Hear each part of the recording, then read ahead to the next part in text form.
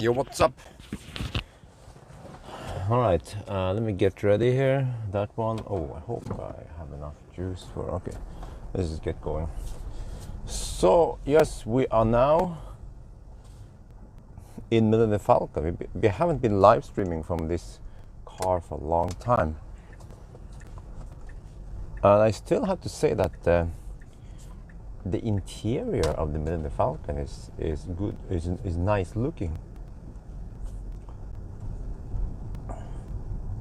We have bright headliner, Mach-E in garage, and I actually like using Millennium Falcon as studio because all the other cars, they tend to be dark. Okay, Optimus Prime has white seats but dark headliner. MC Hammer is also mostly dark, but then with some white or bright headliner. This one is more bright in general. And so now I have to get ready for tomorrow. We're gonna have that race tomorrow. Oof. Oh yeah, I haven't had any intro to it. Maybe I should make intro tonight.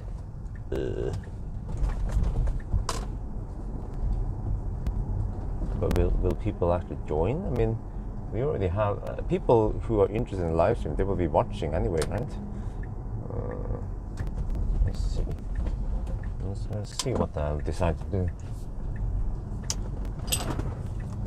What is that thing moving around there? Yeah, have a nice Sunday to you too. Oh, is this big ass gathering or some shit?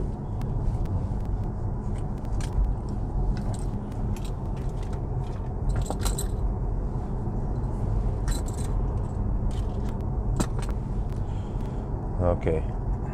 Will you do 1,000 kilometer challenge? Yes.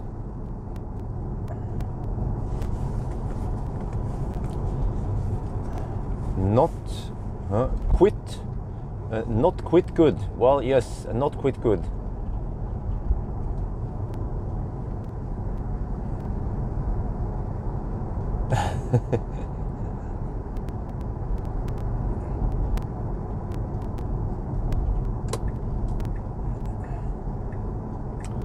But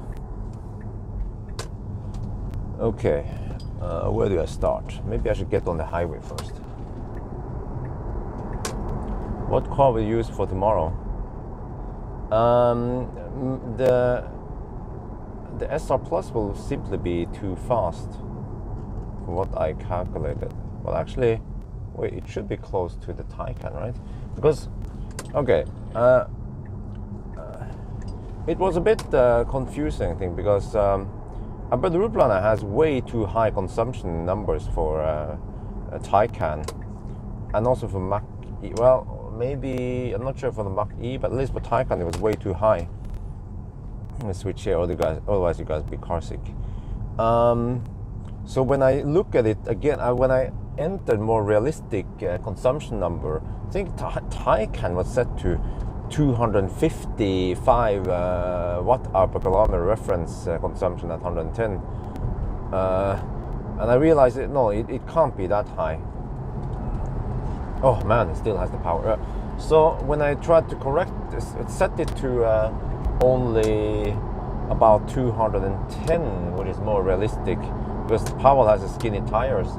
Then suddenly the Taycan was freaking fast, and the Taycan is still the fastest one. Taycan supposedly is almost an hour, well, about 40 minutes faster than Millennium Falcon to Mo i Rana. And on the way back, Taycan is still about half an hour faster than Millennium Falcon. So I figured maybe I should use Optimus Prime instead to make it a closer match.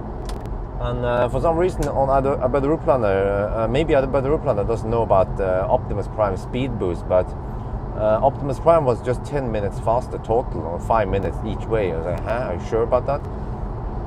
Because Optimus Prime charges like a boss now to about 45-50%. So yes, I bought back Millennium Falcon. So that's what I'm thinking. Maybe I should use Optimus instead, because Optimus has autopilot, it's more comfortable to drive, and so on. But that's what I want to ask you guys about your opinion, because maybe Millennium Falcon, since he's so old, maybe he will give more views if I just race him.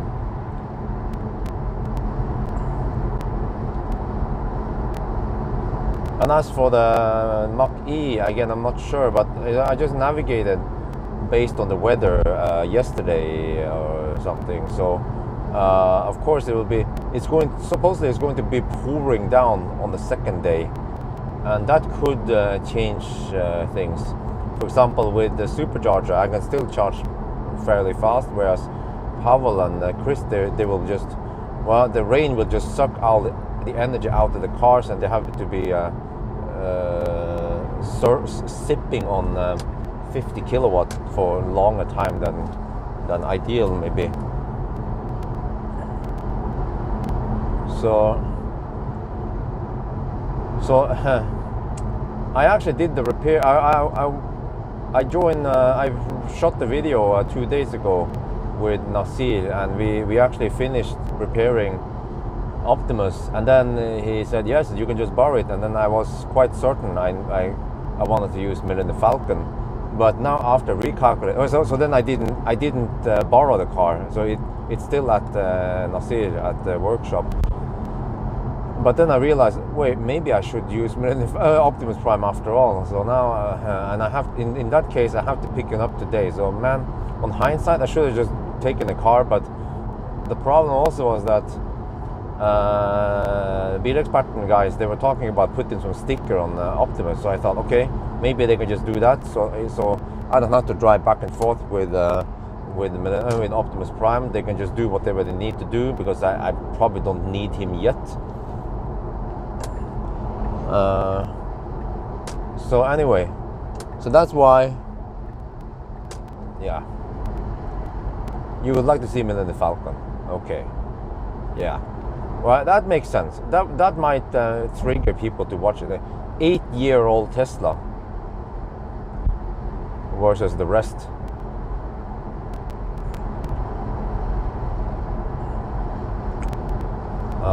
Because this, according to the route planner, Taycan will do it in 12.5 hours only. Oh no, actually 12 hours and 20 minutes. So that Taycan will only be 20 minutes slower than the e-tron GT. But the e-tron GT had fat tires, and Pawel has skinny tires, but he has smaller battery. So it's actually highly plausible, the estimation from the route planner. It makes sense because I've already taken that trip in e-tron GT, and he did it in 12 hours. So Pawel will most likely, best case, he will do it in 12 hours and 20 minutes. But also, but the route planner was expecting you to use Steinkjer, if I remember correctly, or at least on the return. So you can't always count on Steinkjer. So then the time might be worse. It's quite complex. Look at the whole thing. So I might go for Optimus instead to make it more even. But I guess you guys also agree, right? Like using Millennium Falcon will probably be more,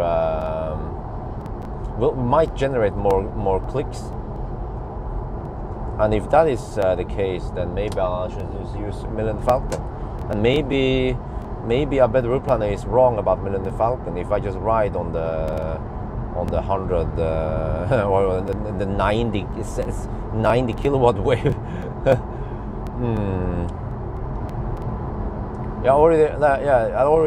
I said 5 minutes ago, if you can rewind back, about the Taycan.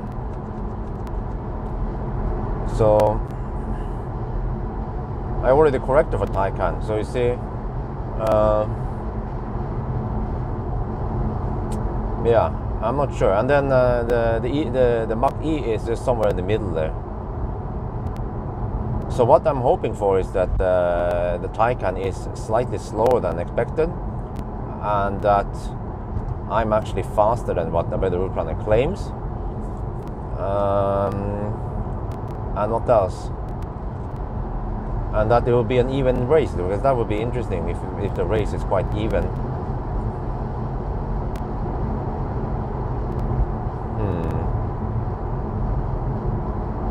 Whoa, I was thinking it's going to be empty on the roads, so I can do my 120 test. Right now I'm not sure. Shit. But if I, you see, if I charge up the car to 100% now and do the low speed test, then by the time I do the high speed test, it would still be crowded on the road. Shit.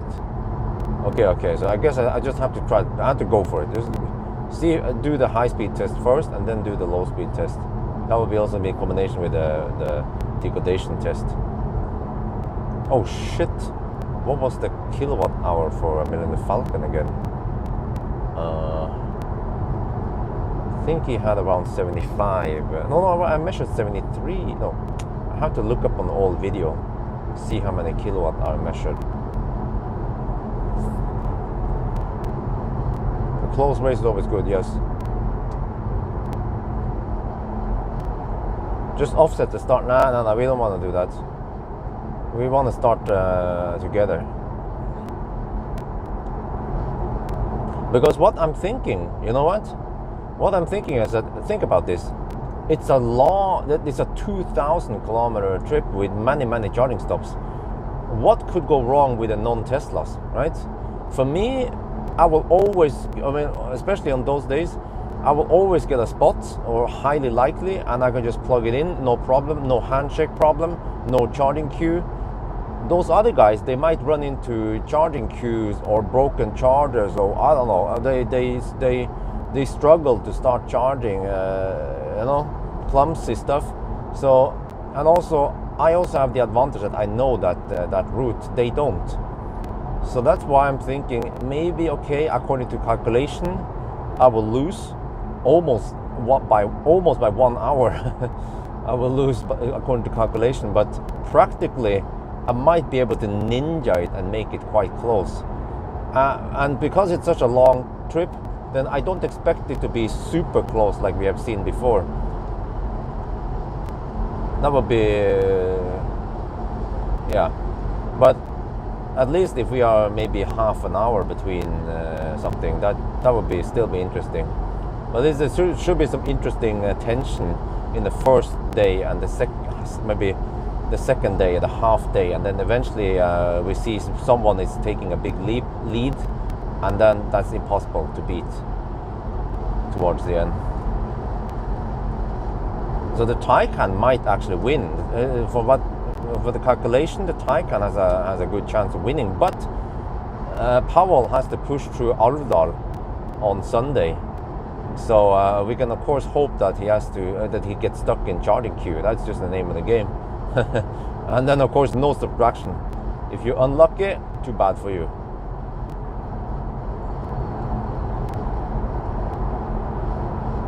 But I think I will take Åkerström. I will take the shortcut. Well, it's a bit risky for Millennium Falcon because he has so shitty range. Well, I should charge to only 45%, no more than 50% most of the time, and I have to charge often.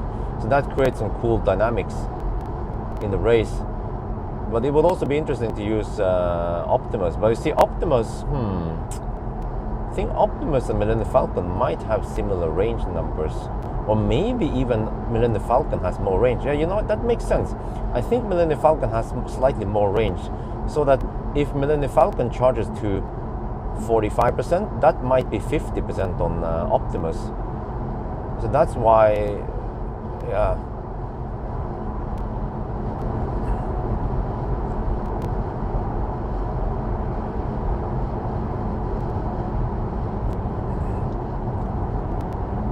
Okay, well, I mean, yes, I prefer autopilot, but I mean, why do I do this race? Well, it's for the views. Oh shit, there's a smelly car in front here. Oh shit. Man, let me turn on the recirculation here.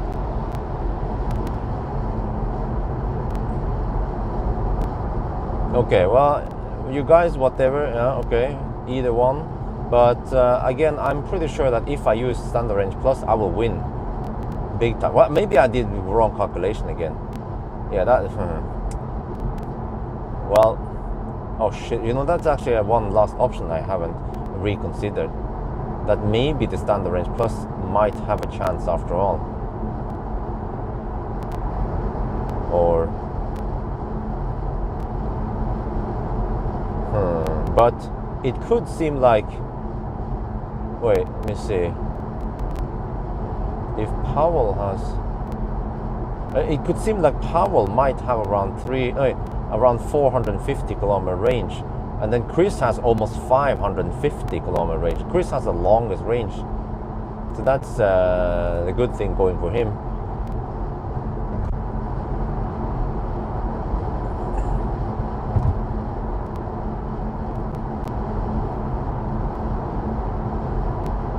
Also, the Standard Range Plus would be cool to use, I guess.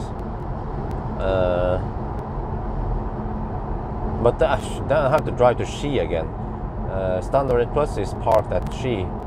Maybe that could be one of the last battles I do, or one of the last tests I do with a made in China car before I go.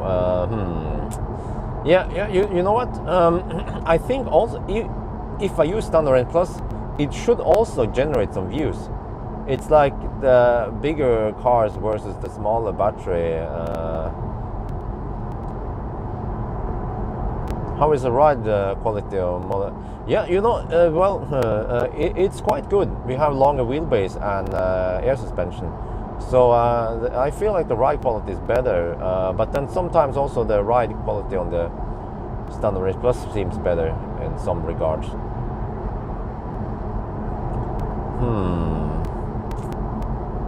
But I just maybe made a mistake, but we can't really count on getting AC charging at the hotel because they are often blocked by fossils.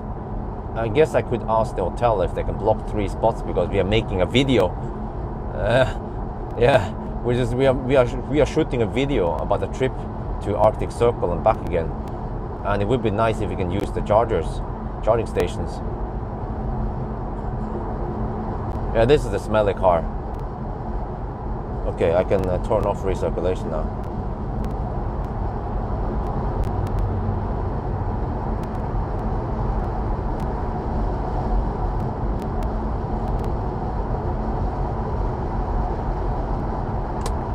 You see what's going on in Norway? Yeah. Just another normal day in Norway.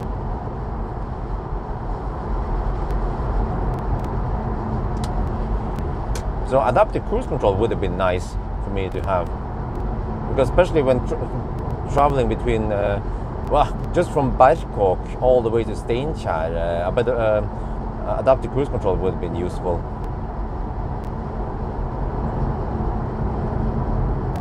First, this time SR plus later. What do you mean? No. We're not gonna do this 2 times.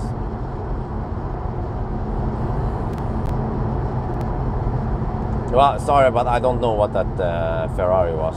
That even was a Ferrari. I'm a noob.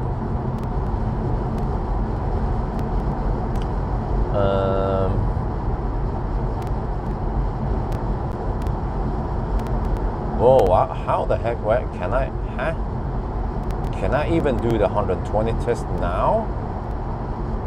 Sounds to me like the left lane is clogged with hyttefolket. The office rats are coming home already. Oh, that's too early.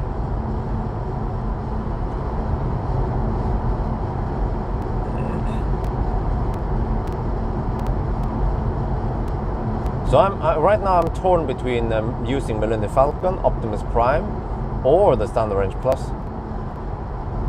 because I think the Standard Range Plus should also generate some views, and it's in a way also maybe relevant, but yeah, I think what will generate the most view is Millennium Falcon, and then second most might be Standard Range Plus, and third one will be Optimus Prime.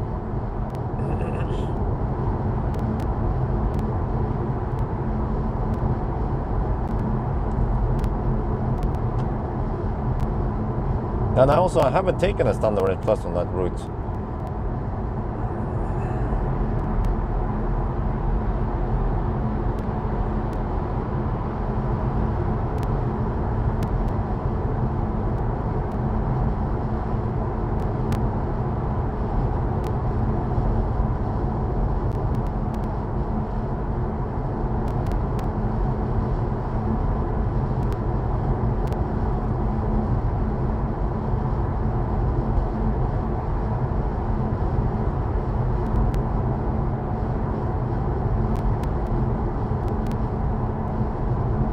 Okay, you guys vote for middle. Okay. Yeah, hard choice. It would be awesome if I can win, because according to my calculation, Millennium Falcon is not supposed to win. Millennium Falcon is supposed to lose, but I can tell that in the video. Maybe even it's supposed to lose. But I've done the trip many times. I know everything there, the route, the chargers, the overtaking stretches, everything, which is an advantage. And again, Tesla superchargers, they are less likely to fail when you plug in, or there's less chance of queues.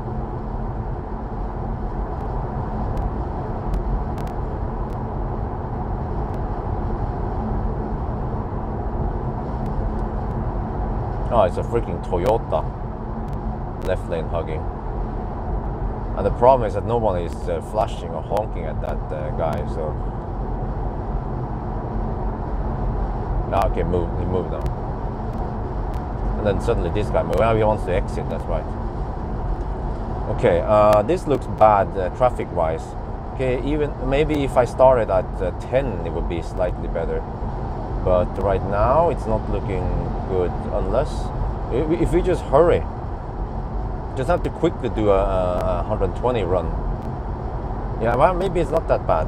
Okay, but I don't even plug it in. Just go to Nebenes and then start from there and do the run. Measure consumption at 120. Yeah, this is the slow Prius. And it's a woman. It's always a woman.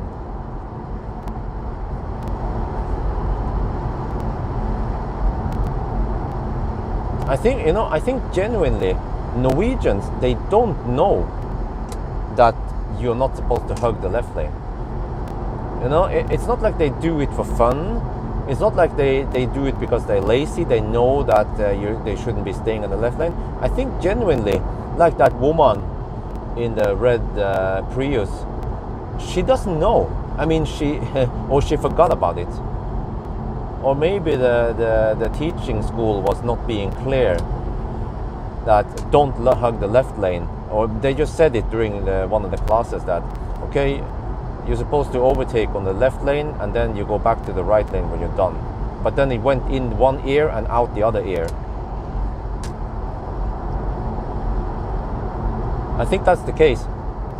Because many times when I kind of give them a hint, I honk at them, I flash at them, okay, they might move over, but then right after they move back to the left lane. I was like, oh, face palm. And by the way, this e-tron I have in front must be one of the fastest e-trons I've seen in a long time.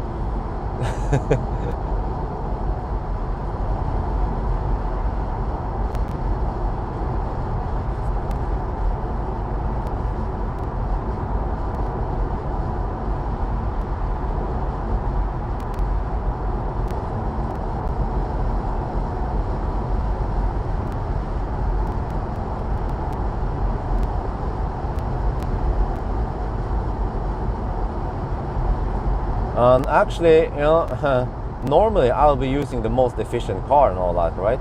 But this time, I think actually that both Chris and Pawel, they will have as efficient cars, maybe even more efficient than Millennium Falcon. So the only advantage I have is the supercharger network.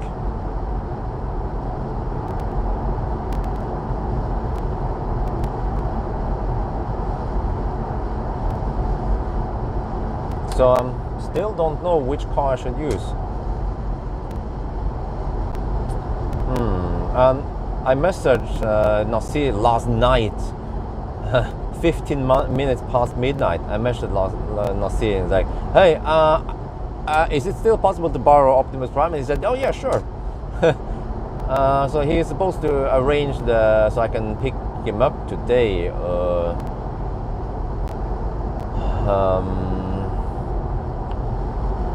Still don't know what to do.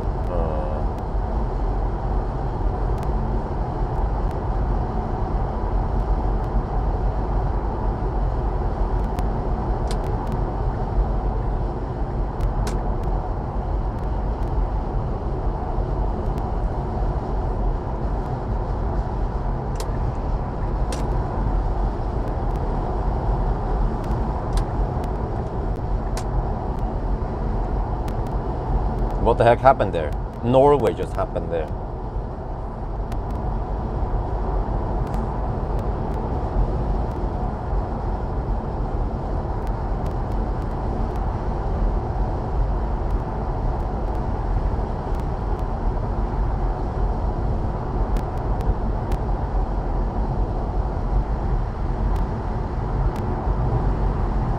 That Subaru is still slowpoking in the left lane, to the point where the Audi has to overtake on the right lane, but the Audi is also a left lane hugger. What happens when two left lane huggers meet?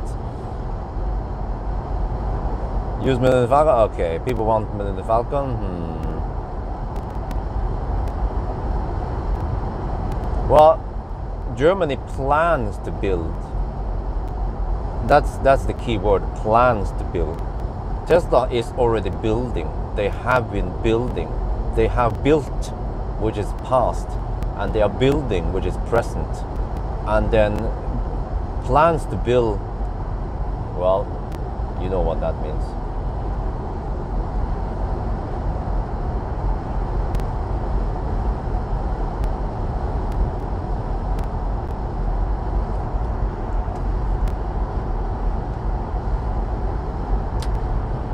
Okay, but anyway, okay, some people want SR Plus, because SR Plus is also relevant because it's new and many people are interested in it. Okay, maybe tonight I have to go back home and calculate once more because the numbers were messed up for the Taycan and so on. So maybe it's going to be close match anyway if I use this SR Plus. Oh man, in that case I have to go back to Xi and swap cars again. Ideally, I need to. Well, actually, in most cases, I don't have to use the cars I'm parked at the dealership. But this time, it's a bit back and forth.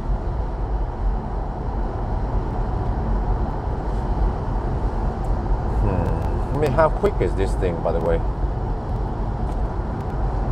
Yeah, you see, it's not that quick on the highway speeds here compared to the more modern cars. Millennium Falcon is mostly quick between 0 to 120 kilometers per hour, roughly. But beyond 120 is not that. It feels a bit sluggish. 1 Millennium Falcon, 2 Optimus, 3 Standard. Huh? Really? Okay. In the main channel, nah. No. I will decide myself based on expected view counts and so on. So,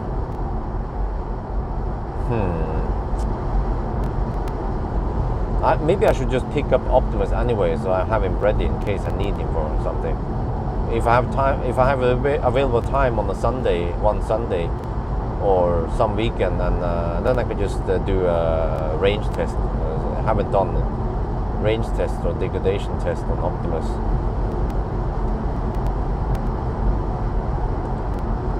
Okay, maybe it's not that bad. Maybe we can just try to go for it. The 120 test now. I have to hurry.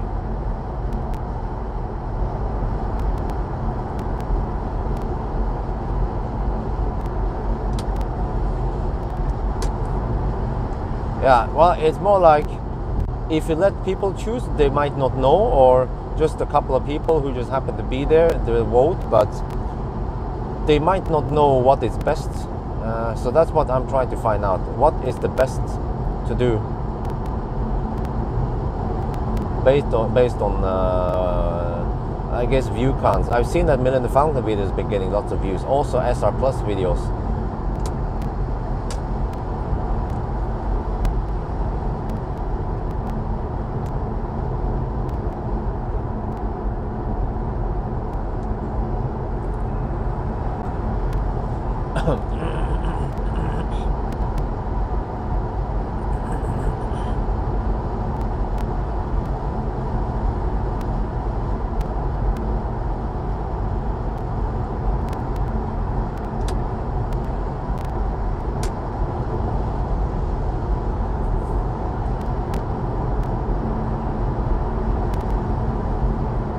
I think actually the first day I'm supposed to lose to Mo i Rana, but then I'm supposed to gain on them on the way back, because I'll be sucking on supercharger all the way, but they have to be sucking on a significant amount of 50 kilowatt on the second day.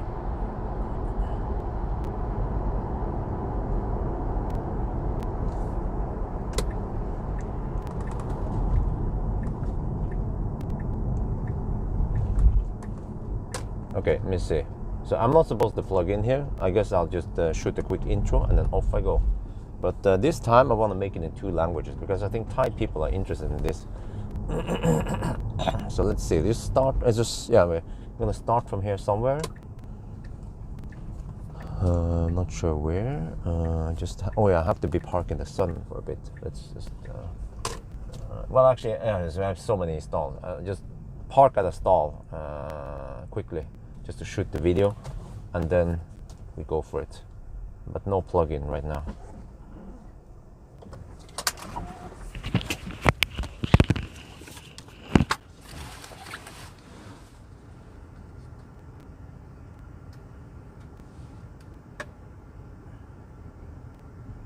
Well, I can just plug it in, so it says since last charge.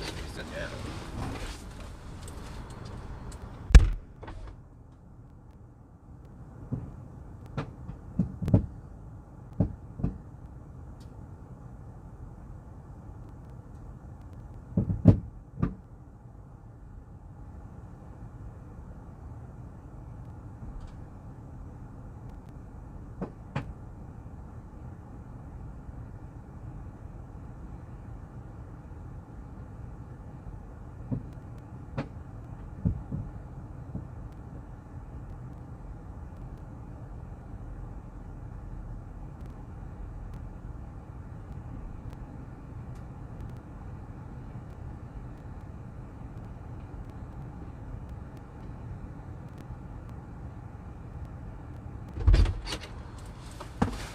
Wait a minute.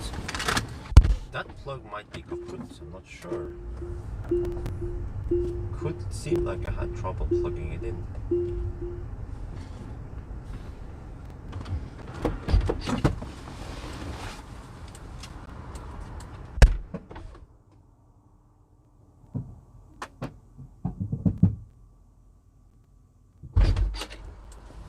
Yes, it was. Okay.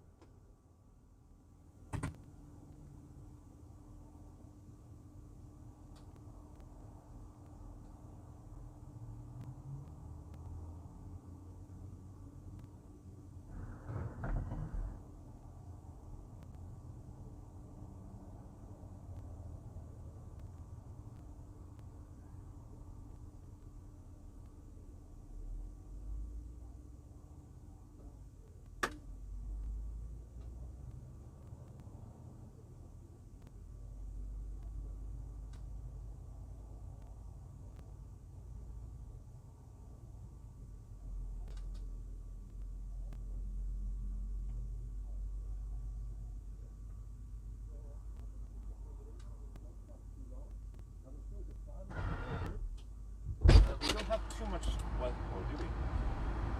Okay, I think the traffic is not too crazy yet, so we will do the 120 test first, and then do. Yeah, I see we are charging at 32 kilowatt now. Not too important right now. We will then drive here a loop, maybe to Espa, and then back again, and measure how much the consumption is, and then we charge it to 100%. So let's do the preparation, and then off we go.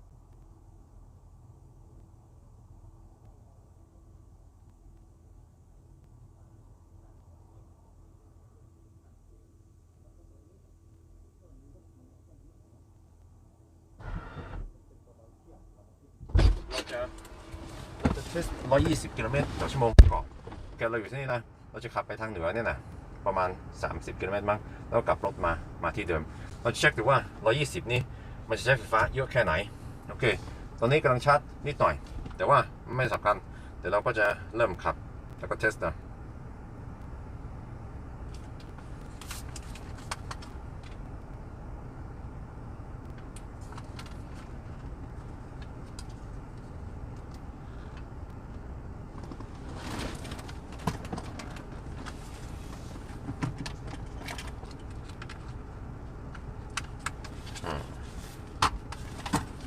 Should I put on that one? Yeah, I should.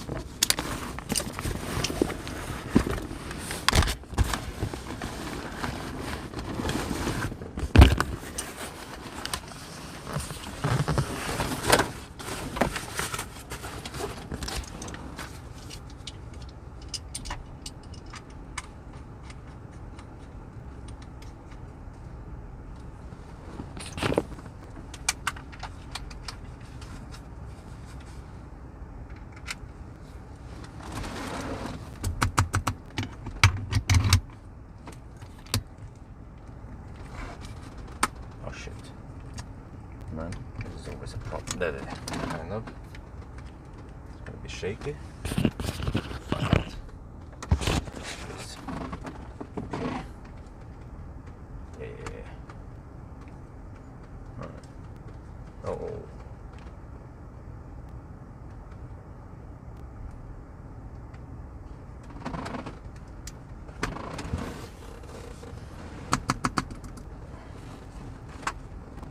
Let's go.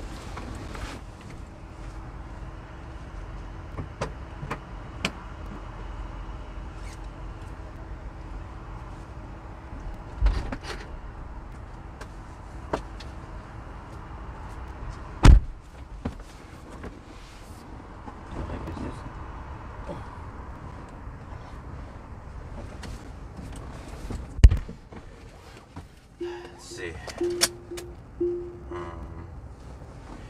So let's reset just in case. Why does it feel weird? Okay, trip.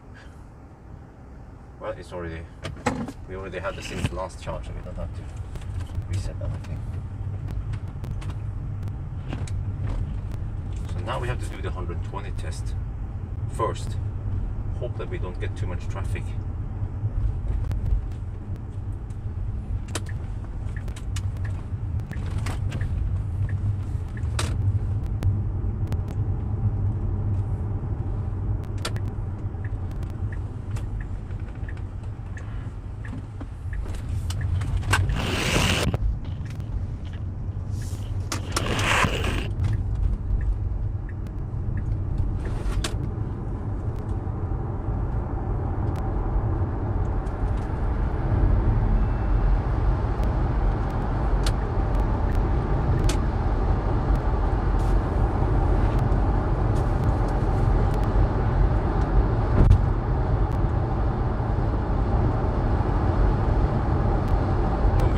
Today, well, that's good, I guess.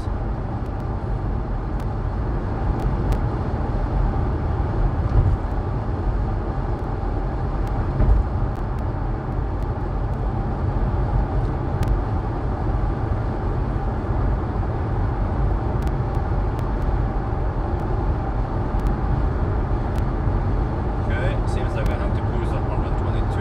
Well, actually, 121 only.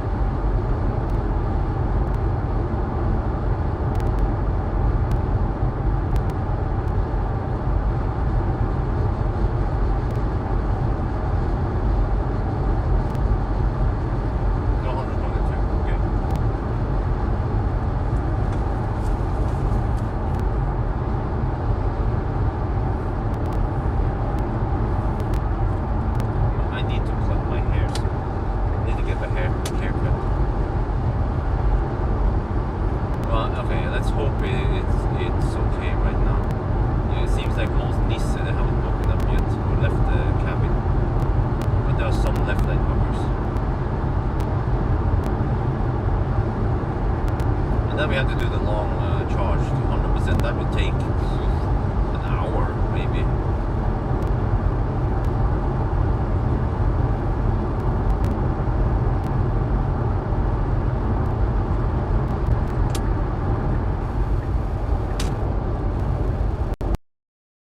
Here, back in the right position. Otherwise, you guys wouldn't hear anything. Okay, you see already now we're getting some left lane. Oh shit, dude, get out, get out! See, it's already messing up now in test now.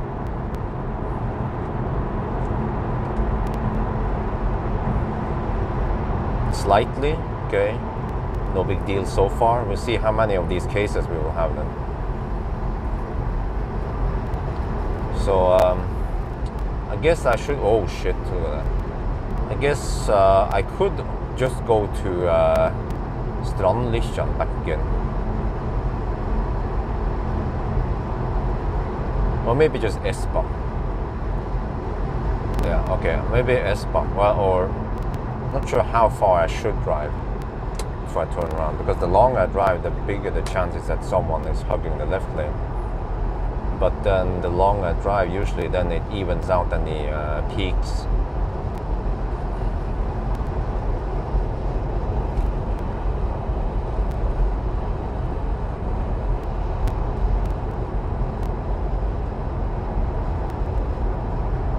When the left driver is at speed limit, it's not. Yeah, you see, that's the problem, Jack. Even you don't understand it. It's totally irrelevant. As long as the right lane is available, you shouldn't be hugging the left lane, even if you're driving at speed limit. You're thinking like a Norwegian. Ask any Germans, they will disagree with Jack.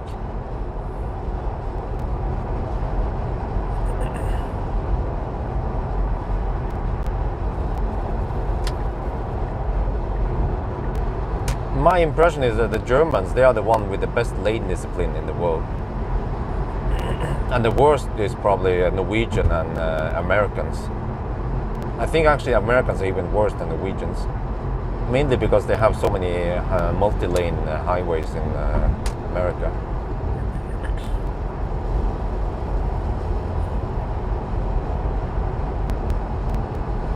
And you know what? Even if you're going way above the speed limit, if someone is behind you, get the fuck out of the left lane. I also heard that excuse. One guy said, well, yeah, I was in the left lane, but I was already going over the speed limit. You know, no, it's still not okay to hug the left lane. If someone behind you wants to go past you, then get over to the right lane.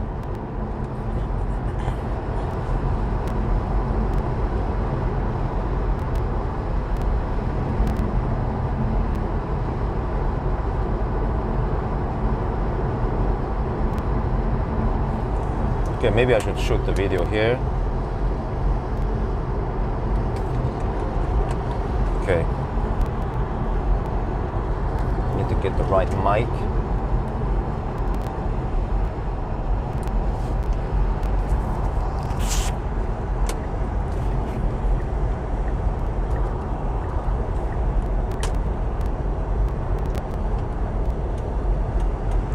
Well, we are on the move now. Let's check Mjøsen today. We have slight headwind, but not too strong wind, and not too much traffic yet.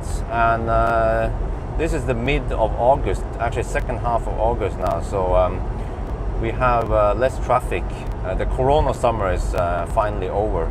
This is more normal weekend traffic.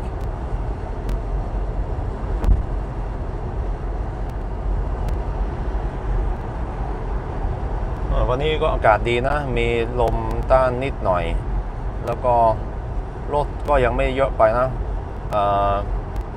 เขาฮอลิเดย์นี่จบแล้วนะหมดแล้วว่ะตอนนี้ก็กลายเป็นปกติเขาก็ไปทำงานปกติแล้วก็มันก็จะมีรถนิดหน่อยเสาร์อาทิตย์ตอนเข้าไปเที่ยวก็จะมีให้คนนอร์เวย์มันจะมีฮิตแต่มันเป็นบ้านที่เขาไปเที่ยวที่ภูเขาหรือว่าทะเลหรือว่าที่อื่นนั่นนะไปเที่ยวเสาร์อาทิตย์หรือว่าฮอลิเดย์แล้ววันอาทิตย์เขาก็จะกลับก็ตอนนี้ก็ยังโอเคอยู่นะ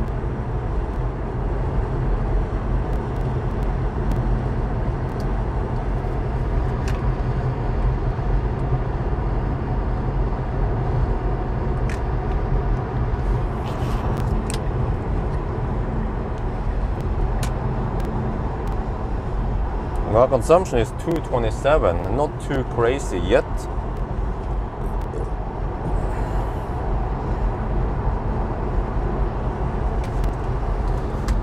Well, we have headwind. Okay, so for the 120 test, I'm actually expecting something like 220 on this car.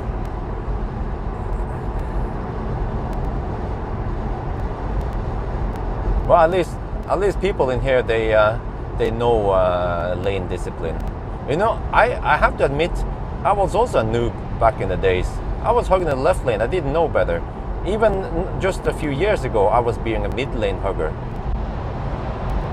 because I didn't know better.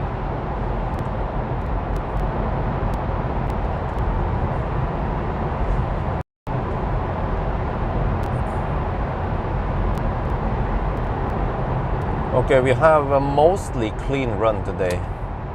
For the most part, it's clean so far. We'll see how it goes on the return. But let's just go to S-Spine back again. That should be good enough. Then we have to do that long ass charge to 100%.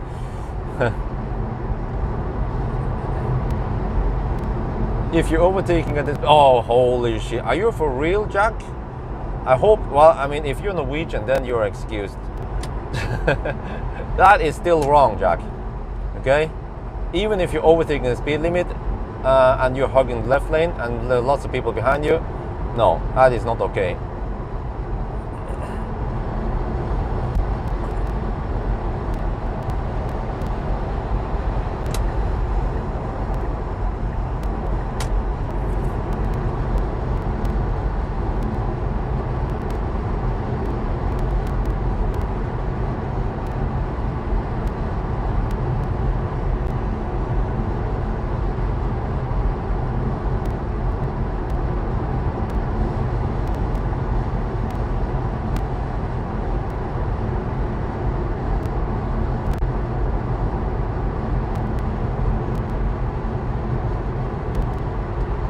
Okay, so headwind. Oh, consumption is 231 now.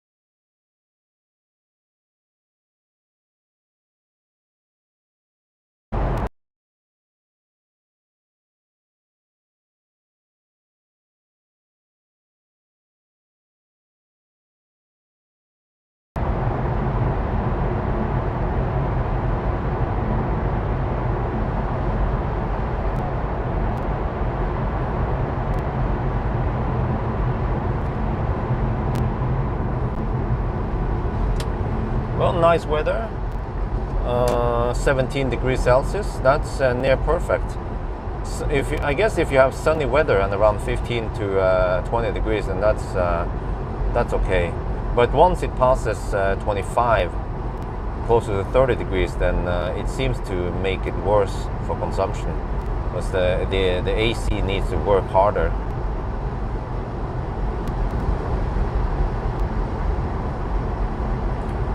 But Millennium Falcon feels better now with the rear suspension replaced. So, I mean, I guess he's okay. And also he has a summer tires. Weird combo though. Land sail in the front and Goodyear Eagle in the back. But at least we have summer tires on. So, I guess, yeah, I have to just hurry back and start calculating. Well, actually, no, I can calculate while we are charging. Yeah, we're going to have a long-ass charging stop. I can try to figure out again if it makes sense to go for Standard Range Plus or not. Okay, if I consider this, Millennium Falcon might be the best for views, for comfort, but also good for views. I should go Standard Range Plus or SR Plus, because Optimus also has autopilot, but he might give less views. I think also the video where the video that I teased that Millennium Falcon was back, it was getting more views than when Optimus was back. I think something like that.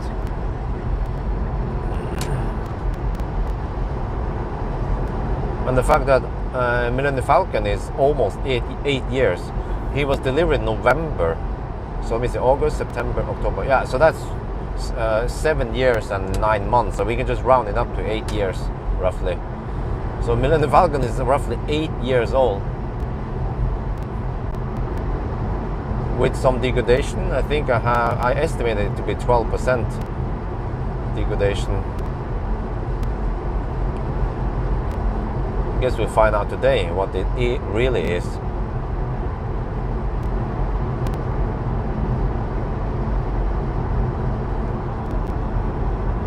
Yeah, I've also been stuck behind Swiss people in Germany.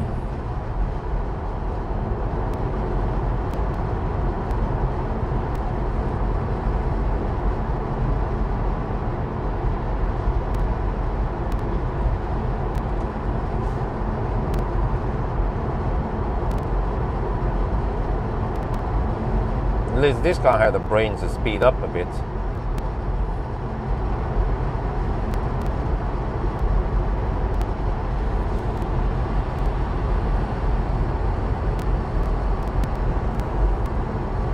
Okay, I'm turning around at Espa here. Wait, what is that? There's something red at Espa. No, it's probably just, well, not on this highway, but okay, it seems like it was a good time to do the run now. Not too mad traffic yet, but in 2 hours it might be worse. Okay, here we go, Espa. Coming up. Get them buns. No, I'm just kidding. Well, the good thing about Millennium Falcon is that we have no phantom braking. There's not a single camera here, not a single. Well, we have sensors, but yeah, no, no radar, no camera. Just simple mechanics.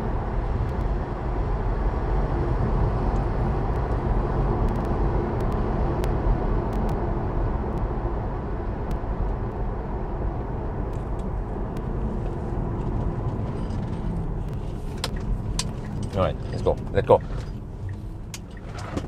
Oh, the rubber mat is way too slippery after they clean it. It's supposed to have some friction. Now everything on top of the rubber mat just tosses around.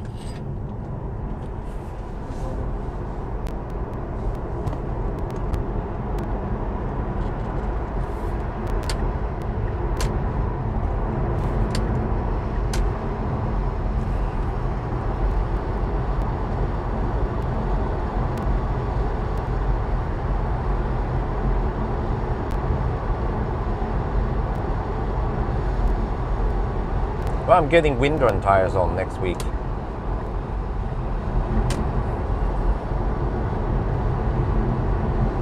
Wait, shit, I might have a little logistic problem here. I need Millennium Falcon for that one. Okay, that means that I have to park, yeah, the made in China car needs to be parked at Møller. You see, I need enough cars nowadays. Maybe I should just buy, that would be funny, right? I just need a car for extra stuff. Just buy a piece of shit Leaf. I need something with okay range for 50k NOK. Just a press car shuttle.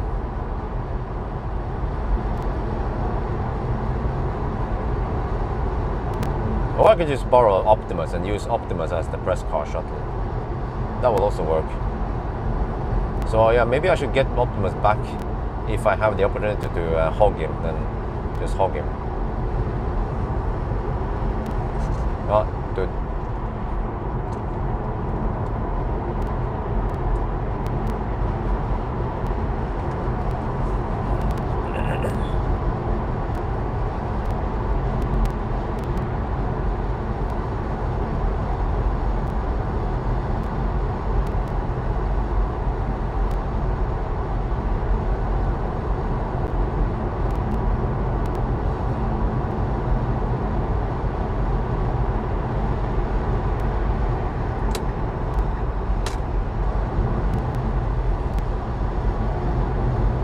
Triplets? Yeah, actually, but I'm not sure range-wise. Well, actually, maybe the triplets are better, but they don't have cruise control. That kind of sucks. Leaf, Leaf. Okay, kind of shitty car, but it's still well equipped compared to the triplets. Triplets are even shittier than Leaf. So if I can choose, I would go for Leaf any day. And the whole ride and the comfort in the Leaf is still way better than triplets.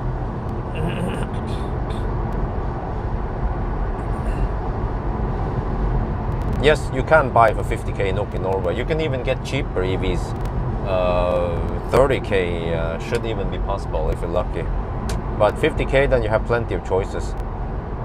And this guy, this monkey in front of me, I'm doing 120 now. I'm doing the 120 test. And what do we see? A Nisse with a trailer doing 120. Or at least 110. Because I'm barely gaining on him.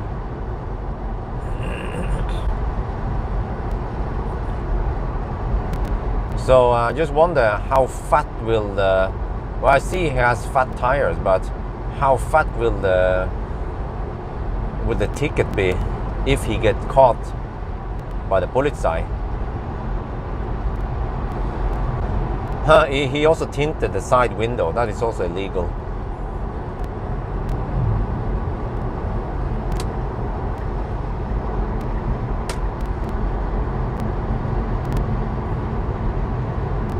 Police could probably catch him doing about 115 kilometers per hour on the, well, with trailer.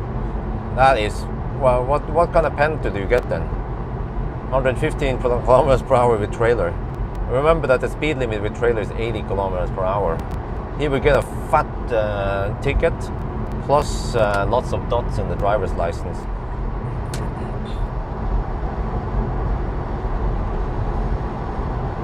Okay, consumption 225. Oh, okay. I think I'll be happy if I get 230 or even 220. That should be on par with Taycan and Mach-E, unfortunately.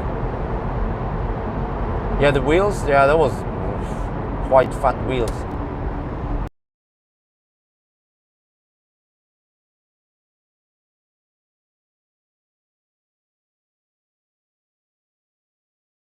Again, 96% efficiency, whereas the permanent magnet motors, they have about 90. No, wait, what was it? This one should be 94% efficiency, and the more modern ones are 96% efficiency.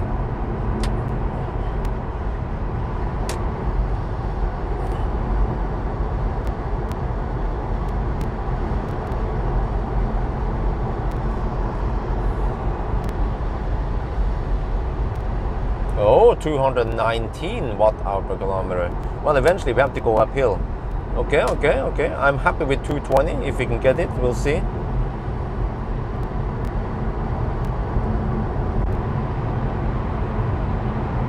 That will mean 300 kilometer highway speed then. Highway range.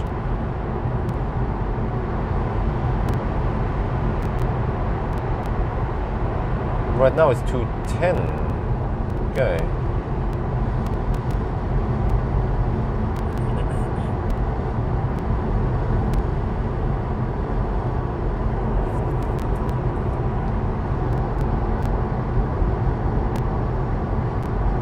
I have to say we have a quite clean run so far. Only a few cases, but not too long.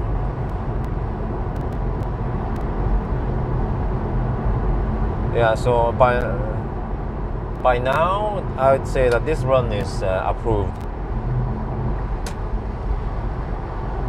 Battery capacity, well, that's what we find out. It could seem like 65 kilowatt hour net capacity.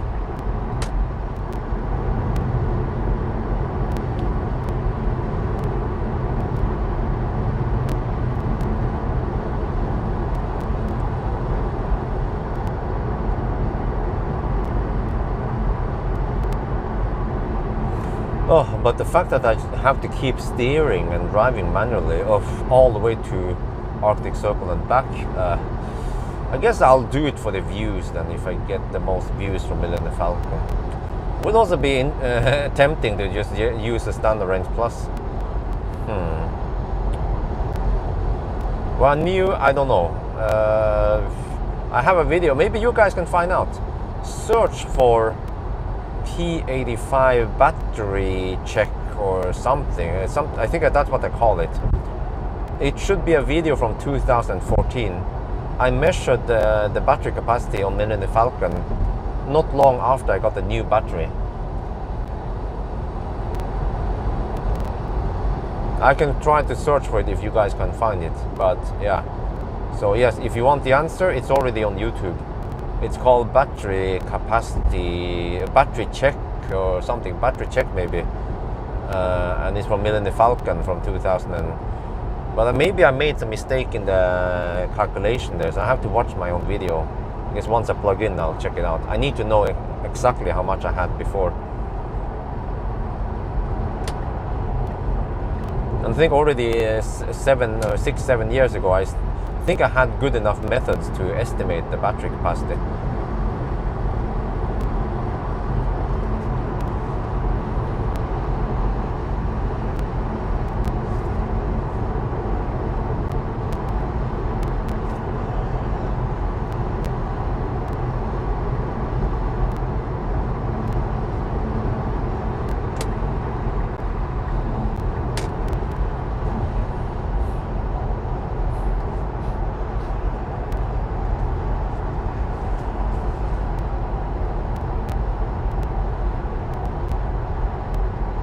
Okay, but anyway, I need to check my notes and input SR Plus, see what kind of times I get then with SR Plus to Arctic Circle and back.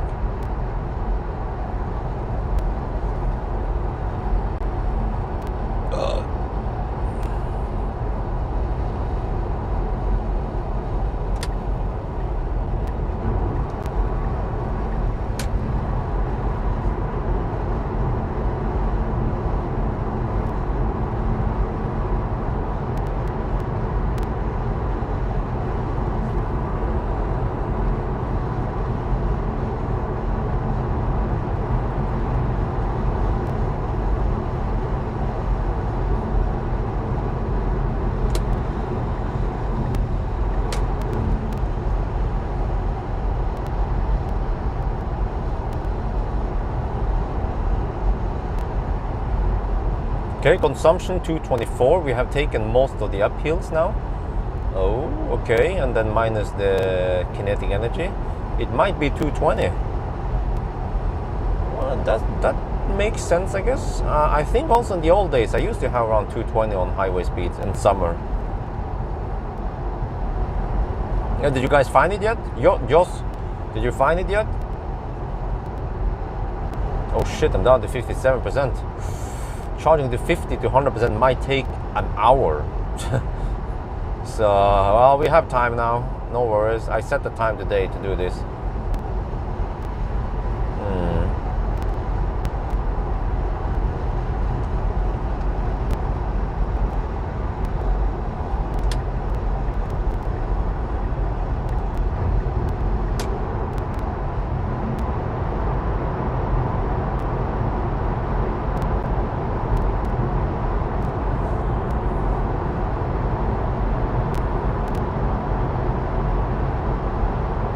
You know what? The noise level here is about the same as Model 3.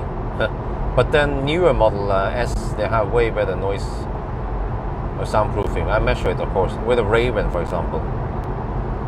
Everything just felt tighter and more damped, noise-wise.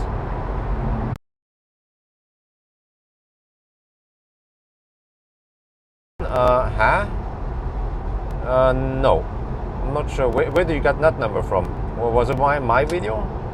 I'm pretty sure it was not from my video, because I never measured 77 before.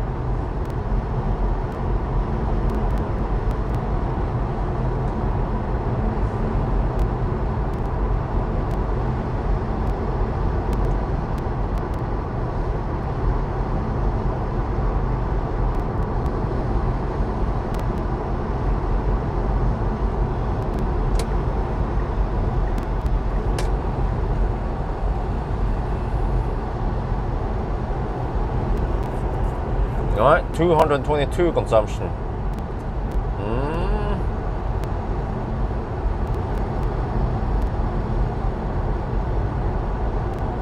Wait, the sun is on that side. Oh yeah, it's early in the morning or midday now.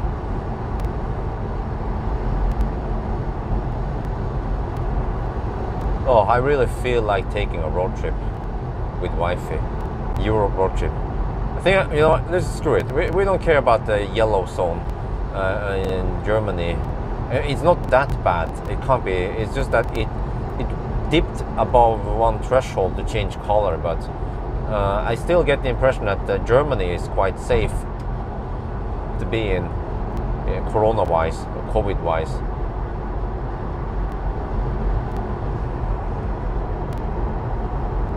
And also with Croatia.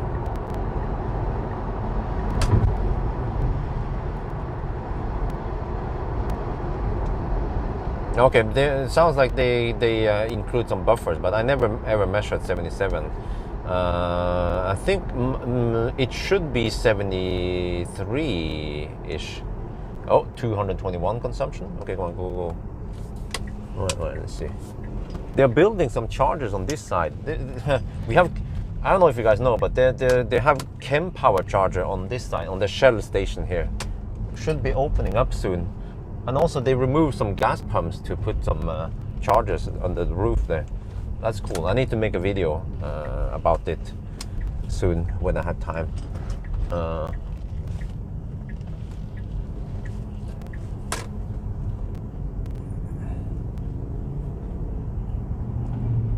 219. Oh, okay. Now we have to plug it in.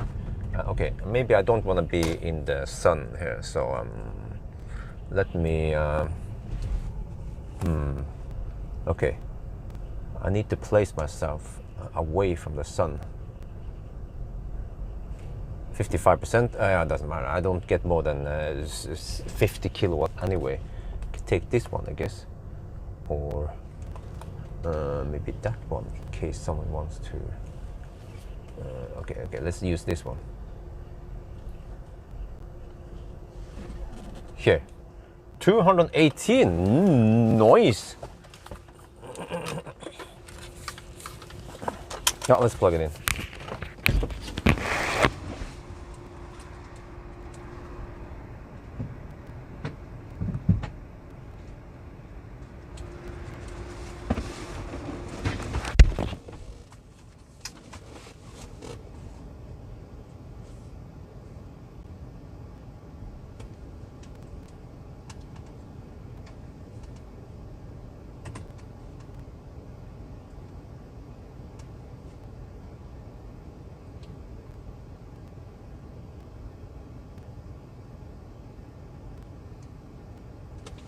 Degraded measures, huh? Okay, let me find my own video then, but let me see, let me just shoot video.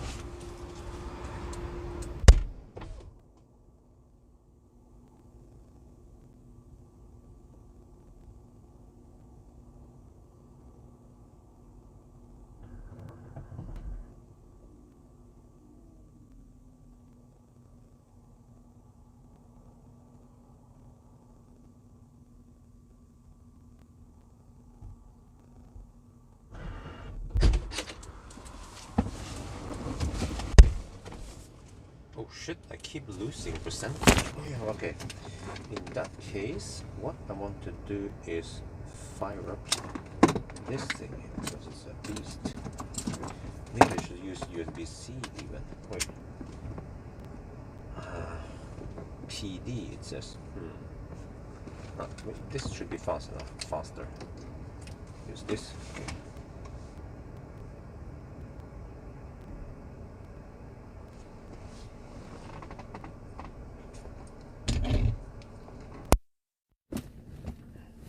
Alright, now I need to shoot video about this one. Wait, can I? No. Yeah, I'm getting 52 kilowatt.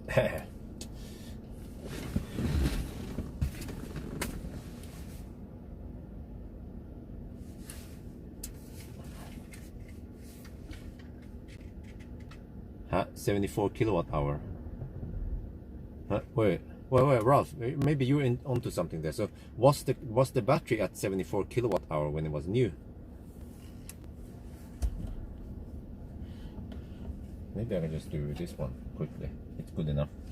Like this. Yeah, kind of. Right, we're back at the starting point. So we spent 218 watt-hour per kilometer. That's on par with what I remember back in the days when I used Millennium Falcon. So, all right, now we need to find out how much battery capacity we actually have. So, what? The camera is too close. I need to adjust this back. Maybe just a little bit. Wow, or quite a lot, I guess. Okay, well. We're back at the starting point. Wait. Okay, we can go even more down. There. That's better. We're back at the starting point. So this time we spent 218 watt-hour per kilometer.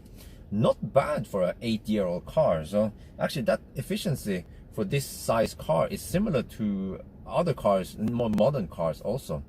So anyway, now we need to charge up the car to 100%, and then we do the slow test, and then we also measure degradation.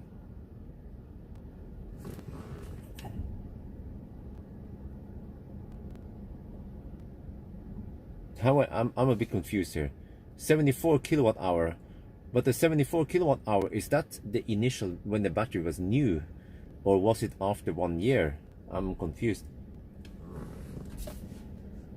เรากลับมาที่เดิมนะแล้วก็คราวนี้เราใช้218วัตต์hourต่อกิโลเมตรนะคันนี้อ่ะมันก็ใช้ไฟฟ้าไม่ค่อยเยอะนะมันก็พอๆกับรถคันอื่นที่มันใหม่กว่านี้แล้วก็ไซส์พอๆกันนะแต่ว่าโอเคตอนนี้ก็ดีเราต้องชาร์จถึงประมาณเราต้องชาร์จถึง 100% เราจะขับช้าแล้วเราก็จะวัดตัวได้ว่าแบตเตอรี่มันเสื่อมเยอะแค่ไหน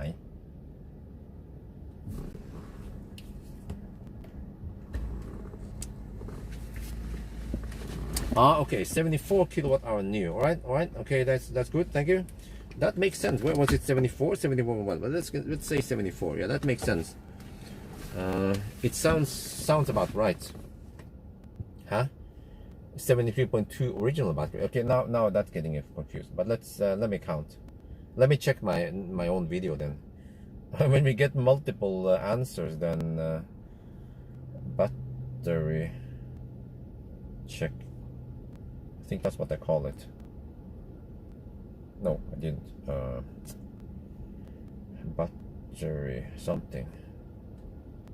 P85 maybe. P85 battery.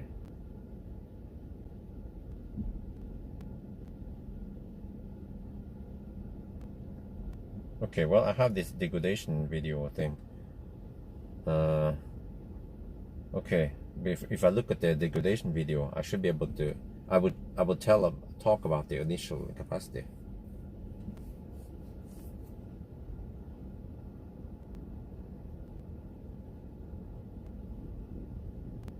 Well, we're getting 45 kilowatt. Shit. Okay, I'm back in the days I made. 180. Okay, so that's after one. Okay, but you have to skip to where I talk about. Okay. Oh, I was on a trip.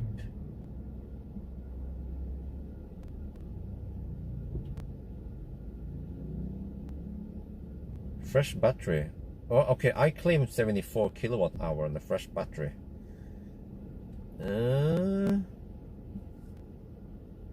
Huh.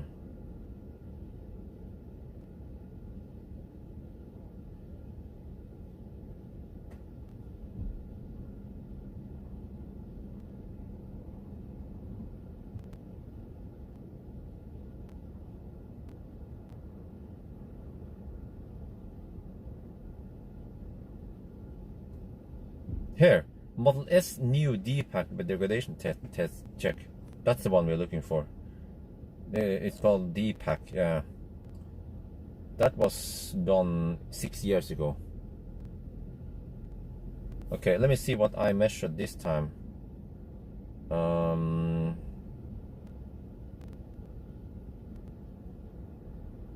72 kilowatt hour. Okay, I managed to pull 72 kilowatt hour.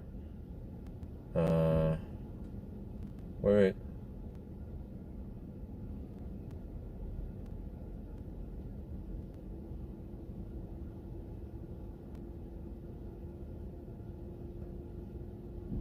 Huh? What?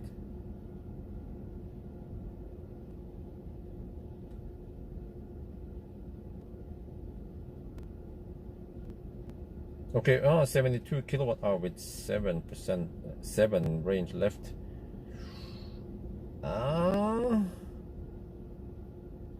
Typical 7%. That's too good. Yeah, that's okay. Yeah, that sounds about right. 7 kilometer, typical. 1.3. Oh, wait a minute.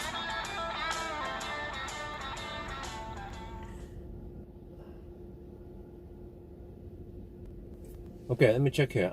Donation from Winterbro donated $11 to inform you about GTF to the right lane. Thank you very much. Okay, but this one is what I should trust better. Well, let me just. I have to listen to what I say in the video. Wait, can we just turn off Bluetooth for now?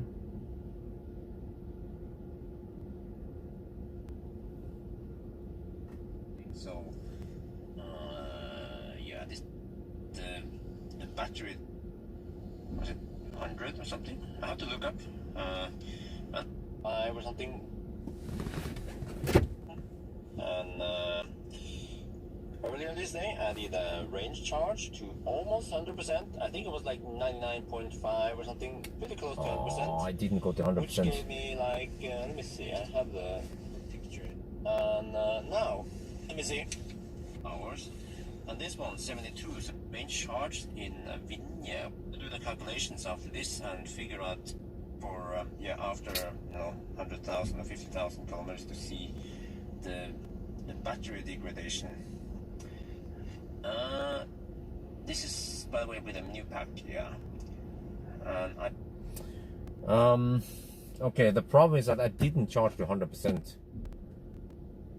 But from what I see here, it could look like we have only 73.3. So. No, I'm not gonna do Bjørn Reacts video, no.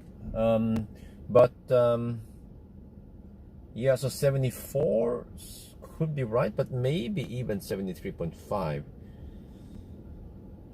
So I'm not sure, but it should be around there, 74, 73 something. Sounds about right. Okay. But I'm not sure if it's 73.5 or 74. That's the problem. Because I charged 99%, but then how? Oh, wait a minute. Let me look at my own video again here. Because I think I showed a B-roll where I was charging. Where, how many kilowatt did I receive?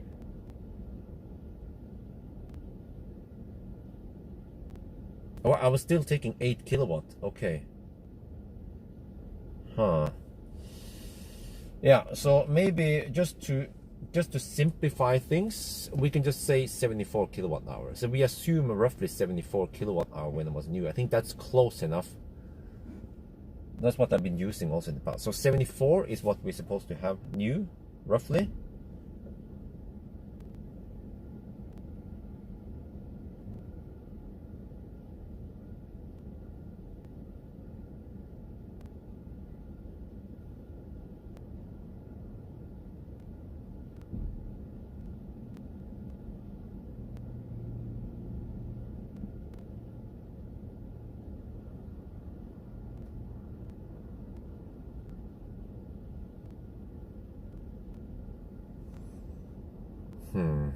Okay, so 120 kilometers per hour.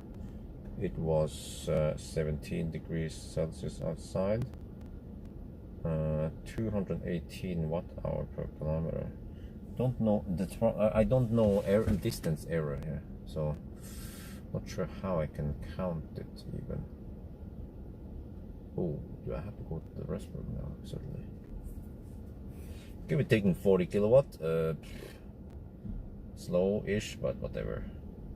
What is the car saying now? We're gonna finish in 45 minutes. Really? Really? 45 minutes? Okay, and then as for degradation, 74 kilowatt hour when new. Okay, so the car has done 350k now, so which means 350k, and I remember, wait, it was replaced at 86k, so that's 260k roughly. Wait, okay. An indication here, well, the car indicates that the nominal full cap is 70.1, and if you look at the battery, 70.1, and then what about the buffer? Wait, where is it? Where is it?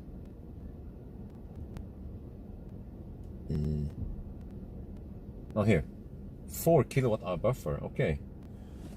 That should be 66 kilowatt hour, and then if we assume 1 kilowatt hour loss, then 65. So far, if we have 65 versus 74,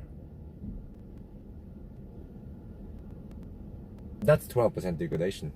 We just have to verify it. It could seem like we have 12%. How bad is it? 12% after 7 years and 260k. I think that's damn good. 12%, considering how much DC fast charging this battery has done. Also, well, what is the DC AC ratio again? Let me see. Battery. Whoa, what? Wow, really? AC 200, DC 10,000 kilowatt hour, AC 25,000. Oh, it's not that bad after all.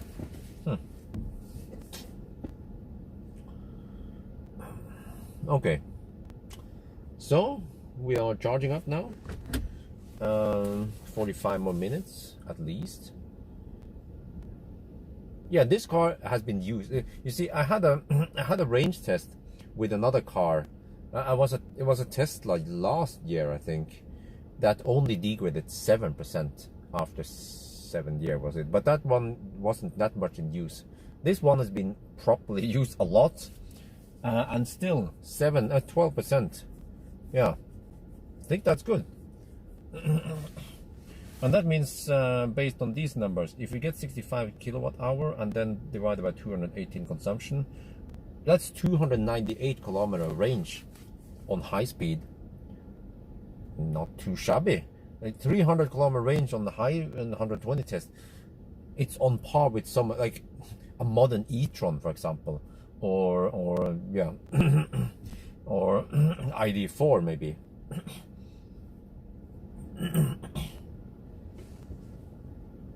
Yeah, well, I measured way more degradation than Leaf. But okay. So now we are just waiting here. Should I grab some? Oh yeah, it's going to be a long drive. So I need to eat something. Think. Okay, I think it's time for me to show you guys some numbers. Just wonder how I have to put the, well, I could just put the shaft there. Yeah, how about that? That should work like this ish.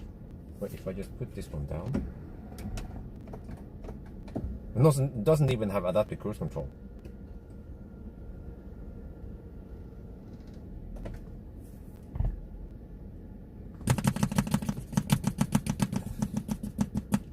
This should work. And I just put you guys on this shaft instead. Wait, let me see. Maybe I should switch to USB-C cable, because this thing simply seems to be too slow. So I'm just going to do this. Put it there. Pull out the USB-C cable, if they kick ass for the Lord, and then enable some PD. Go for the PD. Power delivery. Let's see.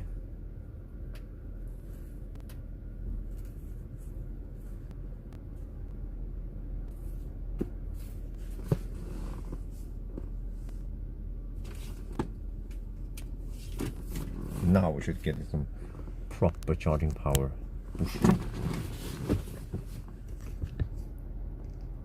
Okay, let me see. In this case, I think I actually need to increase the exposure. Oh, wait.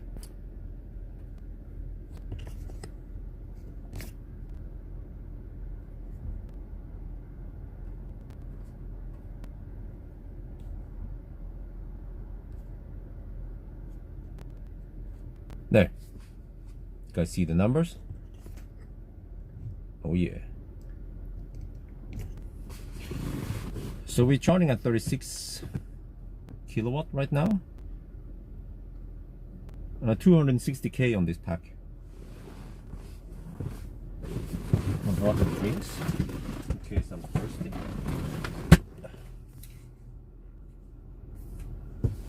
And where's the sunshade? Up here. Put some sunshades here. That will make it better. Wait, maybe it's even better if I put sunshade there. To now there.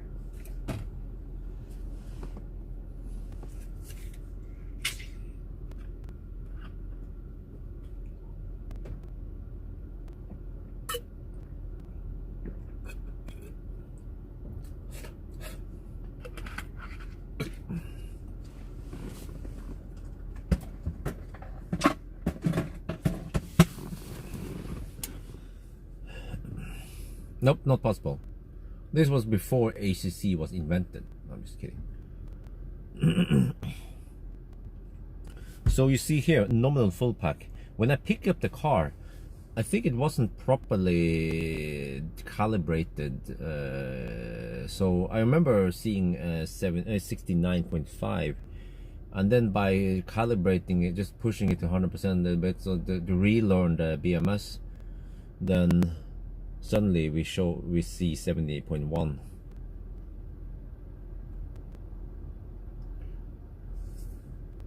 So you see, it takes freaking forever to charge to 90% here. But okay, we are doing this for measurement. Normally I wouldn't do it. You see, if I need to go now for the race, if I take Millennium Falcon on the race, I have to go to only 45% roughly. If I go past 40%, it starts going slow. I think already at 40% I'm only getting 70 kilowatt. So I should be riding on 100 kilowatt wave. So that's why. Oh yeah, I was about to let me calculate about the route planner. Let me see now. If I put in let me check my notes here. It's not updated.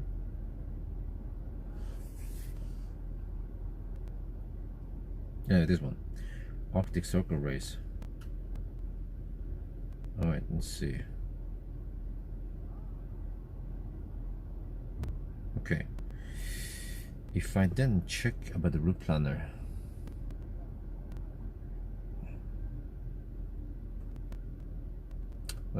Dude, it was a joke, okay? Joss. It was a joke about ACC. Of course I know that ACC was invented a long time ago. The joke just went right past your head.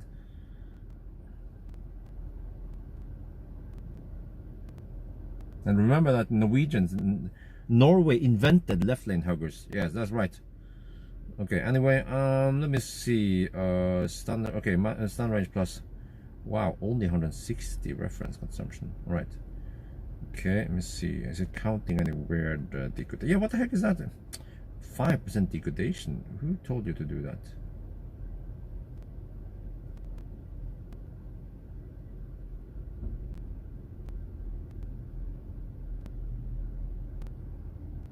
Okay, let's see.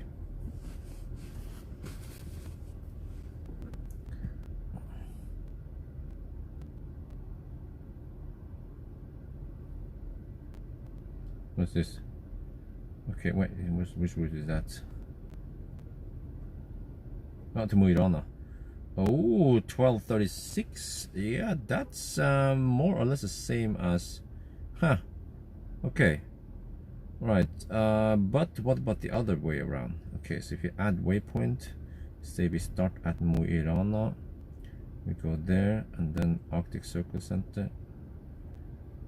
This one, let's see then what happens then. Yes, of course I heard about it. Model Y. It's all over the news. Estimated 12% degradation. 1455, really?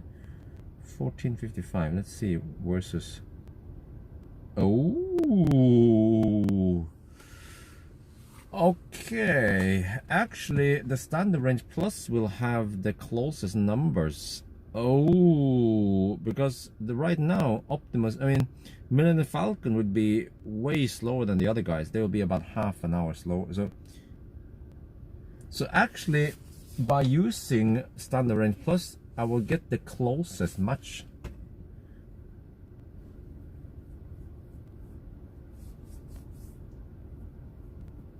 Yeah. Oh, wait. So that's the whole fun, right? Well, wait. Why is it like that? Why is it so? Okay, the Standard Plus has the shortest range, but actually not that short. Wait. How much is Pawel getting? What kind of range number is he getting? Right now, it could seem like Standard Range Plus is the best deal. It would be close to the other, very close to the other cars, and it will be very pleasant to drive. And it's still, the relevance is still quite high, because many people have been watching SR Plus. It's still, yeah, very relevant. You can of course discuss that. Yeah, but why do you compare a small Standard Range Plus versus Mach E? Well, why do we even compare with the Taycan, right? I think even the Model 3 should have more space than Taycan. So maybe I go for the Standard Range Plus then. By the end of the day. Okay, let me check something here. What was I going to check? Range test. Okay. Taycan. What kind of range number can we expect? Have to see how many kilowatt hour got out of the Taycan. No, that's a 93 kilowatt hour. No, 79 kilowatt hour. 76 kilowatt hour. Whoa, really? 76 kilowatt hour divided by, let's say he averages 220. Also on the high speed test. Wow. Okay, we'll load it, please. 76 kilowatt hour divided by 150 maybe consumption. Whoa, what, can he get 500 kilometers? That sounds crazy. At least 450, yeah. I think Pawel has around 450 kilometers range. Somewhere between 450 and 500 kilometers. Standard Plus has only 450 kilometer range. And then the Mustang has close to 550 kilometers range. So you see, it's roughly 450, and then wait, 400 to, yeah.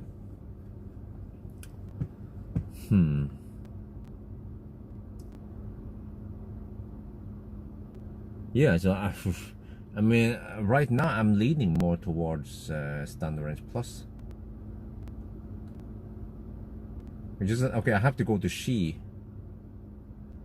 How many percent is the?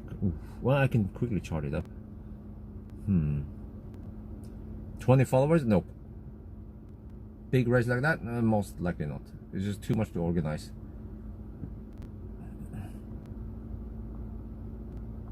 And it's no, it's gonna be a big mess, big sausage fest.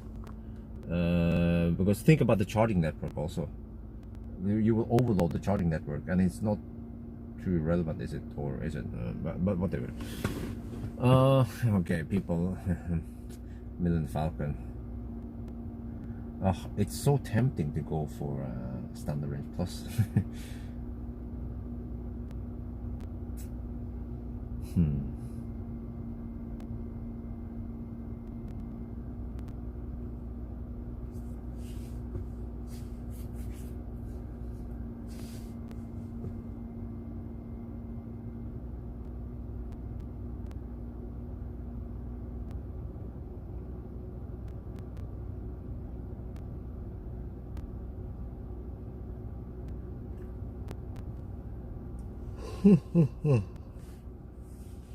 Yeah, the actually Standard Plus is the closest right now in charge. I mean, the whole total travel time is close. I'm still slower than. I'm still, according to a Better Planner, Standard Plus is still slower than Taycan. And simply because the Taycan will be able to charge you 100% overnight. So he starts with, yeah, that's an advantage for him. He starts, so no old guard ND and what? What the heck are you talking about? What are you trying to say?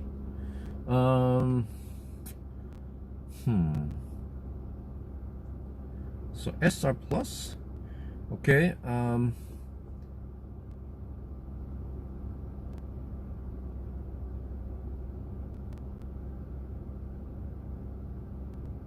No, I disagree, Jack. People know about the SR Plus, trust me. SR Plus is such a popular car. Many people have them. Many people consider them. Of course they know what the SR Plus is. So it also has quite high relevance to use the SR Plus. And again, in a way, how relevant is it to use an 8-year-old car? It's actually not 7 plus, it's 8 year. It's I don't know what you would say, but it's 7 years and 15 months. No, sorry. 7 years and 9 months. So 7.75 years. I think that qualifies to call it an 8-year-old car. It's if 7.5 or 7 years and 3 months, then I wouldn't call it 8 years. But 7.75 years, that's 8 years in my book. People are more interested in buying. Yeah, exactly. And think about this. How many old piece of shit Teslas are there out there versus Standard Plus? There's going to be lots of SR Plus out there, and so this video might even be relevant in 2-3 years. By the end of the day, we might do it in the SR Plus. And I also love driving the SR Plus, and it has autopilot, it has adaptive cruise control. And it will also be better for me when I shoot video and live stream that we actually have those driver assist features, because I don't feel comfortable looking at the screen in Millennium Falcon while I'm driving, because I always want to be safe, and at least the car will slow down and do whatever if it was SR Plus. So Millennium Falcon was sold for 200k, SR Plus is 375k. No, well, yes, true, Eric, but actually the race hasn't always been promoted as an Millennium Falcon race. And also, I haven't talked about this in the main channel. It's just like, this is like a sandbox in the live stream. Remember that nothing here is official. I might be saying something wrong here, and then I correct myself. So don't take anything said in a live stream to be final, to be chopped in stone. And by the end of the day, the most interesting races and the most exciting races are the ones where it's really close. If you guys remember, I raced Chris. I don't remember what I used when I raced Chris, and also when I raced Pawel. There was some quite one-sided races where the winner was way far ahead, and then it wasn't very interesting. Just halfway into the race, we already saw that one car was leading big time, and then it wasn't too exciting. But the super exciting races is when it's just very even, and it's a lot of back and forth, like Ioniq versus Ampera E, or Leaf versus E-Golf. Those were super interesting races, really.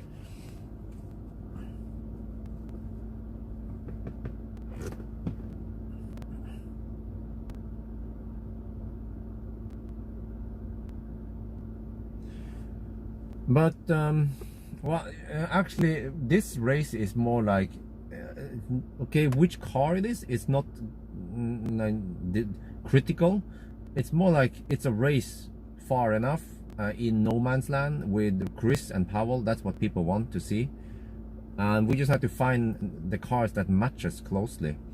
I have one small concern, which is that it could seem like Chris, according to a better route planner, Chris is supposed to lose, but he also has the best range. So which means that when you have the best range, you also have lower chance of running into charging queues or so on. So even though Chris is supposed to lose, he might still do it better simply because he has the longest range.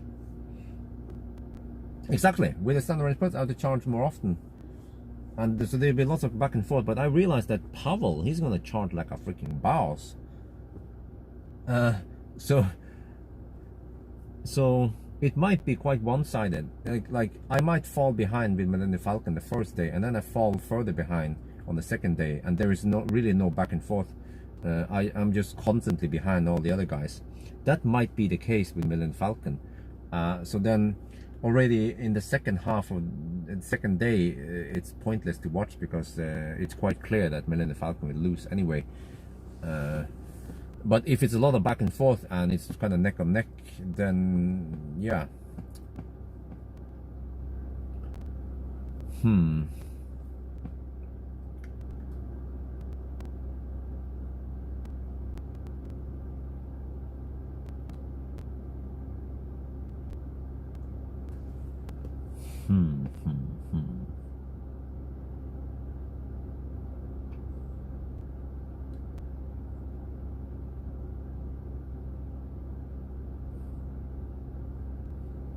Well, agreed, but I can't get Ioniq 5.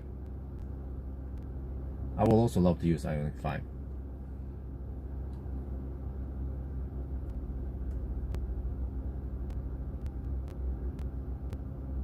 Okay, in that case, let me tell.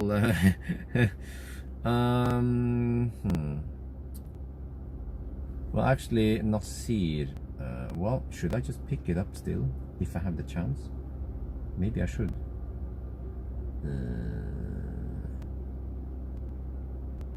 Simply because, maybe if Nasir can still get the Optimus ready, then I can just get him ready outside my home in case I need him for something. Nope. Chris will shoot his own video. He will not live stream. Pawel will not live stream. He said he can shoot video, but I'm not sure if I want to bother him with that, because the videos he's been shooting in the past is kind of well, I had to really pick them. Many of the shots couldn't be used, or there was a huge gap in the timeline, so maybe I'll just let him do it's actually not needed. People want to see from my point of view, and that's good enough, really. I can just talk about when I stop and charge. I can just quickly look at glimpse now and then to see what's going on. And it's also interesting if there's a little bit of unknown. You don't know what's really going on with the other guys. We are just racing, so yeah.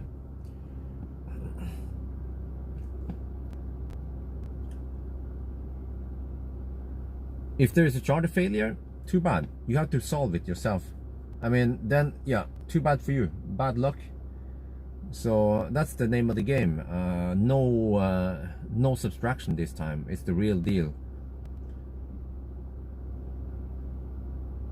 So I already made a briefing video to tell them about where they should charge, what kind of risks they might run into. So they have to. So they are already given. They're already been giving some nice tip from me. So they should be prepared.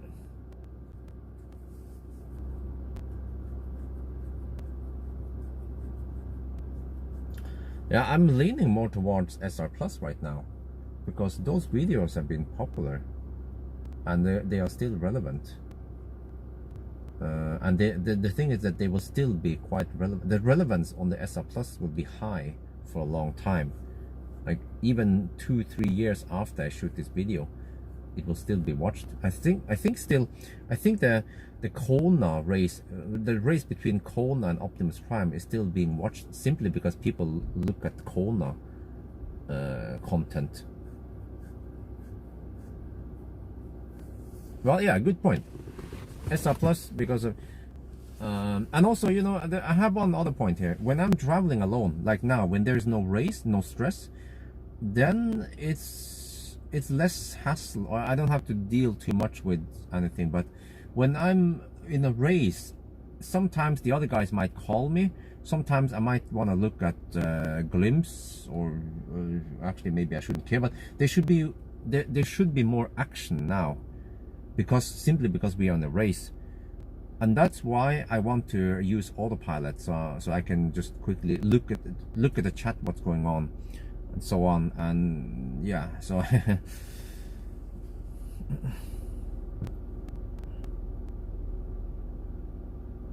Ladderstad, well, you know what? They could be Ladderstad.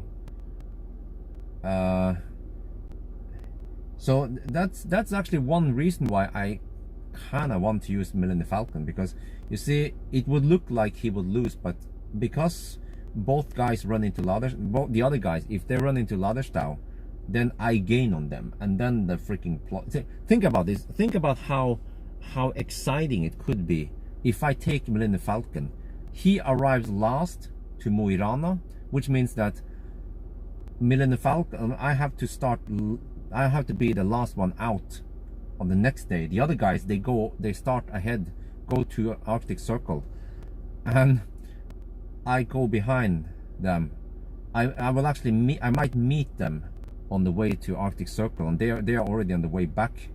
But then eventually, maybe at Klett or Alvdal, Pawel, he has to go for Klett and Alvdal.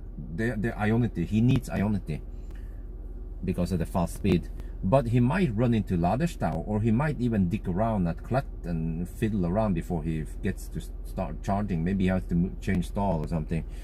So that would be super interesting, that in case the other guys, they are half an hour ahead of me, but once we arrive towards the end, they get stuck in Ladderstad, and then I gain on them. But we can't count on it. And also, by the time we enter Østerdalen, it will already be late. It will be 8 or 9 in the evening. So the chance of running into Ladderstad then on a regular Sunday is quite low. So that's why I'm thinking, okay, so yeah, okay, let's maybe just go for SR Plus. It's going to be the last test I do with the SR Plus before I hand it back to Marcus. Well, no, I'll have to do the ASMR drive, yeah. But yeah, that might be the case.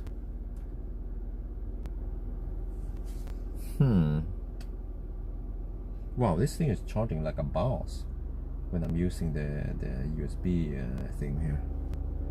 12 volt. What is it, cooling the battery? What?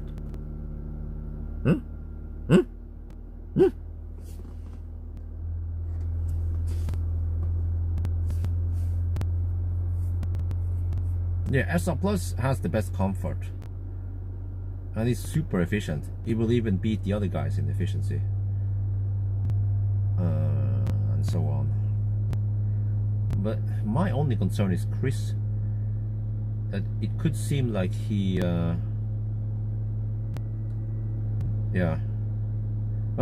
One interesting aspect here is that Pawel cannot take the shortcut. I looked over it over and again, and no, he cannot take the shortcut. But Chris, he can take the shortcut easy. He can top up at Elverum, or actually no, he can just top up at Espa maybe. Oh no, he can top up in Åkerstrømmen or Øvre Rendal. Just a quick top up. 75 kilowatt is still okay for the Mach-E. He can take the shortcut and save maybe not 10 minutes, but he will save at least 5-6 minutes.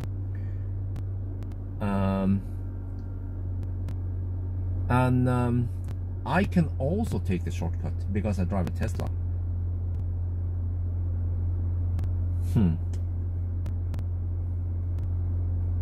But it's going to be pouring down. the second day. For the almost more or less the whole day is going to be pouring down, and that might actually that will benefit Pawel, because, well, at least not in the first half.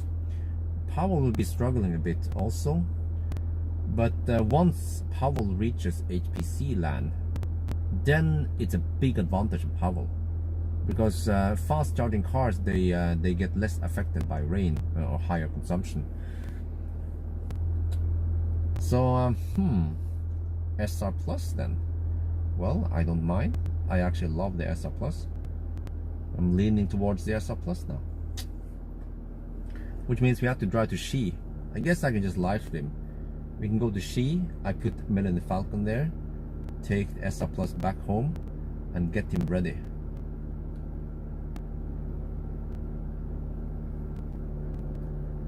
Wait, let me think here. Let me think. Okay. The long range did it in 11.5 hours. Yeah, 200 kilo in Tina. Yeah. Oof. But I'm not too familiar with that one. And also Chris is not. So we have to use the. Yeah, I couldn't find it. That was the weird thing. I couldn't find it in the app. You have to use the charge cloud or whatever it was, and I couldn't find that location, so that was a bit confusing. Holy shit, we're charging at 15 kilowatt at 90%. Oh damn. Holy shit, this is slow. Okay. Yeah, well, so actually the 200 kilowatt in Tinsa will definitely help. If you can find it, if you can start it.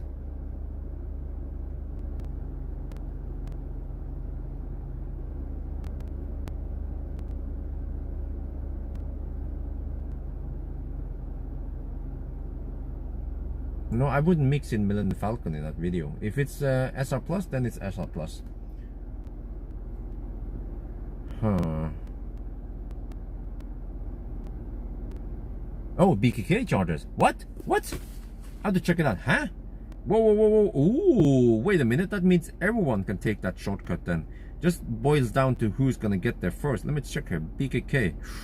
Oh, that is big. That is BIG. Wait, where's the BKK app?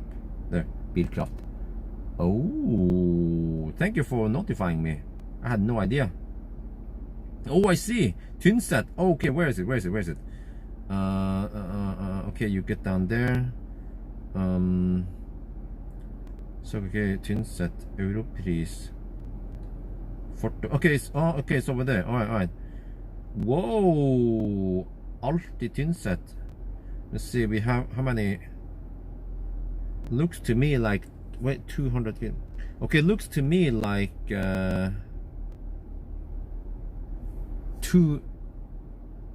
probably two Delta chargers. Yeah, could be two Delta chargers. Well, that's plenty. Wait, no, wait. Yeah, two Delta chargers. Pawel might be getting 200 kilowatt from those. Chris and I, we might get around 100 something, 120 maybe kilowatt from it. Oh, well, that would be plenty. Okay. Nope.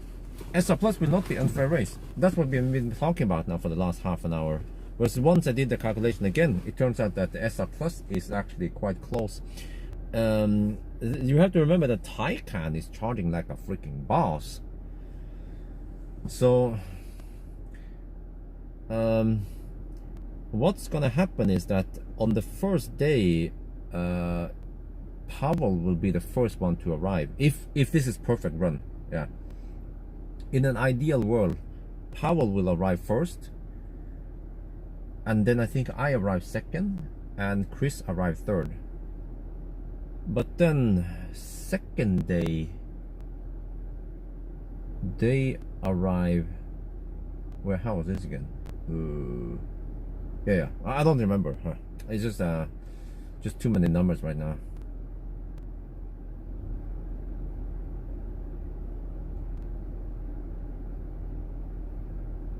But that's interesting. A small SR Plus battery versus Taycan's bigger battery. But of course, with a mix of no man's land and so on. So in a straight race, in a straight 1,000 kilometer challenge with lots of HPCs and Ionities, then Pawel will win. But the SR Plus is, yeah.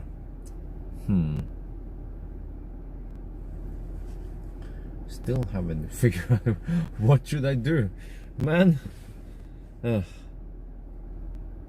But in that regard, I feel like Optimus Prime might not be too relevant, right? So what we're trying to figure out now, the two most interesting cars now in the race, I mean the two interesting ones that we have to choose between is either Millennium Falcon or SR Plus. Mach-E take and yes, no, dude, the Mach-E, you didn't get the memo. That was during winter with the Mach-E all-wheel drive. This is the rear-wheel drive Mach-E. We did it in 10:25 yesterday.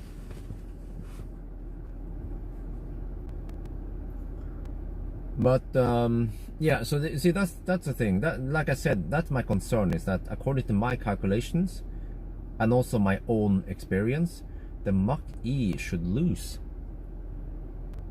because it has, yeah, I mean, it has the longer range, which is awesome, but the other guys, they can charge fast, or they have shorter, lower consumption. Well, Jack, you weren't here yesterday for the live stream. Too bad you missed it. There should be some kind of reward for no. Let's not do that, because we don't want people to go too crazy and make mistakes. So we're just doing this for fun. That's it.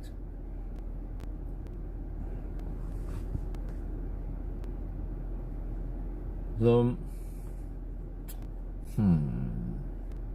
well, okay, maybe I should go grab some food. Yeah, I'll be back.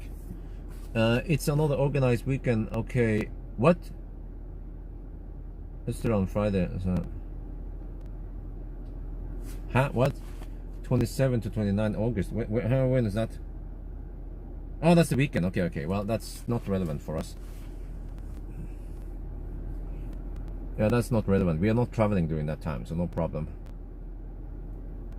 Well, Mach-E charging curve is yeah, you know what? That's right. That's the problem. Once Chris needs to charge, he'd be like, "What the heck is this shit?" So he shouldn't charge more than, let's say, 50% maybe. Well, I guess it depends where he's charging. That's the problem, and we are stuck now. The race starts tomorrow, so we can't change car. We have to use the Mach-E, unless Chris has another car he can use. But I don't think so. Well, unless he wants to use Polestar. Does Polestar even have a chance? He could use Polestar too, but is that going to be any faster? Could even be worse than the Mach-E, you know, because the Polestar is somewhat thirsty for some reason.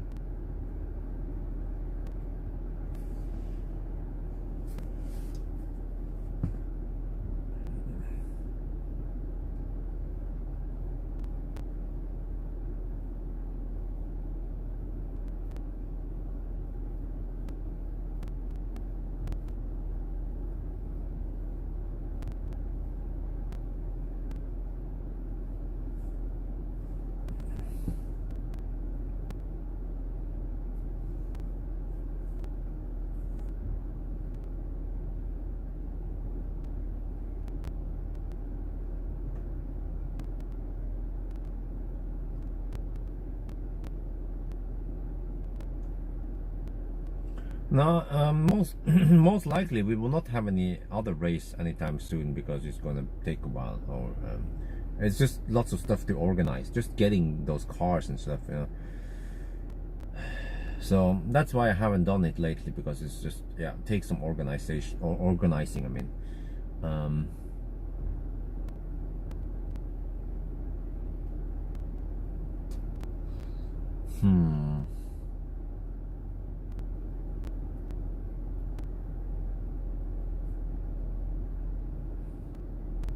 Yeah, I also see an indication that the charging curve has been improved. So the Pulsar has 400 kilometers range. But I think Chris wanted to use the Mach-E. I guess what we can hope for is that, okay, Pawel has the best car for the race, but he might also be clumsy. Like, and you guys, yeah, you know the charging, you know the charge port placement on the Taycan, and he is super careful with the car, so he has to take extra minutes to just to plug it in, and so that the cable won't rub into the hood. So. Well, if it's Type 3C, then that's too bad for whoever gets it. There's no subtraction here. It's just a real race. No, yeah. Well, okay. I need to grab some food. I supposedly we have 20 minutes left. I'm not sure about that one, but let's just grab some food, and I'll be back.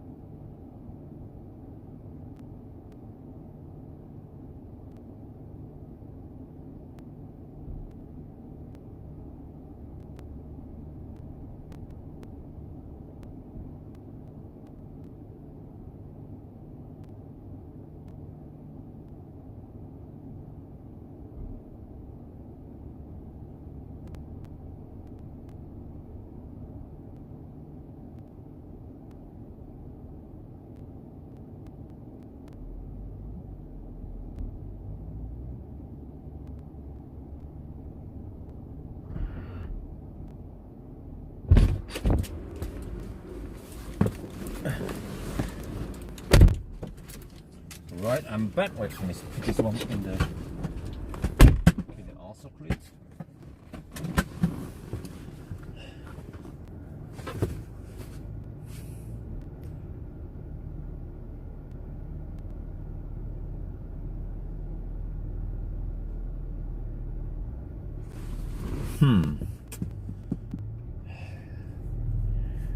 Okay, back to the discussion. Well, maybe you guys don't have to look at that one. It's just not too interesting, is it? Maybe you guys want to see this instead. Okay. So again, do we go for Millennium Falcon or SR Plus? Which one makes most sense? We're just gonna have some stuff here. Carbonade.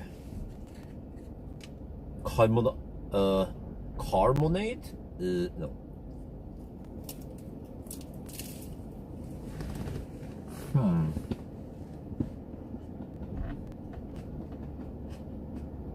Still thinking here. SR Plus.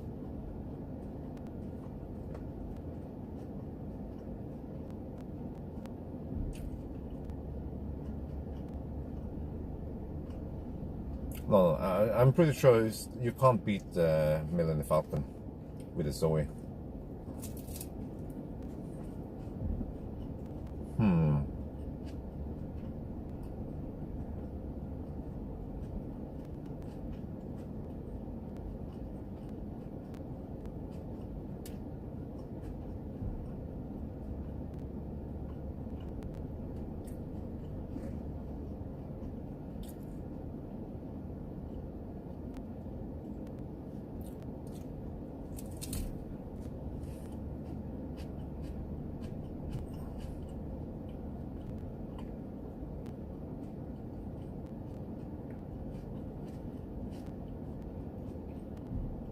Okay, now let's look at the pros here.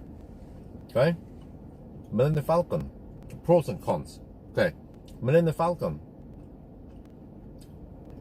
old car, cool, the coolness, the old stuff thing. Like, it would be cool if an 8-year-old car would beat more modern cars. Yeah, but of course, because of the supercharged network, we all know that.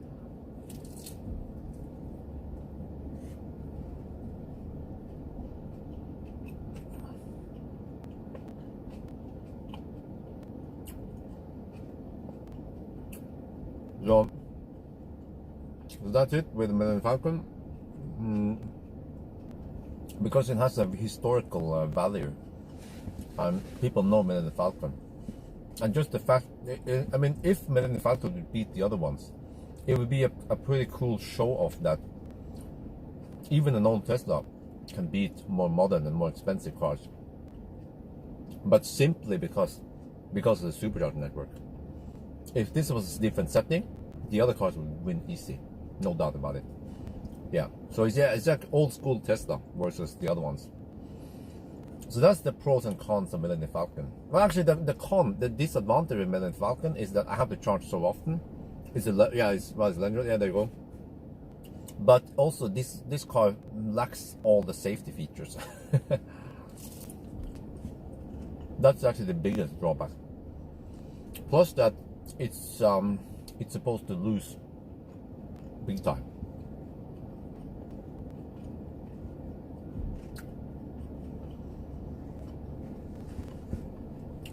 Optimus Prime, though, I don't know if we should even mention him, but he doesn't seem like he has any. Well, he's known, of course, because remember that some people in my channel, they don't know Millennium Falcon. They joined my channel when I was doing stuff with Optimus Prime. Jesse and NZ donated $25. Love your videos. Looking forward to the race tomorrow. Wow, thank you very much.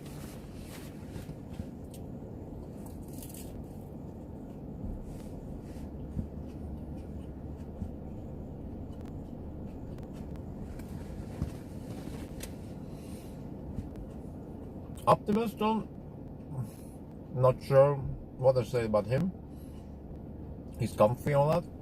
He got a charging speed boost, that's also nice.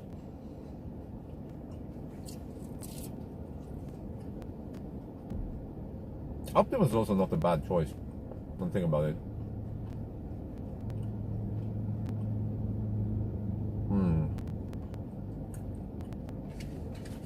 But the downside with Optimus is that it might not have that great relevance, because it's almost like a dying race. Seems like Model Y and Model 3 would be more popular, and also Model S also.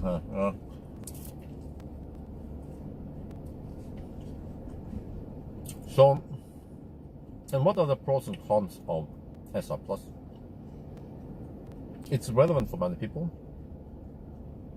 Many people are looking to buy exact same car, SR Plus, but not an old Tesla Model S.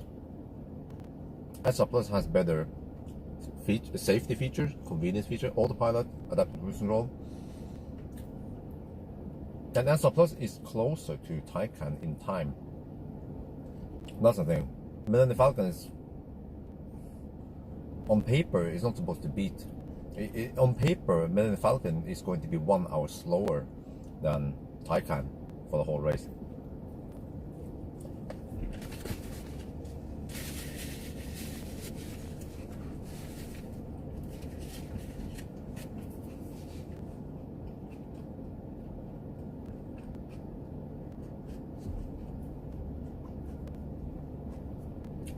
The best model you can buy, SR Plus.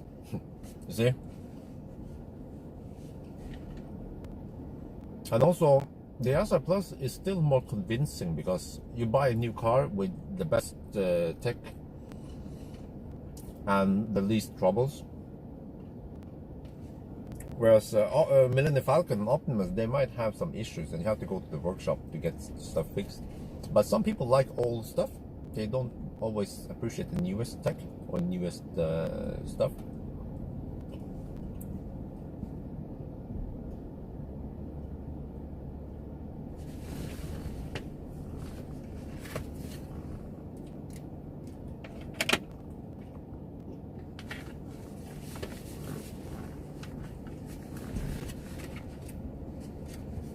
No free charging. No, it's not relevant really, and the charging is no problem. We have free supercharging on the Standard Plus because people are using the referral code.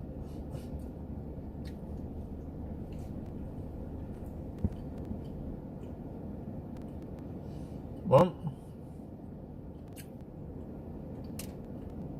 the most even car would be SR Plus, according to a better route planner.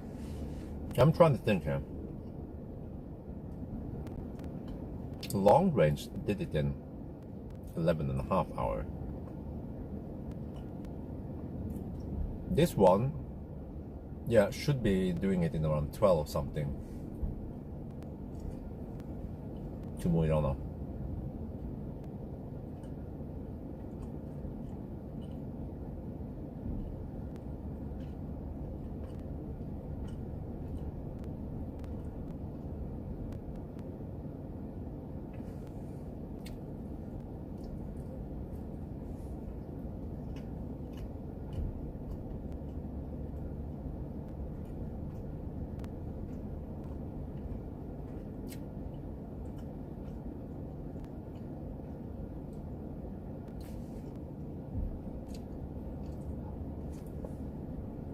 Well, see, people have different opinions. Eric, he wants to see historic cars.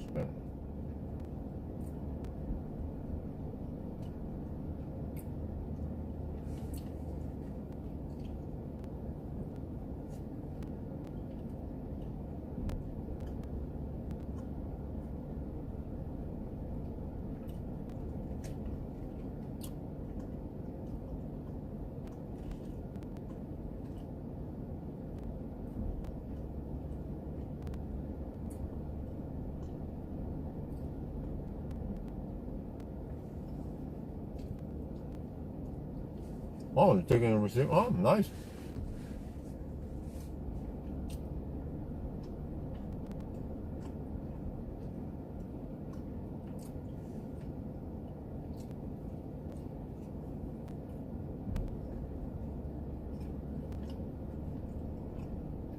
No, but you see, even if a noob drives Tesla, it would still be fast because you don't have to dig around with RFIDs, different charging plugs. Well, actually, well, you have to find, but Tesla will tell you exactly how far you have to charge, where you have to charge, and it's just plug and play. Versus the other cars, the non-Teslas.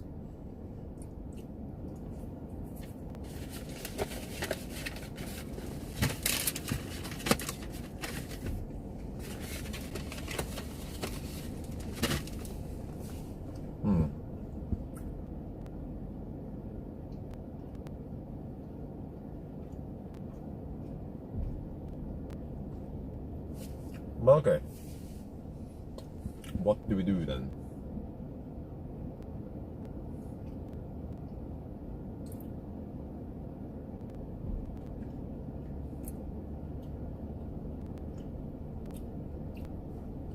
But Lars, we already talked about this. One day when I have time, I will drive a fossil car to Arctic Circle. Wow, that's a plan. Okay.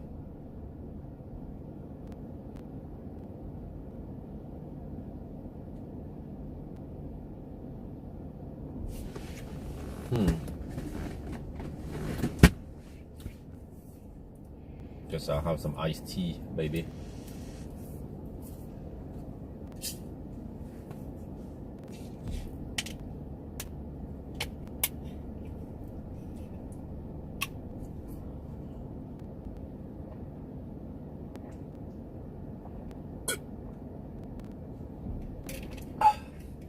Take a vote now. Now, you see, you have to understand statistics here. We call it shavehead, skewness. People who watch the live stream now, many of them, they watch this because it's about Millennium Falcon. So there might be people out there who are interested in SR Plus, but because this live stream has nothing to do with SR Plus, then they are simply not here. So if you have a vote now, it will not be fair. You know what I mean? There will be more people voting for Millennium Falcon for obvious reasons. So that's why we're just discussing it. I'm getting some input and then I will decide. Why is this schmutz here in the pedal? What?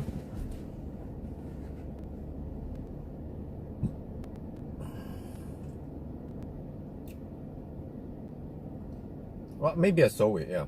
I think in Deutschland, maybe Zoe makes sense.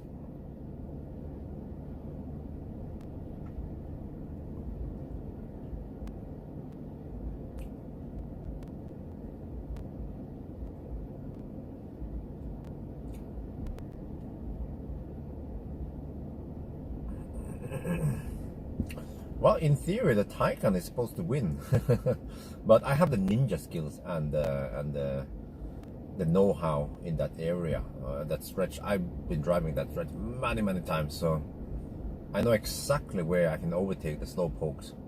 So I can be winning seconds through the day. That becomes minutes. That becomes many minutes through the whole 2 days. I'm still not convinced, but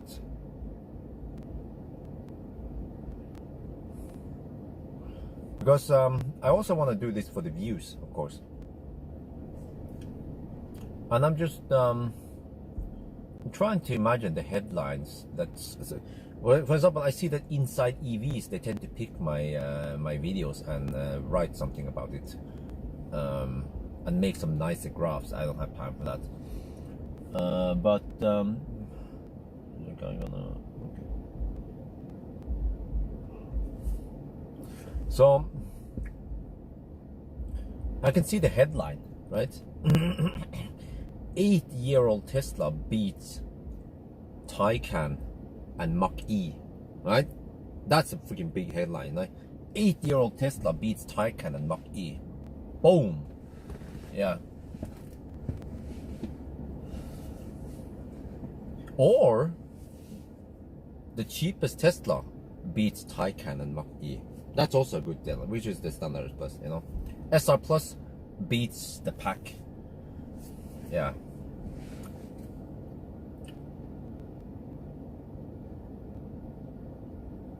Oh, not winning. Yeah, that's the thing. But I might not win. That's the problem.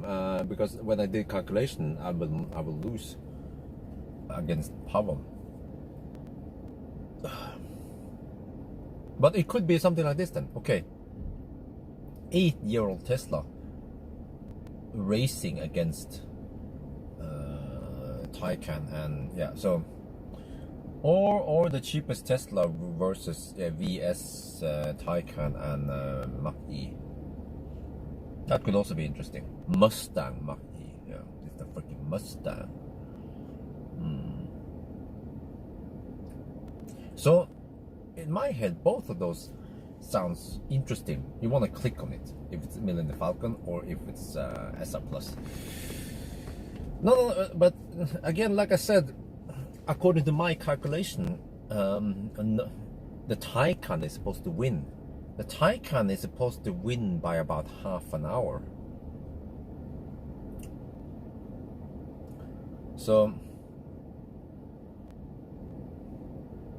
but is it gonna happen? Will he run into Ladersdown? Will he do some clumsy stuff and lose time? Well, that's his problem. I'm gonna be a ninja every time. 8-year-old Tesla.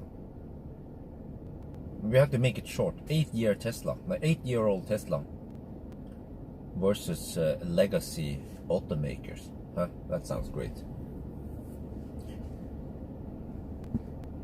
Race, colon, 8-year-old Tesla versus the rest. No, we need to include Taycan, Porsche and Ford. Taycan, 8-year-old Tesla versus Porsche and Ford. Well, not Ford, Porsche and Mustang. Yeah, there you go.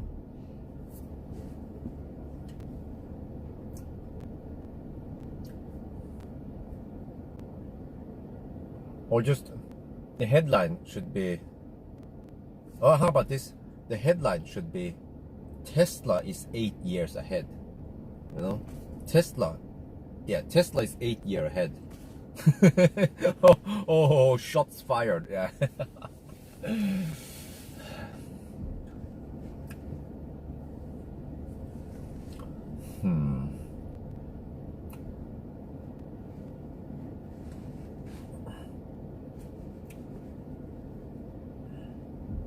Well, who cares about a lot of repairs? Do you know that Pawel also has some issues with his Taycan? His brand spanking new Taycan has issues. Yes, the Porsche has issues. Supposedly, the Porsche will suddenly just go into limp mode out of nowhere, and then you have to stop the car, start again, and it's fine. And you were thinking, oh, just fix this with OTA. Well, apparently not. Pawel told me that he has to go to the service center and they have to fix it there. Porsche for the win, right? Issues for the win on a brand spanking new car. Haters gonna hate. But do you guys hear about this? No. They don't talk about this. No. But if there's something wrong with Tesla, you hear about it. Did they fix it? I actually don't know. I have to ask Pawel. He told me about this. So, haters gonna hate.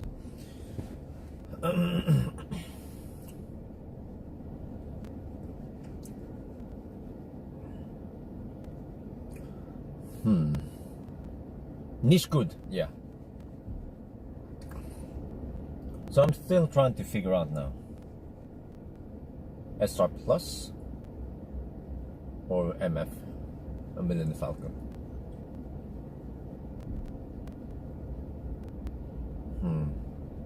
Yeah, exactly. the problems are discussed within the Taycan forum, in there, yeah, but not outside. But Tesla problems, they become worldwide viral news. Panel gaps in the Tesla. Oh, shit. Yeah. Okay, so I have to figure out then. Yeah. Again, the Mach E also had its issues, and then that was even worse because you couldn't simply just restart the car and it'll be okay. No, it was just bricked. Nope, I'm not gonna do both. No.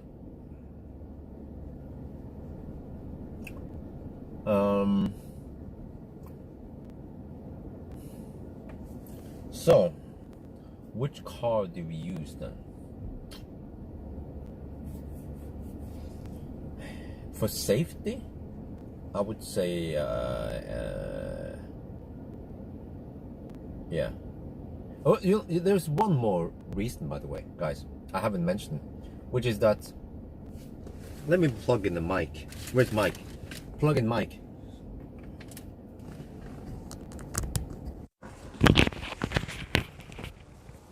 What if Chris take the Model 3? Oh, yeah, that's a good idea.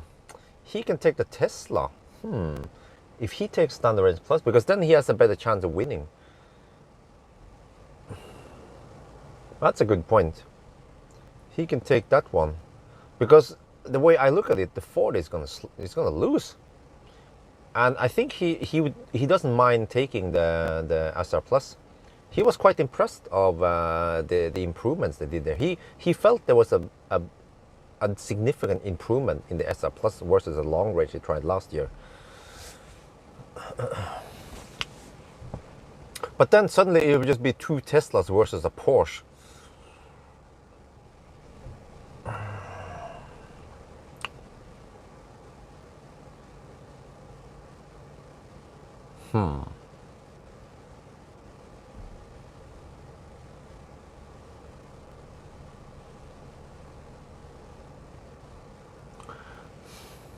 Hard choice, because I think it's, yeah, that's the thing, it becomes a bit boring maybe. So that's one thing. That's why I like about, we have Porsche, we have Ford, and Mustang, and also Tesla. Those three elements is like a nice triangle, ménage à trois. Yeah. But then if you take out the Mustang, then I feel like some of the interesting. Okay, because one thing though is that when we have three different cars like this, we will cover many potential viewers. People who are interested in Ford, they want to watch the video. People who are interested in Tesla, they also watch the video. And then we have people who are interested in German cars or Porsche, they watch it. So we cover many potential viewers. So by taking out Ford, we will lose some viewers. So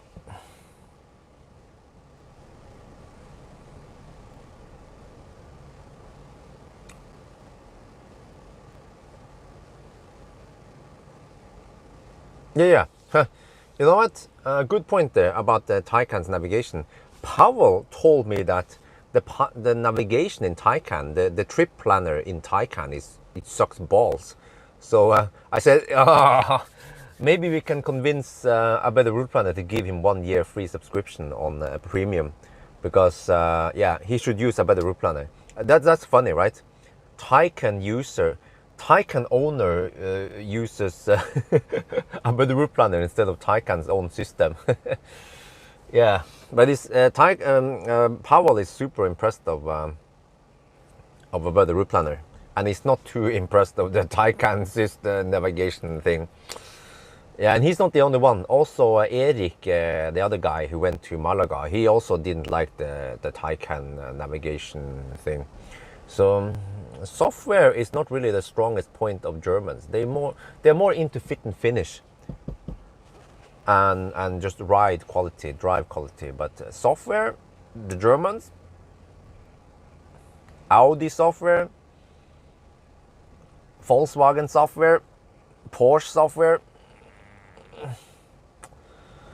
Yeah. Oh shit, I need to get food. Oh, I need to prepare food. Okay, I need to grab something with me, because I might not be able to buy food in Åkeström. Okay.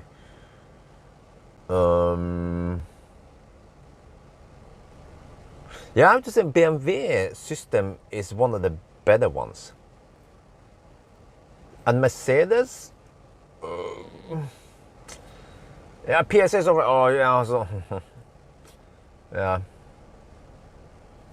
But okay, still have to try to decide which car to go for, and we're still charging. Those 10 minutes are quite slow. We're still only at 97%. But you see, it might just suddenly stop at 98%. So I better get ready to start driving if I suddenly have to. Let's get this one off.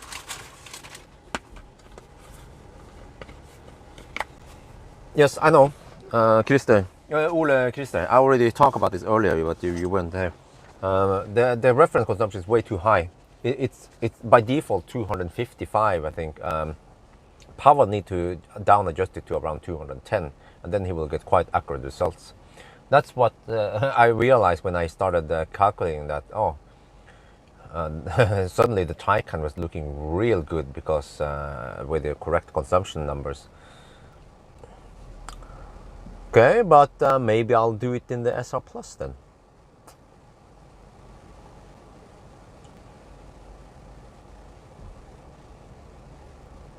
Or Millennium Falcon. Or, you know what, maybe just the heck. Okay, how about this? How about I still do it in Millennium Falcon? I cannot, I mean, we will be driving in no man's land most of the time. So I can just, okay, in no man's land, I can try to interact with the chat a little bit more. Even though it would be nice to have autopilot still. Yeah. That's another dilemma, yeah. I still can't decide whether I should go for SR Plus or Millennium Falcon.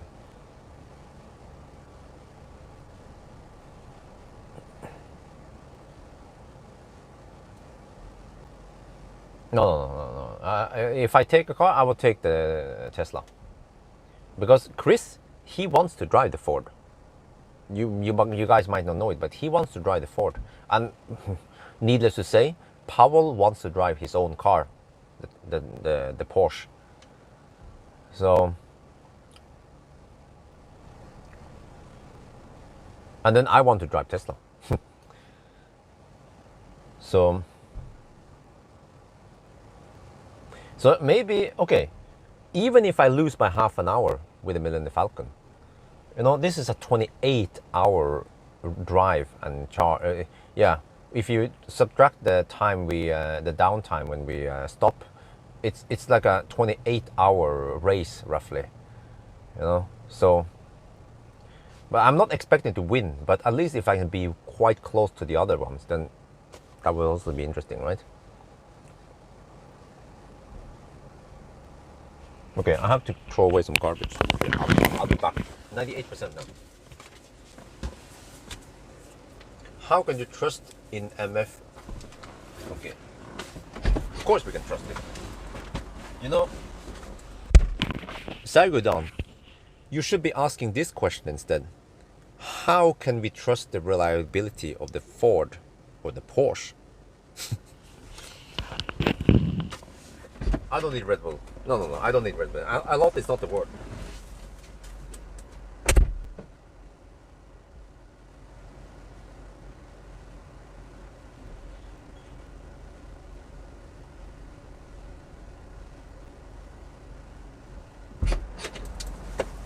Okay, let me explain again, Randy, how it works.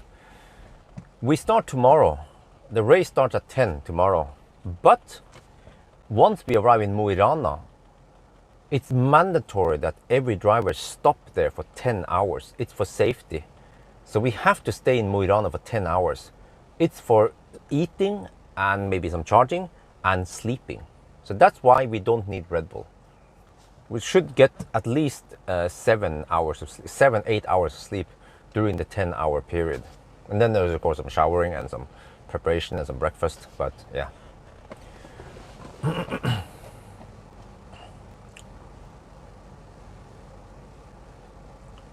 Yeah, before with tons of pipes and hoses. The car is full of hoses. Or is it hoses or hose? I'm not sure. But okay, guys, we still haven't picked yet. Is it gonna be Millennium Falcon or SR Plus?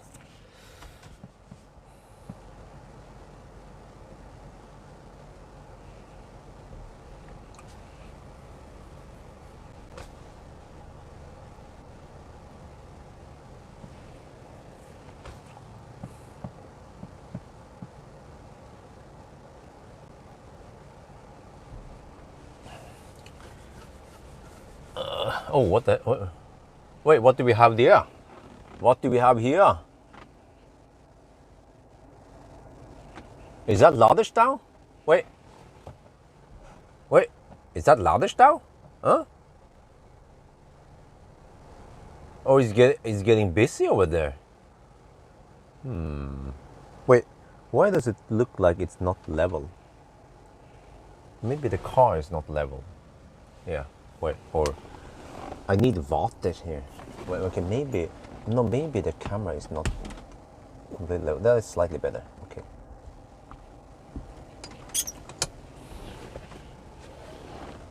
Okay, anyway, back here. Yeah. SR Plus would be so nice. I have to then waste time going to Ski tonight, this afternoon rather.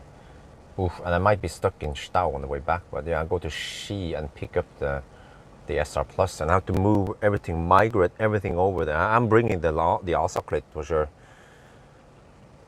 Go to Ski and then put Millennium Falcon there. Wait, I need to charge it maybe, or Millennium Falcon might have semi-low juice.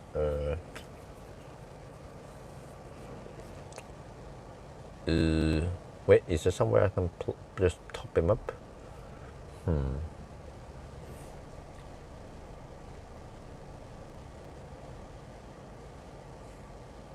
Trying to imagine how the race will be. It's gonna be semi-cheap, some semi-empty, and then traffic around Trondheim, all the way to Steinkjer, and then emptiness.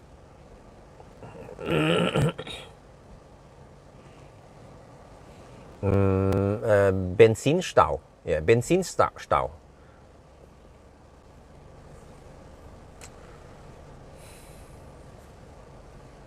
Millennium Falcon makes it. Yeah, that's the thing. Okay, the problem with Millennium Falcon is he charges so damn slow. It charges even slower than the Mach-E. Even though the Mach-E is also a big face palm. Once Chris plugs in, well, the problem is he doesn't know how fast or slow he's charging. At least Pawel knows. He can see in his screen how fast he's charging. And then I will know everything about in the Tesla I'm driving, of course.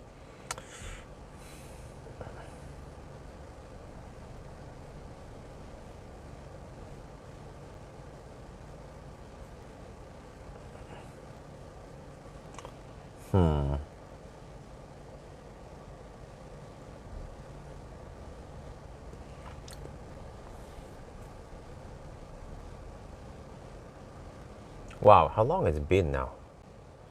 Do we have a timer? It's almost 2 in the afternoon and it still says 10 minutes left.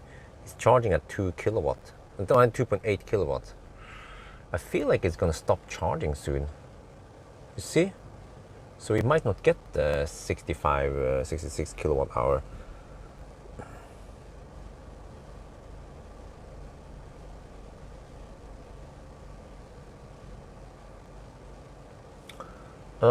Well, that's a good point. That's a good point, by the way. SR Plus is available, but the old Teslas might not be. Well, or they are, but maybe in limited amount.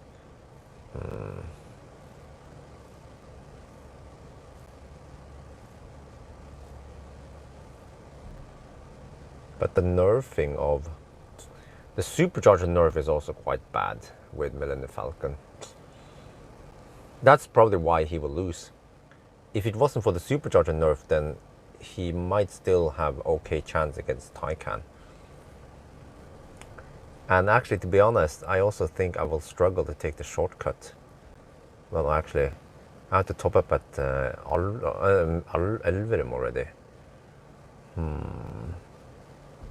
No, rear-wheel drive in EV is actually more than fine, because I think many people, they are stuck in the old mindset, because rear-wheel drive in fossil car is not always good, but it's completely different with EVs. So you remember to get good tires. Then rear-wheel drive, no problem in winter and snow on gravel roads. Just get good enough tires.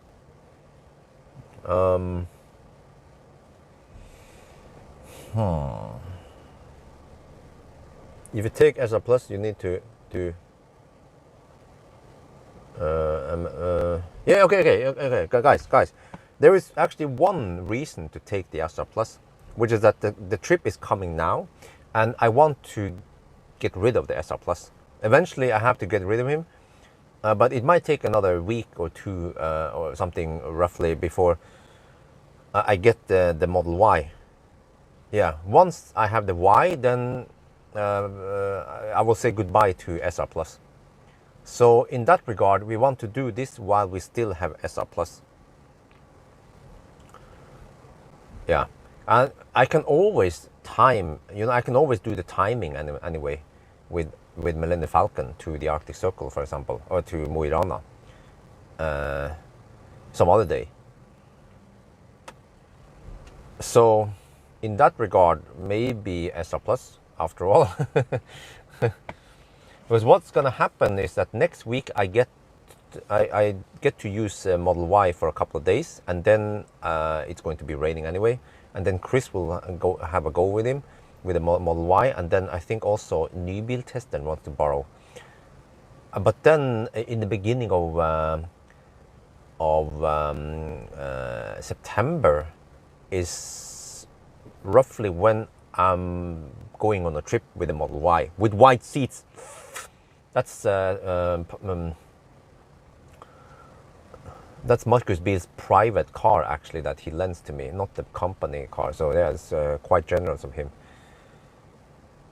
So they are mainly, yeah. So I'm almost done with the Standard Plus, and also that means that I will be able to time. Yeah. I can then measure SR Plus to Arctic Circle or to Mo i Rana, because we haven't done it yet. We have done it with the long range.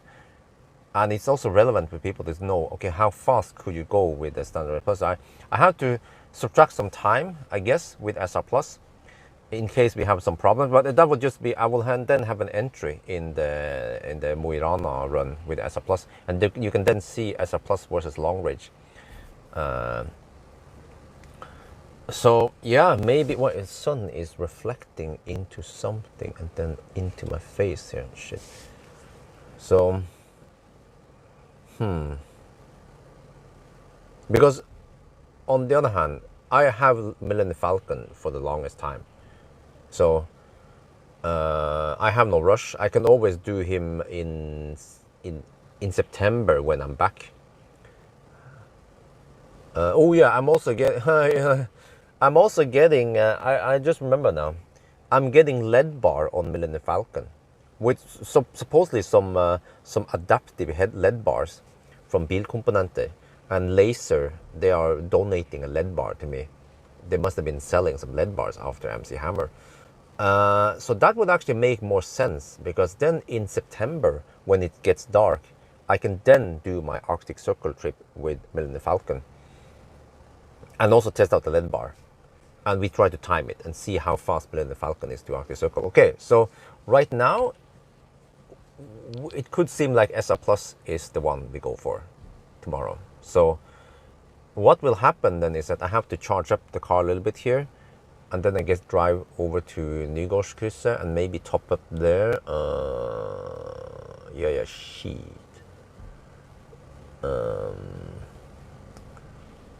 But it will go fast to around 45%, but then I have to top up once more, because I don't think we have AC charging over there. So yeah, and then swap cars. So I have to suck on some fast charger. Maybe I'll just, I can top up at Nygårdskrysset, Millennium Falcon. just 15-20 minutes, so he's not too low, because the vampire drain is somewhat high on it. Yeah, so that's probably what I'll do. SR Plus, go. Do you want to drive? Show how good classic. I guess, yeah.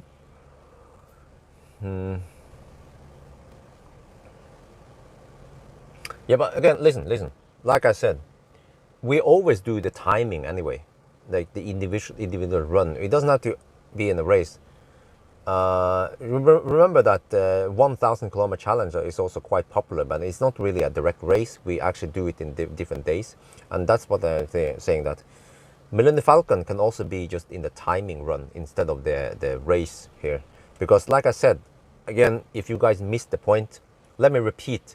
When I did the calculation in a better route planner, then Millennium Falcon is going to lose quite big, simply because he charges so slow. Remember that we have a freaking Taycan here with skinny tires, and also the Mach E. Oh, I'm not sure if maybe a better route planner didn't take the best. Okay, but the Mach E is also again long range and with 18-inch wheels. So so the Taycan, according to a better route planner, is going to win quite big. And Millennium Falcon is supposed to lose by about an hour. So that's why I'm thinking when I input SR Plus, it was way closer. The SR Plus will lose by about 15 minutes. I can always try to gain on that. So that's why we are talking about SR Plus now, because SR Plus is way closer to Taycan and Mach E. Millennium Falcon, like I said, is supposed to lose by about an hour. The time is going to be, what is the suggested time? Taycan is supposed to do it in 27 hours and something, whereas Millennium Falcon is supposed to do it in around 28 hours. It's around 27 versus 28 hours.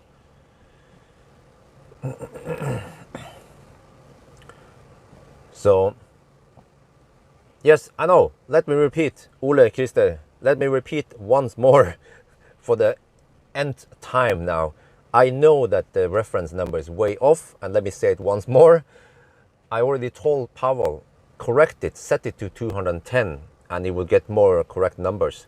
And we are already, when I did the calculation on the route planner, I did not use 255, I used 210. And like I said, again, Taycan is supposed to win with a big margin. So that's why we have to make it more interesting, because of course we can just pick a car that will obviously win, and then so what, but we want to try to pick even cars. So I don't know if you guys understand me by now, that Millennium Falcon is supposed to lose by about an hour, whereas the SR Plus will only lose by around 15 minutes. So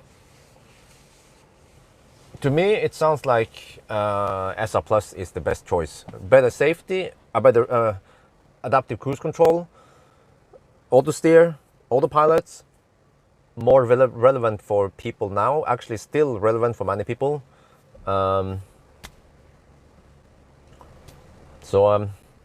That's what it's probably gonna be now, SR Plus.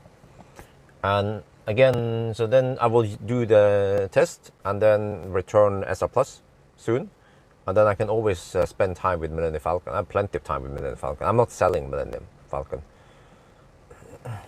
Are you helping other competitors? Okay, good question, future A to B. I made a video, a 25-minute video briefing in Norwegian that I posted. It's unlisted. So it's, I don't know, I haven't gotten a confirmation from Pawel and Chris, but I made a briefing video to those two guys. I gave them hints about the shortcut, about where they should charge, about where they shouldn't charge. You avoid Grong, for example. You can take the shortcut via Åkeströmmen, but you have to be able to charge there, and so on.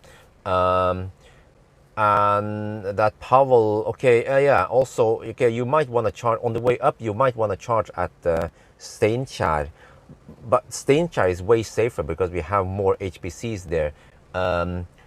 No, sorry, it's not Steinkjer. Stjørdal. Stjørdal is safer. Steinkjer is risky because it's freaking.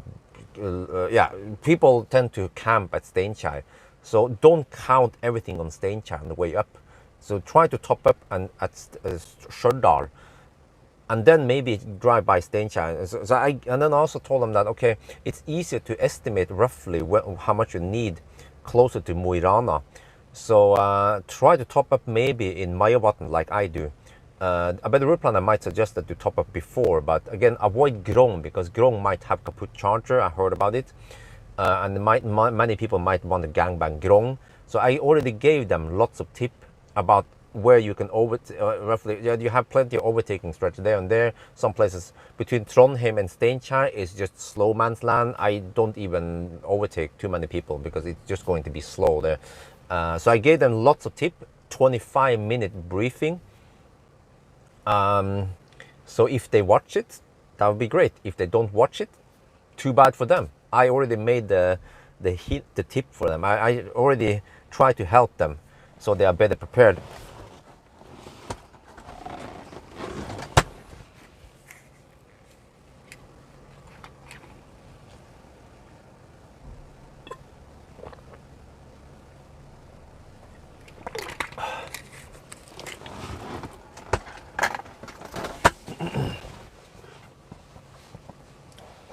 So, okay, because I understand many people want to see Millennium Falcon on this run, and I also wanted to use Millennium Falcon. However, in this case, since it's not that close race, then that's why. It's not like, oh, I always want to use a car that I can win. In that case, if I will use a car I will win, I will go for a long range Model 3, then I will win big time. But I want to make it close because we had those races where it was too one-sided, and then the half of the race, the last half of the race became boring because someone was obviously winning. You guys remember it? EMD 200 versus E-Crafter. Chris, he was leading big time, so it became pointless really towards the end, and I kind of knew it. So how exciting was it really, right? And then when I had the race against Chris, I don't remember which car. I think he drove the e-tron, and then I drove. I'm not sure what I drove back then. Yeah. Any more rules? Well, actually, at Arctic Circle, we have to stay there 15 minutes, and that gives the opportunity to just go behind. Yeah, I think you can just pee somewhere in the bush there. So I just give that little time there so people can shoot some video. Maybe Chris wants to shoot the video, and Pawel might just want to take a pee break, and then yeah, 15 minutes, just clock ticking, 15 minutes, and then they can leave. But other than that, not really many many rules. Well, okay, and 10% over the speed limit only. So, but we will not show the speed because we have too many backseat drivers. So we will not show the speed this time. So, ID3 one. Okay. But okay, so that's what we are aiming for, I guess. SR Plus then.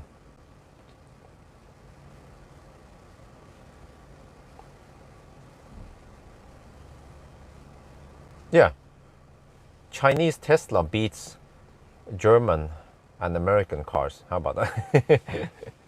Chinese is the best. Yeah, Chinese cars are the best. You know. Okay, but it's not gonna be that one-sided.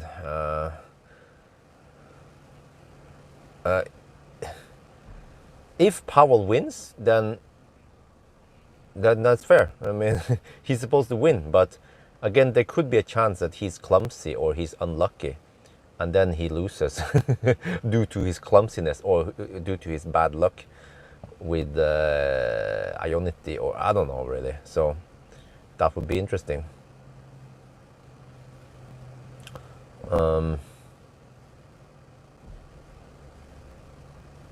SR Plus then. I was actually preparing mentally for a Millennium Falcon.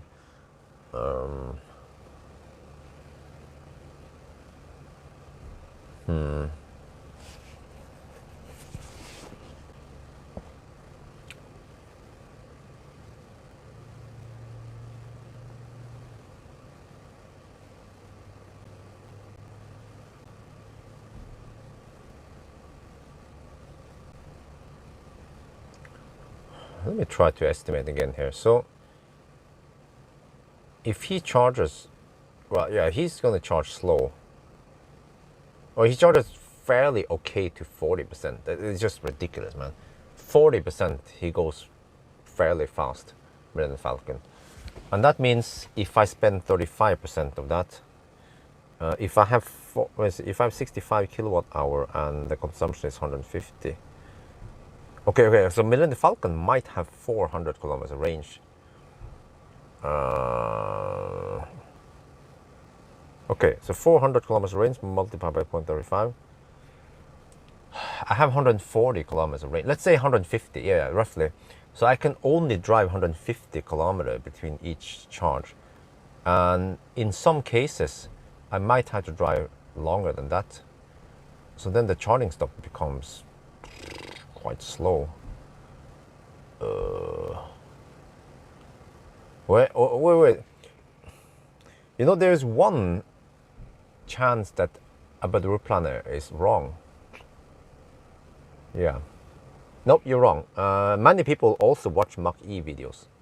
Mach-E is quite popular. And the Mach-E has been selling big time in Norway also. It could be that about the route plan is wrong.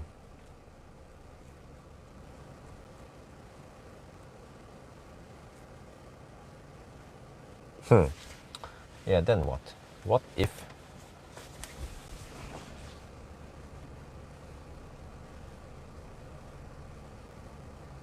Because I see that the route planner sometimes picks weird charging options. Like charge at Trofors. Go to Levanger supercharger. I don't want to do that. Maybe it's the best choice. No. I'm quite convinced that a better route planner does not always pick the best spots.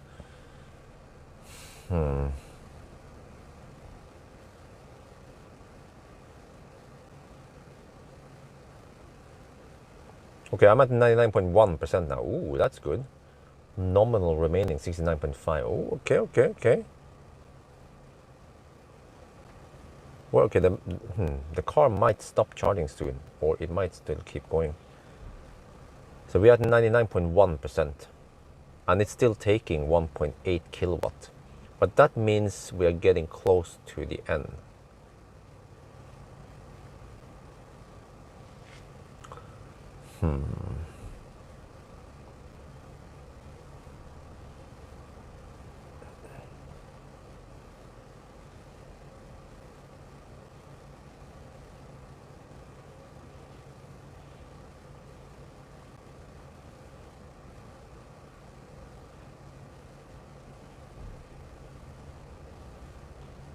Why does it feel hot in here? Oh, maybe I need to... Okay.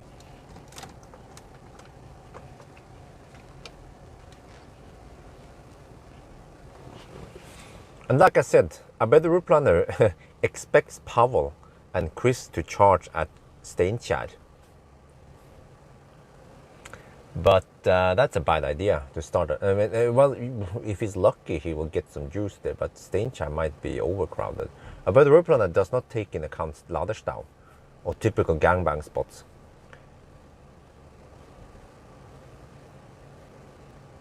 No, but I think...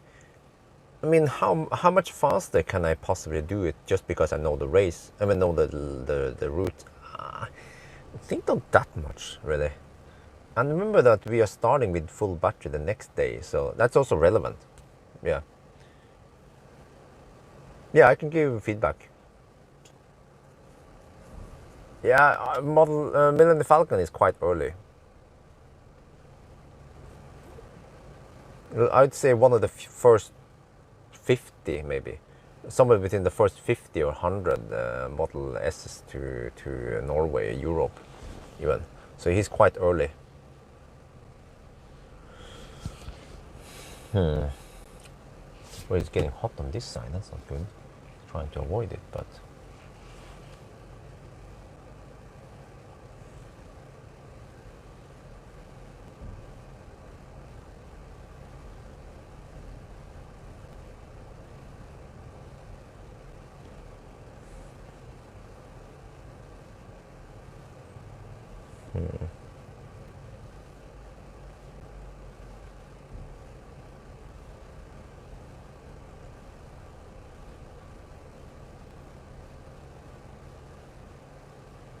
No, to say it's not too busy at Nebenes today. It's already 2 in the afternoon, and it's still not too busy here. This is more normal weekend, I guess. Not too crazy Laderstad or anything.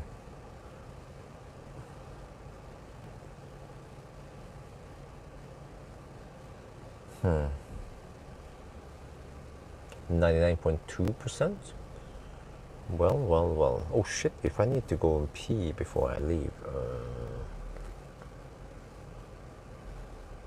then I should do it soon, right? Before it stops. Or I can just drive and then I have to stop and pee anyway. Okay, maybe I should take my last pee stop, my last pee break now before. Because I feel like we might finish soon. Well, that's the thing, we don't know. It might take another half an hour before we finish. But we have to do this. This is an interesting test.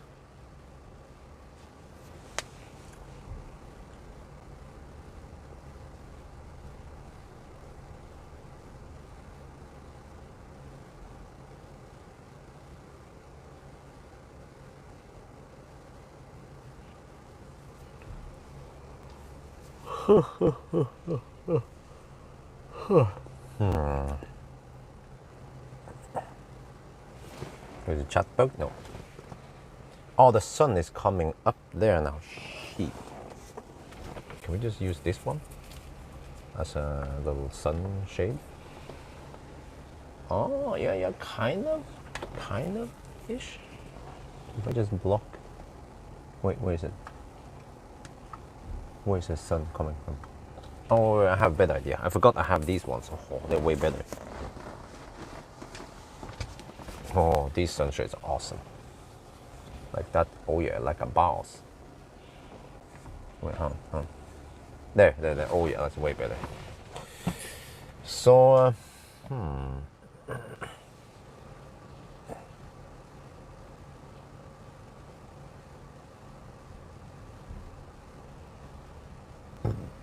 do you start a timer? What do you mean? No.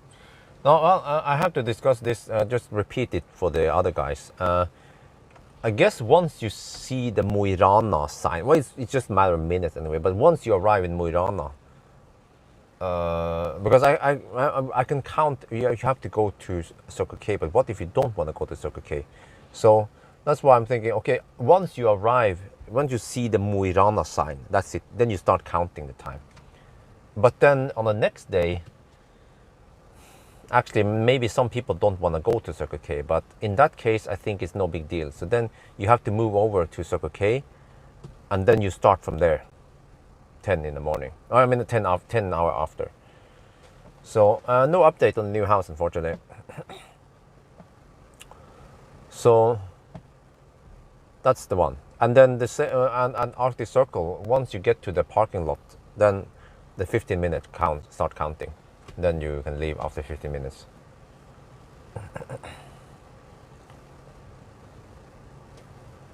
People will be watching Glimpse anyway, so they can see what's going on. And if anyone is cheating. Yeah. But it's just, we should all be honest about timing and everything here, and that about speed. But of course, overtaking is allowed, and so on. Shit, I feel like I need to go to the restroom, or... Let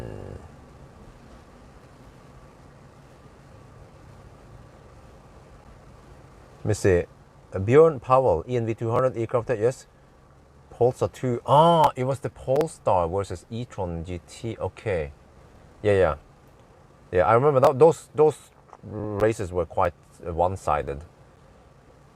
Ah, so I drove the Polestar 2 and I lost against Chris. But I guess if I use Abedurplaner should have told me that, well, you know, Pawel is going to win by over an hour with ENV200 versus E-Crafter, for example. So we have learned in the past that the one-sided races, they are not too exciting, too interesting. And also there was one race I had with Pawel, I think. I don't remember how it was. Or it was a race, and it was Ionic. I remember it was Ionic versus E28, and it was dead even. Ionic versus the E28.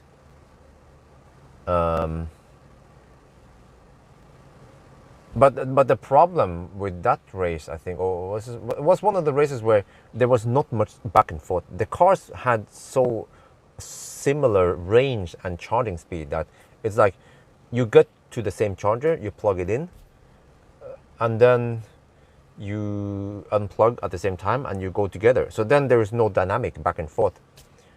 So I've been learning from the races to try to make it interesting. It's all about entertainment also. So that's why we have to do it so that it goes back and forth. And me with Tesla versus Porsche, there will be some back and forth. So some people will get in the lead, and then we overtake each other, and then yeah. So towards the end of tomorrow evening, I will be gaining on the other guys because I'll be charging faster than those guys. So, but I might still arrive the last on the first day. But then on the second day, I will be slowly inching on to the other guys because I'm then charging faster. They'll be stuck in 50 kilowatt land for a while. But still they have also 100% by the start of the day, which also helps them big time. But eventually they have to suck on 50 kilowatt, and I'll still be sucking on 100 plus kilowatt. So yeah, interesting. But again, Millennium Falcon or SR Plus.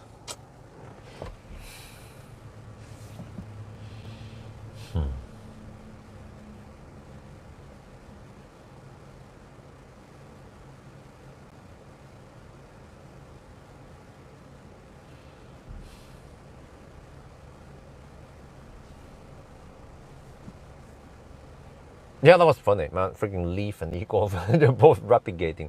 And that was a lot of back and forth. I like those races when there's a lot of back and forth. You know, we have no idea who's going to win. But by the end of the race, it was just dead even. You know, when we just hammered together all back to Oslo. Huh. So, ooh, I should cool down. That part is getting heated up now. See if I put this one here. And then just squeeze it like that. That will actually help. 99.5%. We're getting is still inputting 1.5 kilowatt. Still says 5 more minutes. So I guess I should do another P brake. Oh, I forgot. I can put this one there. Oh, or well, I need both of them there now. I need more of these. Yeah.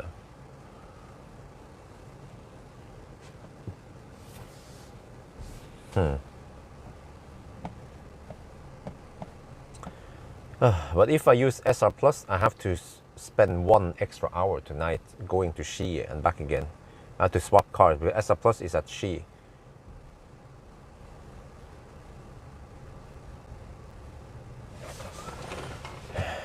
Well, yeah. But again, SR Plus is also highly relevant, as many people have pointed out.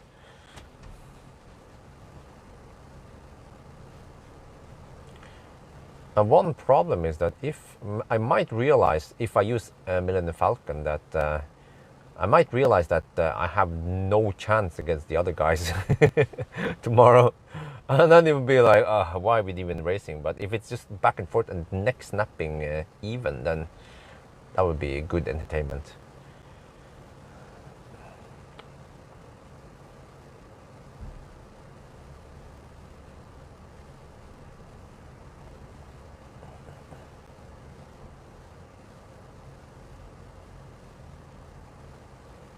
One hour is not a big deal. Well, for the sake of entertainment, is a big deal.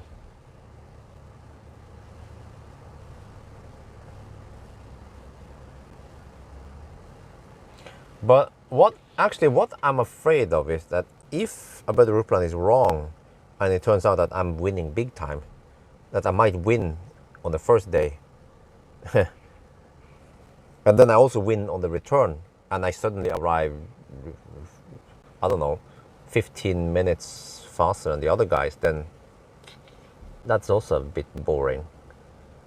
If I win too much, if I win by half an hour, that's also boring. So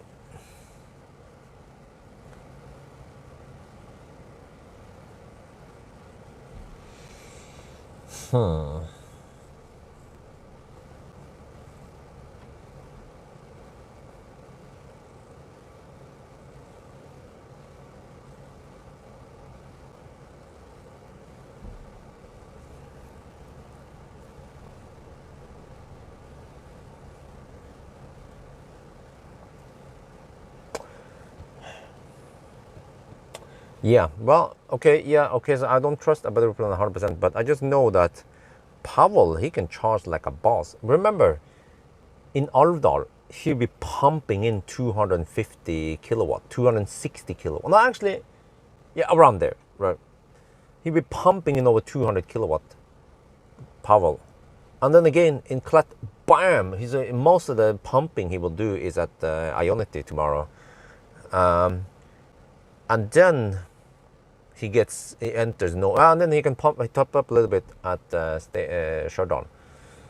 So he's gonna charge like a boss. That's how the heck are you supposed to beat him, right? Well, Chris, he has the range advantage. He has about 100 kilometer extra range than all the other guys have. That's his advantage. And that's what I'm thinking. And then my advantage is the supercharger network.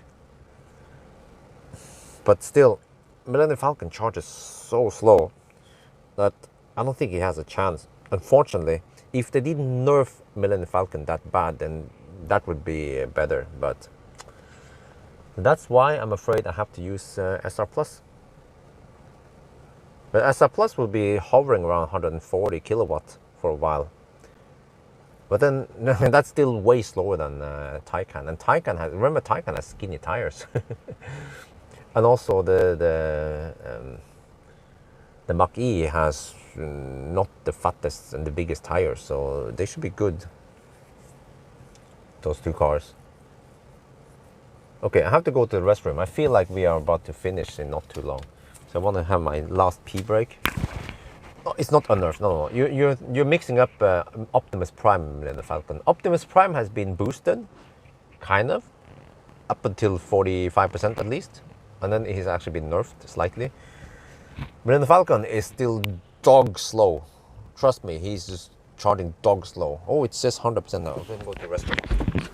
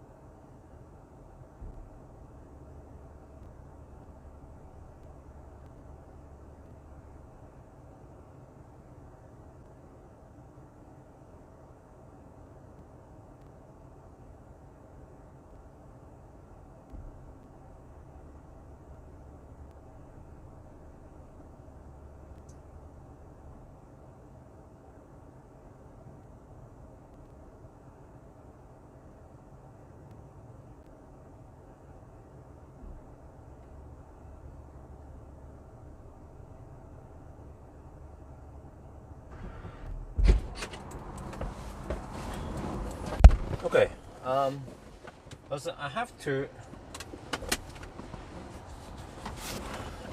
remind you guys of something when it comes to the 1,000 kilometer times, because 1,000 kilometer times will give you some indication how fast each car is. And I haven't done it with the Taycan, the smaller battery Taycan, but let's say it's going to be something like this.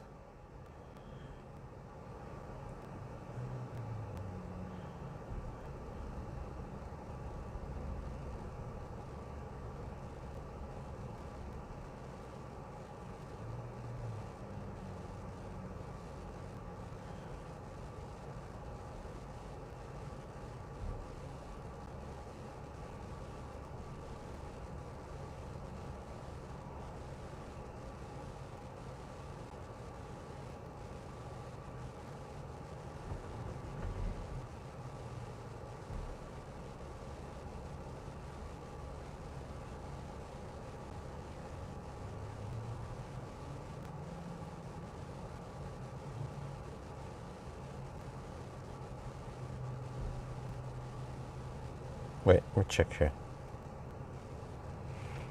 Just check my own result again. I have it here.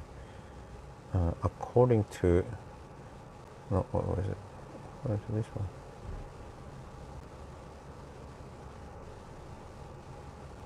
Whoa. Whoa, really? Oh, no, that was...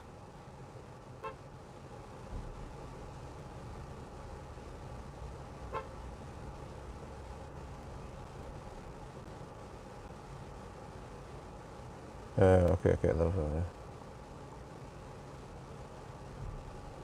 Oh, what the heck? Don't tell me the freaking chat disappeared. Jesus.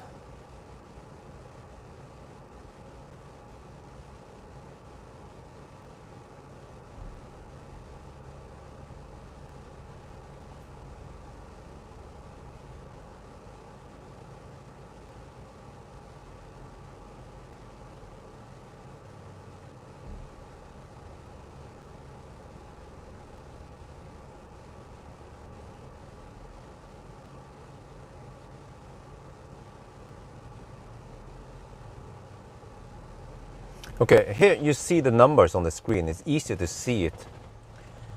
You see that in 1,000 kilometer challenge, when I look at the route plan on this race, Taycan is supposed to win, and then Mach BE is supposed to lose, and then the Tesla is supposed to be somewhere in between there. But actually, for 1,000 kilometer challenge, you see that Millennium Falcon. No, wait. Millennium Falcon is supposed to lose in this race, and also Millennium Falcon is supposed to lose even in the 1,000 kilometer challenge. So, but you see that it's going to be closer if you have the SR Plus will be way closer to the other guys. And then as for the Mach E, well, yeah. Mach E still seems to be the loser unless something happens, or I don't have any good ideas, but but we have to include the Mach E, I guess, and we have to hope that Pawel might run into some bad luck to make it more even. And the Mach E, since it has the longest range, it should also have the lower chance of running into problems, because it should be, it doesn't have to charge that often.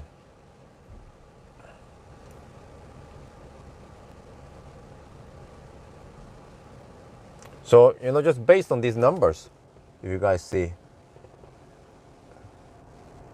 then we should go for SR Plus.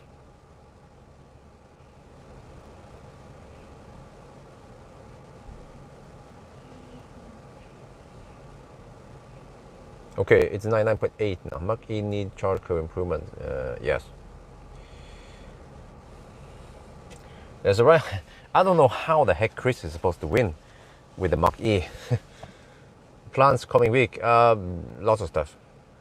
Race, Model Y next week, and the race, yeah, pretty much. And then I also have to pick up the ID3 45 kilowatt hour next week. There's so much stuff happening nowadays. And then I have to time it against the weather. Now, again, well, you would think the SR Plus is too fast, right? Well, the problem is that we start every day with 100%. So you kind of reset the thing every day. And when I did the calculation according to the route planner, it was way more even. So yeah, the Mach E can take shortcut. With that one I didn't talk about, but again, I mean, I bet the route planner doesn't know about the shortcut. Mach E can take the shortcut. Taycan can't take or shouldn't take the shortcut. Two big disadvantages by Taycan to take the shortcut. So Taycan should go Alvdal. So already there, yeah, the Mach E might get a little advantage twice, of course. Might be saving 15 minutes trying to inch forward towards the. So the Mach E is the best one to take the shortcut because it has the longest range. I guess Chris, he can drive all the way to Tynset before he has to pee or stop. Or you can just take a quick pee stop somewhere, I guess, 1 minute, just squeeze it out. Oh, it says 100% now. Ooh, really? Ooh. Ooh. We actually charge 100% now this time. I haven't seen 100% in a while on Millennium Falcon.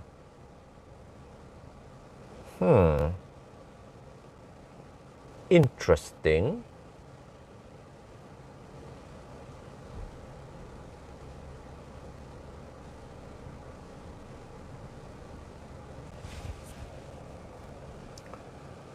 No, but let me repeat once more.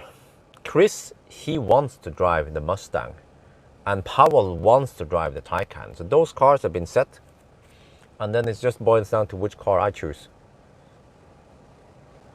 But again, you guys have no idea. Like I said, Millennium Falcon is just so slow, but the SR Plus is fast, yeah, but the problem with the SR Plus is that it doesn't have the best range, and so it's a disadvantage every time he starts. But the SR Plus has the shortest range. Yeah. It's trying to tell you something. What are we talking about? So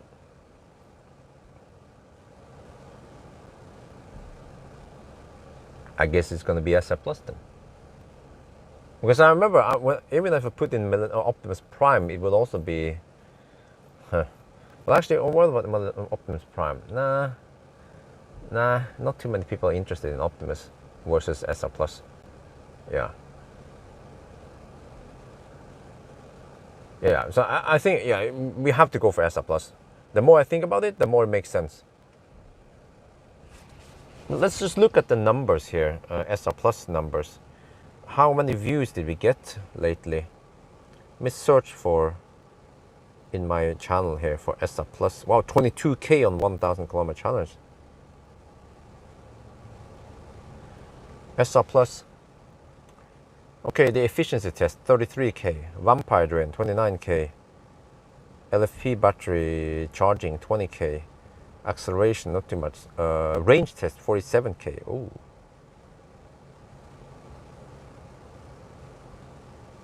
Okay, what about Millennium Falcon then? Millennium Falcon, I guess. Well, I have a playlist of Millennium Falcon I can check, but 35K, failed trip 50K. Wow. Actually, Millennium Falcon has been getting. Oh, that's a range test in winter. 62K, really, with Millennium Falcon. 109K when inspecting. Whoa, 60K on Millennium Falcon.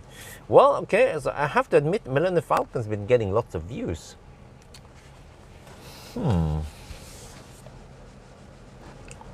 Okay.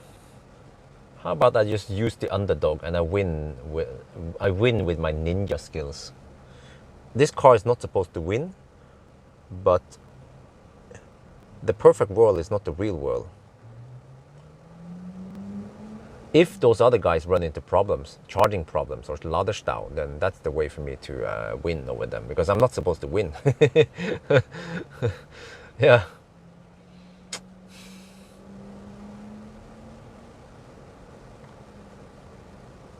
Okay, but again, how about this? Okay, if we do it with Millennium Falcon, I can always, well, I can then take my time to do a quick Arctic Circle run before I'm done with it. How about that? I mean, again, we can also do the timing with the SR Plus. Just run it, drive it to the Arctic Circle and back again. one weekend, and then we will know. But actually, maybe even the Arctic Circle run is not necessary, because people already gotten the answer. They already know that SR Plus is about half an hour slower than long range in 1,000 kilometer challenge. So I think actually it's not worth it for me to take the SR Plus to Arctic Circle just alone. It's just a waste of time. Okay, how long is it? Whoa, hell, Yanni donated $29.99. Go schnell in Germany, Bjørn. Order Model 3 Performance today because of your awesome videos. Thank you very much. You know, actually, there's nothing holding me back to go to Germany and do some tests and then go back to Norway. I just have to, I don't have to quarantine. I can do some high-speed Germany test, and I just have to queue up at the border. That's it. I could do that if I have time, but it's going to take some days. That's the problem. And how much views will I get, right? But okay. Even though it might make more sense to use SR Plus, maybe I would just go for it with Millennium Falcon. He's the underdog. I'm driving the underdog, but I'm the ninja. And then I don't have to waste time with the whole logistics here, because if I have to go to Ski, this car will be low state of charge. By the time I get to Ski, I have to charge him up. I have to waste time getting the SR Plus out. So maybe I'll just drive the underdog and I will still win, because those guys, they're running the Ladestau or there's something, I don't know. We just have to try to beat them with experience. And even if I lose by half an hour, it's still legit, right? Okay, maybe we'll go for that one instead. After a little bit back and forth, we might end up with Millennium Falcon. What is that schmutz on the... What?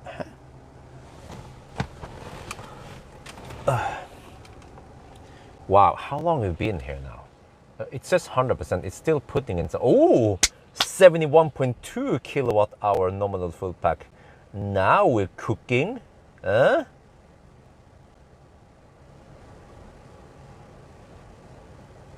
Do you guys want to see the charger screen? You want to see Scan My Tesla, or you want to see this one? If you win, then the used Tesla will get even more. No, I don't think so. Yeah. But yeah, I should also show, it's a good point. I should show the Mr. Green sticker and also use Millennium Falcon bit.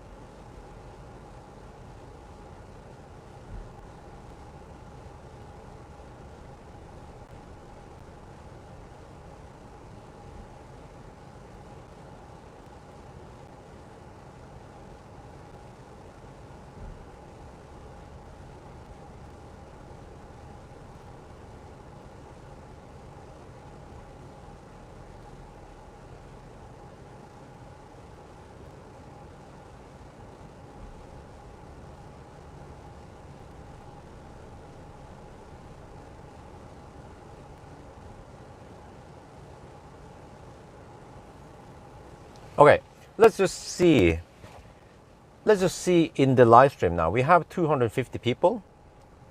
Okay, just to see this, it will I will not decide solely because of this. We're just gonna see. I mean, you guys have to remember there might be a strong bias towards Millennium Falcon now, simply because this is a Millennium Falcon live stream.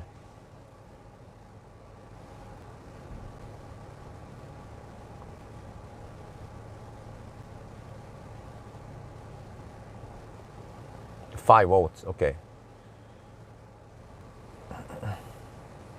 I actually haven't voted yet. I just want to see what people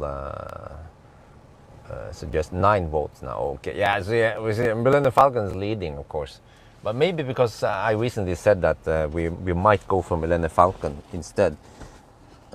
After all, it's 70.2 kilowatt hour now. I've never seen him so high before.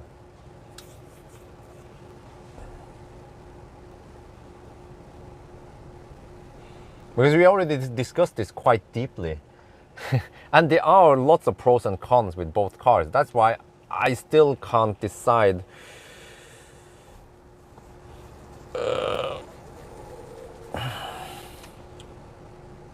Because even if I have to go alone with Millennium Falcon some other day, I still have to live stream, I guess. It's just that it won't be a race, but there'll still be a live stream. Okay.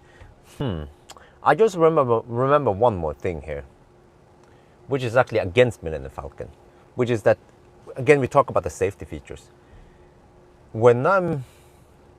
If I go alone with Millennium Falcon, I will kind of stress it the first day, but then afterwards, I will take a chill. You guys know how it is. I will just chill on the way back. But if I take Millennium Falcon now on the race, I will have to be stressed the whole trip, all the way back also. And having autopilot might relieve some of the stress. But again, I'm not eager to go and swap cars tonight. Because the SR Plus is not at home. It's I have to waste at least 1 hour, more like 1.5 hours, because I have to top up Millennium Falcon a bit. Hey, what? It went down to 99.8%. Oh, it's probably recalibrating state of charge. Ooh, 70.3 kilowatt hour nominal full pack now. Interesting. Oh, is it more even now? Really? How many votes now? 83 votes. Oh, it's actually more even. You see, it's not one-sided. Yeah, safety is also important, indeed. No, okay, but you know what? Okay, when I said that Millennium Falcon is the underdog, well, it's hard for you to believe, but the SR Plus is still the underdog, according to Abel Rupert. Let me just recalculate once more here. Let me check. Which route is this? From Mo i Rana to Arctic Circle and back. 14 hours and 55 minutes, really? 14 hours and 55 minutes. Wait, and what was the time on the other ones? 14:55. The other needed 15. Oh.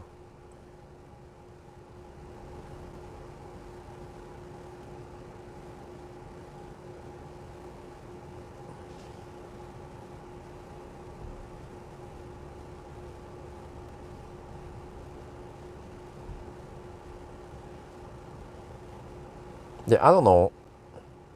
This doesn't make sense at all. According to a better route planner, Millennium Falcon is supposed to lose on the return trip. But you know, a better route planner is highly accurate. Like, according to a better route planner, Taycan is 23 minutes faster than Millennium Falcon back to Oslo. I think simply because once the Taycan reaches Steinkjer or Stjørdal, it can suddenly take fast speed again, and especially once you come to Klett and Alvdal, boom, 250 kilowatts. So that's where the Taycan starts getting the edge back.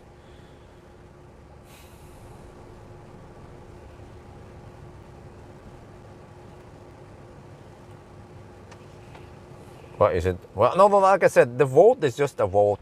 We don't decide. Oh, it's finished.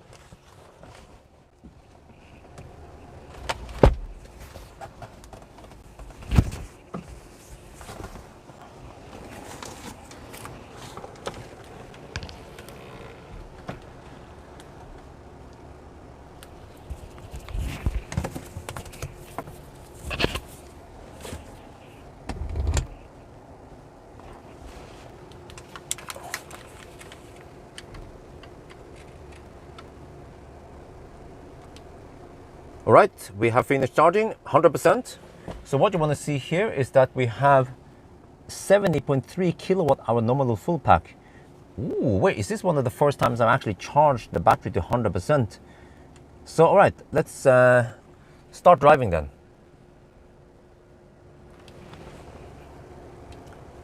เราชัดเสร็จแล้วนะ 100% แล้วก็ตลอดเช็คนี่นะ nominal full pack 70.3 kilowatt hour โอเคผมไม่แน่ใจว่าเราได้เคยชาร์จถึง 100% ไหม แต่โอเคตอนนี้ก็เริ่มเทสแล้วนะ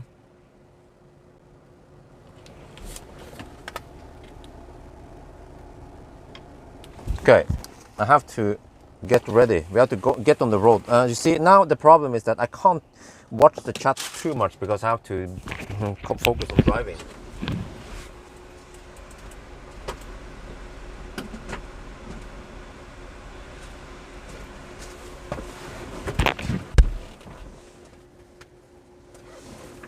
And now we start seeing the disadvantage of using Millennium Falcon is that we are lacking autonomous features. Okay, don't want to stay too long idle. Off we go.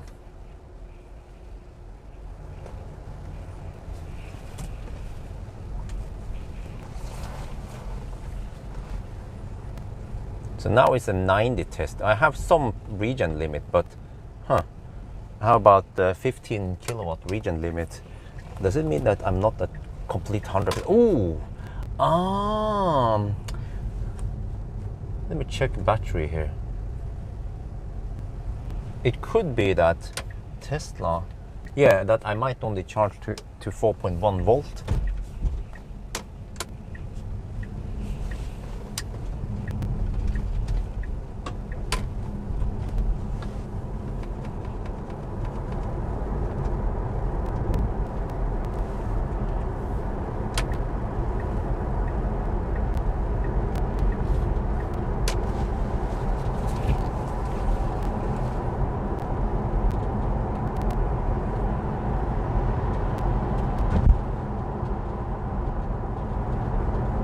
Well, S Plus is leading. Well, okay, anyway, let me just focus on this. I need to check speed.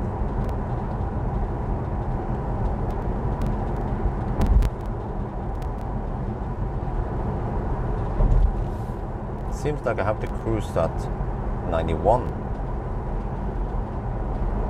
Wait, or 92?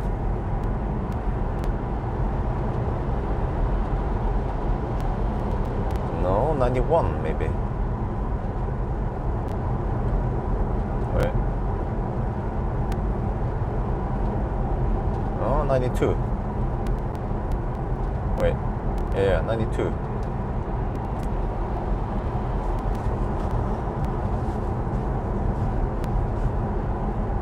Oh, what the heck is wrong with the live stream?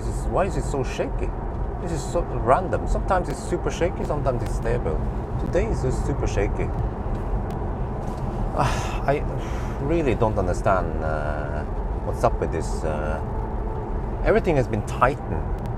Wait, I did move it a bit. Maybe if I try to move it a little bit, will that help?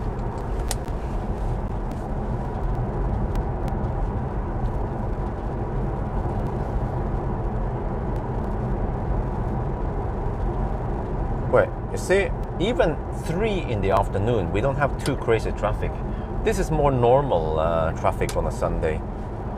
None of that Corona summer. Are you guys seasick by now? That shake looks bad.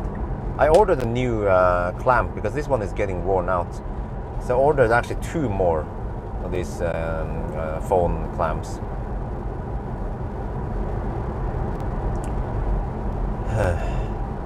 Okay, but that what I was saying is that Millennium Falcon is just he's gonna lose big time. I think he might. SR Plus is supposed to beat Mustang, but then be beaten by Taycan. And it's just a 10-15 minute difference between them, roughly. So again, you have to remember that Pawel, he'll be sucking on Ionity from Trondheim, and he will start with a big buffer in the morning.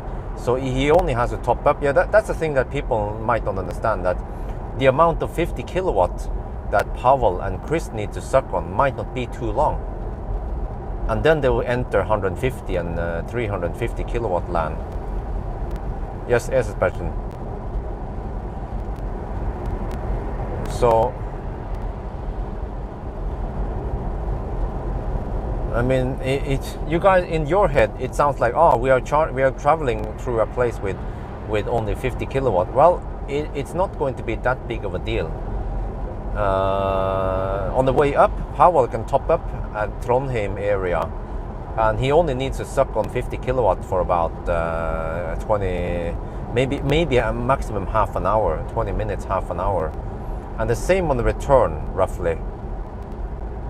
Actually, maybe the return might be slightly longer. That's what I don't know about, what's going to happen with the weather and all that shitty weather. Yeah, I still don't understand why it's shaking like that. Jeez, like, what the heck?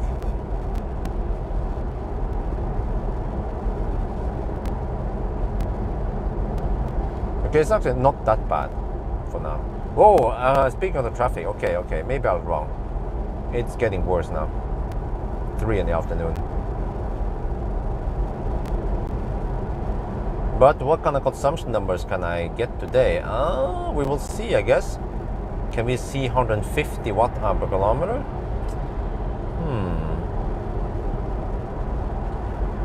Hey, nominal full pack went down. It was 70.3, now it's down to 70.1. Huh. Okay, whatever.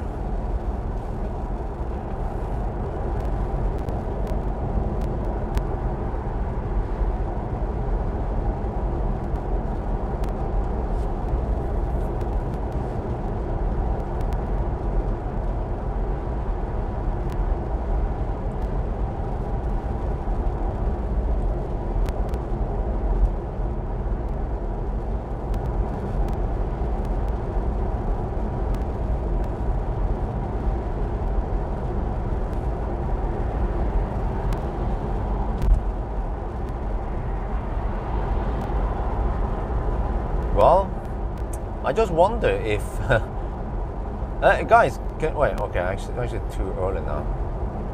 But guys, can you check? Okay, I have an idea. Can you guys check the charger status at Ionity Clat right now, and Ionity Alvdal? Because this is a Sunday. Well, actually, it's a Sunday. Oh, it's a Sunday. We'll be traveling home on Monday. Tuesday evening. There will not be any charger. There will not be any laderstau on a Monday evening, or yeah.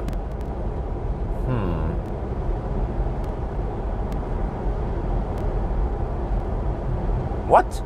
$12,000? That sounds like a ripoff.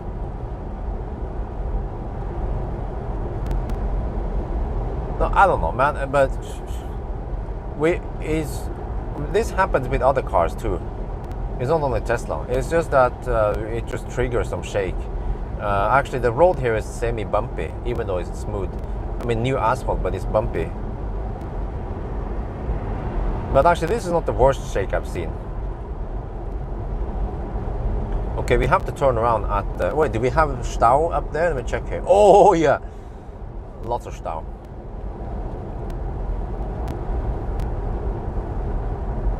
Oh, look at that traffic.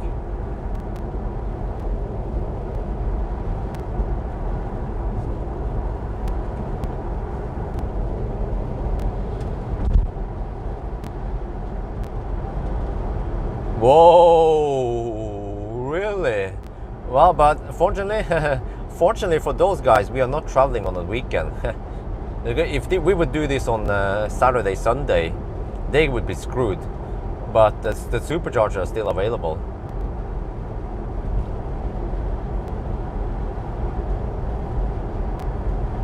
So we have to assume that there will be no Ladestau.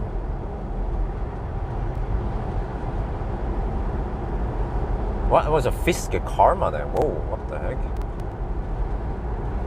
Gimbal? No. Listen, we already have the most stable thing here. Like, I don't know if you know what kind of mount I have.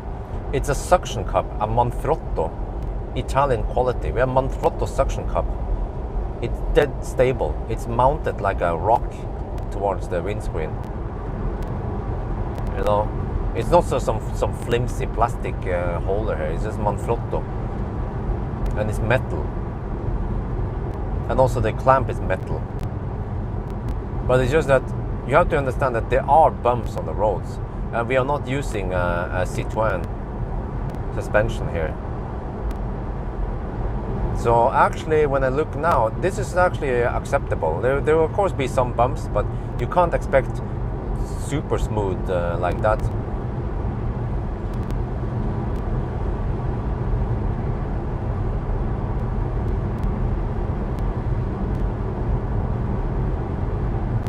And now it's shaking. Oh shit.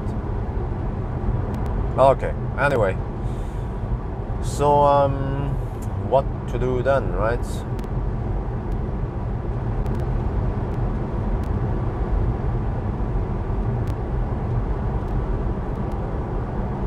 SR Plus, the cheapest Tesla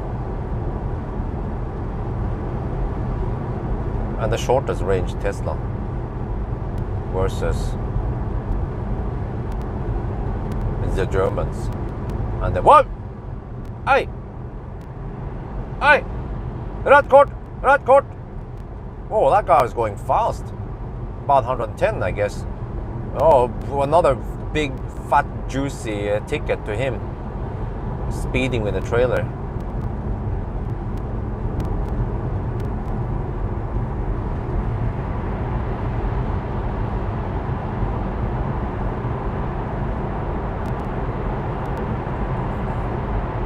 Our consumption is 170 right now. But we are heading against the wind. Oh, well, can we see 150 on this car? It should be 150, right?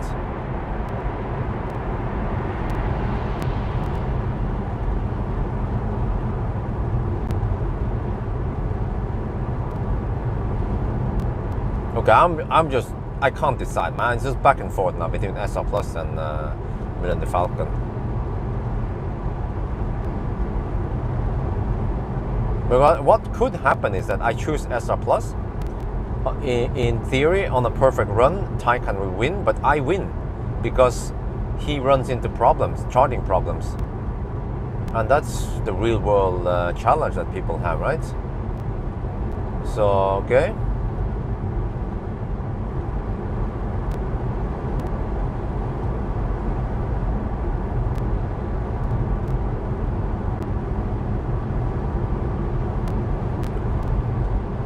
But actually, I have to say that once we are on these kind of roads, it's not too dangerous for me to read the chat. Just straightforward. The roads are nice and open. Yeah, as long as the roads are nice and open, then I can read the chat. Just try to keep the chat short. I think I have to be super strict, or more strict if I use Millennium Falcon. Just keep the chat short. Tag other people. If you're talking to other people, tag them before at something, so I can totally ignore the chat, those messages. We have to be more strict then. If I don't have autopilot and you guys want me to interact with you during the race.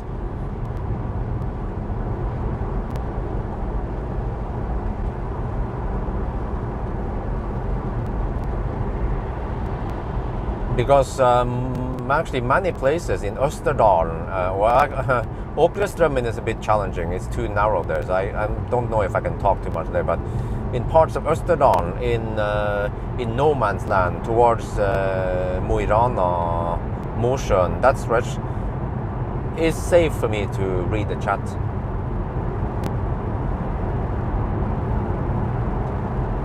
Huh? Paint constantly reverse into places. What? What are you talking about? Huh? What?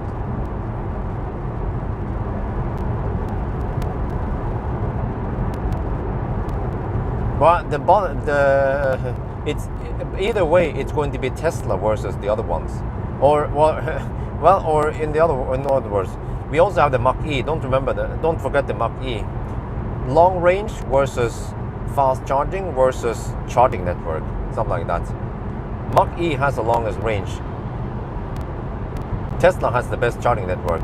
Taycan has the best charging speed.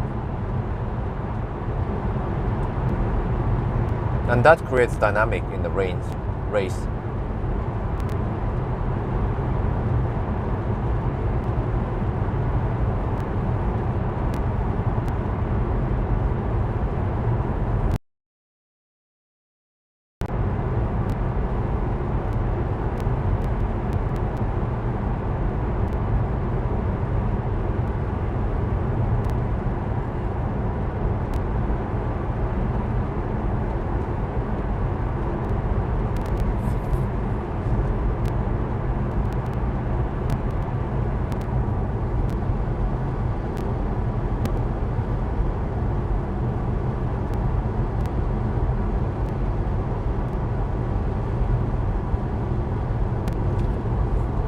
Okay, maybe I should shoot a little video now.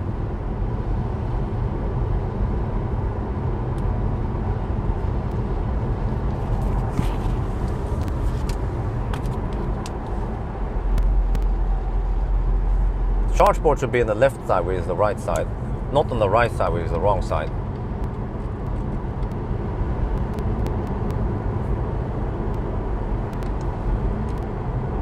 Okay, we are on the move now.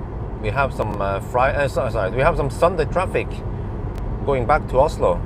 That's fine. See, right now I'm cruising at 92 kilometers per hour. That's 90 GPS speed, and the consumption is 180. Ooh, that's a bit high. But we have headwind right now. So because of some stau further north, then I can show you here that we have to turn around right before Tangen, right before the stau stops, and then we have to drive back and forth here in the north along Mjøsen today. So semi-boring, but we are testing the battery. So, oh, look at that traffic. Holy macaroni, that's a lot of traffic. Massive Mjøsen stau today. Oh, damn.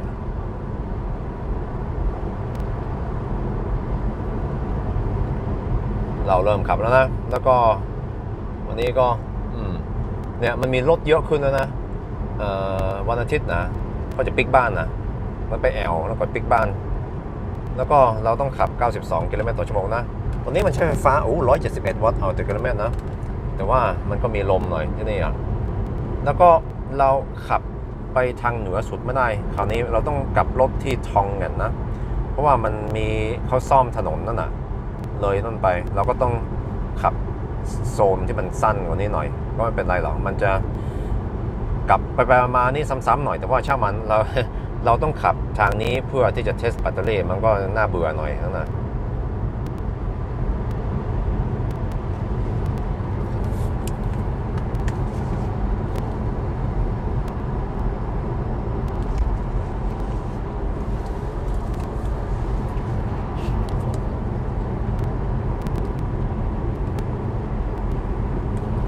Yeah, because guys, I think many of you guys underestimate the power of the Taycan. Because think about this, Pawel from Trondheim and south, he will be sucking on HPC Ionities. So for around half of the race, he will be on the HPC or on Ionity land. And that's a big advantage for Pawel.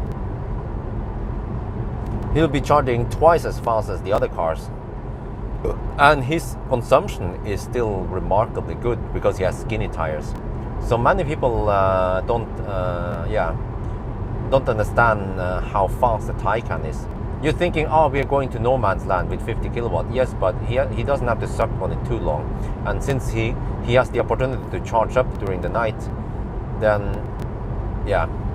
The only problem is that those charging stations in front of the hotel might be blocked. So no, it's a bad idea front center. It could be full of schmutz in winter. Trust me, I have experienced cars with charge point in the front. It's not good. Nicht good. No, nein. You want to have it on the back, and motorized charge port is the best, like Tesla. But actually, this one, I want the one where it also closes by itself, like Model 3. That one is perfect. You don't have to ever touch a charge port.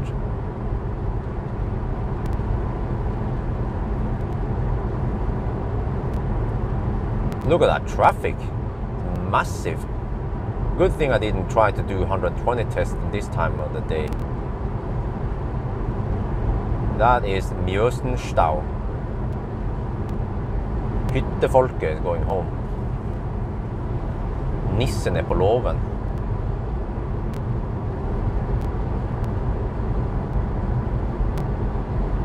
Massive stau.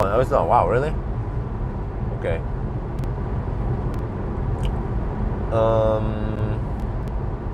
So that's why, even though you guys say, yeah, but it's unfair to use a Tesla SR Plus. Well, is it? Because I will still get only 140 kilowatts for not too long before it throttles.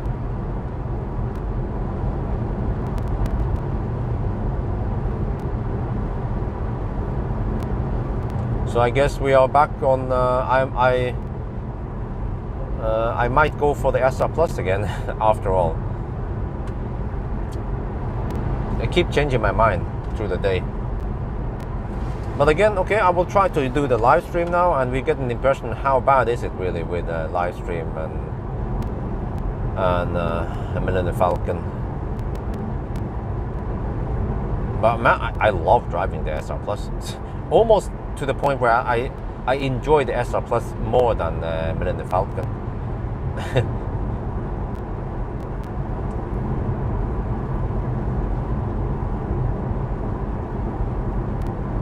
could say, well, we had some repair videos, okay, we had some, like, will I ever sell Millennium Falcon? Probably not. I will just use it. It's unfair to use. What do you mean unfair? Please explain.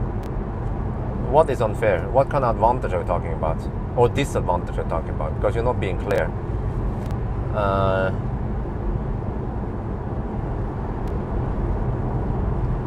But if you guys had any idea how slow Millennium Falcon charges, like on the return, once we reach Steinkjer, the Millennium Falcon will be in big trouble. He charges so damn slow. You have no idea.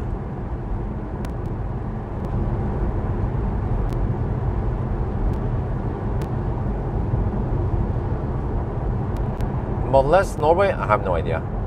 Ich weiß nicht.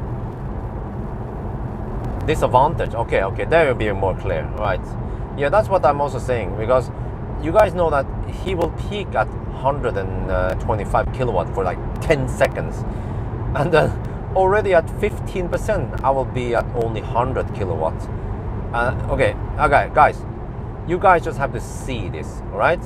After we do the test now, I will supercharge. You will see how slow he charges, and I bet you many of you guys will change your mind about using Millennium Falcon to Arctic Circle, because I mean, it would be a fun challenge to do this, but I think in order to try to beat other cars, I have to maybe race against a Polestar or iX3 maybe. That would be a more even race. But Taycan is a beast in charging and race also, I mean, range, since he is using skinny tires. So I don't remember, but we will see once we plug in now, after this long ass range test. You will see how slow he charges. I think already at 25% he's at 90 kilowatt or or even low. I don't remember. It was so slow.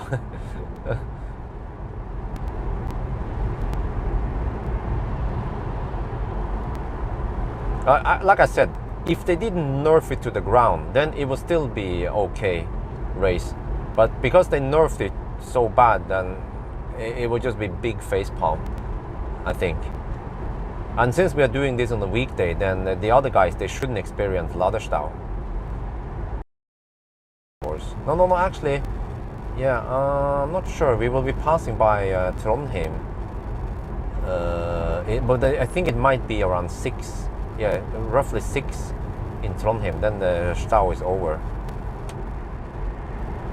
Still charging fast and base. Yeah, but you see, then the Millennium Falcon might be better match against ID3 or something else slower. But Taycan and the Mach-E, they are decent fast, mainly because of the range and the charging speeds, and that we don't have fat tires on the Taycan. So that's why, for the sake of the entertainment, we might go for SR Plus. After all, after long discussion today, back and forth.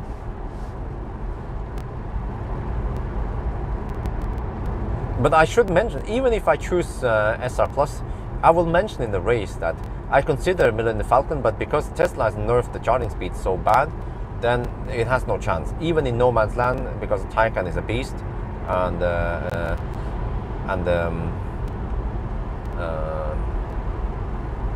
Mach-E also has so good range. So yeah, I guess I have to again prepare. After the race, I charge up a little bit, and then hammer it towards Ski. And then I have to top up once more, so at least I should have 50% or 40% on the Millennium Falcon before I park him there. Because he will self-drain a bit, but it's not for too long. And actually already on Tuesday, actually Wednesday morning, I will then drive the Mustang back, and then get Millennium Falcon back, and then actually Millennium Falcon can just Millennium Falcon can then stay parked at. No, I don't have time. I have to use the China car. Yeah, SR Plus. I have to park SR Plus maybe at Møller. So I need to charge up Millennium Falcon. No. We're not going to use 50 kilowatt for everyone. That's also weird and not realistic test. I know many people suggest it, but again, I don't see the point, because you want to use HPC when you can. And also by using 50 kilowatt all the way, it's going to be dog slow. We only have 2 days. Remember that even now with using a supercharger and stuff, we will arrive on Tuesday night around midnight, which means that Pawel will be back in Ski and in bed, and also Chris, they will be in bed maybe at 1 at night. So you have to also be considerate that we don't want to make it too late for everyone. If you use 50 kilowatt, we need 2 sleepovers. It will take more than 2 days. It will take 2.5 days. But holy shit, how slow are you, dude? Come on. This is the slowest accelerating Honda I ever seen in a long time. Go. Yes.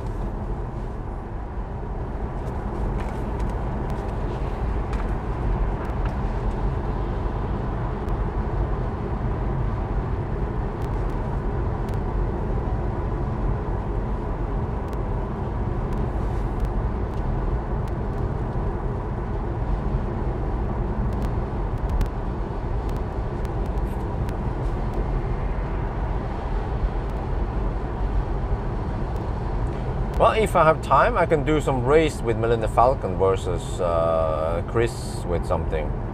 Not sure what though. Maybe Millennium Falcon versus Polestar 2. That would be a more even race. Because Polestar is a bit thirsty, and Millennium Falcon, actually, yeah. But the charging curve in Polestar is way better than Millennium Falcon.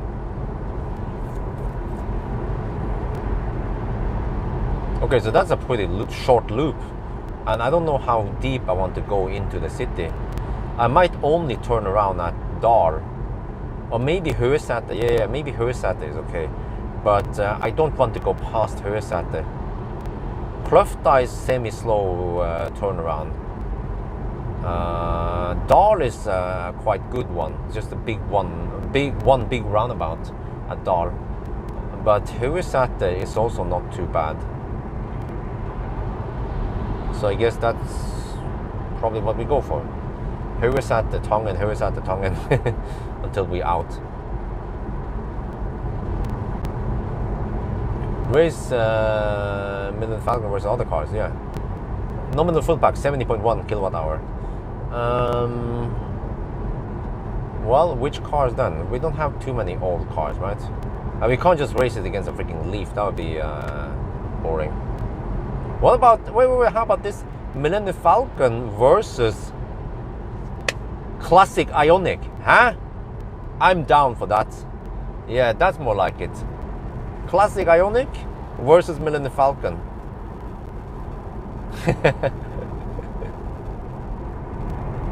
Millennium Falcon has the range at least, but he's been nerfed to the ground. And then Classic Ioniq is efficient and still charges decent fast. i3, no, i3 has no chance. i3 is way too slow, it's dog slow. That would be interesting, because there would be a lot of back and forth. Ioniq has to charge a lot, versus Millennium Falcon charges, well, actually, once Millennium Falcon has a charge, it also has a charge often.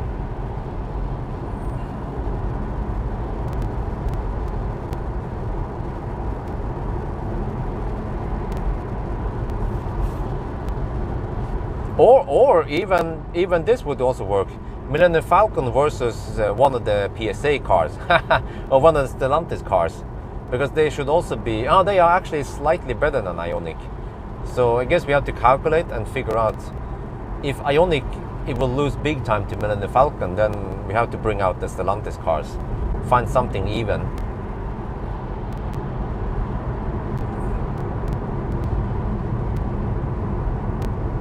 Oh shit, consumption 175. Uh-oh. Why is it so high? The fucks? 175 consumption on this thing.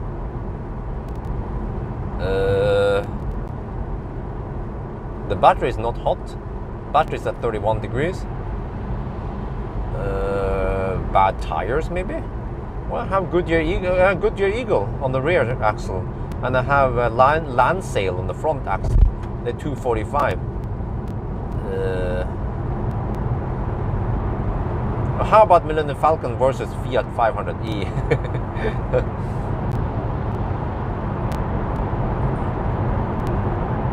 Well, according to 1,000 kilometer challenge numbers, the Falcon should be as fast as Classic Ioniq. No, wait. Or was it the Stellantis cars?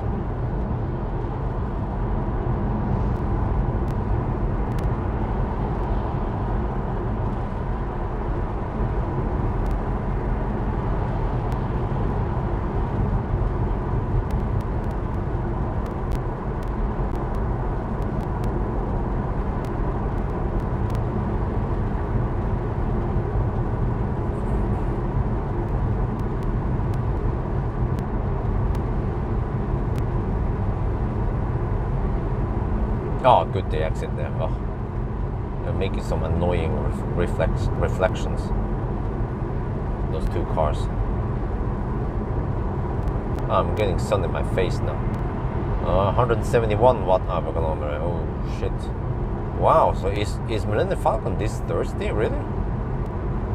Why are you riding on tailwind right now? Just think about this. Raven is. I remember the Raven I tried. It was averaging 140 watt-hour kilometer. Those are numbers I will never see in Millennium Falcon. Tesla made a big family car efficient, like the Model S Raven.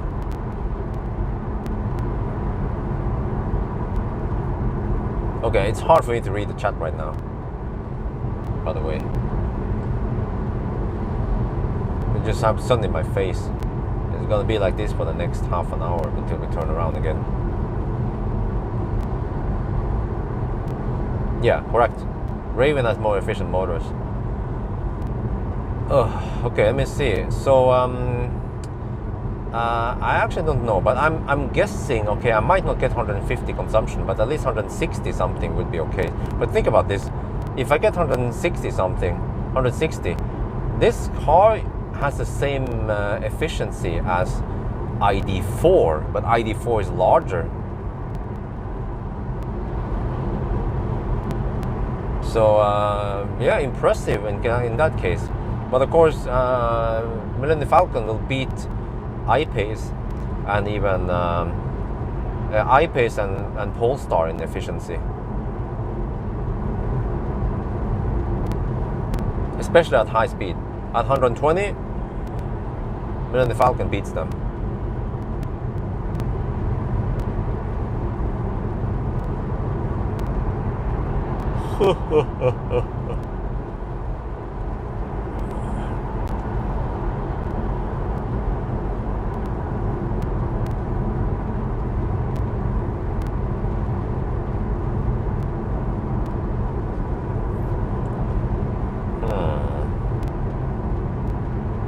Thermal controller is only okay. Oh, the HVAC is only pulling 200 watts. So HVAC has yeah.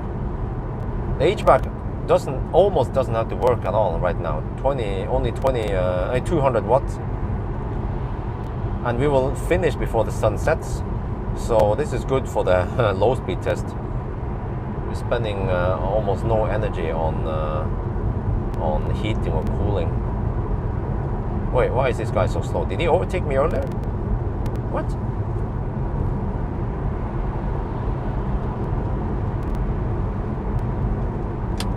Okay, I have to overtake this guy. He's slow.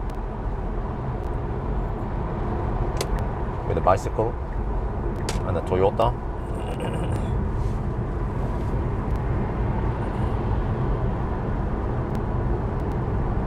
e-tron is sold.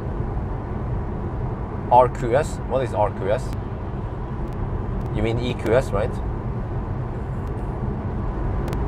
Outside temperature, 19 degrees. That's perfect for this kind of test.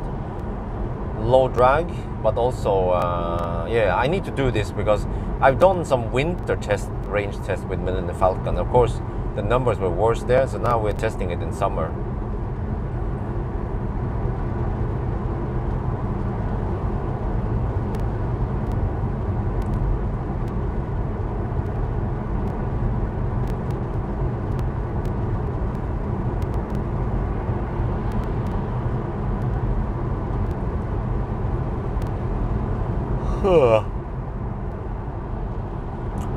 But already now my arm is starting to hurt, so I feel like using SR Plus.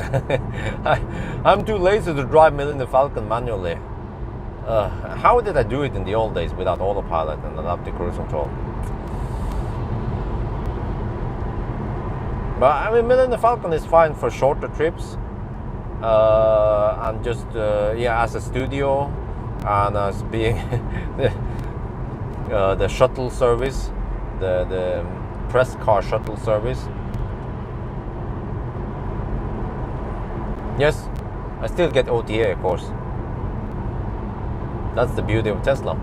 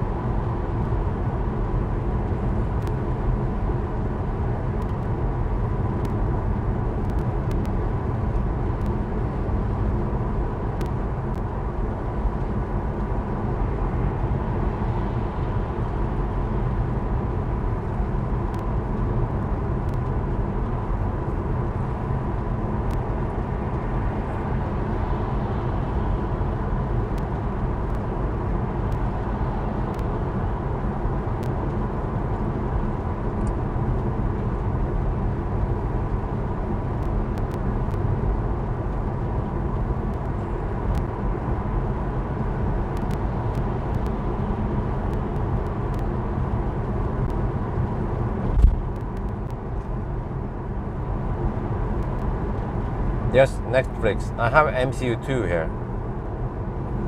I've done the upgrades. I also have CCS upgrade. So some parts of the Millennium Falcon is kick-ass. I have 4G also.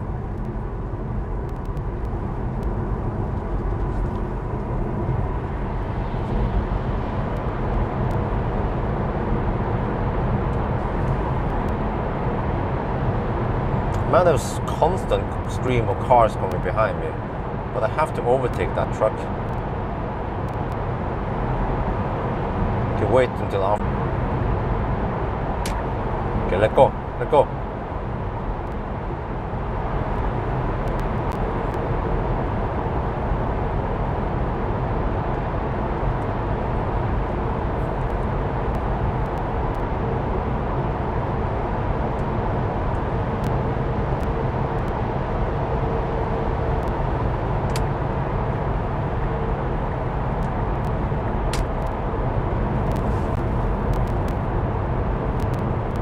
Retrofit? Nope. No trailer hitch? I don't know. Ask Tesla. They did some weird shit. Rear wheel camera. It's a bit blurry. Maybe too many micro scratches. Also, the old one wasn't as sharp as the new one.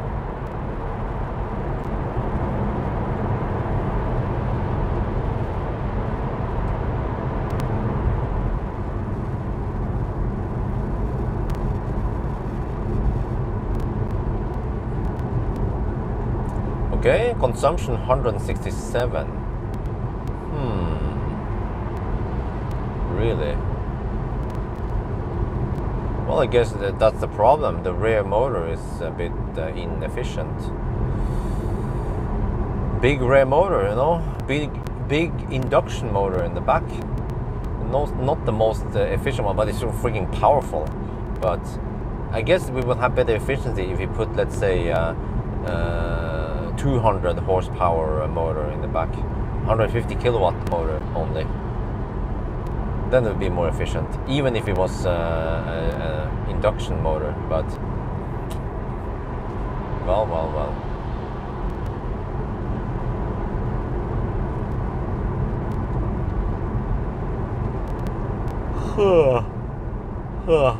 So I'm thinking this would be my last long trip with a Made in China Stand Range Plus. And then I just have to do that driving around town video with SR Plus, and then I can technically just return the car.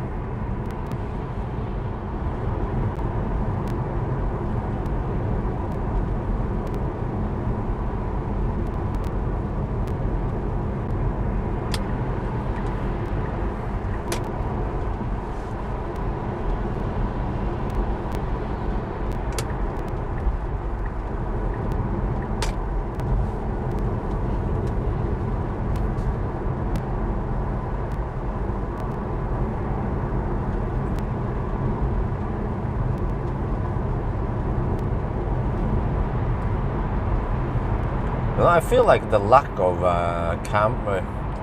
if I would buy an old Tesla, I would at least get the ones with AP1 or better.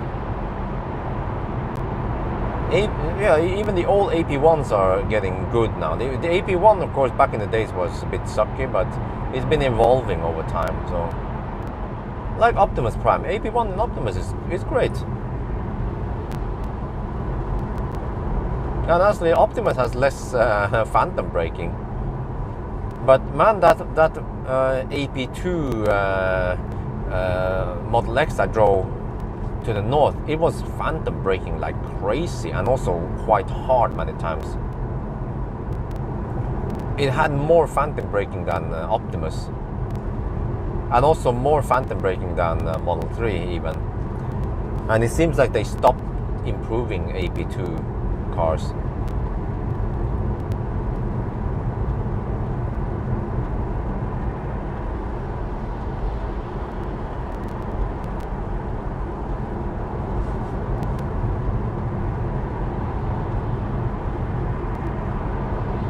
Well, actually, Millennium Falcon cost 200k. Well, it was a bit more. He wanted a little bit more, but you can buy the cheapest Teslas go for around 200k But classic Ioniq usually starts around 150-ish for the cheapest one. But you can also buy 200k Ioniq. But I would say that classic Ioniq is a bit cheaper. But range-wise, though, even the Millennium Falcon or something like this will still go 400 kilometers, and that's almost twice as much as the classic Ioniq. And the car still charges faster for the most part, I guess. Yeah, Millennium Falcon charges faster. Actually, Millennium Falcon might charge, for example, to fill up around 150 kilometers, Millennium Falcon might be as fast as Ioniq. It will take around 15-20 minutes to go to around 40%, 45% maybe. Whereas the Ioniq needs to go to around 70-75% to match the range.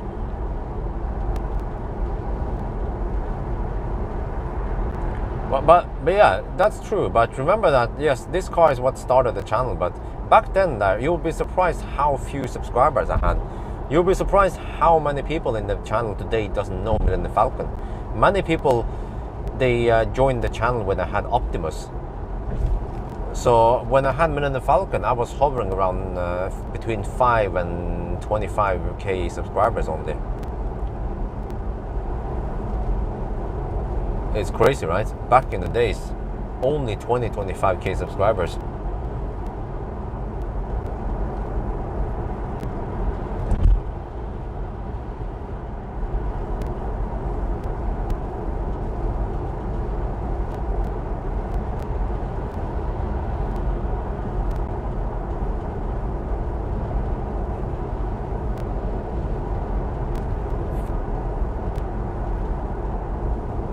Okay, been driving for 45 minutes.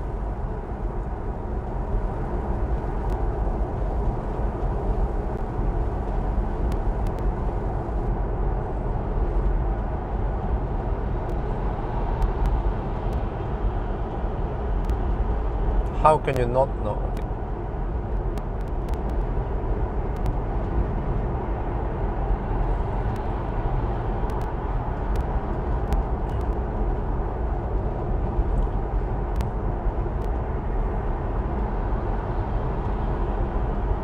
But I mean, I'm not gonna lie. SR Plus to Arctic Circle and back again is going to be super comfy. With a big ass S. Yeah, SR Plus is just super comfy when it comes to charging and the ride and everything. Oh, but I mean, so is the Taycan and yeah. And so again, that one is also relevant because it's 3 modern EVs. It's just that Tesla has the charging network helping it on the second half of the race.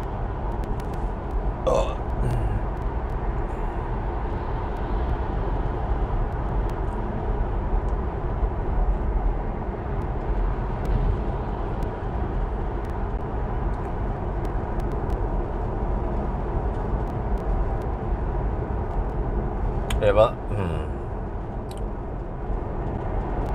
I guess I have to double check my settings again. But maybe you guys can check. Nah, probably. Maybe you guys can check about the route planner and those cars I talk about. Maybe I overlooked some details because in the beginning when I set up the times I calculated, there were some obvious miss data or incorrect data in a better route planner, so I didn't see them right away. A better route planner tends to choose too high reference number, and also a better route planner was counting some degradation. Like what? So I had to zero that out, and also a better route planner wanted Chris to charge past 80% on the trip. I was like, huh? So I was also correct for that one. So I did lots of corrections that, yeah, obvious mistakes that the route planner made.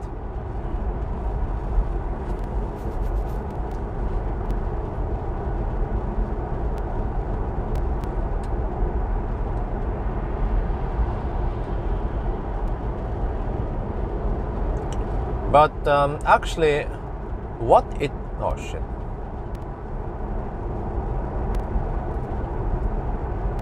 Okay, we're back. Are you back? We had the dropouts. Well, it's 64 kilowatt hour, Edwards. What do you call it? Edwardes. It's a 64 kilowatt hour e-Niro, not 64 kilowatt. But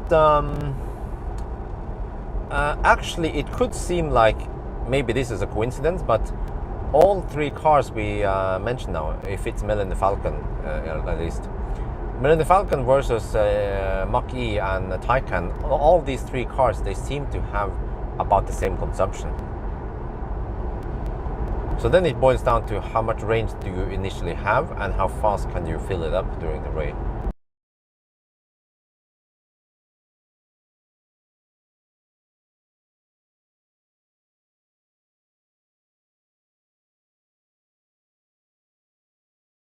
But okay, but I did take the e-tron GT to Arctic Circle, so I know how long that one takes. And I've taken the long range, so I can estimate that the SR Plus should need a little bit over 12 hours to go to Mo i Rana, and that's what Abed Ruplan estimated. I think it was Abed Ruplan estimated 12 hours and 10 minutes or 15 minutes to Arctic Circle.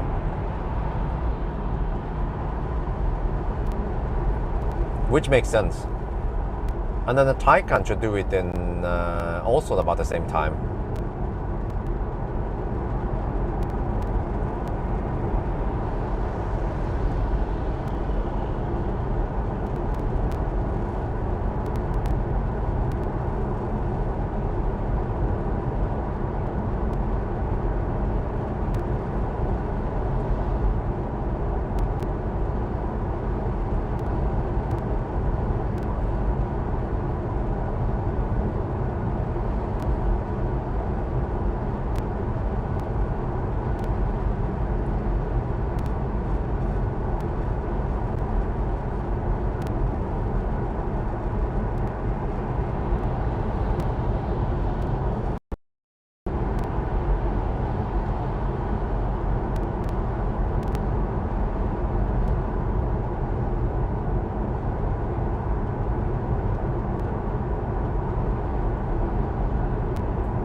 Consumption 165.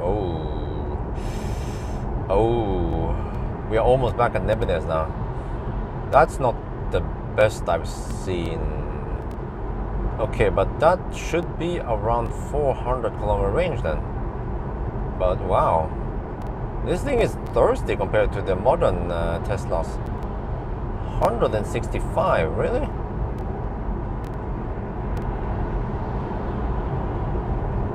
I think a Model S nowadays can do it in around 140.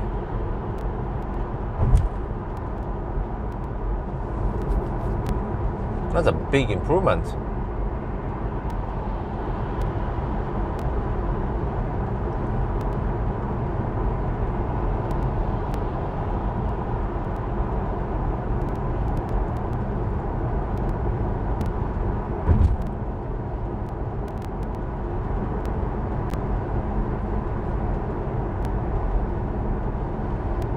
Okay, when will I finish now?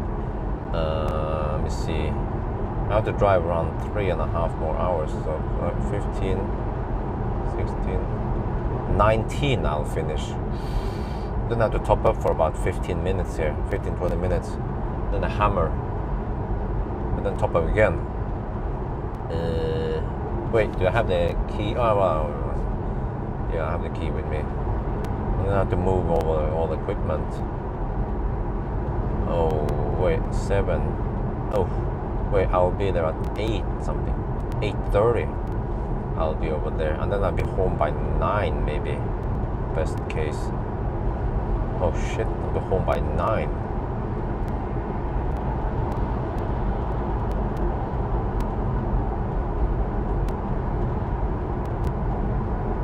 And then get ready. Get enough sleep.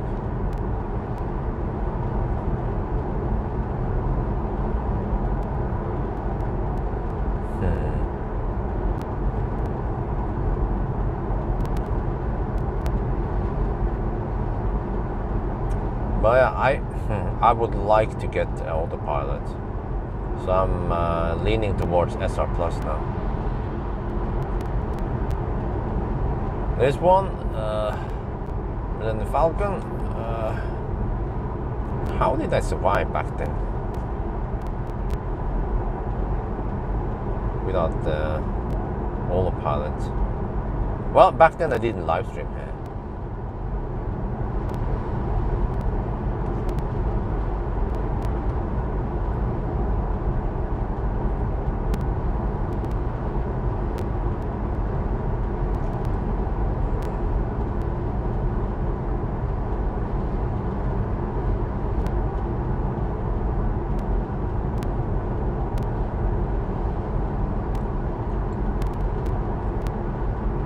But there's one thing I haven't considered.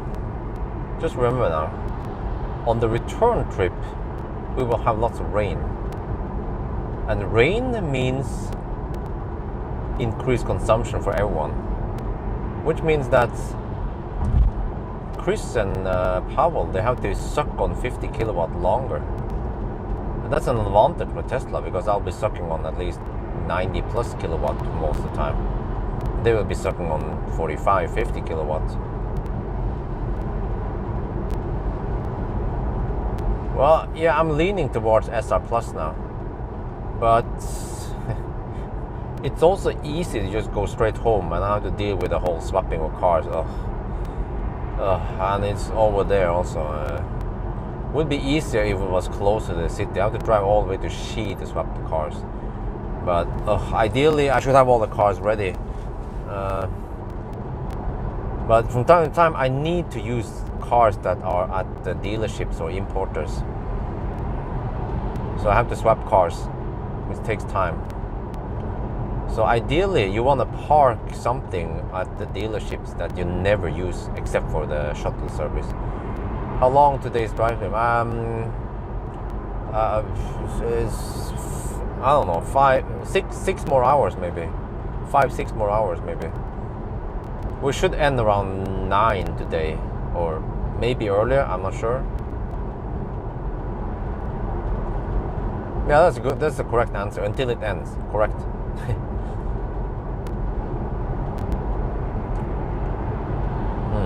So let's go to Høyresetet.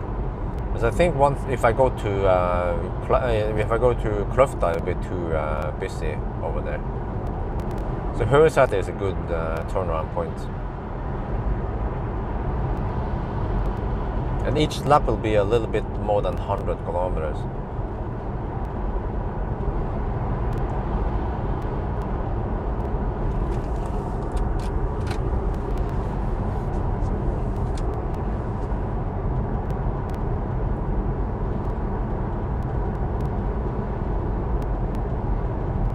Huh? No need to watch the Arctic Circle then, huh? Why?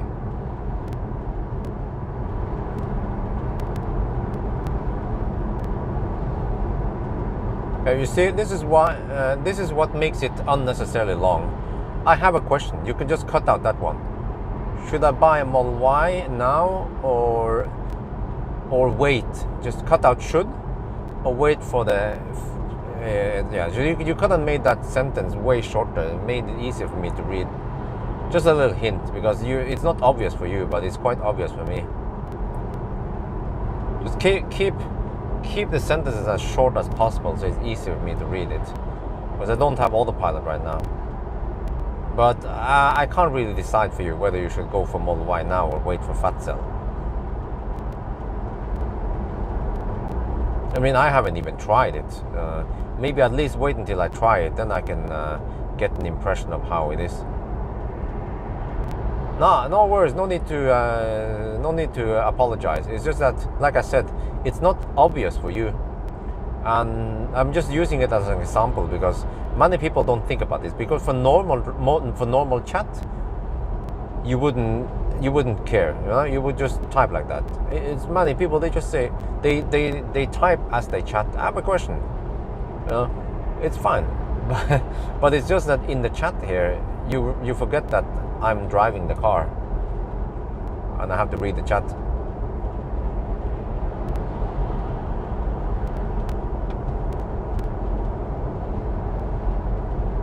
Yeah, we don't actually. Nobody knows when it will even be out. You know, all that. We don't know how good or how good it will be.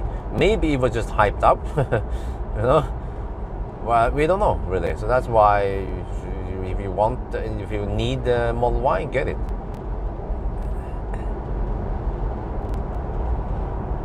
What was it again? I asked a question. Someone said no need to watch the race then, the Arctic Circle then. And then I think he never replied. Yeah, I asked him why, but he never replied. That's also something I have to constantly deal with. I try to interact with the chat, but they don't respond, and then what do I do? And then I have to, sometimes I have to scroll up because I might have missed it. So I have to then physically interact with the phone because I don't want to look like a noob in case he already replied. I have to just double check again that maybe he did reply. What was his name again? Dejan. He said that no need to watch the Arctic race, and I asked, hey, why not? And then let me check. Did Dejan even answer? Nope, he didn't. He still hasn't answered. Okay, too bad then. What? I guess next time I'll just ignore Dejan since he's not responding.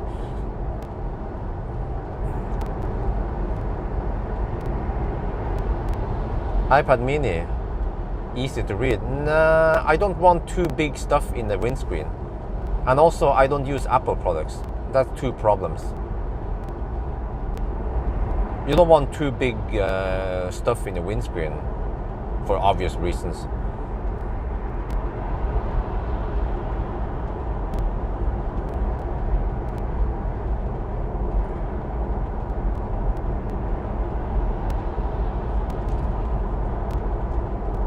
No. It's not 5 times as good. Again, you didn't understand the whole thing.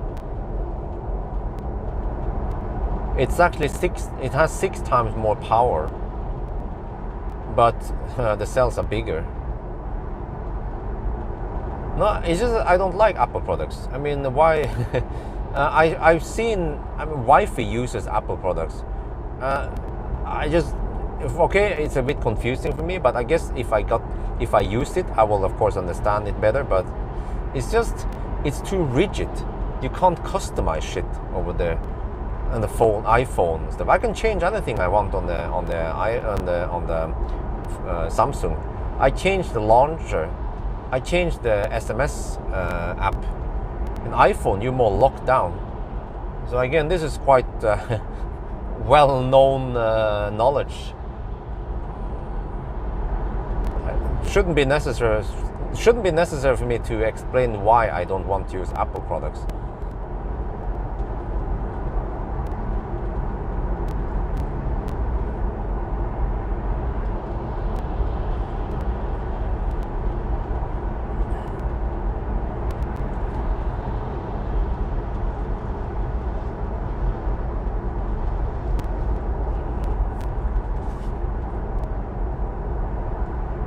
Okay, so I guess I will turn around here.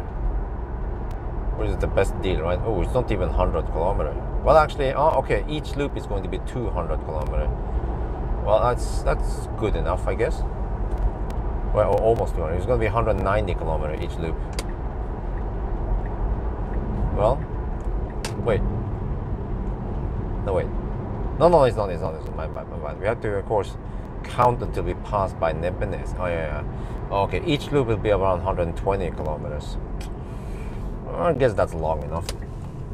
Try to reduce the number of turnaround points.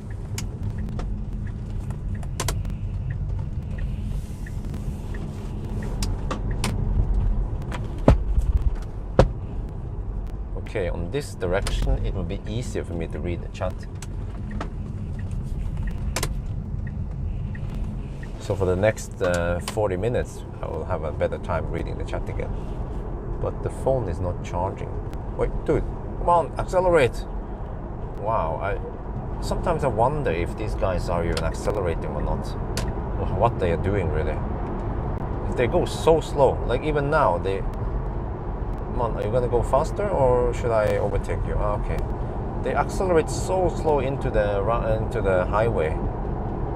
I know these cars are faster. I used to have a fossil car. It's no problem accelerating up to the speed limit. before you emerge into the highway.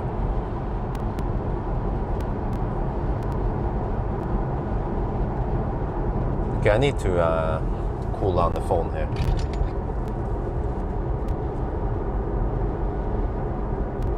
So you can start charging again.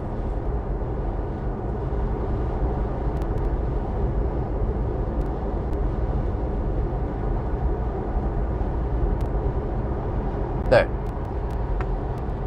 We should be good now. Yep, it's charging. Alright. Now we're on the return trip. I mean, the other direction again, 4 in the afternoon. Look at that Stau.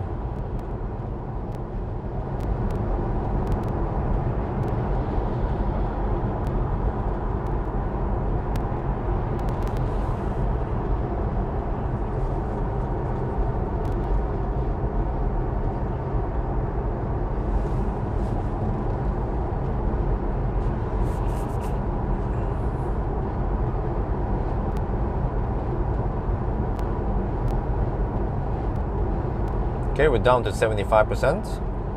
Oh, we're done almost 100 kilometers after 75%. Oh, damn. Seems like we're gonna be right down there around, yeah, might not even hit 400 kilometers. Well, we're at 75.5%, so we still have to drive a little bit. Okay, so maybe right around there, 400 kilometers might be the range we get. Okay, consumption is 164 right now. But we have to go downhill towards Nebbenes soon, so we will see. Well, we have a little bit of wind. You can check it on Windy, or you can check it on Charge Finder. I don't know how strong it is, but it's not too crazy strong today. It's just more normal.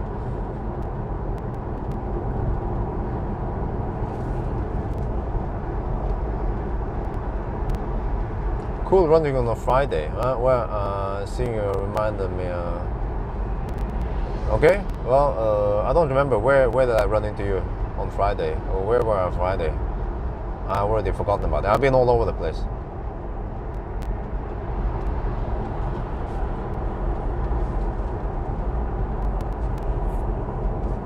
I think you have to remind me where we met, because otherwise I don't. Yeah, where was Friday? Where did I go again?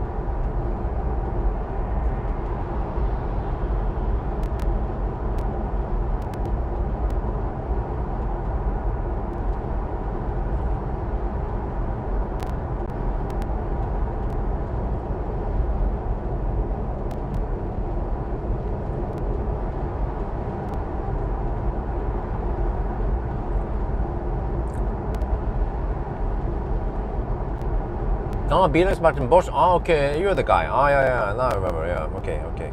Yeah, you had the gray Model S from 2014. Actually, a P85. Yeah. Okay, yeah, awesome. Okay, I'm down to 74.9%. Oh, 101. Okay, that's it. It's gonna be around 400 kilometers. Hey, what do you guys think about that? Millennium Falcon seems to have around 400 kilometer range on a nice summer day, like today. It's okay, so it's an average summer day. It's 21 degrees right now on the tarmac. We can get 400 kilometers of range, or around 300 on high speed run. Where was it? It was 290. Yeah, close enough. I think that's on par with more modern EVs, even with 12% degradation. But it means that back in the days, Millennium Falcon wouldn't get more than around 450 kilometers of range in this test.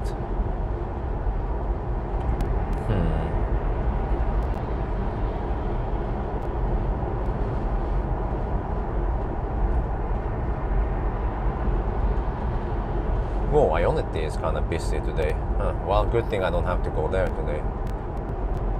Oh, I have to check something. I have to test charging at Kløfta. Okay, so I will top up at Kløfta. It's kind of weird, right? But yeah, I need to test if Kløfta works with Millennium Falcon, because it failed before, and I want to give feedback to mer that it should be working now. We have to test. So I'll top up at kind of where I top up at the Nebbenes and then hammer it over to Kløfta. Top up, just test, I guess, and I might as well top up there for 5 minutes and then go further south.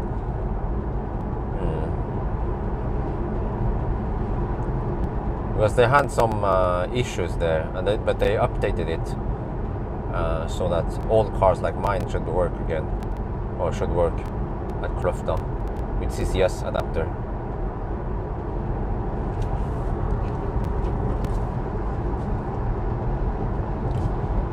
But okay, so sånn går nå dagene. So we have roughly 3 more hours.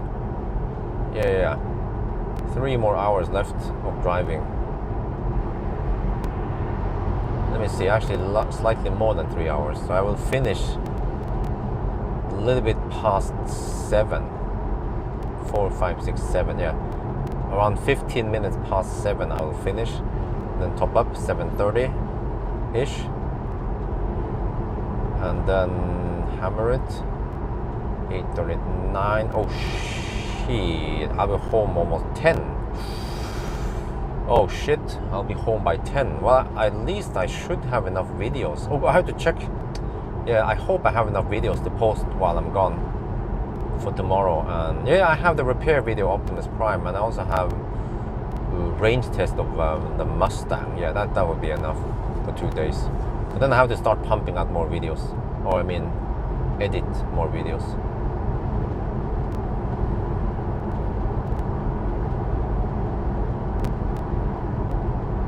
What? Huh? Puppy kicker, did you just say it? You mistyped, okay. Looked like puppy kicker was spamming. Well, yeah.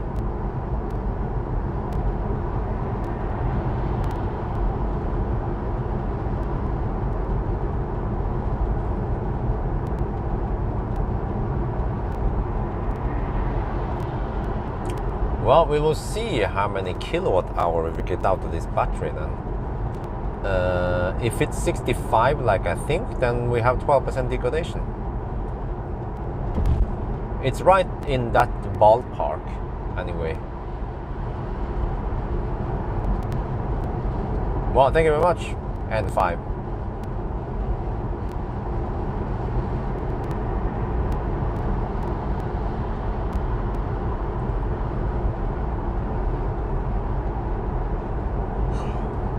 But I have to admit, it's easier for me to do some camera control if I have autopilot.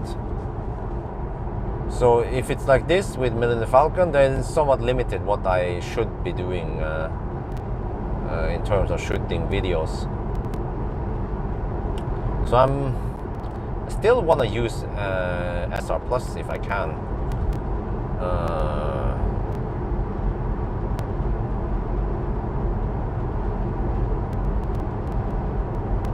So right now, well, you guys saw it this morning maybe.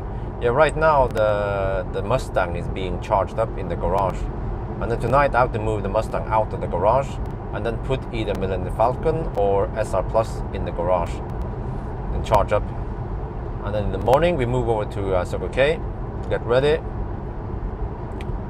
And I think Pawel needs to top up his Taycan there, but at least SR Plus, or I mean the Tesla and the Mustang, they will be at 100% or very close to 100% anyway. I guess I can top up quickly on some DC, AC, whatever DC, if I need to. You can't use SR Plus? No, what? Huh? What? We've been talking about this for the past 2 hours now. Should I repeat it again? We haven't decided yet, but I'm leaning towards SR Plus.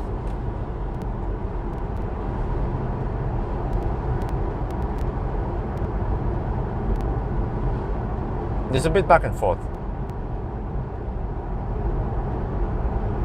But the SR Plus might also generate lots of clicks.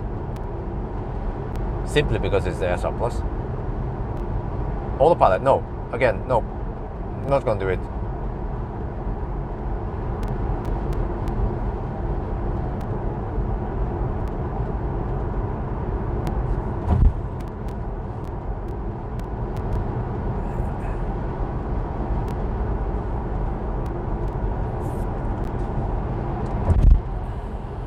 But I do like using Millennium Falcon as studio, and now lately I need a studio for recording stuff, and it's just super nice in here.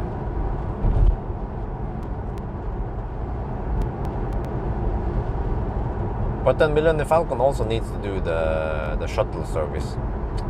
Yeah, the press car shuttle service.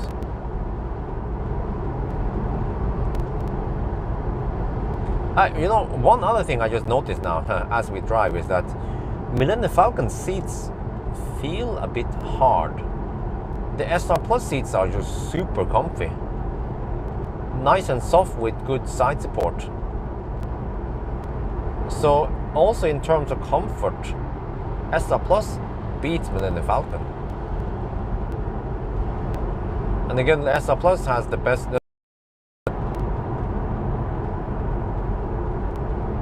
Well, no, but again, Callistos, you haven't heard half the discussion we had. We had some good points for Millennium Falcon also that you obviously missed. So it's not really a clear choice. If it was a clear choice, I would have chosen SR Plus a long time ago.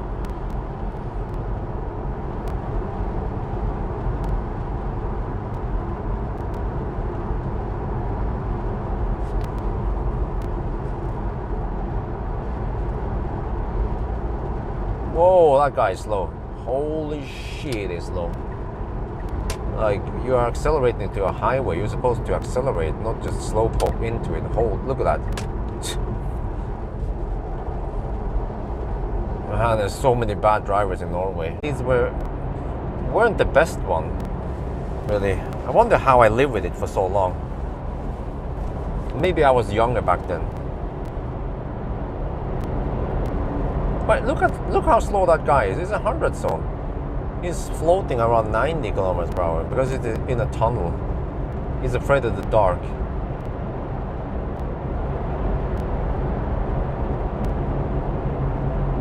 Okay, I have to go past this one now.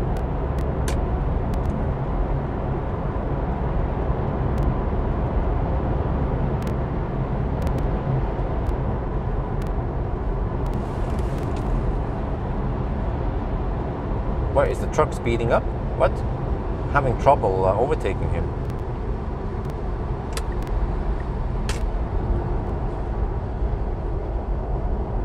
Okay, go. He shouldn't be going too fast. If it's why is it blinking at me? What the heck was wrong with you, dude? I'm just regenning here. The truck driver has some issues. I'm just regenning a couple of times. I'm still far behind. I mean, I'm far away from him anyway. And then he started blinking at me. Man, even truck drivers are bad. I mean, if I was too close to him and I regen and the brake lights light up a couple of times, then of course that would be different. But this time he was at least 3 seconds away from me. Jesus, man. Norwegian drivers, cringe.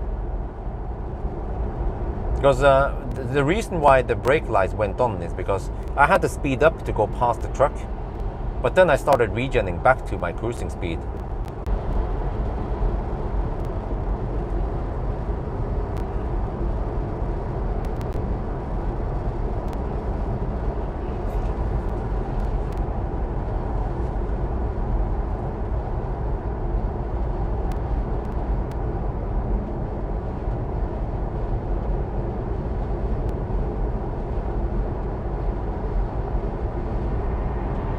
Okay, we're down to 70%.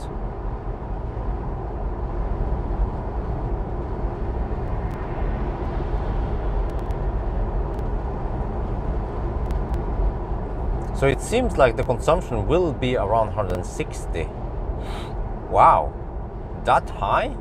I was hoping for 150. 160, that is crazy. That's Millennium Falcon uses as much juice as an ID4 or Enyaq. Huh? Isn't that crazy?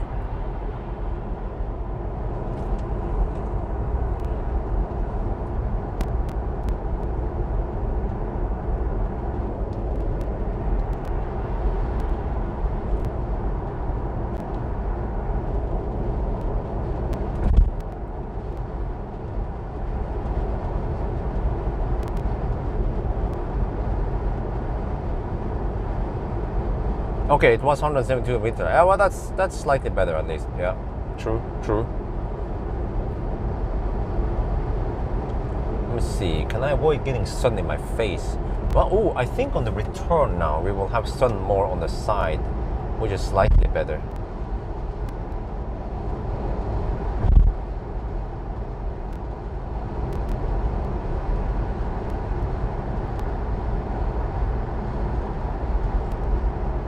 Wow, there's so many left lane huggers on the roads today. I see people overtaking on the right lane on the other side there. Holy shit. Bad Norwegian drivers for the win.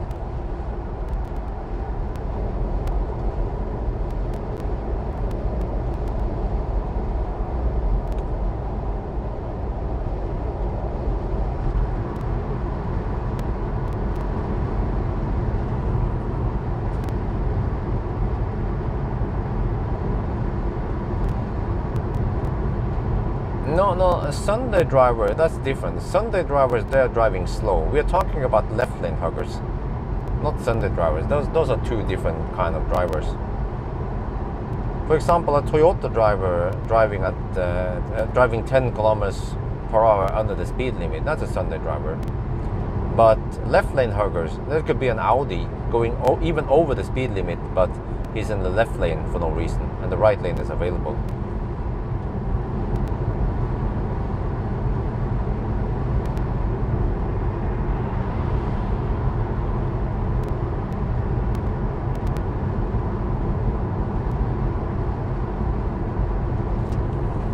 You know,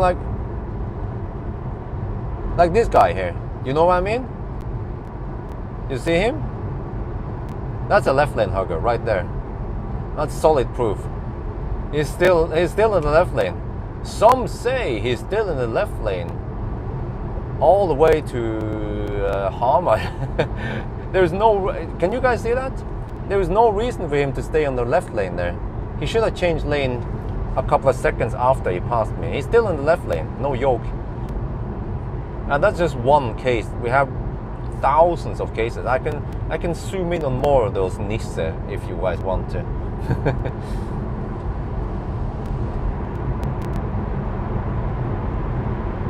Yeah, he's still in left lane. I can see him over there. He's still in left lane. Yeah. Like I said, bad Norwegian drivers. And this is not something I make up.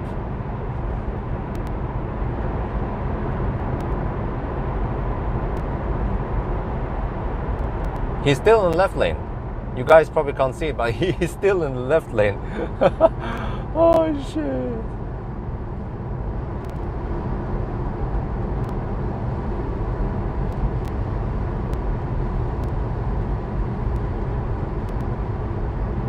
Okay, seems like I will be getting sun more from the side now. That's better for my south route. Okay, consumption 162. Okay, maybe it's yeah, it's stabilizing, dropping a little bit, but I think that's what we have to what will be realistic today. 160 only, or only, yeah.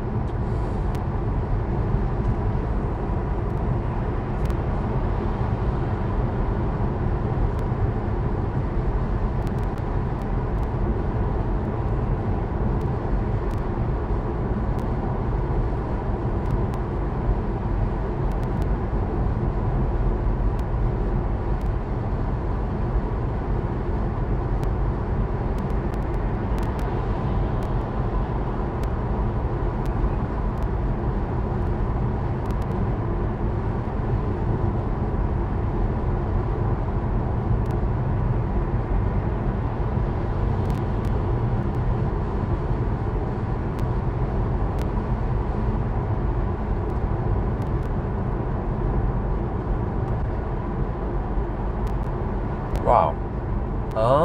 You know, earlier today I said, well, there is not much crazy traffic. Yeah, it's not too bad. Well, the traffic starts now because it's nice weather. So many people, they stay in the cabin a bit longer before they leave, and now they yeah, maybe they left a couple of hours ago from Hafjell or Trysil or wherever they have the cabins. That makes sense. Usually on rainy days they will return earlier, and on nice days like today they will stay a bit longer before they go home.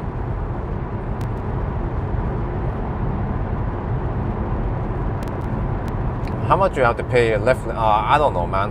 But I have never heard anyone getting a ticket for hugging the left lane in Norway, unfortunately.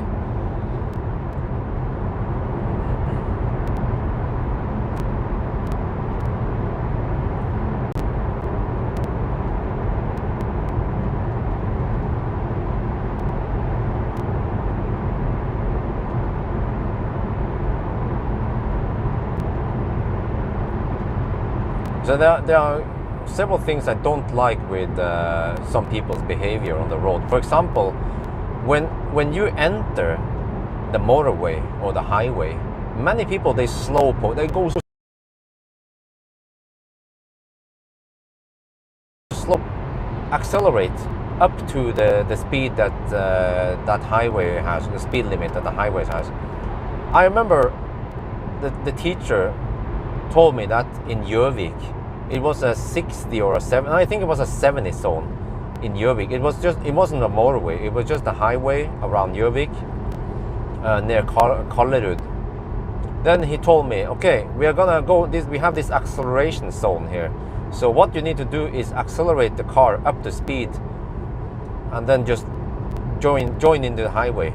And then I was being a slowpoke, I semi-accelerated, and then I felt like the teacher pushed the accelerator pedal on his side, of course, all the way to the bottom. It was just it was actually a Volkswagen Golf diesel I used. And then teachers told me that's how you're supposed to do it. Just accelerate faster into the highway. I was like, oh, yeah. That's one mistake I see people in Norway, the Norwegian Nisse, they do all the time. Another thing that I did also, I made a mistake, is that when you exit the highway, you should avoid braking or slowing down too much on the highway. Of course, this depends on weather and everything, but for the most part, you can actually exit the highway or motorway and then you can slow down. Again, mistake I see many people do, or many people make in here, is that they slow down while on the motorway and then they exit. That's not the correct way to do it. What else? Left lane hugging. Many people, they hug the left lane. Again, shouldn't be necessary to tell about it. One very common mistake in Norway is merging, SIP merging. Norwegians don't understand SIP merging. They will merge way too early, leaving the left lane unused. And that causes the queue, the stau, to be unnecessarily long. What you want to do is SIP merge fast, bam, bam, bam, left, right, left, right, left, right. Just cooperate with your neighbors. You know how it's supposed to be. Every second is left and right, left and right, left and right. Just go in there fast. That's how it's supposed to be. Another mistake I see Norwegians make all the time is that they leave too big gap in stau.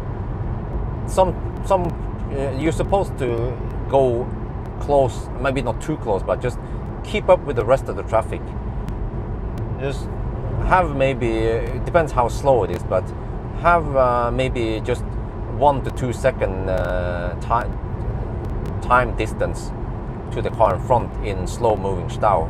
Some Nisse, they leave 10-20 second gap, and that causes the stau to be longer. So, I mean, I haven't made up these things. It's just physics. It's all about traffic flow. So,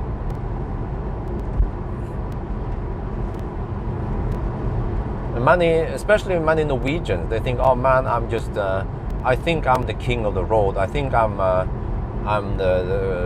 know everything. Well, I think I'm the perfect driver. I haven't said I'm the perfect driver. I just pointed out that many Norwegians, they make all these stupid mistakes all the time, causing more the traffic to be worse. They could have made the SIP merge more smooth. They could have made the left lane more accessible for people who want to go faster. There's no reason to just camp in the left lane going 1 kilometer per hour faster than the right lane, and you should accelerate into the highway so that people behind you don't have to slow down, which again could make everything sluggish further back, especially if we have more traffic. But you see, most of the time these mistakes doesn't matter because Norway has low traffic in general.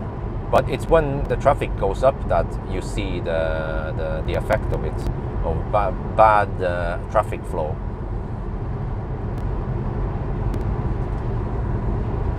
And also roundabouts. Oh, don't even get me started with roundabouts. People use, also one thing I hate with Norwegians is that you have 2 lanes going into the roundabout. And depending on where you're going, you have to be either in the left lane or the right lane. So there's room for 2 cars getting ready in the roundabout. But many cars, they tend to drive right in the middle, blocking both lanes. That's bad. That ruins, or that ruins the efficiency of the roundabout.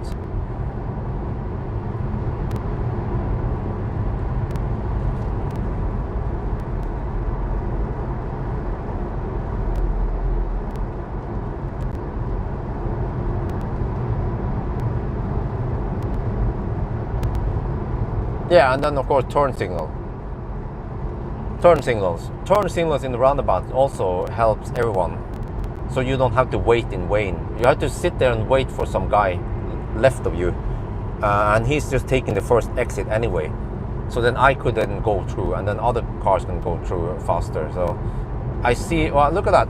Hi guys, do you see the red car? There. Oh, that was a super late. Yeah, Norwegians also tend to do that. They move over to the right lane super late. I will just zoom in there a bit so you see what's going on.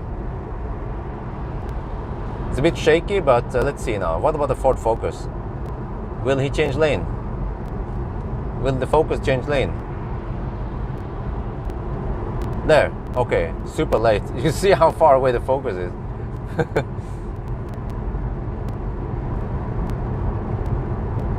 Yeah, I know. It's only also other places, unfortunately.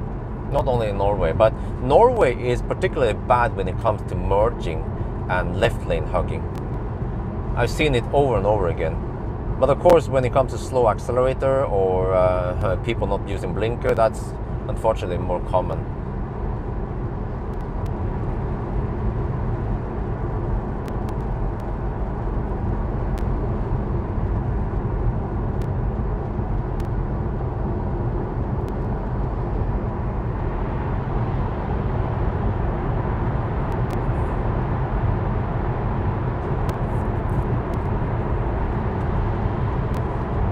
Golf driver hugging the left lane. Mitsubishi driver hugging the left lane. Still hugging. Oh, Mitsubishi moved over. Golf driver is still in the left lane. You see there? You see the Golf driver still in the left lane. He's too lazy to move over. Should have done it a long time ago, but he didn't. It happens so often that I should stop pointing out this. Otherwise, the chat will only be about me showing you the left lane huggers.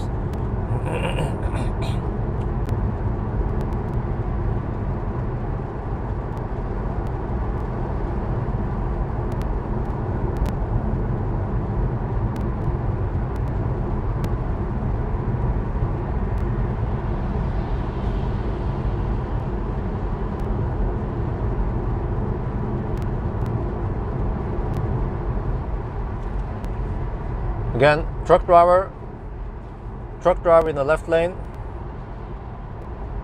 ID4 in the left lane. ID4, the truck driver moves over.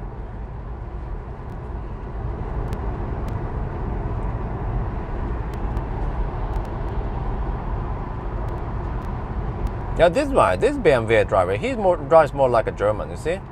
Yeah, move over there once you're done with the overtake. That gun also, you see, there are of course some people who do it right. Just wonder how the Germans drive. I almost forgot how the Germans drive.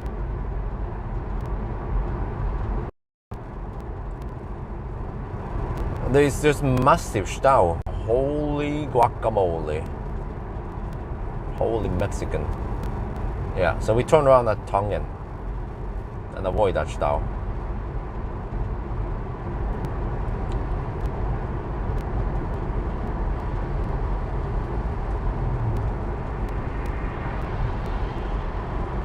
Well, but I've seen some Germans, if they're going fast, I don't know if this is just a thing, but many Germans, if they're going 200 kilometers per hour, they tend to hug the left lane. But then many of them, they will move over if someone else behind them approach.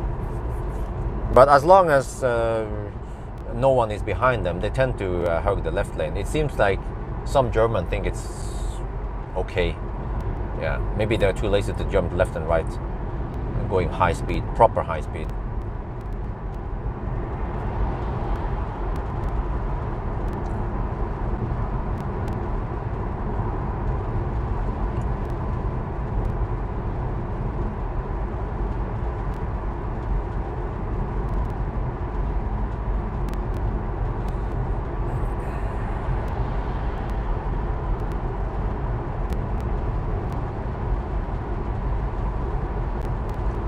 Okay, not sure what we're gonna find out with today. We'll find out that we have no more than 12% degradation. Oh, I'm hoping for 11%. What if I can get 66 kilowatt hour out of this battery? Well, will Germany have speed limit, or it has been discussed for the longest time, but there are still unrestricted zones. So far, from what I heard, it's just a rumor, right? It's not. It hasn't been decided. It's just something that they are considering, but yeah, not decided.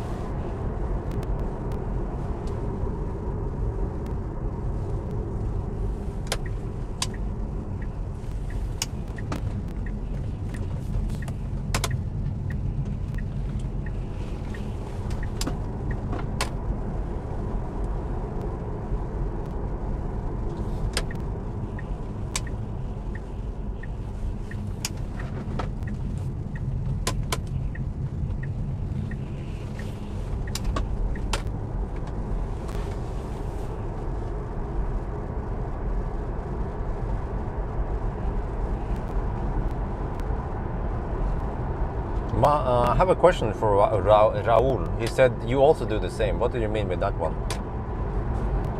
It was a minute ago. He said Raul said you also do the same. Raul Yaha.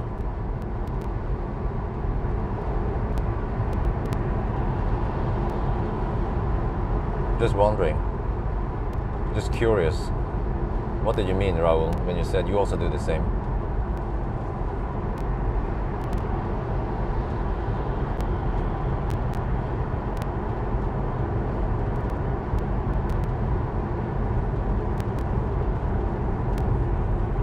Okay, 150 kilometers done. Ugh, it's gonna take a while.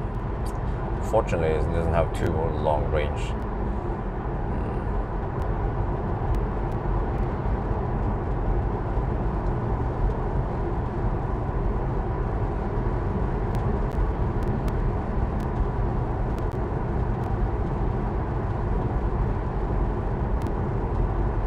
It was for other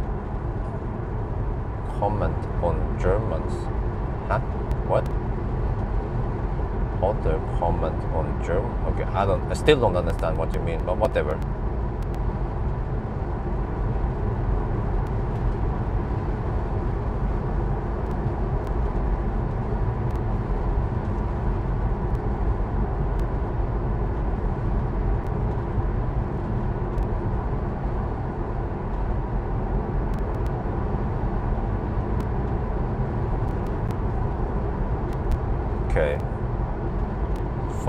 charging, but the phone might overheat again now because we got sun on the phone.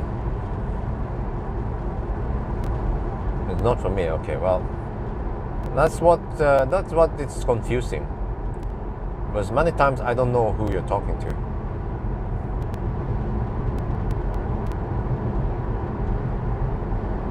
German cars go right to right lane, eyes up. Yeah, exactly. That's what I've seen in general with Germans. I remember when I drove through Germany, and actually usually through most of Europe, that most people, they go back again to the right lane right after they overtake. Just a couple of seconds after they overtake, they move over to the right lane. But in Norway,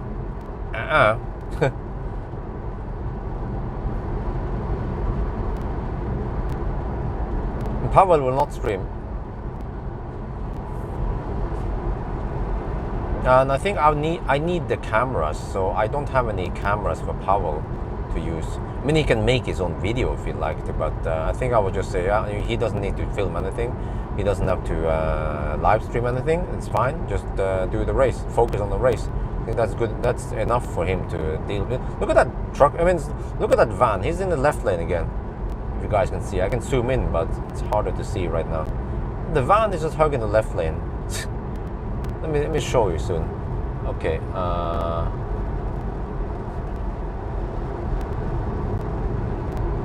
There, so you just gonna see it again. The proof. Van is in the left lane. It's been. It's so common. He's hugging the left lane all the way now. He still hasn't passed the truck yet.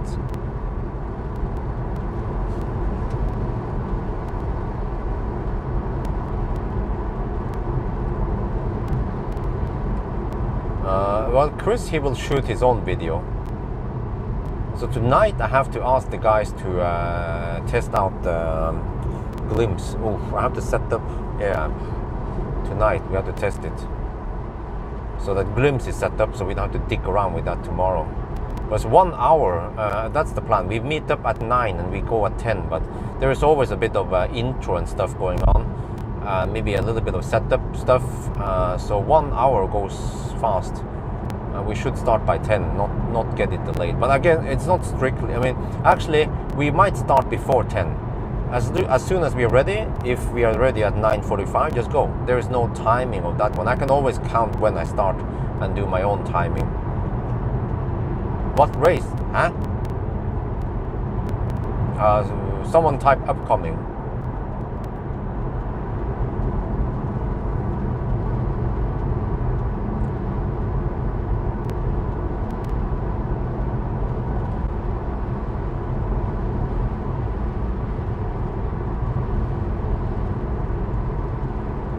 Oh shit, there's a Toyota behind me with high beams on. Yeah. Well.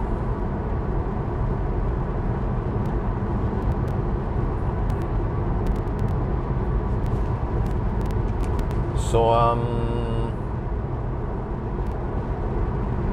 okay. I also feel a bit lazy. If I, okay, let me think here. Let me rethink again. Oh wait, where the heck do I charge tonight? Okay, I put the Mustang outside and then I charge. Okay, I charge inside tonight. I have to make sure I have 100% for tomorrow. I have to calculate. I might have to charge about 50% here if I go for Millennium Falcon tomorrow. Oh, go faster! Come on! Look at this BMW. I'm about to crash into him. Go faster! There. Now he enters the highway doing around 80 kilometers per hour in the 110 zone. If he tries to do that in Deutschland, he might get killed. Oh shit, chat is bugged.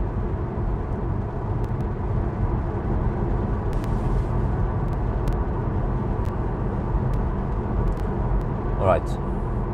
No, it wasn't a dropout. Chat was bugged and I restarted the app.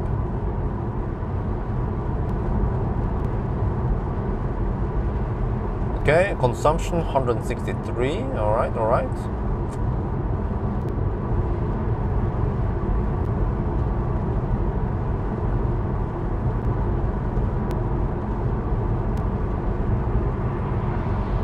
No, we're not ready for 500e yet. Wifey doesn't have driver's license in EU or for Norway, Europe. She has only license valid for Thailand, so there's no point to buy a car she can't drive. But we'll see eventually.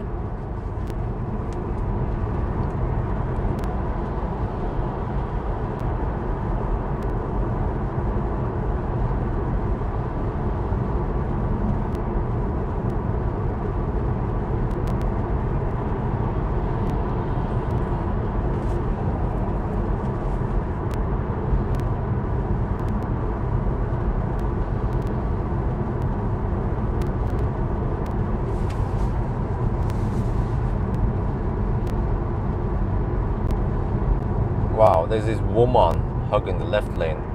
This Golf is just hugging the left lane, and then the Mercedes behind can't get past. Well, I mean, I would just ninja past them, but yeah.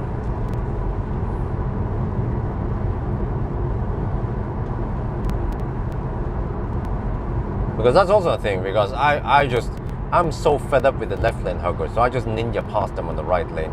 But these fossil cars, they might be too slow to ninja past them like I do. So that's why they also just have to hug the left lane.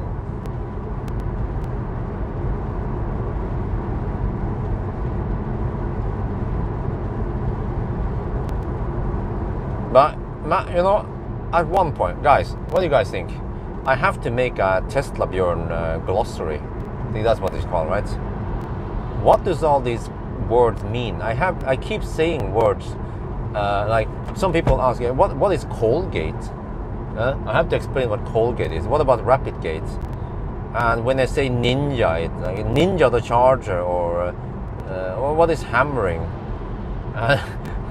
What does it mean YOLO it? Or go deep? You know, I have so many terms I use that I invented or also inherited from other people, like Stream Sniper. So, and gum. Yeah, well, actually, in the old days, I've been using Tesla for a long time. For the longest time, I didn't know what gum means. I keep hearing some people say gum, gum, gum, and I was like, huh, what is gum? What is gum? Ah, that is gum. Okay.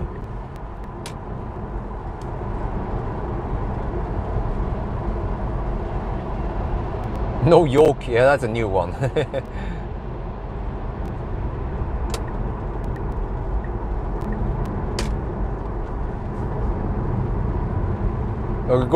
Or go Chris deep. Yeah, that's really, if you go Chris deep, you go to almost zero. ABC, oh shit, yeah, ABC, that's the universal joke. I have to look through all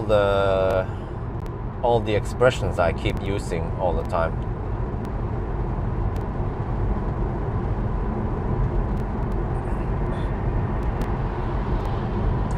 Wow, there's so many Teslas on the roads. Follower, I mean, yeah, P85. A fan, I say a fan. The fan is blowing hard right now. Is that E-Golf? Yes, E-Golf behind me. Well, how did they recognize me? Huh? How did they see Millennium Falcon? Well, actually, I have a sticker, big ass sticker on the side.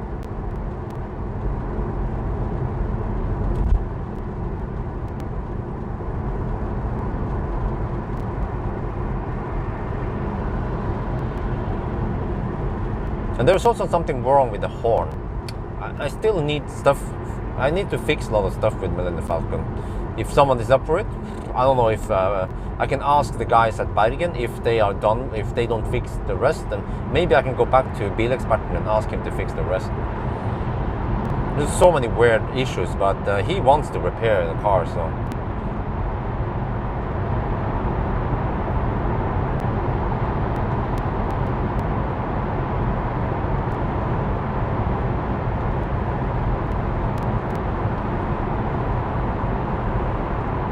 Whoa! I think there's a slow Volvo.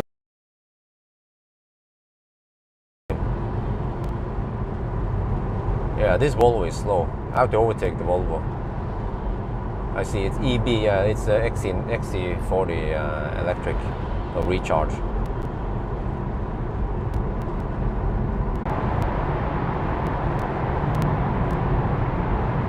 Okay, are we back now? You guys were not being clear that the live stream was down or something. I had to restart it. I saw comments that indicated that the live stream had problems. I had to restart manually.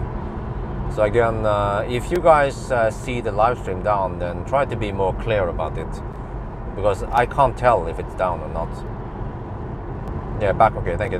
So again, let me repeat. Next time, if live stream is buggy or something, just let me know more clear. Like if you just talk like you guys always do, then it's not easy for me to detect it. So it benefits you guys also, because then I'll be back online faster. Sometimes, I remember sometimes I was out for 5-10 minutes and I didn't understand it, and people were just saying not being clear in the chat. So I had no idea we were offline. Because, okay, you guys might not know it, but the live stream, the video and audio stream might be down, but the chat is still working. It seems like the chat is on a different, I don't know, the chat is on a different thread or some shit. So that the chat is working all the time, but live stream will be up and down depending on conditions. 5G wouldn't help. If you know how 5G works, the problem with 5G is that the range of each station has so limited range. So you almost need to have 5G repeater every 100 meter, or you know, like if you would have street lights, you almost have to have 5G repeater on every light pole, something like that. So of course, for obvious reasons, 5G is not really gonna help, but getting better 4G would help big time. Just like in Thailand, just like in Korea. I've seen it, I've experienced it. It kicks ass. Tesla robot, what do I think about it? Well, not much to say, but they don't even have a working prototype. So I'm not sure what else I can say about it. It's not even a concept, it's not even a prototype. Well, I mean it's just a concept, I guess. But before even the prototype stage. Yeah, 4G is fast enough. 4G plus kicks ass. We experienced it in Thailand. Super stable in Thailand. Way better than any other place in Europe.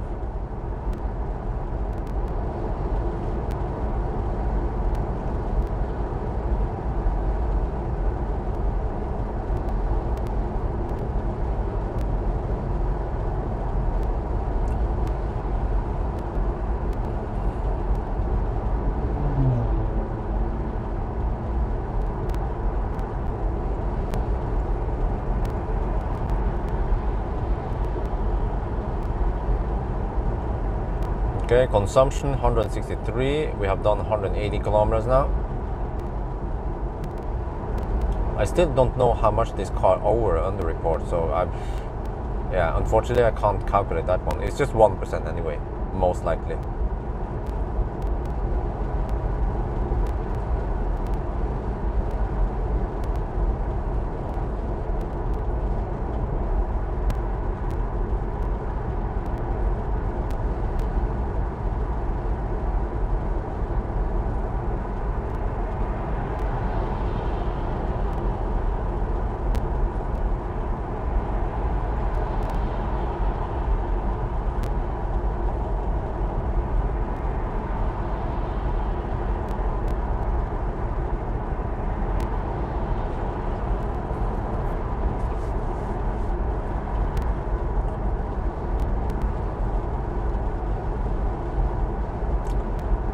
Okay, still haven't passed the 200 kilometer mark.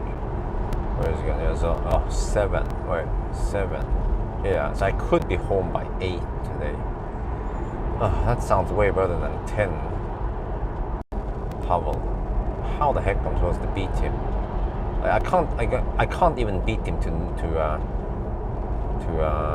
Trondheim. He would be almost an hour faster than me to Trondheim. So already there he has a 1 hour advantage, and so there's no way for me to catch up with him. Trying to imagine what they will look like. Let me see, I have good data for Trondheim, right? So Pawel, he will reach Trondheim after 5.5 hours. And I might need over 6 hours. Because we have to drive 500 kilometers roughly to get to Trondheim. So I have to top up at Elverum, and then maybe also at Åkerstrømmen or Øvre Rendalen, a little bit. But actually it might pay off for me to camp a little bit at, oh no, that's the problem. I will get so shitty speed in Elverum because I will have 40% or 50%. That's too high. Oh shit, that's my problem. Oh dang. So not only do I have to invest several minutes going to the supercharger, but I will also be charging slow. So charging wise, it's better for me to go for Åkerstrømmen or Øvre Rendalen. But just a quick top up, only enough for me to go to Berkåk. Yeah, so that's 400 kilometers away, Berkåk. Okay, which means I shouldn't have to charge too long. Oh no, I can, Tynset, I forgot Tynset. I can top up at Tynset maybe. Oh, that's too far away. I can't reach Tynset. Yeah, that's too far away. So I have to top up somewhere before that place. So that means Åkerstrømmen, Rendalen. And then I could actually skip Tynset and go for Berkåk. But holy shit, I'll be topping up at 75 kilowatt only, whereas Pawel will be pumping in 250 or 220. I think that's his peak speed.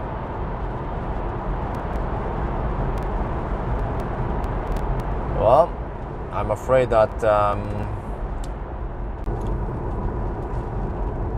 so I guess I have no choice. I have to go to Ski today. I have to go to Ford and swap cars.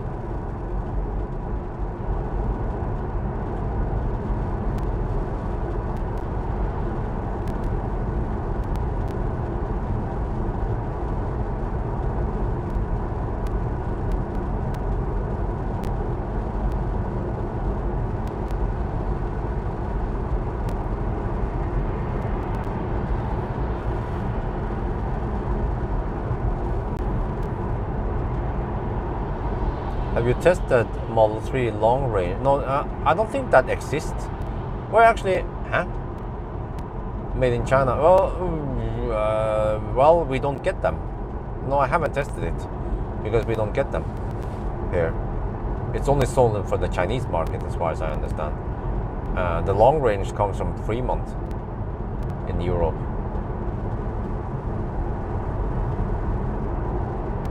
But it doesn't have LFP battery, by the way, because the LFP battery doesn't fit in the long range.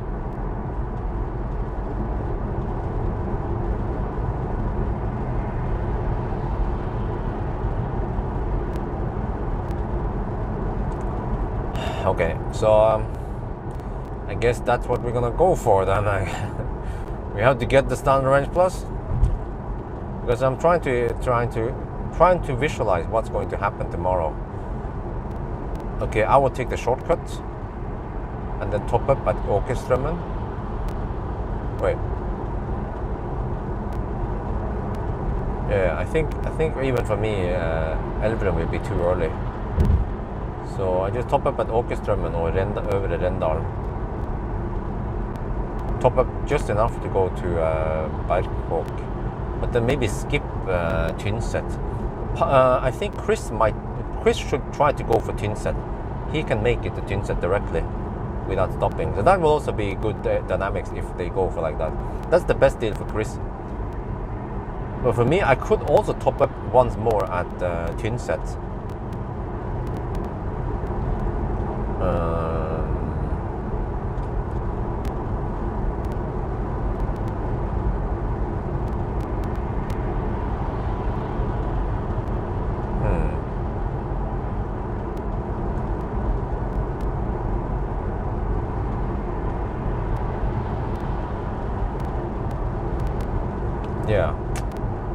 just thought of it.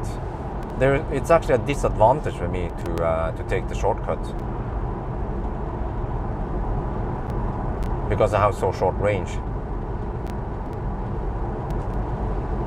So I mean, I'm winning 10 minutes, but I might lose a lot of minutes by charging slow versus pumping in 140 kilowatt at Alvdal. But I can't reach Alvdal, I think. No, that's wait, that's 300 kilometers. Oh, that's 300. I forgot it's 300. Oh, yeah, that's right. I forgot. I was thinking 400 kilometers. No, it's 300.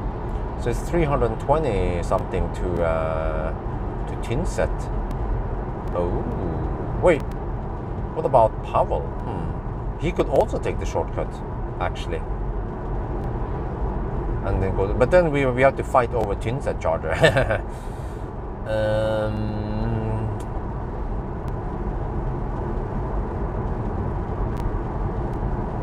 Plus that I don't know how fast he will be charging though in Tinset versus Alvdal.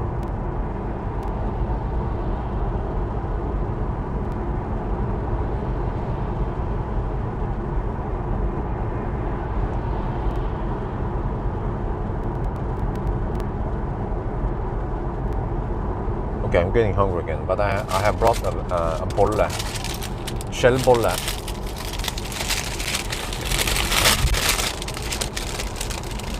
Shell bun for the win.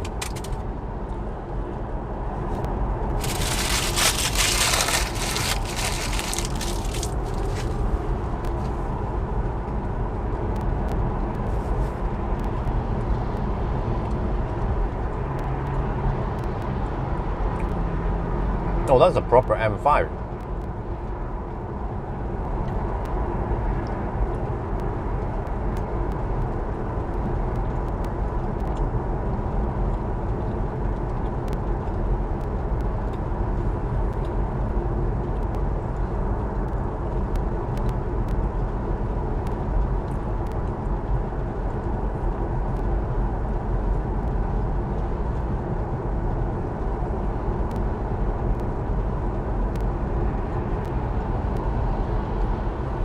But at least Chris, he's good. He has so good range that he can reach Tinset. Only problem is that if he drinks coffee, then he has to pee somewhere before Tinset. Me? I'm not sure. But I'm leaning towards using SR Plus now. But still, I'm not sure where the heck I'm supposed to charge, because the SR Plus, it's 135 kilometers to Elverum, so the SR Plus should be down to around 50% or 55%. That means he will get somewhat shitty speed. Wait. If I just navigate to the supercharger, I will be getting around 90 kilowatts at Elverum. Wait. Maybe that's not too bad of a deal after all.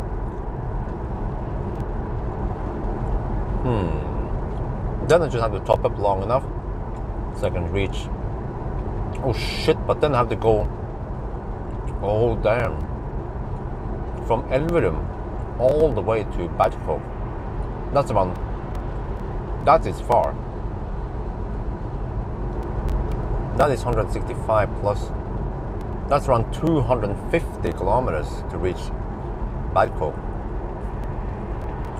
Oh shit.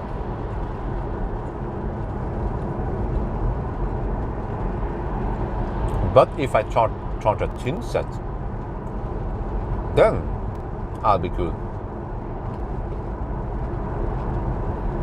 But who's gonna get there first, right? Because there's only 2 chargers there. And if too many people plug in, you have to start sharing. That could be funny, man. Pawel, he's pumping in 200 kilowatt, and then I arrive, and then I nick his plug. Then suddenly he's taking only 100 kilowatt.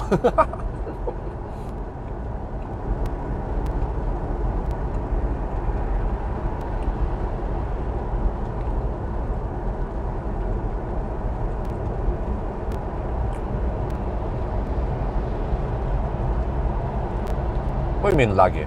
I'm always talking to myself. What are you talking about? What are you expecting to happen in the live stream anyway?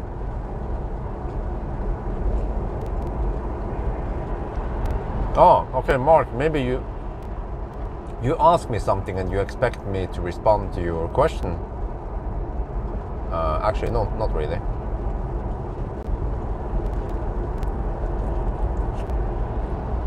Yeah, so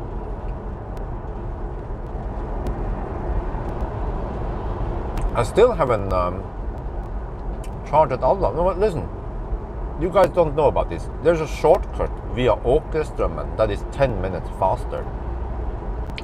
But only cars with long range will utilize it to the fullest.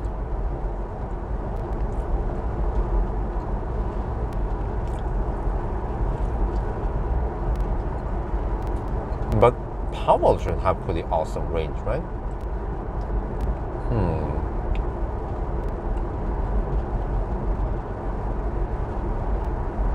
No, it's already up and running at Tynset.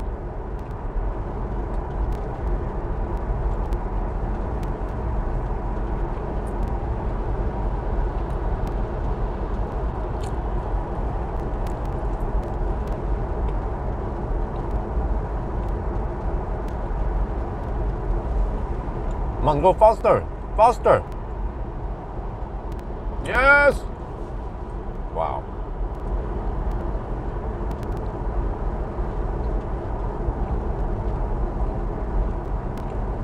I've done 200 kilometers now. We're halfway, 50% now.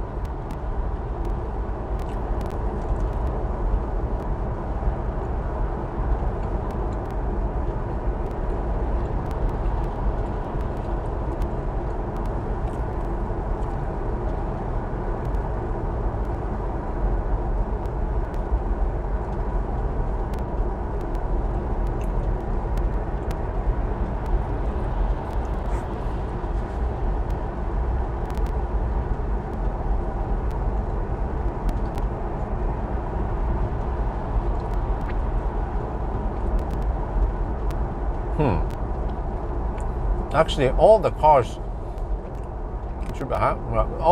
should be able to reach Tynset. Then we'd be fighting over the 150 and the 180 and the 200 kilowatt charger.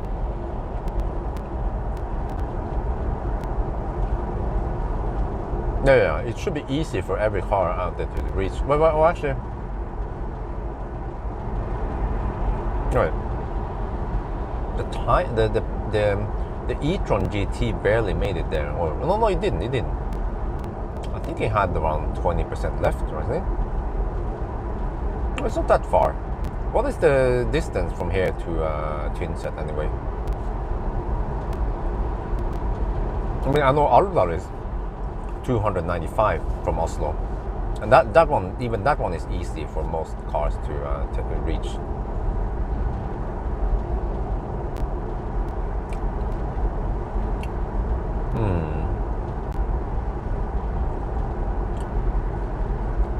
Wow, the traffic is picking up now. It's getting busy. Okay, I'm turning around at here, Høyseter, and the next run will be in one more hour. Then we should have less traffic. Do you have estimation of battery degradation? Yes, around 12%.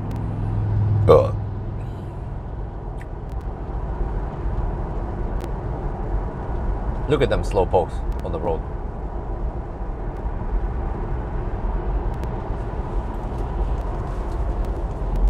Oh, shit, is it? This is a reason why I want to use SR Plus. So I don't have to steer.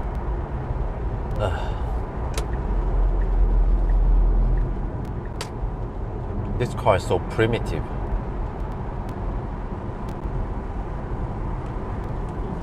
Took the Åkeströmmen fast route somewhere based on your experience, okay?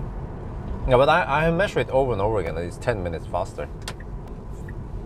And also, mind you, there is some road construction going on south of Alvdal, so if you're unlucky, you might get stuck there in some stau, or yeah, you might have to wait there, or if it might be slow moving. So that's another reason to try to take the shortcut.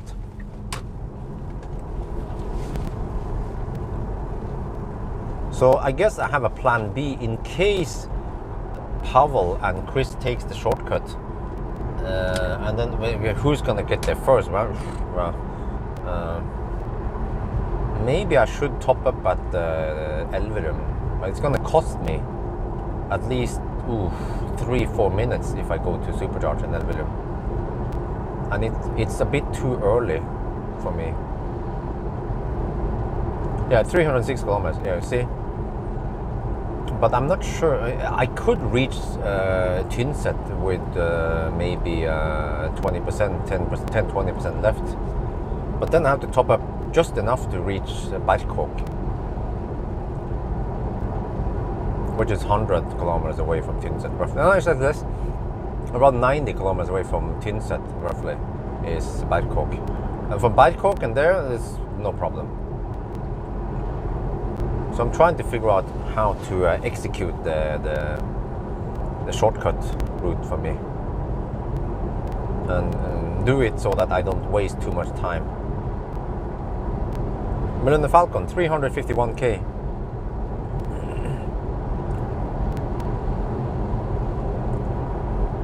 This is looking good so far.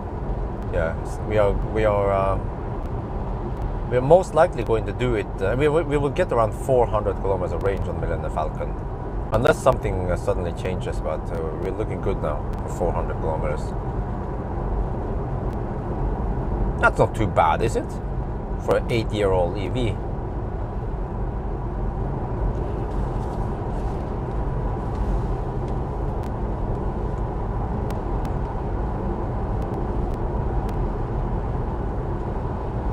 And it was 460 roughly 8 years ago. If we would have done the same test, it would be 460 kilometers. So it lost 60 kilometers of range over 8 years.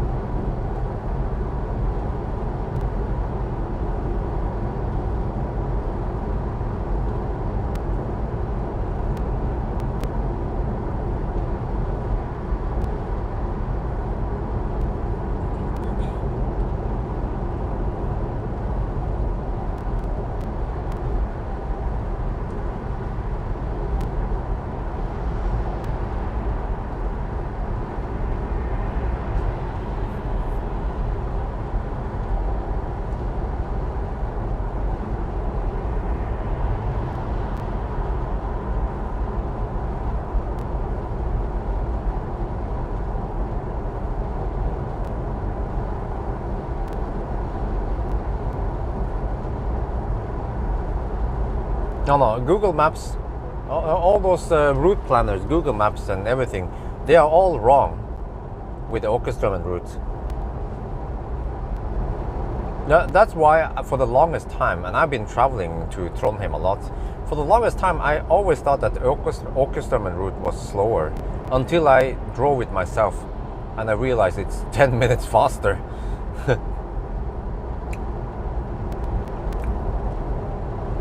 Maybe, well, if I go via Alvdal, then I can just top up on supercharger in Alvdal. That would be super safe, and then Berkåk, and then maybe skip Klett and go for go for Stjørdal, and then man, I feel like I want to use the SR Plus, because with the SR Plus I can go to 60-70%, even 60% on the SR Plus would be easy. And actually okay, now I start to know. This one has only 400 kilometer range. Oh shit. The SR Plus has 450. Oh.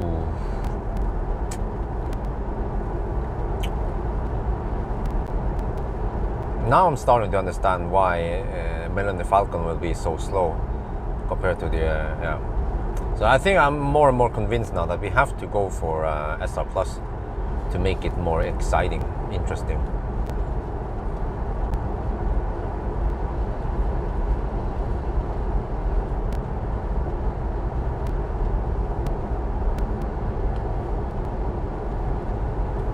Well, obviously not.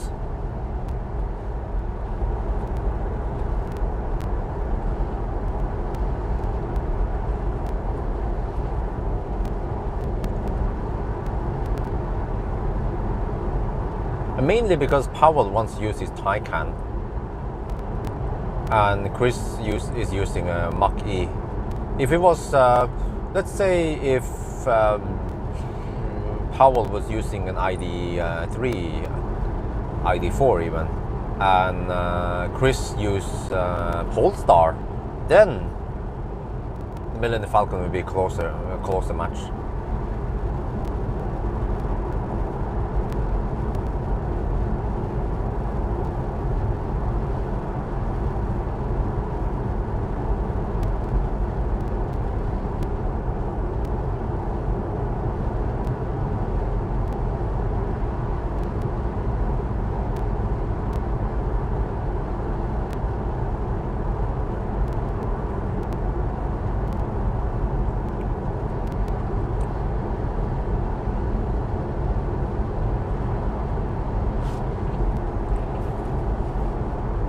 Damn, that traffic.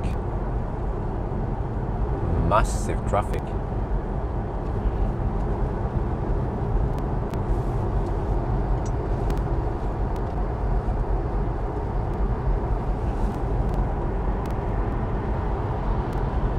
MG Marvel. Oh, I heard about an MG Marvel. Where is that again? Yeah, supposedly there's an MG Marvel with foreign license plate in Norway. I was like, huh? What? Well, just that I simply don't have time for it yet. I'm too busy with all the other stuff going on right now. And then I have also the 45 kilowatt hour ID3. That one needs to be tested left and right. I need to focus on that one also. I'm not sure when, but I'm picking it up on Wednesday, but I don't have time to test it. I'll actually be hogging it for a bit until the weather is nice enough, and then range test, charging test, go. Well, as we are leaning more and more towards SR Plus now, simply because Millennium Falcon is too slow. It charges too slow, and the range is also quite shit. And I realized that for Pawel and Chris, yeah, we are entering 50 kilowatt land, but for not too long. More than half the route, actually, yeah, more than that. If you count Steinkjer, so around around 2/3 of the route they have HPC support, like Ionity or something at least. So consumption 161, and that, yeah, Ionity land, Pawel will be gaining big time once he reaches Ionity.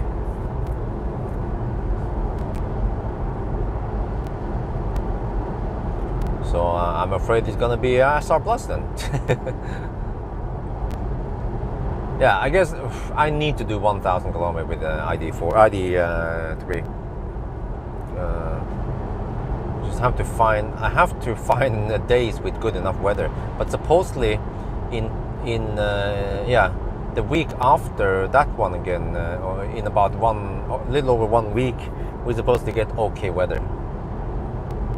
And I only need 1 day for the range test and everything, and then I need 1 more day for the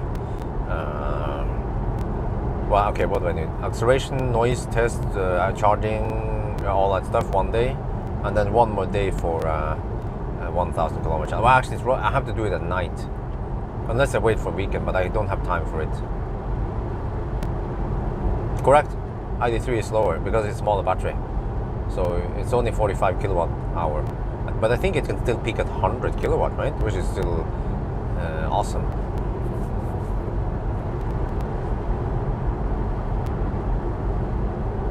No. Listen. Okay, you are not interested in ID3, but there are lots and lots of potential buyers of the ID3, the cheapest one. It costs 200. It starts at 275k. So I know the importance of the ID3, 45 kilowatt hour. And forget about the Cupra Born. It's not here yet. Who cares about it? I don't.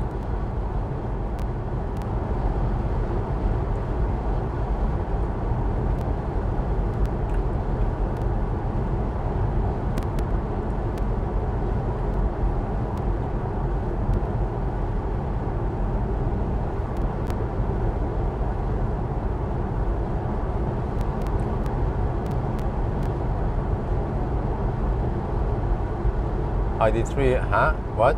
Which battery size is that? No, I'm picking up the 45 kilowatt hour one. That's not, yeah, the 45 kilowatt hour.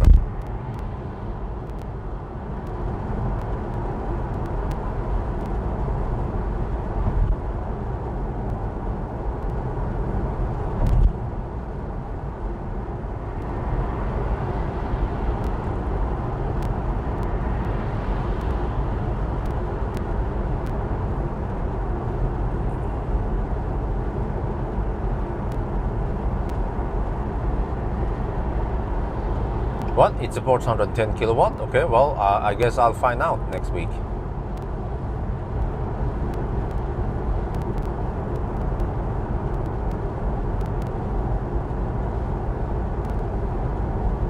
Because one epic race would be Model Y versus Ioniq 5 versus, I don't know, something else interesting.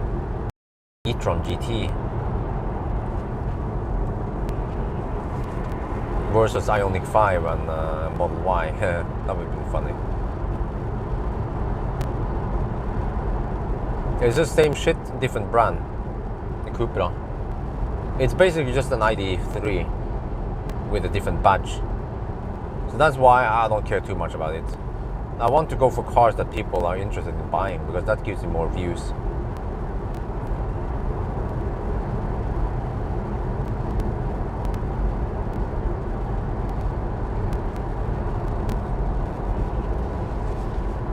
ID4? What? Well, I guess so. They are similar sized cars.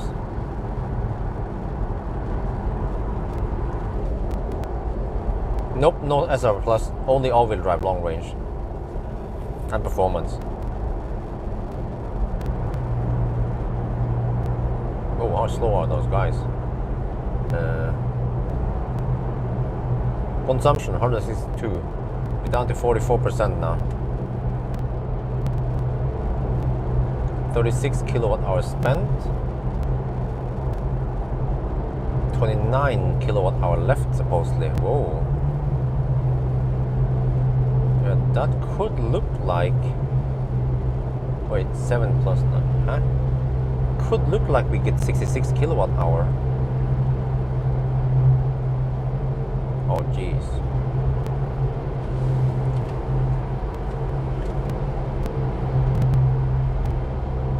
It's getting smelly.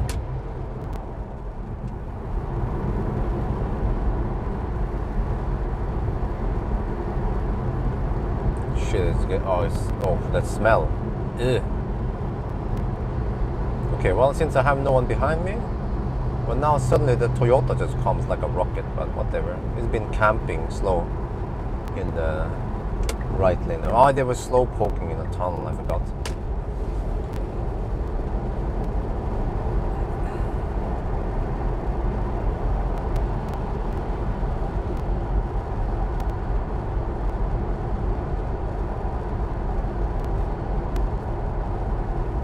The Model Y is just the same as Model 3 battery, more or less.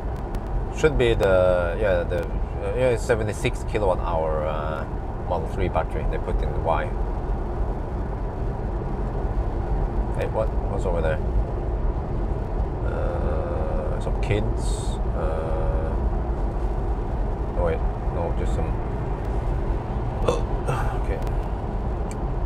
Oh, E-Nero.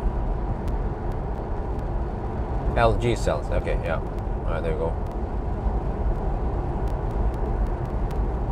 I bet it has that 76 kilowatt hour battery like the Octavalve Model 3 had that we tested last year.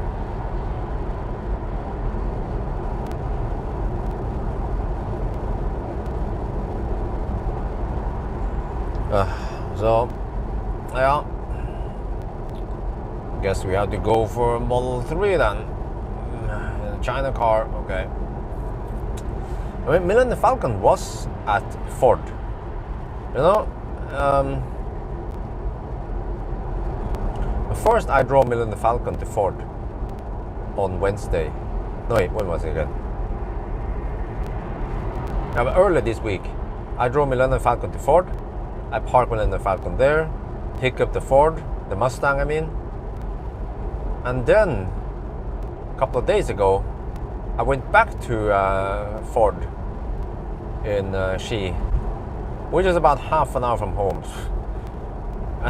I drove there at night. I drove the SR Plus, and I put SR Plus over there, and then I drove Millennium Falcon back so I can put summer tires on him, because I wanted to get him ready for the race. But then by the end of the day, we found out that we might not use Millennium Falcon after all, and we'll go for. So I could have saved 2 hours at least of time if I just kept the SR Plus. But you see, yeah, this is the problem, because when I calculated earlier, the SR Plus was supposed to be way too fast. I was like, huh? SR Plus is gonna win big time. So I was like, okay, SR Plus out of the question. But then I started looking at the numbers on Taycan and the Mustang, and it turns out that those are incorrect. So Taycan is faster real life than that after I corrected the numbers. So that's why suddenly the SR Plus makes sense after all. Too bad I didn't realize it when I calculated the first time.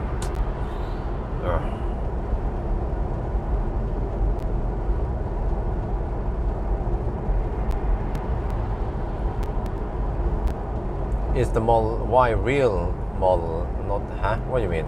There was only one Model Y version out there, you know? Or do you mean the one with heat pump? Well, I'm pretty... No, this one has the octaval. Yeah, I forgot. It is the latest Model Y.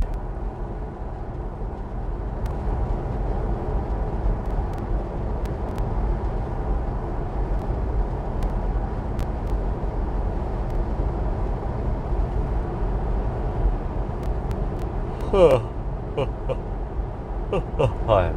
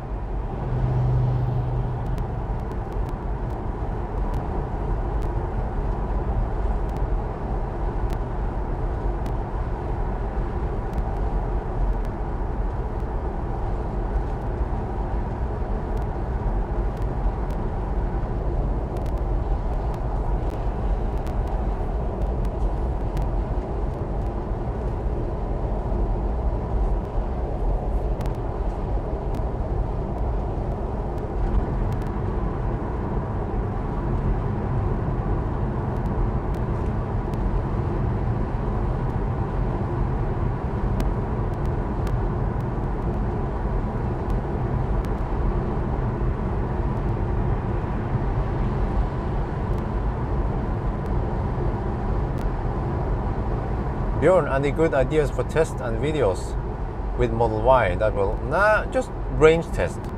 My regular test, they will generate plenty of views. Banana box test, you know, 1,000 kilometer challenge. Those tests will generate lots of views. And then the plan is that I will borrow the Model Y and go on a road trip. And at least the first 2-3 episodes should generate some views. But then after a while, people are fed up with the end content. It's just repetitive, just me driving around, eating and sleeping. But I talked to wifey that maybe if we don't have to use the Model Y, we can just use the Model 3 instead. But even wifey said, well, but people are hype on Model Y, right? So we should take the Model Y on the road trip. Okay, agreed, I guess. Yeah, but China, they don't use the, what, huh? What kind of range numbers do they use there? Is there any DC they use over there? I don't think they use VLTP because that's more European thing. So some of the Chinese cars, like the Xpeng P7, have been getting over 600 kilometers of range in China, but in Europe, I think they're counting more like 500 on the P7. So it's something that's similar to VLTP. No, sorry, similar to NEDC that they use in China. Same in Japan. Huh?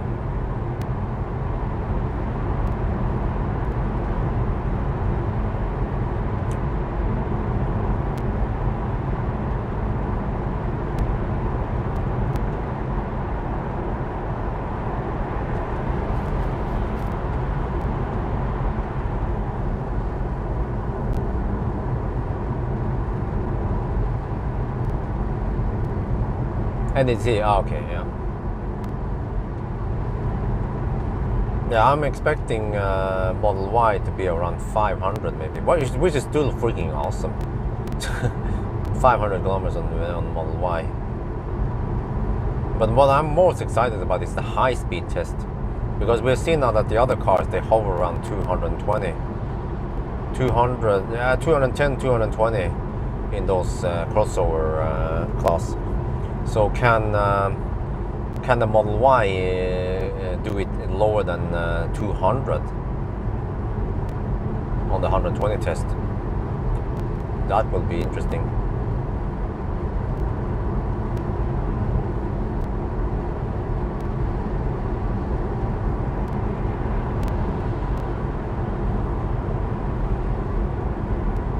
Consumption 161.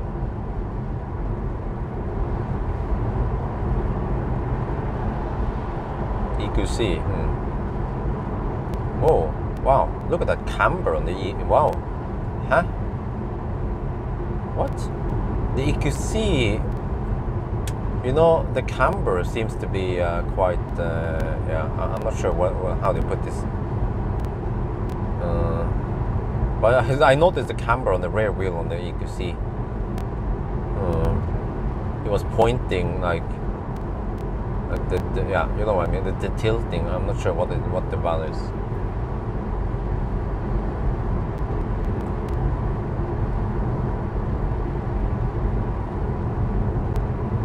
I think wifey will live the white seats. Yeah, okay. I guess she will live the live seat. She will live the white seats. Always funny when people have some typos.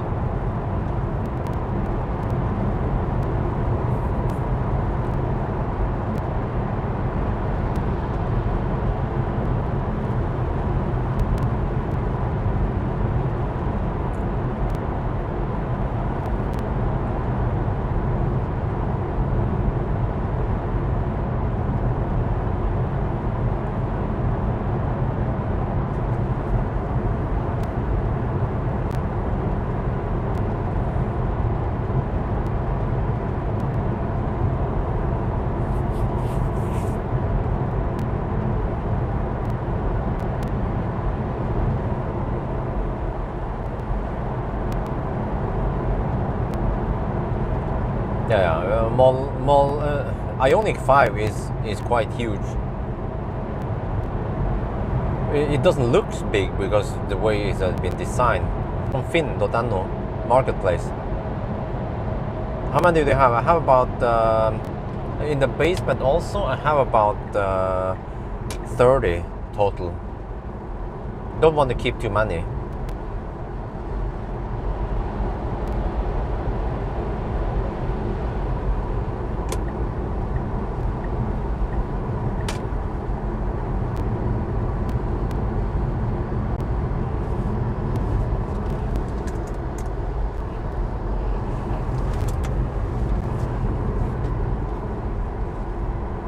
Okay, we're down to 40%.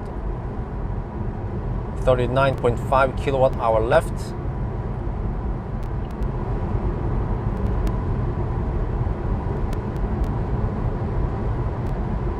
Should I do a little status update?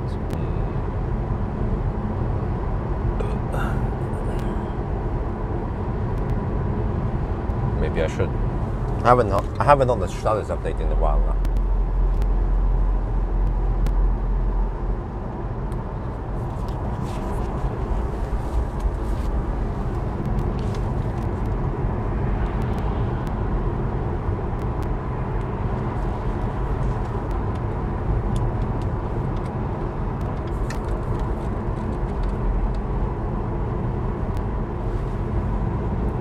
We've been driving for almost 3 hours, so now we're down to 40%.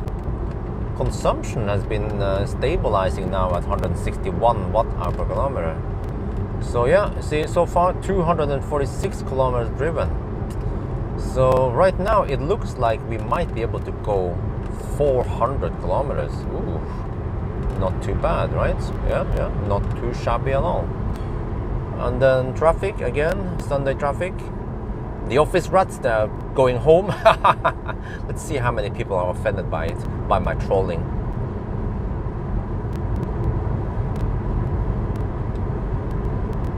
เราขับไปตั้งเกือบ3 ชั่วโมงแล้วนะแล้วก็ตอนนี้นี่รถมันก็ใช้ไฟฟ้า161 วัตต์ต่อกิโลเมตรเราเหลือแบตเตอรี่ 40% นะแล้วก็เนี่ยขับไปได้ตั้ง250 กิโลเมตรนะก็ยังต้องขับอีกไกลตอนนี้ผมกะแล้วว่าเราอาจจะขับได้400 กิโลเมตรนะก็ดีนะ400 กิโลเมตรถือว่าดีนะเนี่ยตอนนี้กี่โมงแล้ววะ5 โมงครึ่งยังมีรถนักเลยคนก็กำลังกลับบ้านเนี่ย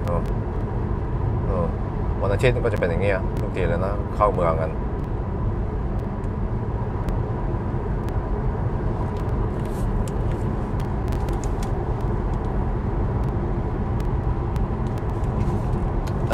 Yeah, I mean every time I shoot video, do something, I feel like I want autopilot. Well, there's only one way then. I have to get SR Plus. Let's see how fast I can do it tonight.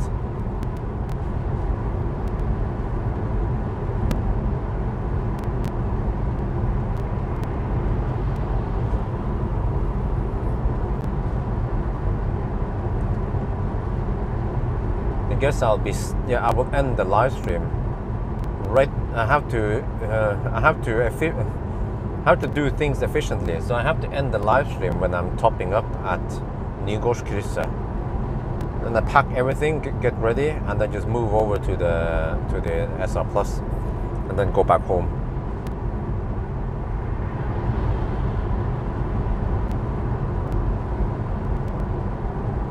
Wait, or do we need to charge there? I guess we should charge there. Yeah. What do you think would be the closest compared to the Model Y?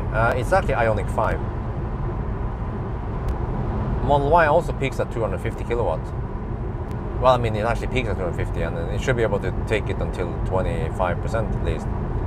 But then it stopped throttling. But then Model Y should be more efficient than Ioniq 5 at high speed. So it would be interesting to see how fast Model Y is. Like, can it do it in less than 10 hours?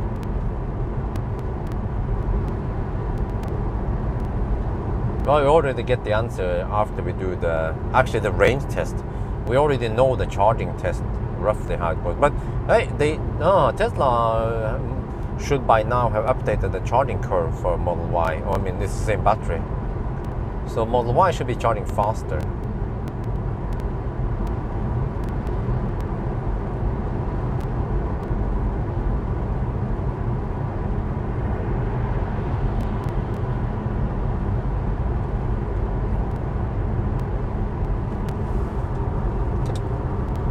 Yeah, I feel almost crippled to not have autopilot. I've gotten so used to it now. And it just also adaptive cruise control would be super useful to have.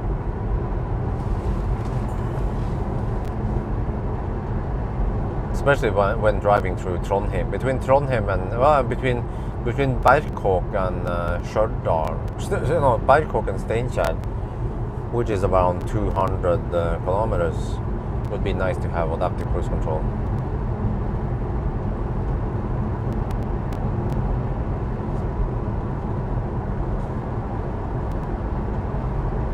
No, not LFP battery.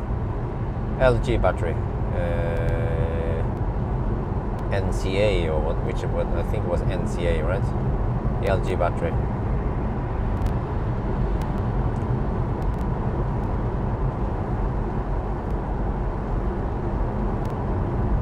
Wait, hey!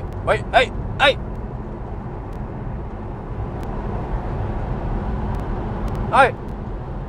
Rødt kort! NCM, okay.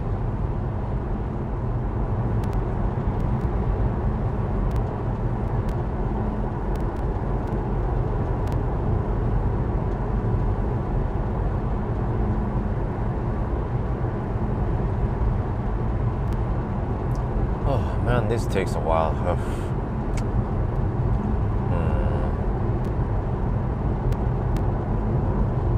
I guess people don't care too much about what's going on during the test. They just want to see the result and me talking about it. So I don't shoot too much during the test right now, unless something weird happens, but not much going on anyway. 10 tomorrow.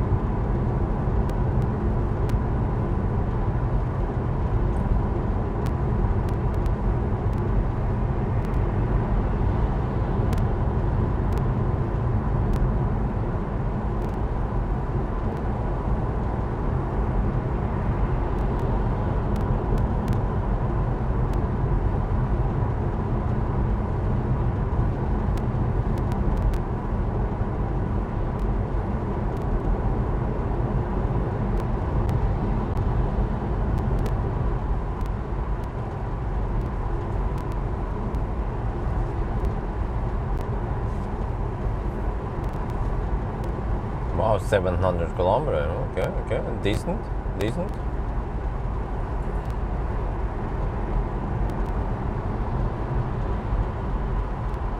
Do the guys know about charging the car to changing the car to what?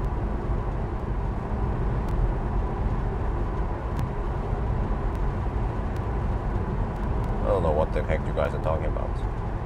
Wow, the stau is massive. Wait, how long is the stau? Oh, holy shit! Do you guys see?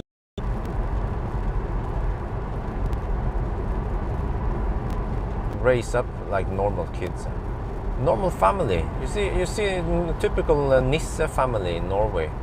They go to the cabin on weekends.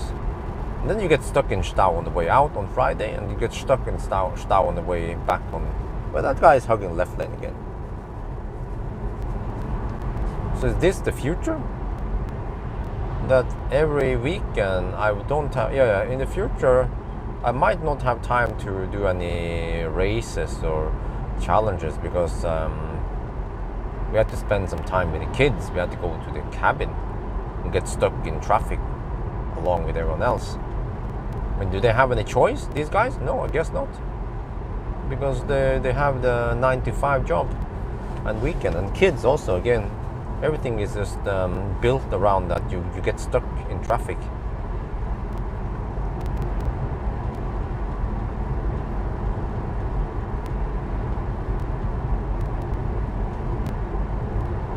Look on Google Maps, look at the stau north of us.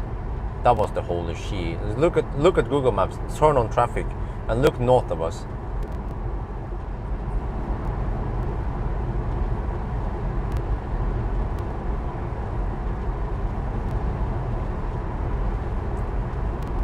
Man, shit, is that what's gonna happen? I have to start skiing just because the kids want to. And then we have to buy a cabin. And get stuck in traffic.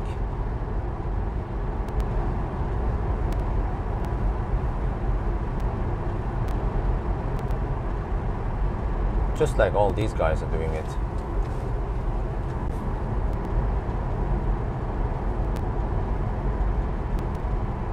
I've seen it. I've been there so many times. I've been stuck in traffic to Bergen. From Oslo, Sandvika, bleh. And then Hønefoss, Sollihøgda, Hønefoss, bleh. After Gol, it becomes, in winter, holy shit, man. Like Friday afternoons, from Oslo to Gol, it's just ridiculous how much traffic you have then in the winter.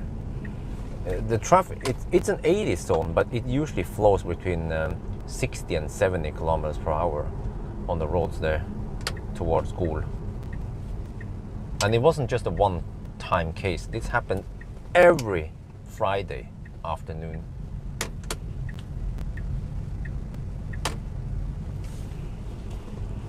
And the same shit on Sunday when they go back.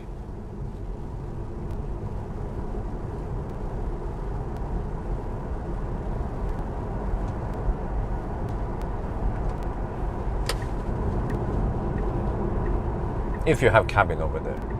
If you have cabin somewhere else, like Trysil, then you get stuck over there.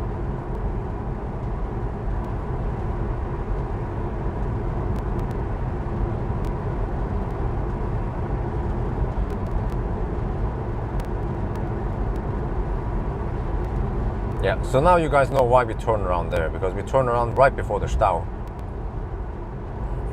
Ski and cabin by turn. Yeah, exactly. I don't want to be a freaking Nisse. Drive like them. Eat food like them. Look like them. I'm a ninja. Yeah. So. And I remember asking wifey, hey, wifey, do you want us to buy a cabin? She was like, no. She doesn't want a cabin. I asked her also, hey, you want to buy a boat? She's like, nah. Okay, whatever. I also don't care about cabin or boat life.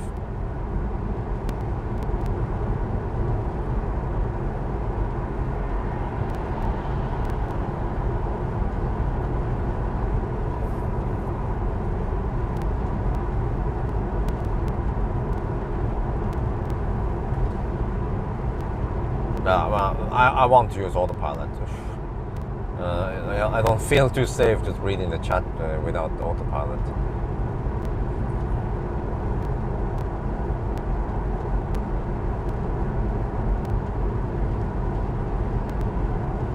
So yeah, I think I think you guys, yeah, the freaking Taycan will be hard to beat. Once he can Ionity charge, it'll just be so. What's probably gonna happen, let me see, if I go for SR Plus, is that he will get a slight lead to Trondheim, and then I start catching up, and then Chris, he will just be in the middle somewhere, and then Pawel might arrive before me in Mo i Rana, and then the next day I will be slowly catching up on him again, and I should pass him. Yeah, I will pass him on the way to Trondheim, and then once he reaches Trondheim, he comes back like a rocket. Depends if he can time the charging stops right, because he literally have only 10-15 minute charging stops before he has to hurry again.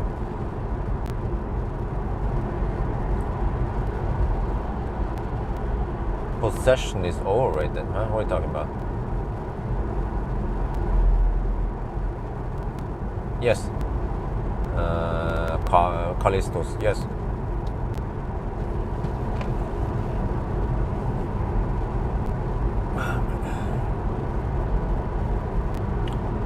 But, okay, so, I'm just gonna get the standard plus. Well, at least we have summer tires on the. Yeah. Okay, it wasn't pointless to pick up Millennium Falcon, because everything has a reason, and now I can do the range test. I want to do range test with summer tires. I didn't want to do it with winter tires, and also I don't want to drive around with summer tires too often. So it's nice to finally get. Sorry, winter tires too often. I've been driving around with winter tires now for the past few weeks. So I have to think carefully now. On Wednesday, I return the Mustang. I pick up Millennium Falcon, and then on the same day I have to. I have to get.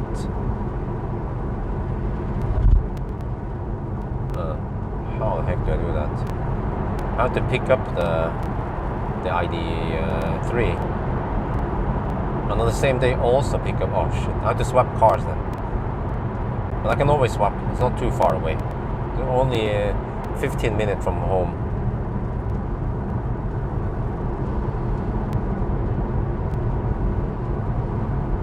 So it would be weird, because in the future, once I move to Jessheim, I want to have several cars available.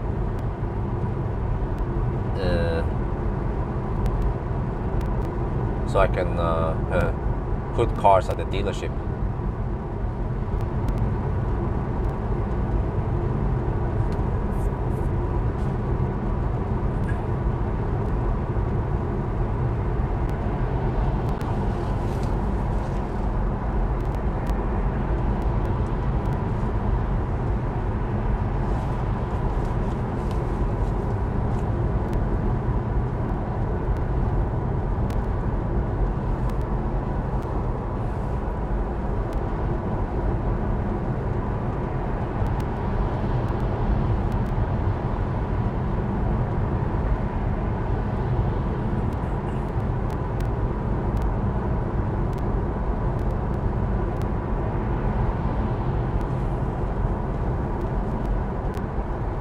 What? Is the chat bugged again? What? I asked a long time ago, what do you mean with possession overload? Like, possession is overrated. That was, I asked. No reply. Well, the wind has stopped. What are the rules tomorrow? Okay. The rules, quickly. 10% over the speed limit. Gentleman's agreement. Overtaking is allowed. Drafting is allowed. No subtraction. Once you reach Mo i Rana, you have to the timer starts. You have to stay in Mo i Rana for 10 hours. You can do whatever you like there. Sleep, eat, charge, your problem, but you have to stay there 10 hours. It's for safety. And then once you reach Arctic Circle, you have to stay there 15 minutes. Just so give people opportunity to shoot video there, and so since it's like a landmark. Go by taxi to pick up cars. It's not always convenient, and it's also semi-expensive. Well, but just having a car is also expensive. That's true. So yeah, that could actually work. Taxi.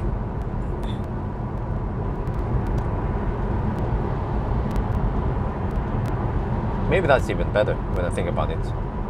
I could just write it off as expense anyway. Or Uber even. I can use Uber.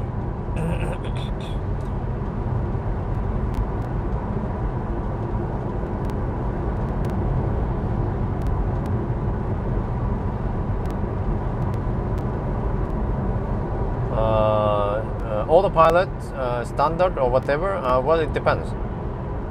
I can't really give you a good enough answer just by out of the blue like that. Oh yeah, no wind right now. Oh, that's good. The wind has stopped right before sunset. Well, it's not sunset yet, it's just 6 in the evening.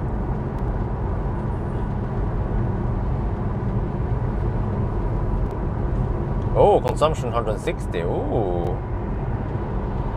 Is it even better in the evening now? 19 degrees Celsius.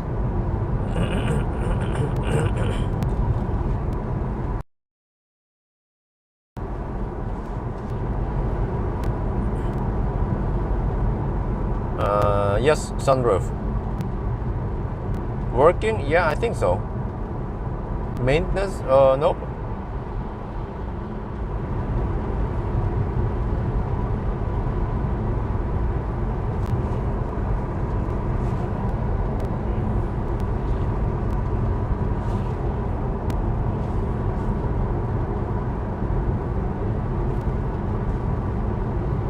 I'm getting fed up holding the steering wheel now after 3 hours. You can imagine having to hold the steering wheel for 28 hours. Well, at least 25 hours.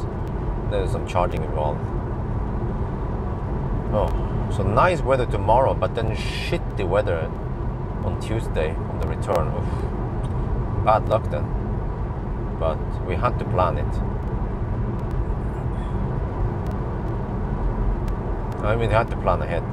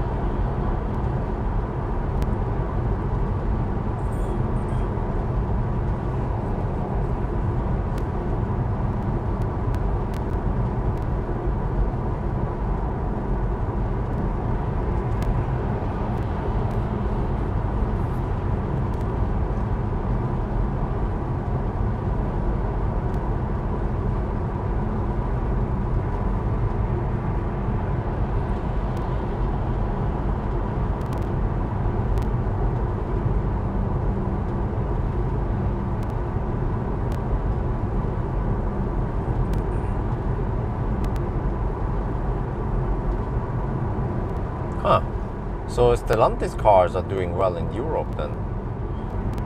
Sounds like. And Stellantis cars are also popular in Norway.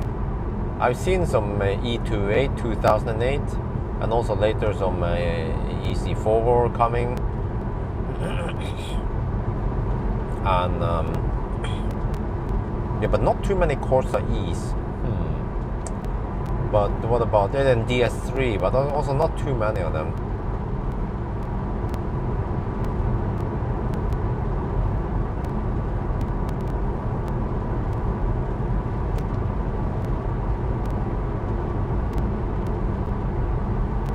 How are I looking today?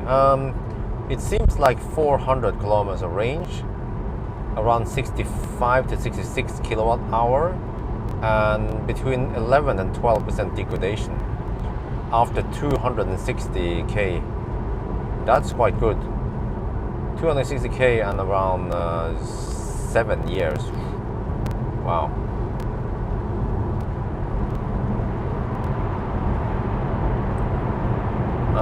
Auto steer that won't kill you. Well, Tesla, for example. I just remember Tesla. And well, it depends what you mean. When you are on the normal driving, or when you let go the if you don't.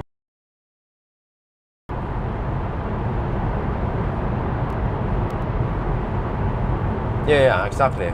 China, they keep the EVs for themselves. Why would they bring them out to the country, right? They're selling it to their own people. It would be nice to start selling abroad also. Like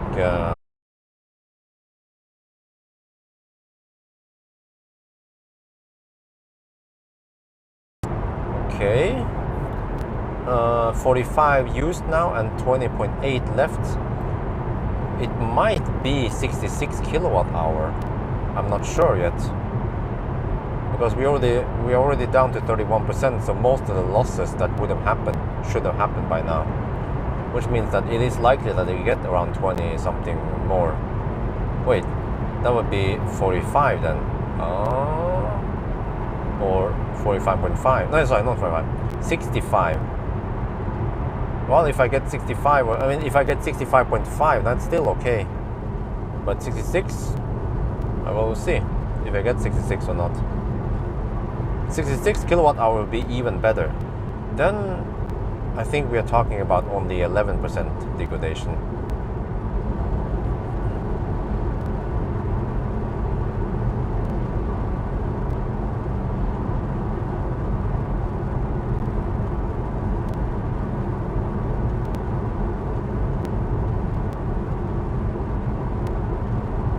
Oh wait, over here we have wind.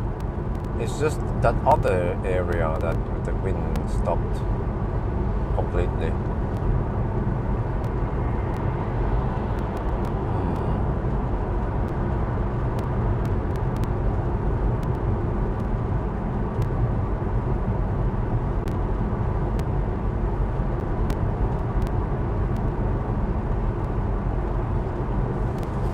Well, I have an I-Pace behind me. He's been camping behind me for a while now. Okay, I guess he just wants to stay behind. What about this guy? The Volvo. You're gonna go for it? Otherwise, I have to overtake the truck soon. He brakes. Well, okay, whatever. I'm going for it. I have to speed up. I don't want to slow poke past the truck, so I'm going at almost 100 kilometers per hour now. Well, I could rest between the trucks. Should I do that, or I could wait for that car to pass at least.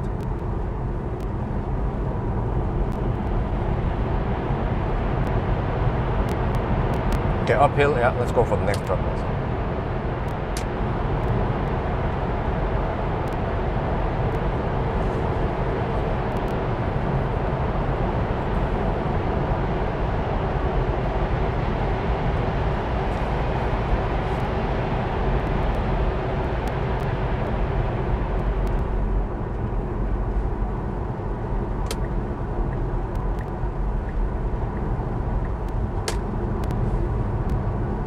Well, there's one more option with the race, which is that I could grab Optimus Prime instead. But I haven't received any message from Nasir yet.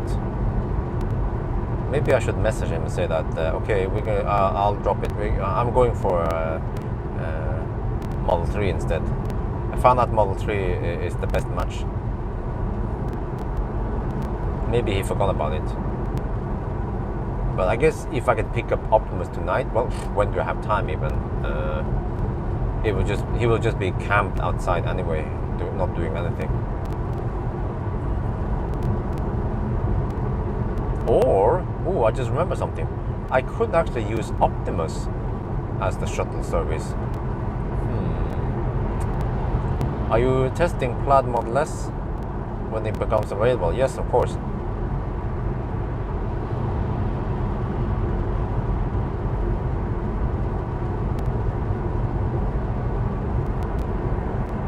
Consumption 160. Almost feel like the consumption has been dropping now during the afternoon hours.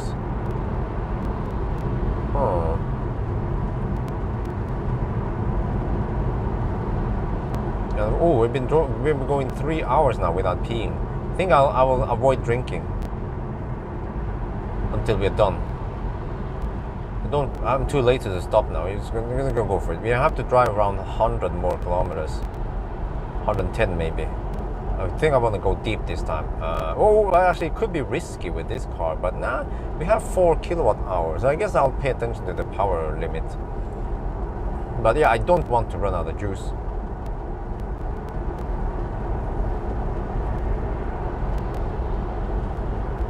No. Mage, don't be a dick. That question is not really stupid. I mean, it's obvious, but I wouldn't say it's stupid. It's a legit question, of course. And what he might mean is that, when are you gonna test it? You know.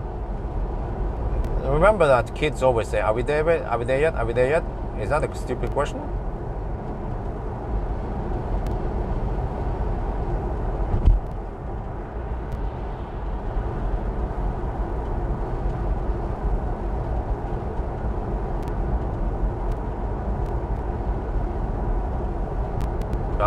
Do we have anything about stupid questions in the rules?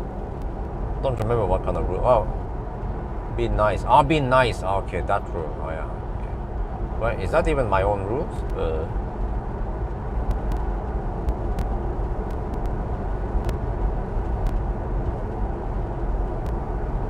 Well, again. Well, listen, Mage. Listen, we get these kind of questions all the time. Like, hey, when are you testing? Why haven't you tested EQC acceleration test yet? You know, why haven't you tested EQS yet? Or are you gonna test the EQS? Well, I get these questions all the time, to the point where I'm like, again? But I guess that's the name of the game. What else can you expect from people, right?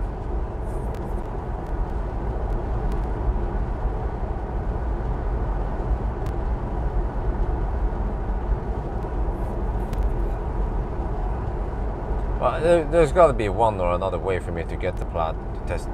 Maybe a press car, or maybe I can try to borrow the press cars again. I kind of gave up the press car from Tesla, but yeah.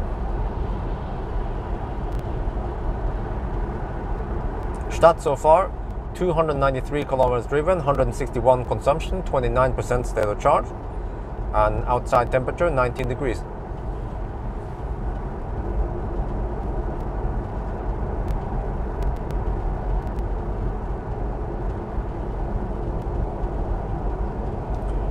So about 1 more hour drive. Oh, I have to pay attention now. When I take this loop, then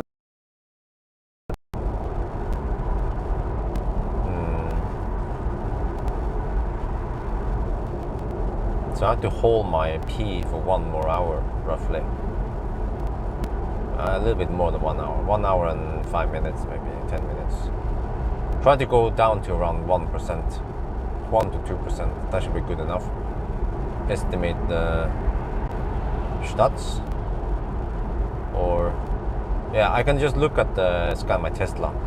It will tell me how much I have left, and that's good enough when we are that close to zero. Well, they have a PR manager. In Norway, it's Even Sandvold. But in the past, I haven't really contacted him. It was just recently that he contacted me first for some events, supercharger opening, or I don't remember what it was.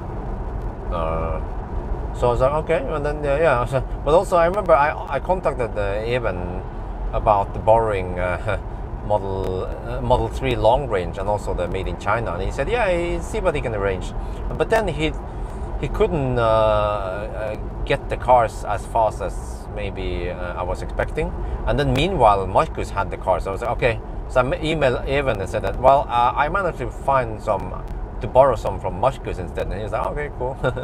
So, yeah. The urine bottle, yeah. I actually never tried it because I don't dare to use it. I'm a clumsy guy, so I might spill the urine all over the car. And that'll be urine trouble. You are in trouble. You're in trouble. Oh, the temperature in the pack has risen to 40.9 degrees.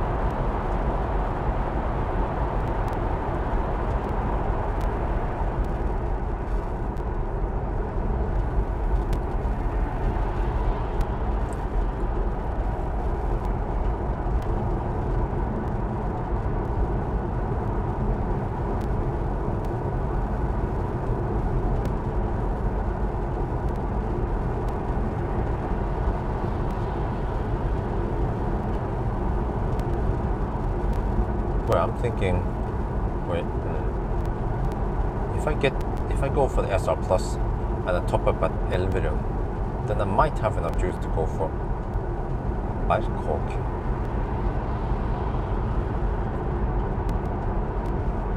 Don't have to navigate to Elverum, heat up the battery.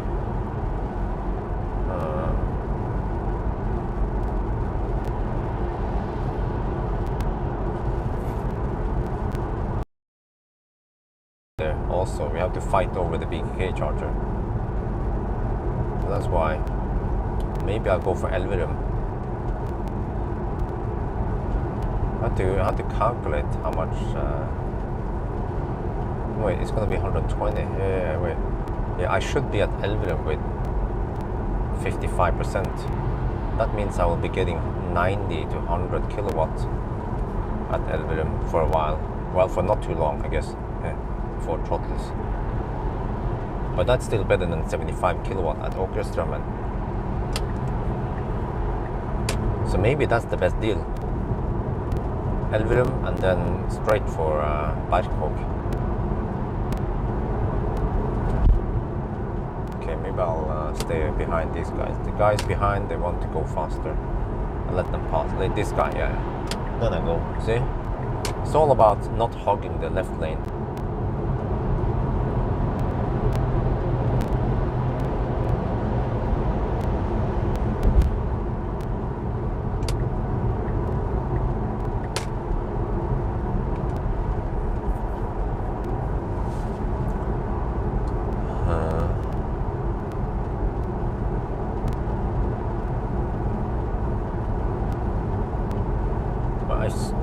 I see the dilemma now.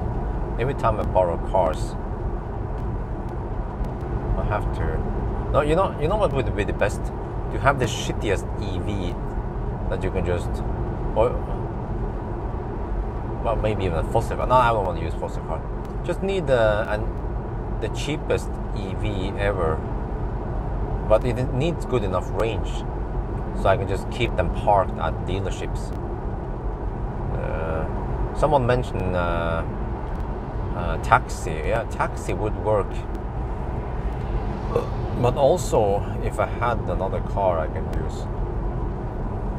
How much will the car cost? Yeah, I wonder how much will it cost me to have, let's say, the shittiest Leaf, but then that one will not have enough range, especially when I move over to Jessheim. I should get something with 100 kilometer range or more, 150, and then that would be too expensive to keep just for the shuttling service, and it takes up space at home. Think? No.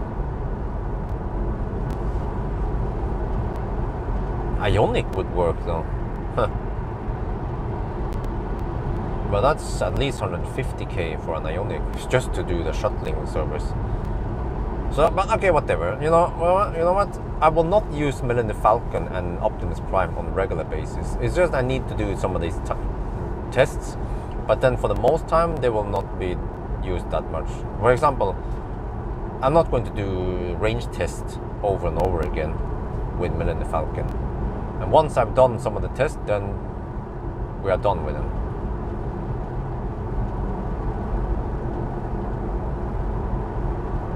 And Optimus, I guess.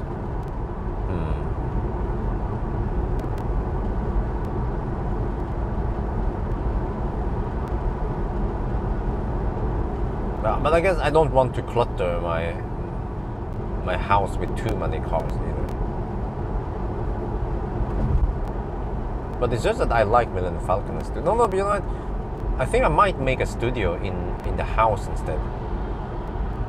My room, my secondary room, the first floor room, which is supposed to be my room. Well, unless we have visitors, guests, but that one might be the studio. I can talk about the results in there.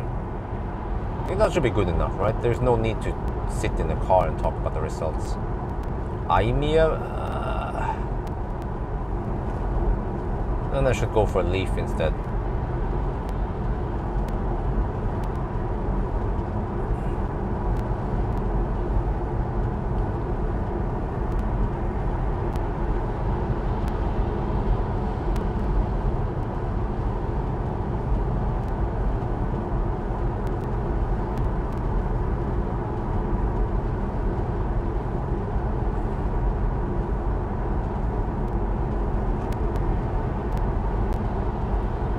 I wonder if the garage would be large enough for me to do a banana box test in there.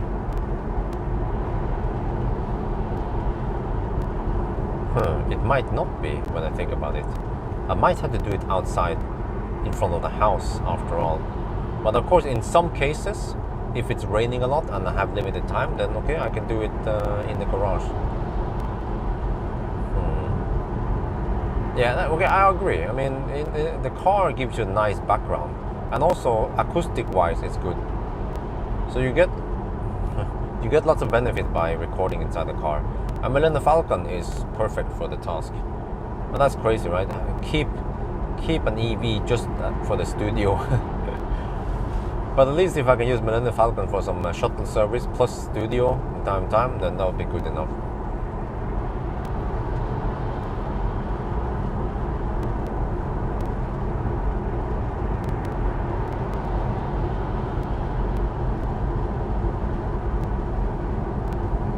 Tax benefits? Okay.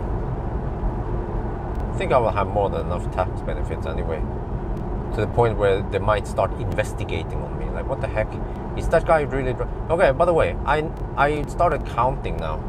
And it wasn't a too busy month, but for the last month, I've been driving 12,000 kilometers.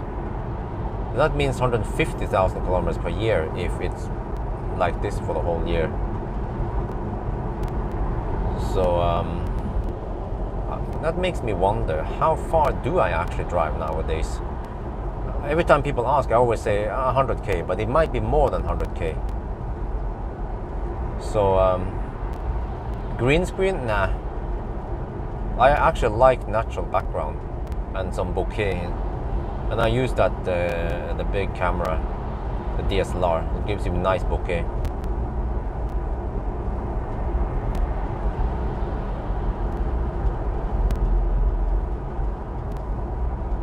Okay, anyway, I might have around 90 kilometers left of range. Oh yeah, how much I have?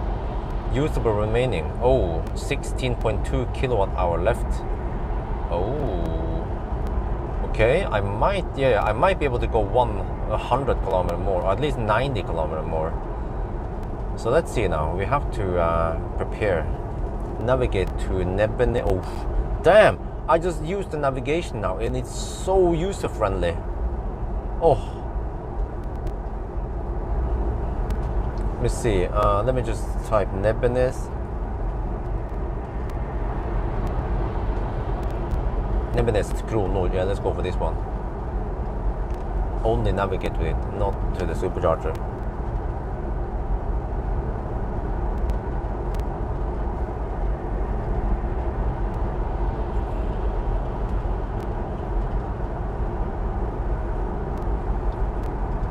And also the green screen requires some extra editing. Don't want to do that. Just want to keep things simple. Focus on the graphs and the tables that I always make, and that's good enough.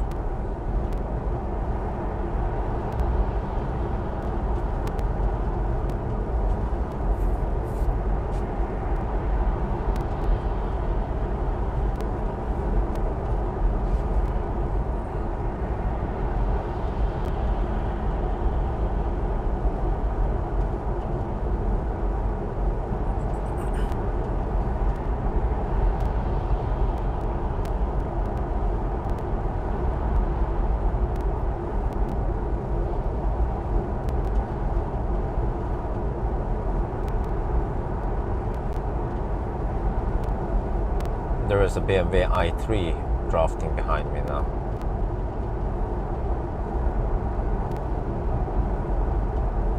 I guess this is the... Wait, are they overtaking? No, you're gonna overtake? No? This is the reality for some people, right? So just slow poking on the motorway with their electric cars. Just not a normal day.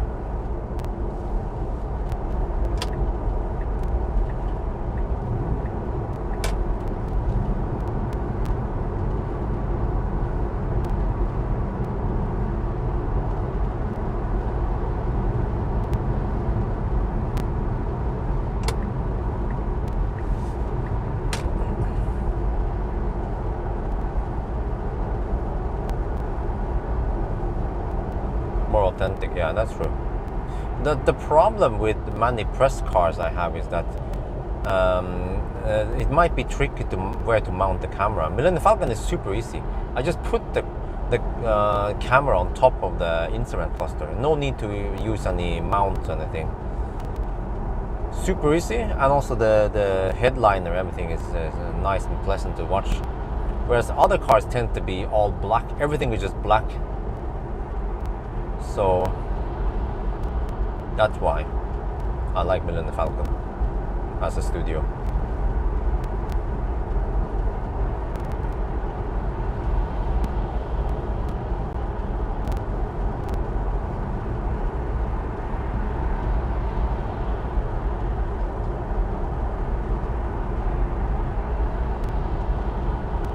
Running at Leaf speed, what do you mean? Old video. Well, I was obviously doing something with a Leaf, so I had a reason for it. But if I'm just hammering around town or somewhere, even going on a trip, I wouldn't be slow poking like that.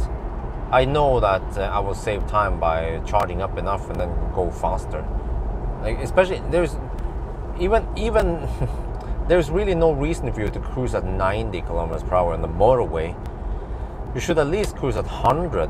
Like, even in the old days with Millennium Falcon, when I had to leap between some superchargers, that was 6 years ago, right? I still cruise at 100 kilometers per hour, 100, 105, just to get to the next supercharger.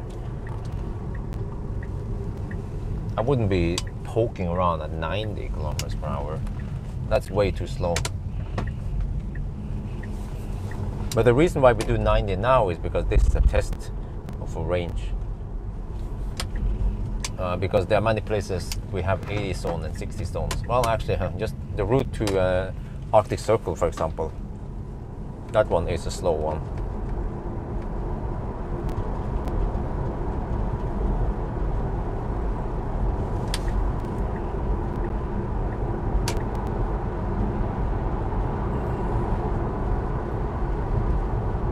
I haven't bought the Fiat.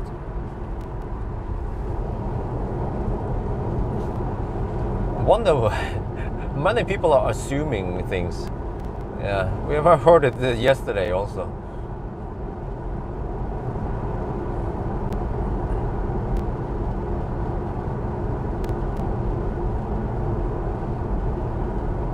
And again,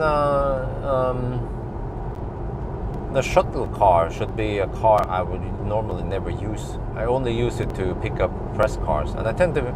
Lately, I've been I've been using that a lot. The shuttle car, or the what do you call it? The press car, shuttle car.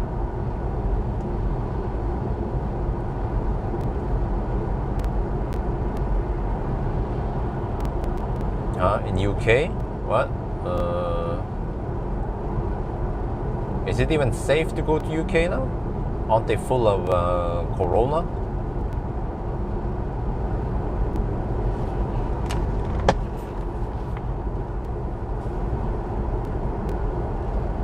Oh, I'm getting butt hurt. Oof. After 3.5 hours, I'm getting butt hurt now. And also the armrest here is not as soft as in the Model 3. Wait, is it? Is it? Wait. Well, I guess it's not the worst, but it's not the softest armrest I'm resting on.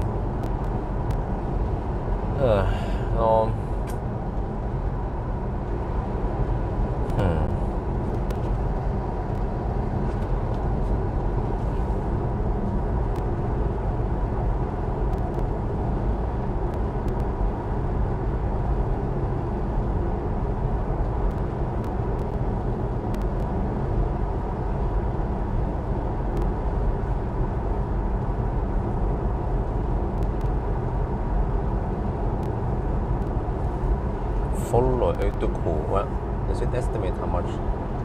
1%? Huh? Really? I need 20% to get there. Okay, okay. Alright. And then I need to top up over there.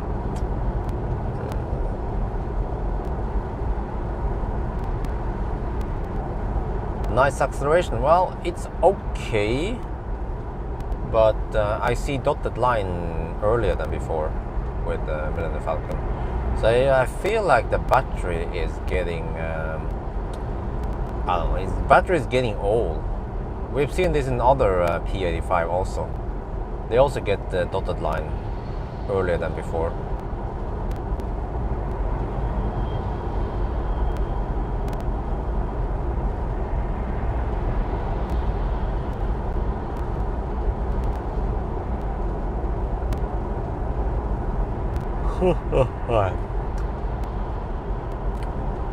Alright, 14.2 kilowatt hour left. Yeah, at this point I see that we will not be able to get 60. Well, actually, oh no, still looks like we might get 66 kilowatt hour out of the battery. Oh, or maybe 65.9, but close to 66.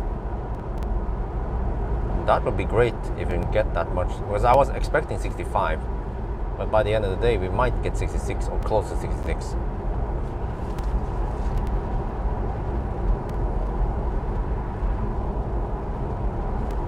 And that means only 11% degradation, not 12. Wow, that's even better. 11% degradation after 7 years and 260,000 kilometers.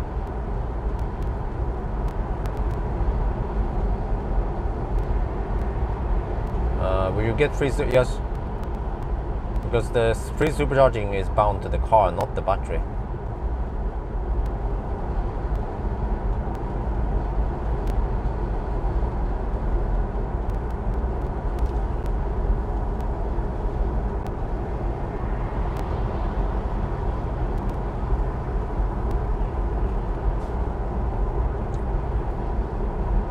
Okay, so I have to estimate now from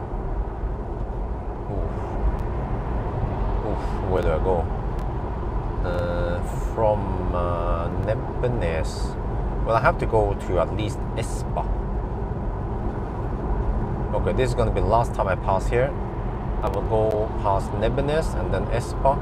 Okay, how busy is that? Let's see. Whoa, it's getting busy now at Nebbenes. 19 stalls available. Oof. It's half full or half empty. Okay, but I need food, but wifey made food for me. I guess I could starve a couple hours. Oh shit, it's going to be 10 by the time I get back home. Well, I guess I have to starve and then just munch on some food at home.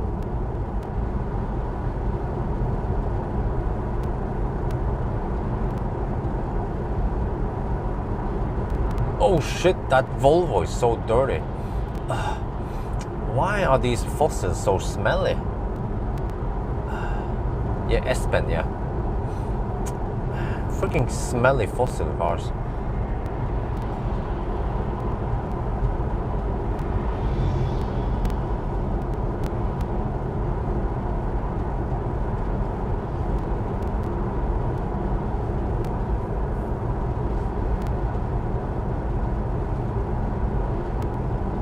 Okay, so getting close now, kinda close.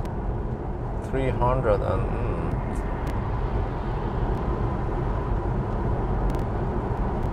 yeah, this video should be important, right?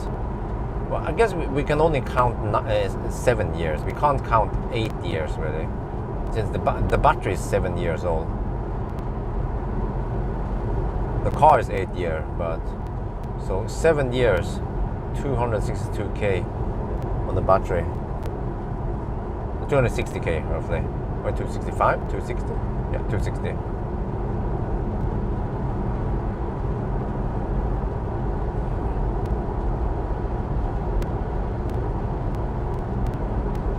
Huh. Volvo with diesel again, yeah. It could have been modified Volvo. Damn, look at that traffic. Hyttefolket for the win. The left lane is more crowded than the right lane. That's when you know you're in Norway. Well, so still 6 in the evening we have traffic. Yeah, makes sense. Because people, they were enjoying they were enjoying the last moment of the weekend before they have to go back to work. Yeah, and that's why they are returning late. But let's see now the Stau. If we look at Oslo, we have Stau going towards Frogner, Lindeberg now. And Stau at Sandvika. Oh, Sande. Oh, Drammen, Sande. Stau over there also. Shit.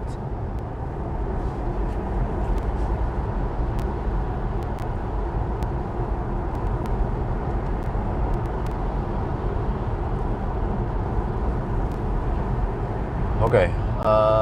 God donated $5. Set the record straight. Retest E28 at 120 kilometers. Thank you. Really? Do I have to do it? The problem is timing. Not many people are interested in the Stellantis cars. I noticed that when I tested it. So thank you for your donation, but most likely I don't want to waste time retesting E28. I don't know what's up with that. I mean, we already tested it properly, so I don't know why we should retest it. Are you expecting the results to be better?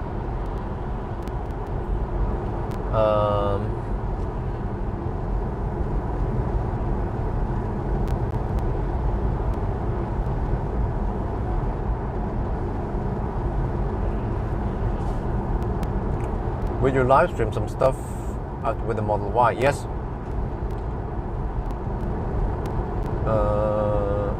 Okay. Yeah, I feel like I need adaptive cruise control. I feel like I need autopilot for reading the chat here. Okay, here we go. We're passing by Espa. No, not Espa. Here we're passing by Nebbenes. Let me see how busy Nebbenes is right now. Oh, it's kind of filling up now. Yeah, it's filling up slightly. Not too crazy. Plenty of space still. Yeah, plenty of space. No worries.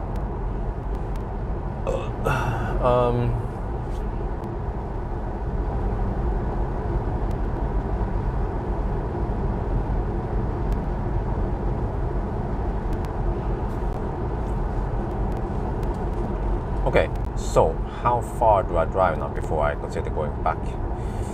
Yeah, let's see. Maybe Strandlykkja.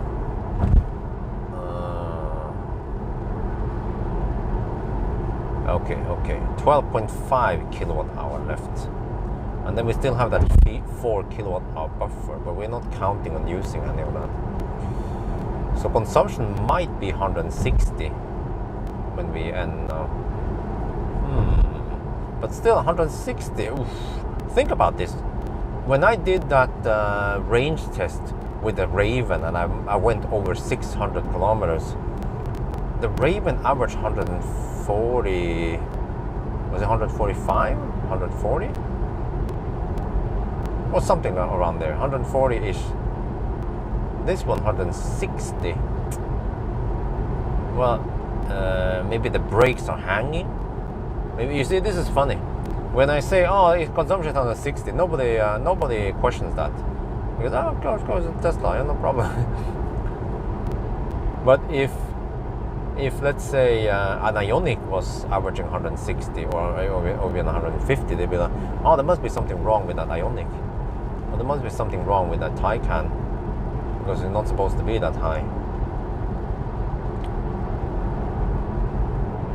So 160.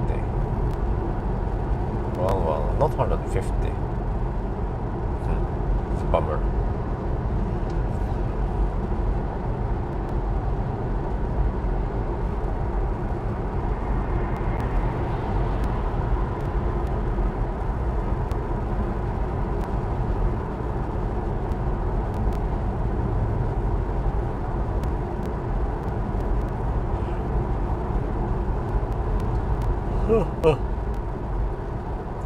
Well, to be honest, I'm not sure what I'm supposed to use Millennium Falcon for.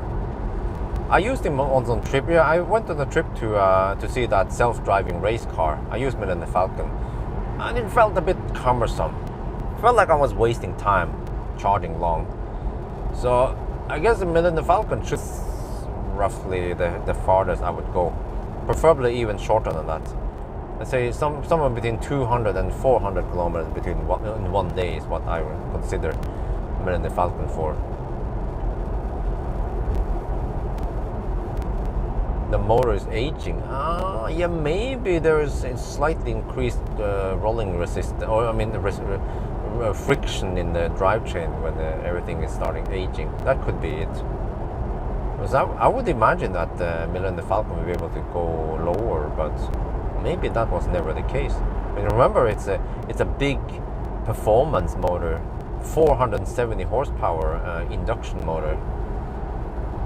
So it might not be the most efficient one, but it's powerful, quite powerful for rear-wheel drive. I can't think of any rear-wheel drive EV nowadays that has 470 horsepower on the rear wheels.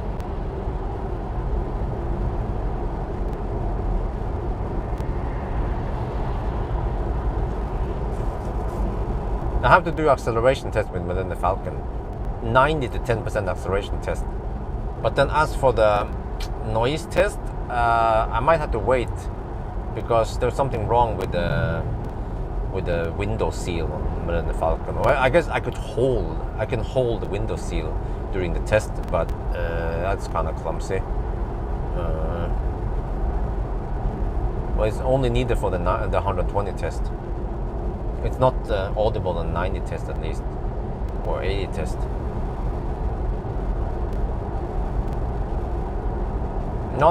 It could be that it could be that the gearbox and motor is getting old, and it has slightly increased friction. Never underestimate the efficiency of the drivetrain.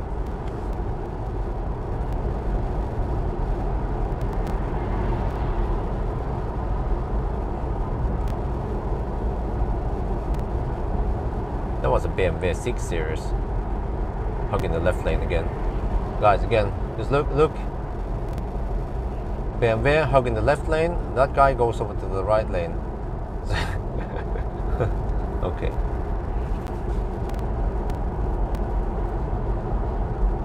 I would change the motor oil. I don't know. The motor was replaced not long ago, or not too long ago.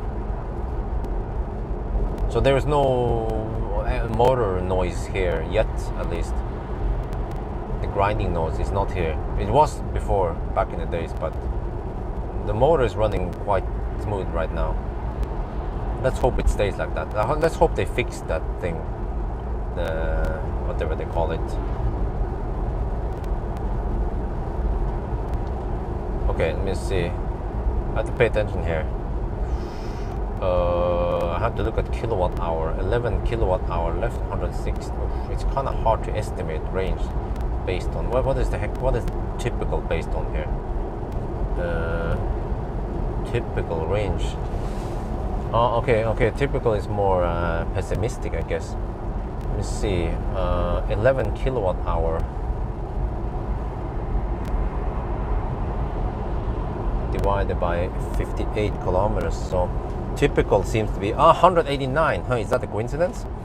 Yeah, typical is 189 to 190. Let's say 189. Okay, but we are not averaging 189. We have 161 only, or 160, 161. So, oh,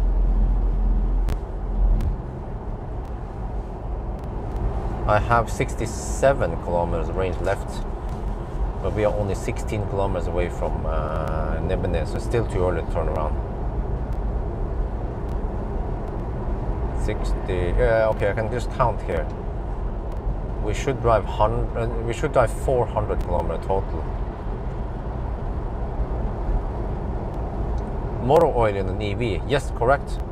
Remember that an EV has a reduction gear, and there is motor oil in there. Well, it's actually not technically not motor oil. It's gear oil. Yeah. People are talking about the gear oil. The gear oil has an interval of 8 years or 240,000 kilometers. So it depends when was it changed last time. Because I guess when they changed the motor, they also changed the gear oil in the motor, in the reduction gear. Yeah, it looks lovely at Mjøsen today, as always. And the windsock is hanging a bit. Do you think Tesla could replace motor or battery on goodwill? Well, who knows? Wonder how expensive it will be.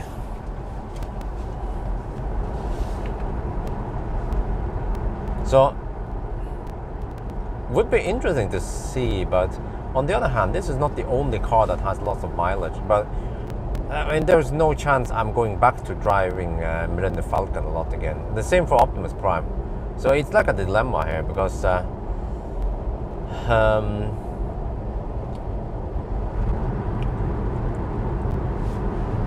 Nasir actually wants me to drive Optimus a lot, put a lot of kilometers on Optimus.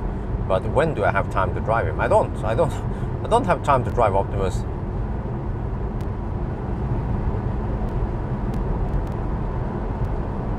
Well, except for that, if I have something to do, I have an appointment, I have to travel somewhere by car, then I could use Optimus instead of Millennium Falcon, if I have to choose. But I don't drive too often anywhere. Mostly just testing the cars. So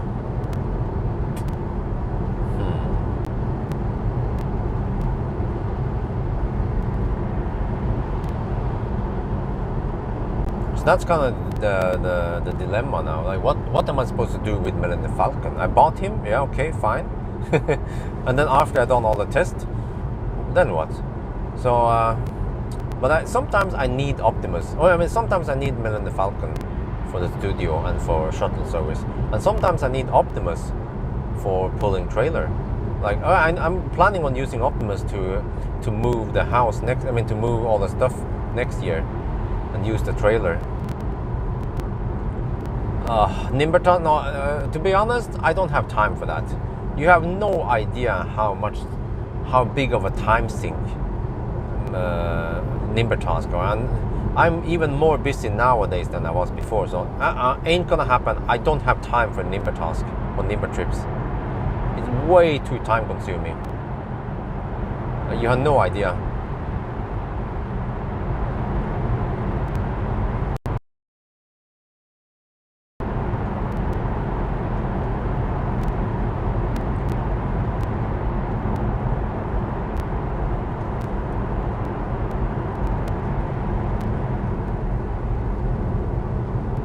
wifey doesn't want to drive Optimus, too big. She prefers driving a small car.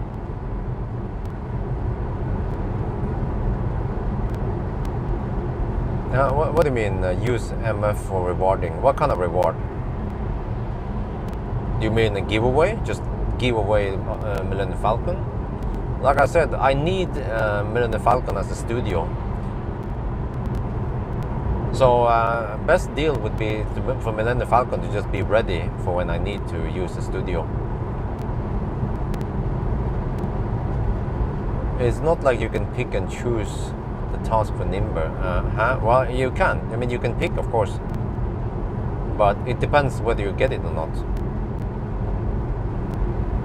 Okay, Missy 350. Okay, I can still keep going. Where's Strandlisha? Wait. Yeah, okay. Let's just keep going. I don't want to drive too much back and forth. Oh, but it's no big deal if I drive there and then at 32 now. 32 plus. Oh, wait. Maybe I can go to. Yeah.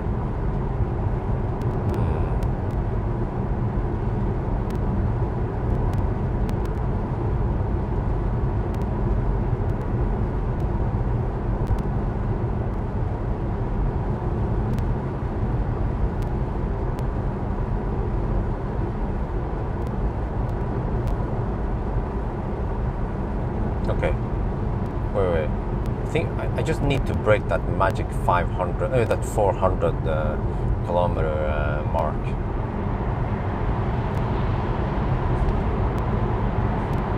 And the problem is that there are not too many loop arounds to get to Nebbenes.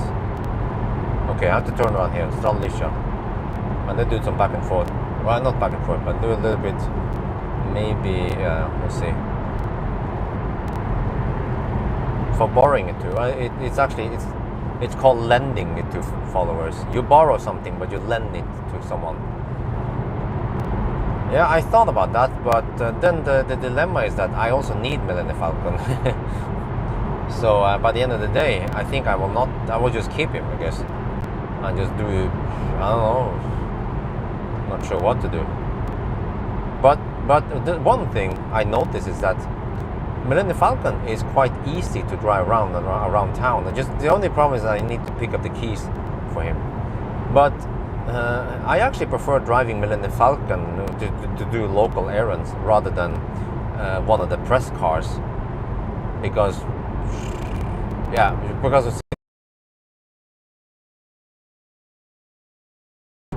the press cars, you might have to fire up the car and stop it and so on. So.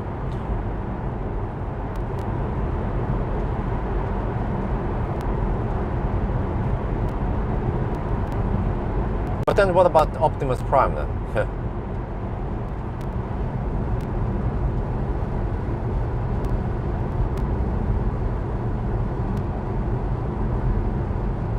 Well, I guess I should try to get him back, Optimus, so he's ready for some action in case I need to do something with him. Well, at least I need to do all the tests with Optimus. Range test, Arctic Circle run, all that stuff. That will at least be 5,000. Maybe let's see, 1,000, 2,000, 3,000, maybe 4,000 kilometers. But that's not too much, is it? No, it's not. You get as your shuttle until Plaid. No, but that's the thing, Adam. I don't need the SR Plus, and I wouldn't use. It's a bit overkill to use SR Plus as a shuttle. I don't know if you know what I mean when I say shuttle. It's just a car I almost never use. For example, when I'm picking up the ID3 now, I will just drive the shuttle car from my home to Møller, and then it will be parked there for a week. And then usually what happens with the shuttle cars is that on the same day I might return one press car, and then I pick up, for example, Millennium Falcon, and then I drive to the next business place thing, and then I pick up another press car, and then Millennium Falcon is parked there. So that's the shuttle task I was talking about. So yeah. But recently I noticed that I parked these cars, like the SR Plus has been doing the shuttle task for a while now, just parked at dealerships for a long time, not doing anything. But it's a good thing that it doesn't, the vampire rating is quite low on the SR Plus, because Millennium Falcon has a significant vampire drain compared to the Model 3. I don't know what's up with the Millennium Falcon and the old cars, but they might lose as much as 5% per week. It's crazy, right? 5% per week. And then the Model 3 loses about 1% per week. Well, maybe 1 to 2%, depending on if it's LFP or not.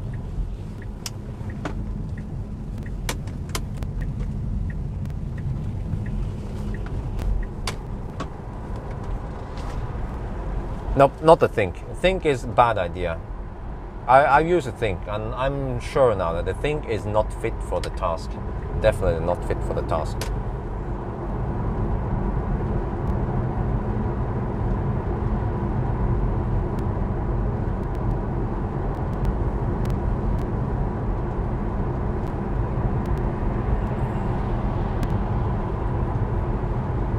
And also, again, the Plaid. Yeah, I want to buy the Plaid, but what am I supposed to do with it anyway? I could just borrow the Plaid from Marcus, or at least Kim from Pitstop Bilplayer. He said he will lend me his Plaid for the range test. I was like, oh, awesome.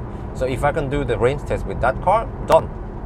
And then I just have to borrow another Plaid for some acceleration test maybe. Or if he is okay, if I can do acceleration and noise test also, that would be great. And charging test.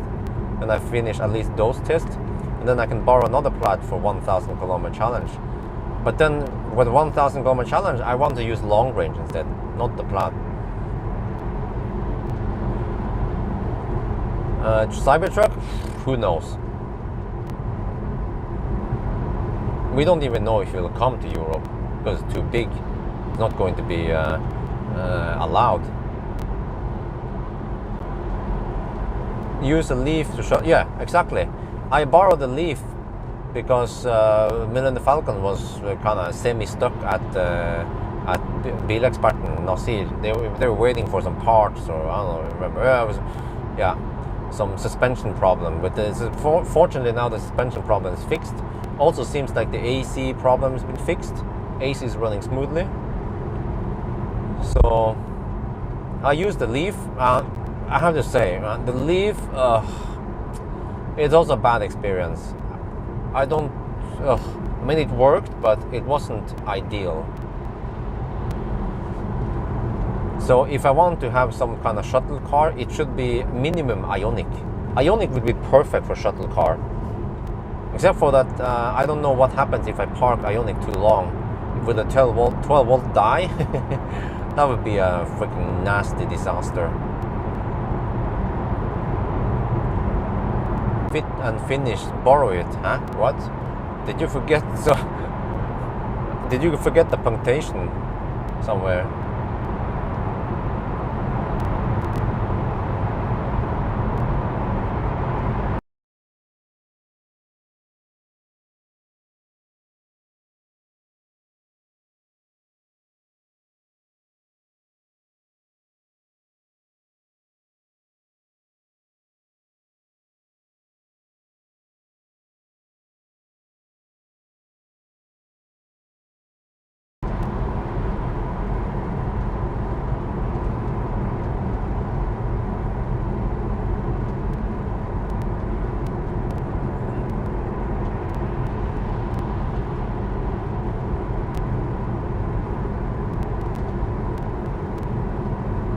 Okay, 160 consumption.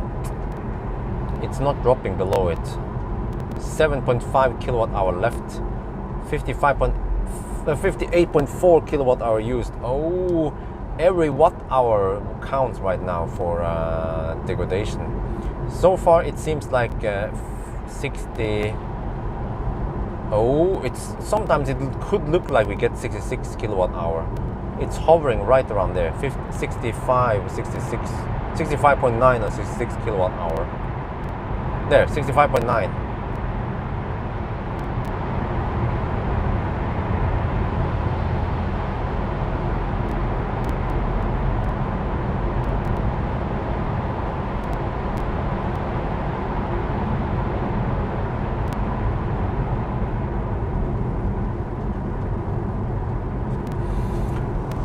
All right. Oh, okay, well, that's fine then. No worries. It's just that nowadays people are so lazy. Intelligent people with high education, they just write poorly online. They skip punctuation mark, question marks, commas, correct apostrophe here and there. There's just so many grammar errors. And most of the time I can understand them, but there are sometimes I'm a little bit confused. 74 kilowatt hour when new.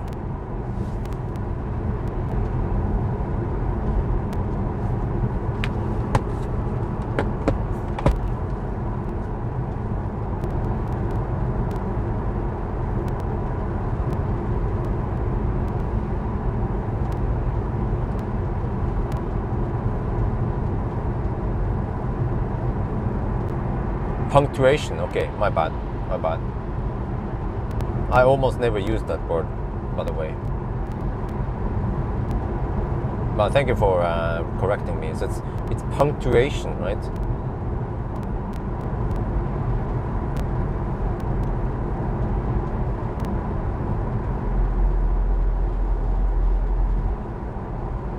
Yeah, exactly, right? Sometimes I read the comment, and then it's just full of errors, and I have to read it again 2-3 times and try to interpret what. Wait, hey!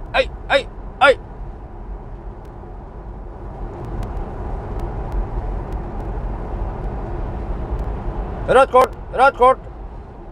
It had to be a Volvo. Jeez. Red court.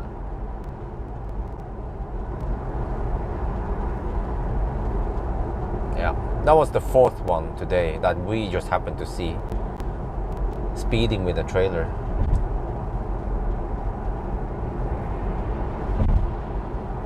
Okay, anyway, have a long day.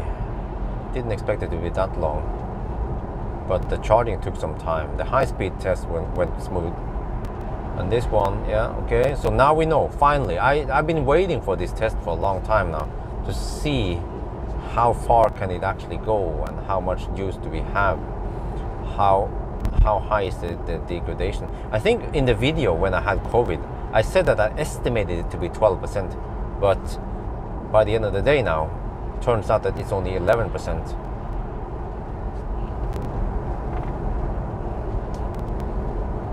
Well, I can't speak 4 languages. I can speak 3. Which one do you count then?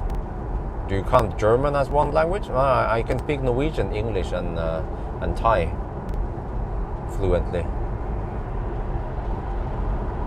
Unless you count lead speak as one language. Yeah.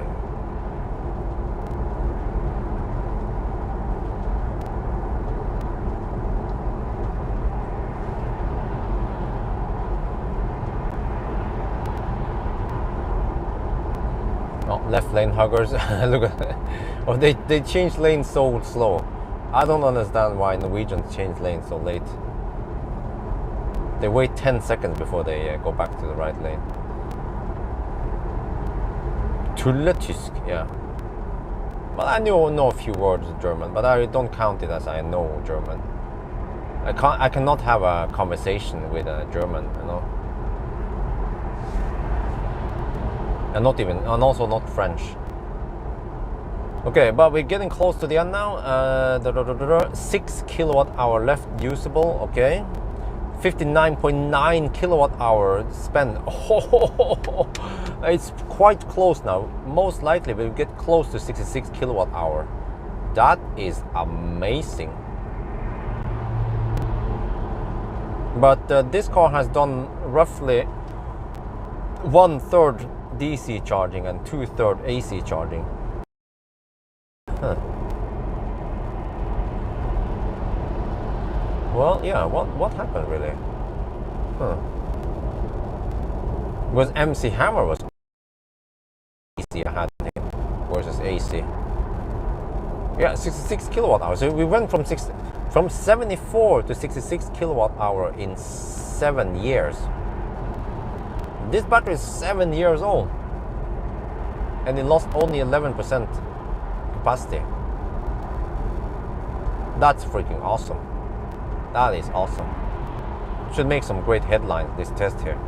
You're making history. Okay, maybe not, but yeah, at least we have a case now that we have, on average 7 years, 40,000 kilometers per year.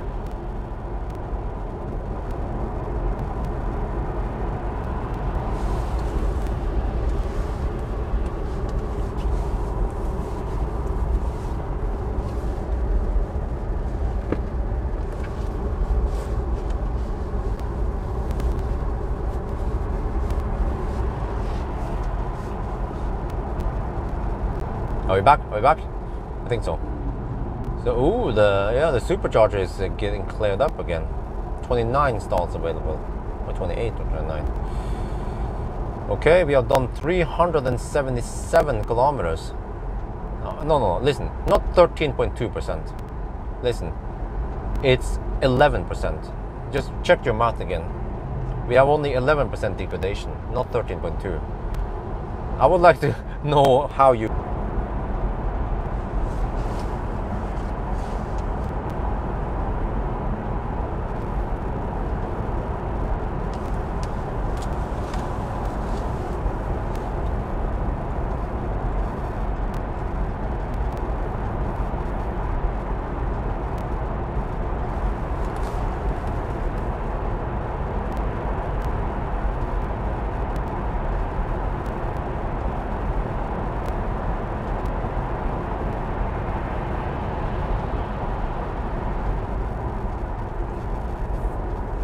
Wow, I noticed something here today. Yeah. It's just like that guy. This is quite consistent that in tunnels, many Norwegians try driving slower in tunnels. Because every time I run into a tunnel, I keep gaining on people. And then after the tunnel, they speed up. Happened so many times today. At least 20 times during this test. Because I was getting ready inside the tunnel to overtake someone, and then after the tunnel they speed up, just like the RV and that other guy over there. Okay, but getting close now. 380 kilometers. We have to go 400. At least show it. Might even go to Mogreina extra loop there. I have to recalculate once I get closer. 5 kilowatt hour left. That is good for 30 kilometers. 30 plus. Yeah. I can go Mogreina, easy. Yeah. What happened many times today is that people overtake me right before the tunnel, and then they slow down in the tunnel, and they drive dog slow in the tunnel, and I'm gaining on them. You guys probably notice it. And they go closer and closer, and I'm prepared to overtake, and then they speed up after the tunnel. I'm like, ugh.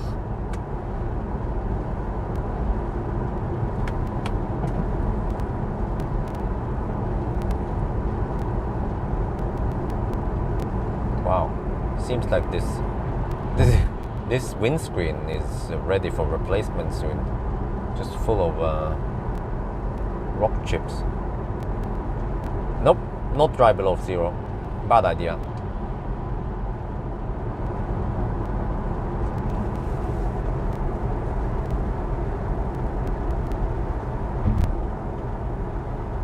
I'm just wondering, Jack, how did you get the 13.2%? Yeah, you mentioned it, 13.2%. Where did you get that from? What, is that guy backing up? Are you for real? There was a freaking Tesla. There's a Tesla backing... Dude, freaking Tesla is backing up. Huh? What are you doing? Okay, is this park there? Or...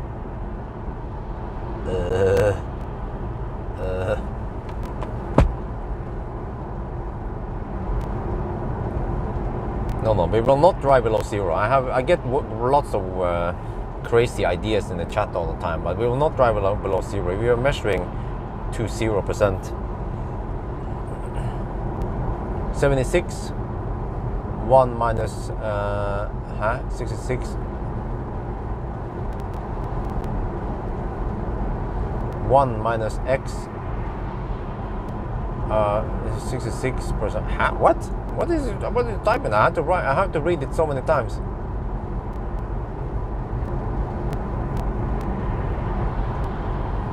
$76 kilowatt hour. No, where do you get 76% times? What? Where do you get 76 from? And where do you get 60? It's 74. Oh, you mean no. It was 74, not 76 from the start. Yeah, but listen, it was 74 kilowatt hour when it was brand new, not 76. That was the main mistake he did. That's why he got 13%. And I had to read it so many times because it's like 76% multiplied by and then 66, but no, it's not percent, it's 76 kilowatt hour. That's what you meant. And then 74 kilowatt hour. Yeah, it's really confusing. Not only did you not use the correct unit, but you also used some weird modifier. Or, well, yeah.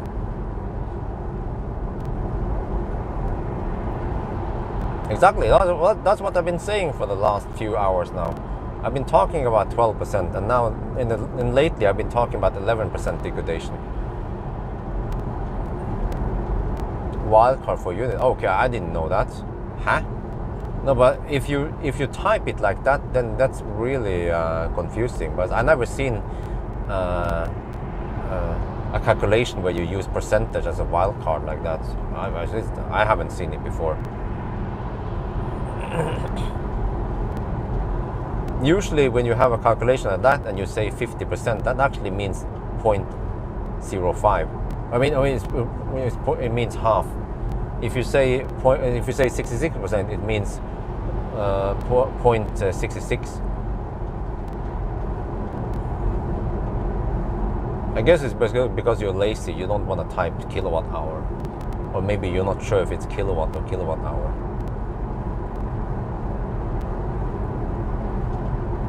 Well, okay, I guess we'll go to Mogreina and turn around, and that'll be it. And we'll come in with 2% maybe, or 1%, 2%.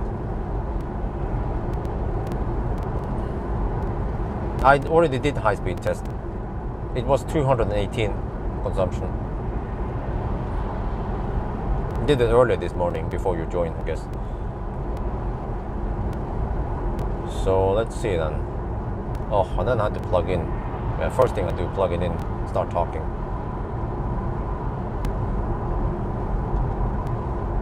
Oh, it's already 7. Okay, let me see. 389 kilometers plus. Ooh, okay. What can I do? Mogren? Can I go Hyrysat loop? No, that's too far. I have 20 kilometers of range left, roughly. Whoa, 20 kilometers. I could actually go Hyrysat. But do I want to do it?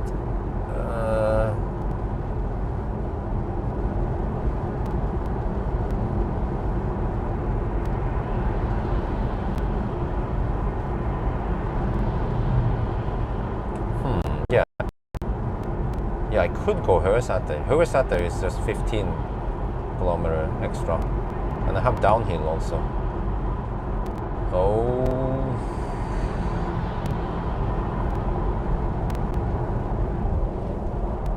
still have plenty. Where is the power limit now? What? I have 251 kilowatt power limit. There is still no dotted line here. Seems like the battery is in good shape, or well calibrated. So, which means that we should be able to use the 4 kilowatt hour buffer even.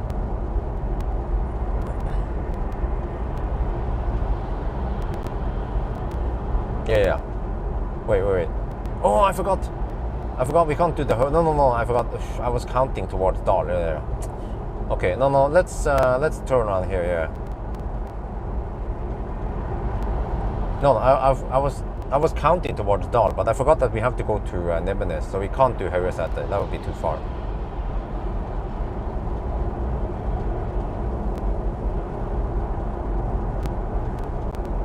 Right now the car estimates 2% at arrival. I think that's good enough. That's deep enough.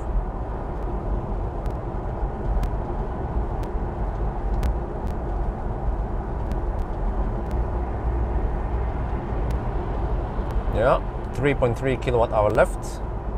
Whoa. Oh, now the dotted line comes. Ooh, 62. Oh, 66 kilowatt hour then. Yeah, seems like we get 66 kilowatt hour.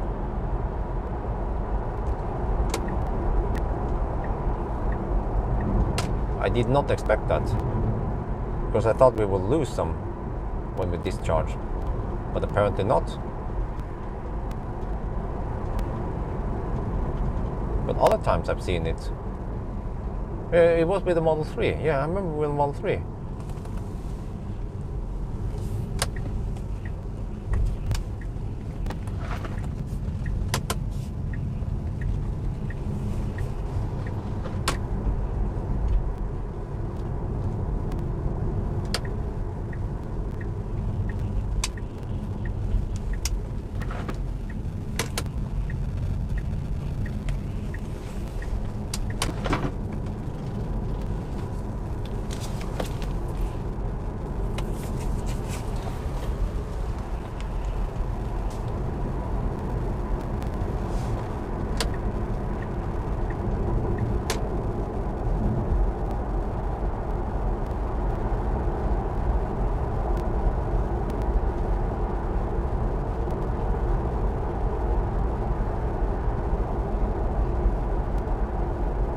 Okay.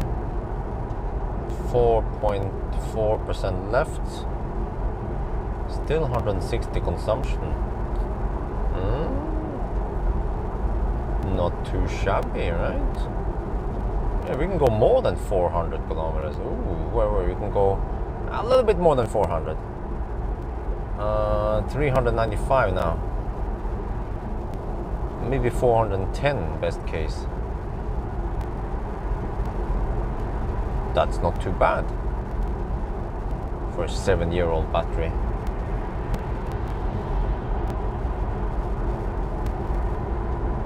Oh, that truck is hammering it.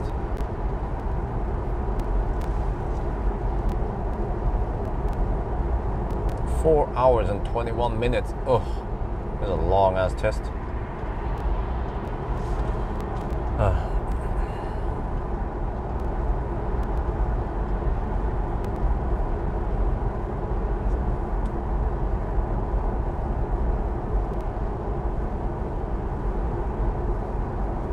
Okay, I want to pee, but is Nebbenes open? Okay, I have to overtake this guy. We'll go faster.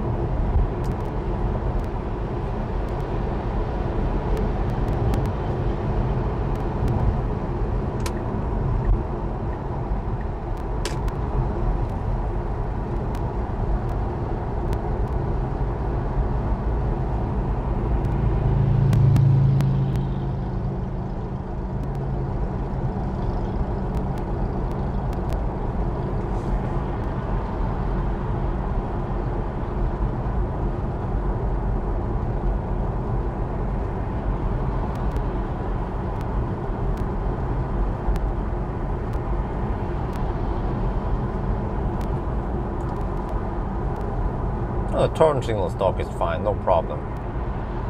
been working for 350,000 kilometers, no problem.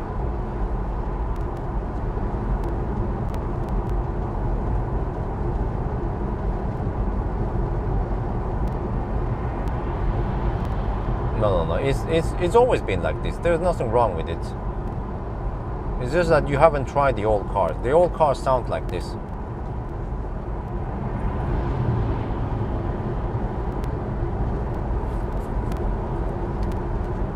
This is probably part from Mercedes. You know, quality parts.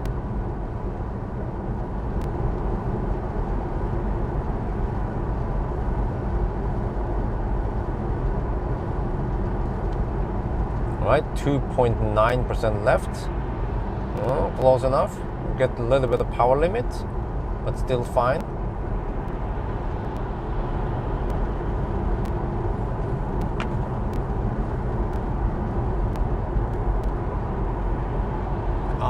It's hovering around 65.9 kilowatt hour. Wait, should I try to empty out the last one? It's getting deep now. We'll have about 1.5 kilowatt hour. Actually, a little bit more than 1 kilowatt hour left that I don't dare to use because we're getting deep.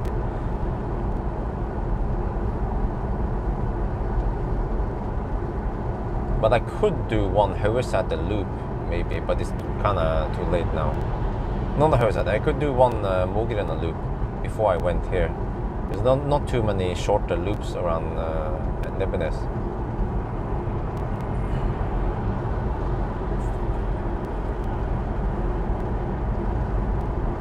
But I can also just calculate based on percentage and all that, and kilowatt hour left.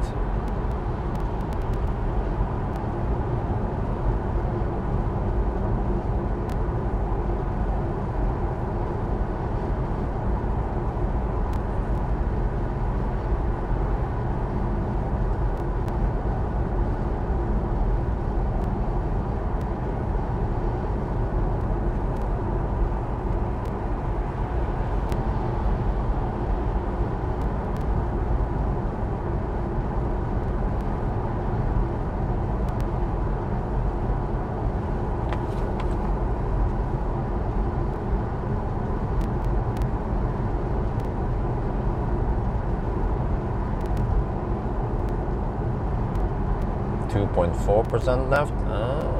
Okay. Consumption 160. Yeah, I keep getting this one. 66 kilowatt hour, or 65.9 kilowatt hour total. If we would go to zero. But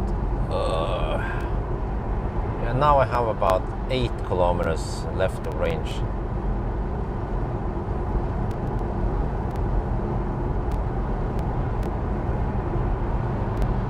So yeah, Høversæter loop would be okay, but yeah, let's just bail out here.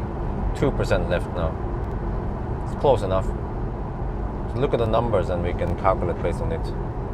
And I can plug it in and do my end speech over here.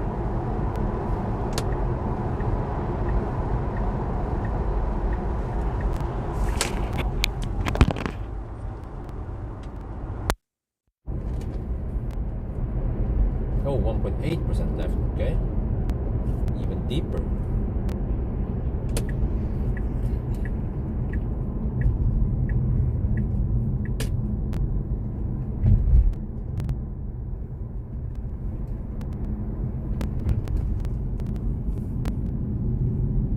Okay, I have to place it so that I don't get any weird shade. Wait, maybe I should put it on that side.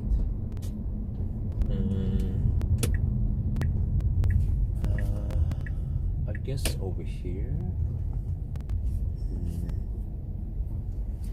I don't want any weird shade. That's the thing. I like this side, but it's a bit occupied right now. Okay, how about here? Oh, it's in the shade. Yeah, that's perfect. I'm shady. Wait, let's see. Yeah, let's just stop here. Wait. Will I be sharing with anyone? Yeah, I might be sharing. or maybe not. Let me check here. Which stalls are usually shared? 6A. Which is this one? What is this one?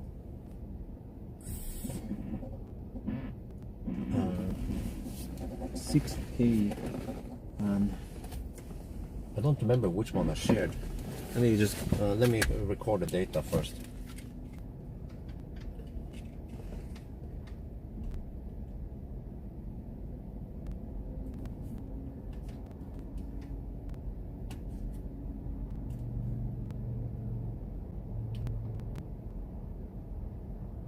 Yeah, 2% left.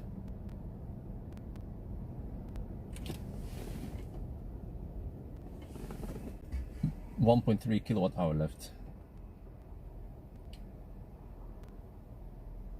1.3. Oh, 65.9. Yeah, 65.9. That's the end stats. Okay. Let's see. Let me go check if this one is shared or not.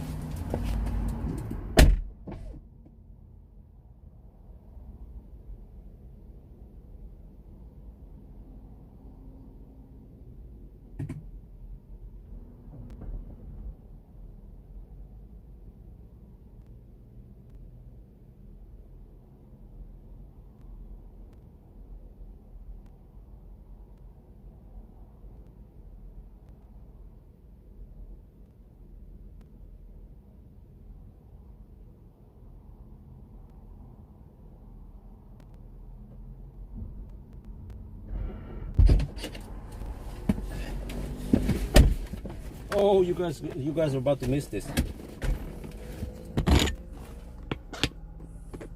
Because we don't see it too long.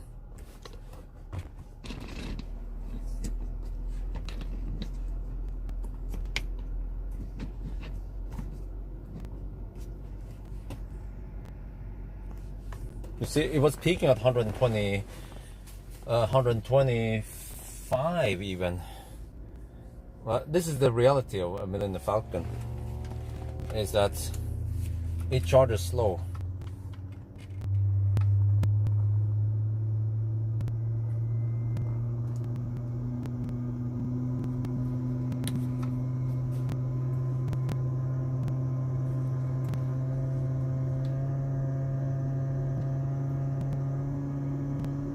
Look at this shitty speed.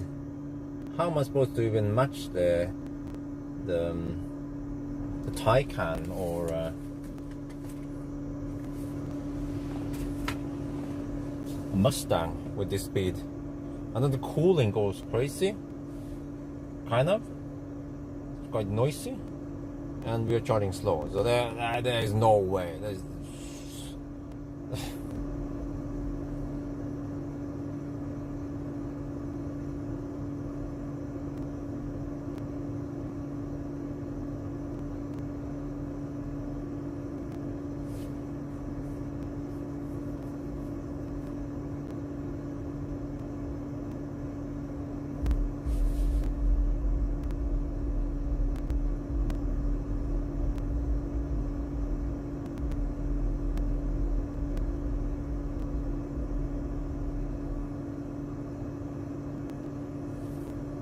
Now look at this. Already now we're down to 109 kilowatt only. So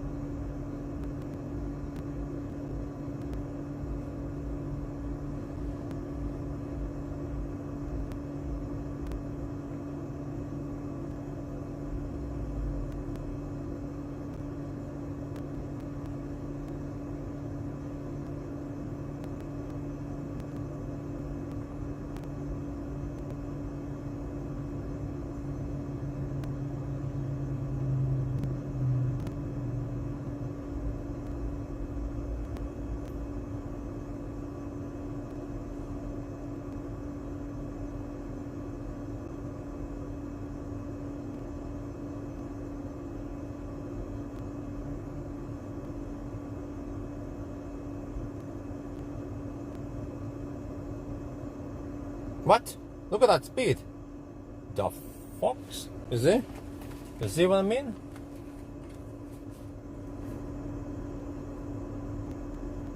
Damn.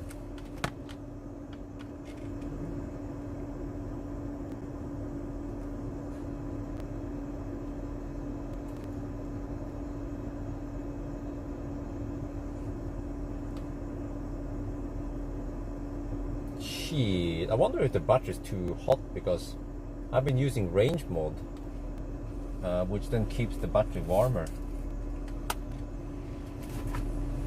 Yeah, but let me switch off range mode.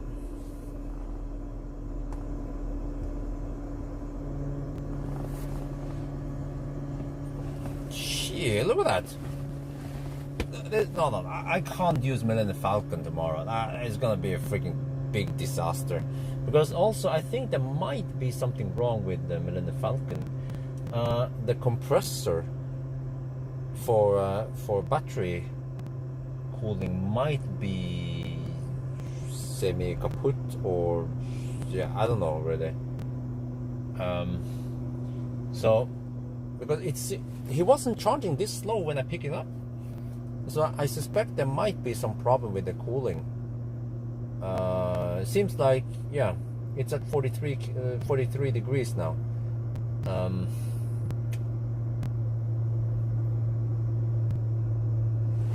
Nope. You guys have some theories, but they are not correct. Trust me.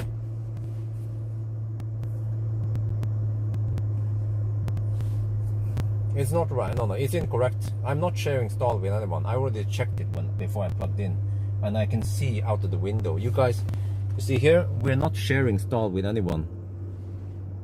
I already checked it. We're not sharing stall with anyone.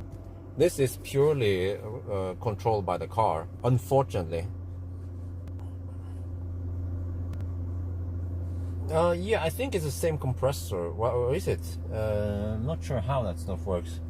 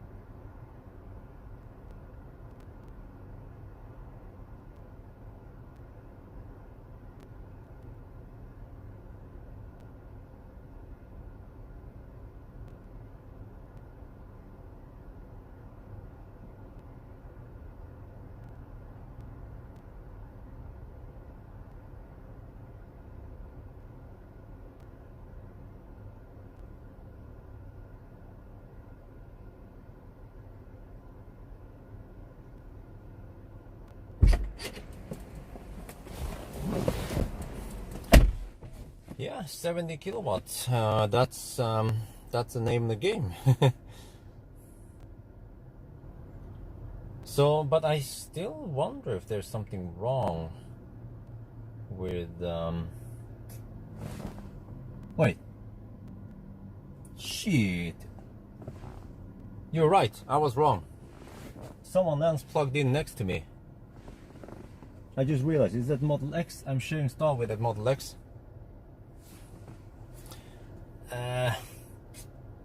Okay. It's supposed to be faster than this. I'm a noob. I forgot to see that it's the one next to me plugged in, so that's why it dropped so sudden. But I want to stay here on this spot because I have the best light conditions.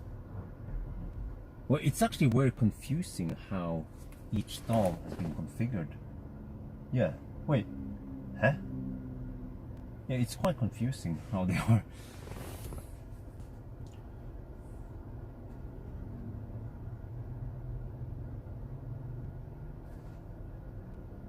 But I have to do my end speech. Well, actually,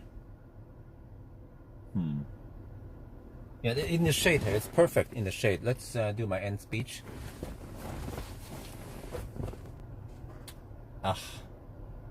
So,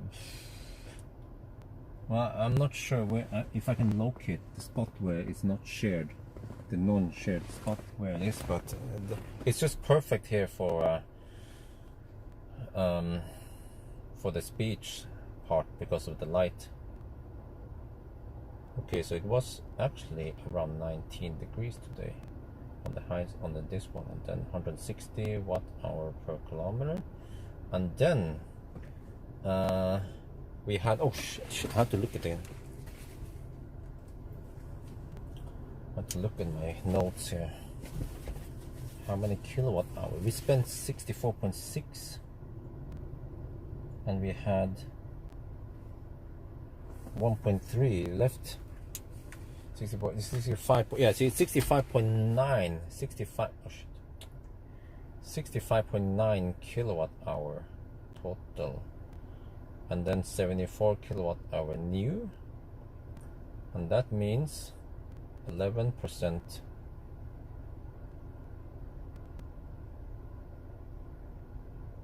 degradation. Ooh.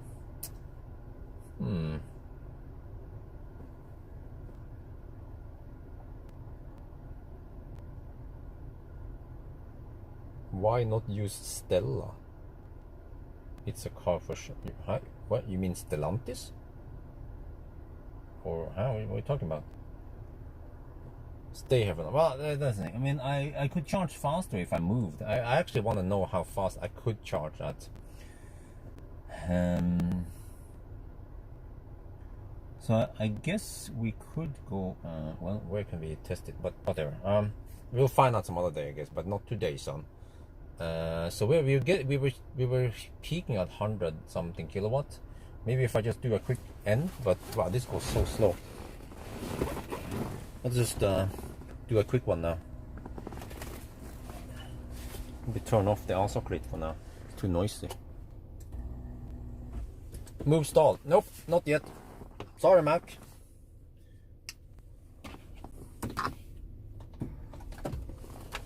I have no time to move the stall yet. I have to do my end speech. You might not know what's going on right now, but I'm actually recording a video about some stuff which involves me to which requires me to do some stuff.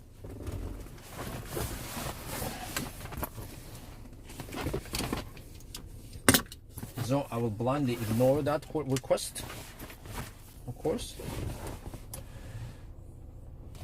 and do my own shit now. Let me see. I guess I need this one, which it looks better. Wait, can I just set it to video preset? Okay, this one should be good enough.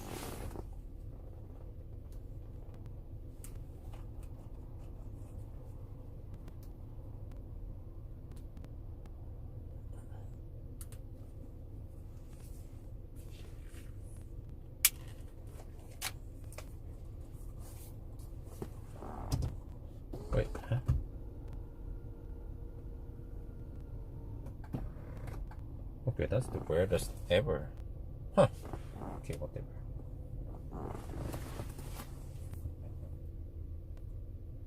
Oh, well, what is the range then? I have to calculate the range also. 65.9 kilowatt hour. Ooh, 412 kilometers of range.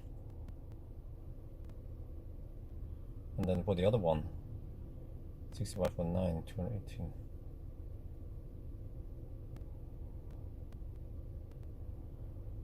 .302 kilometer range. Ooh.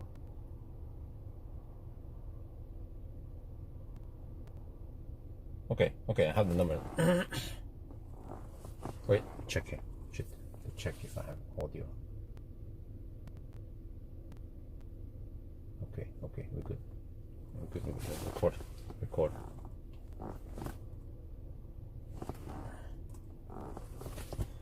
We are finally back at the starting point, so let's look at the result now. So, you see that we came back with 64.6 kilowatt hour, and then if you look and scan my Tesla, we have 1.3 kilowatt hour left. So it means that we have 65.9 kilowatt hour, and when the battery was new, it had 74 kilowatt hour. Remember, that was 7 years ago, 260,000 kilometers ago. So that means only 11% degradation. 11% is actually quite good for such an old battery that actually have done some kilometers. We're talking about around 40,000 kilometers driven per year on average. Most of it actually happened in the early days, and then after I sold it, it was driven around 20,000 kilometers per year. So I think other cars, well, you can try to find other cars that has done 260k on the battery and 7 years. They will most likely have more than 11% degradation. And then as for range, then it means that, well, you see, these kind of range numbers means that even a 7-year-old battery or 8-year-old car of this kind of tech is still almost on par with today's car coming out in similar size class. So yeah, of course, I calculate back that this car will have over 460 something kilometers of range in the early days if I tested it when it was brand new. So I have to say, really good.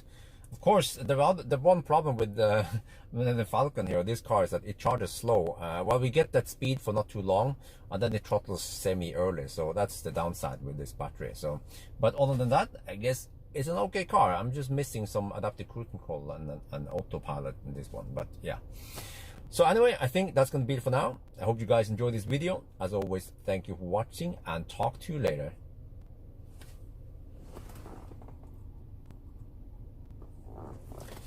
เดี๋ยวเรากลับมาที่เดิมนะแล้วก็เนี่ยคราวนี้นะเราใช้ 64.6 กิโลวัตต์อเวอร์แล้วเราเช็คในสแกนมา Tesla มันก็รีพอร์ตแล้วเราเหลืออีก 1.3 กิโลวัตต์อเวอร์แปลว่า 65.9 กิโลวัตต์อเวอร์นะแล้วตอนรถคันนี้มันใหม่นะมันมี 74 กิโลวัตต์อเวอร์แปลว่าแบตเตอรี่ภายใน 7 ปีกับ 270,000 กิโลเมตรนะมันเสื่อมแค่ 11%อันนี้อ่ะผมถือว่าดีมากแล้วนะผมเคยเทสคันอื่นที่แบตเตอรี่เล็กกว่านี้มันจะเสื่อมมากกว่านี้ก็แปลว่าคันนี้อ่ะแบตเตอรี่นี่ใช้ได้ยาวเลยเนี่ยใช้ได้อีก10 ปีมั้งหรือว่าไม่รู้อีกกี่ปีอ่ะกว่ามันจะเสื่อมเยอะไปนะแล้วก็ผมก็เช็คดูได้ว่าเนี่ยถ้าเราขับแปลว่าเราสามารถที่จะขับได้ไกลนะถ้าเรากะว่าแบตเตอรี่มันใหญ่แค่ไหนอ่ะแล้วถ้าเทียบกับรถสมัยนี้อ่ะก็แปลว่าMillennium Falconหรือว่า P85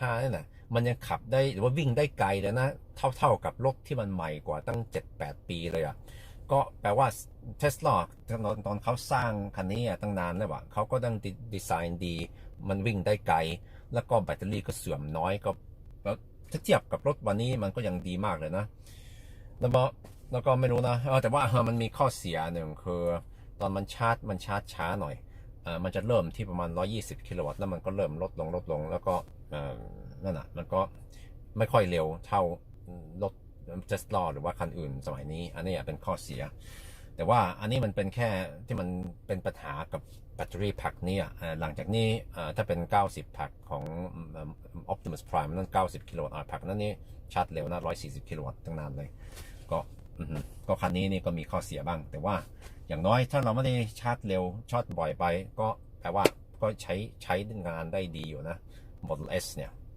ดีมากเลยโอเคนั่นคงจะเป็นแค่นี้นะครับขอบคุณที่คุณดูวิดีโอนะแล้วก็หากไว้ปากกันใหม่สวัสดีครับOkay, yeah, you see now it's kind of trot. Yeah, the Model X left, guys. The Model X left. So I didn't notice when it left, but you see now it's just natural throttling. We are actually charging this slow now. We're not sharing stall with anyone anymore. So yeah, that's the name of the game. You see, this is why I don't want to use Millennium Falcon. Are you guys convinced now? Should we still use Millennium Falcon? Because I think the 100 kilowatt we've got, it's usually, I have a recording, by the way. It's not here, but I have a recording of the charging session, and it was, I got 120 kilowatt initially, and then 100, oh wait, and there's a message. But it's charging dog slow. Okay. Okay, super. We're done.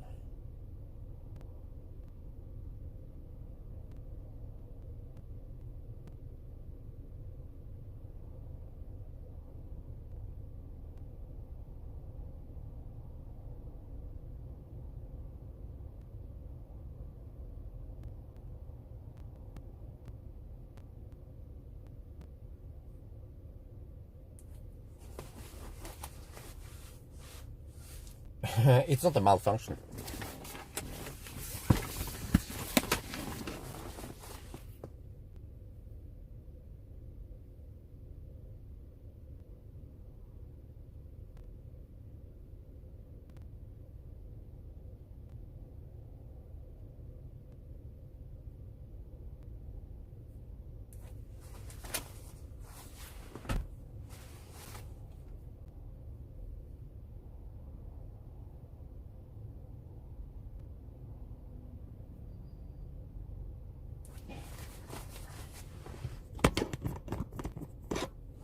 No, again, who voted for MS? Well, it was fair and square, of course, because we didn't know how it was supposed to be, right? But well, at least now we know.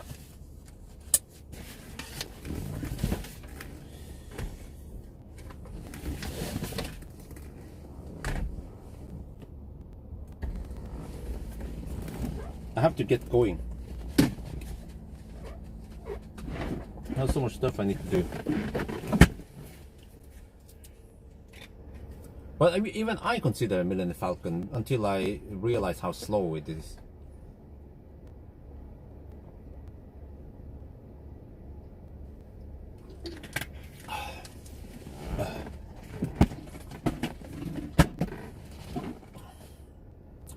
Well, okay, we are charging at 60 kilowatts. I need to go to, I need to test Kløfta. Wait, how is the traffic now? Oh, what the heck? What the heck is going on at Kløfta? The fox? Huh? Huh?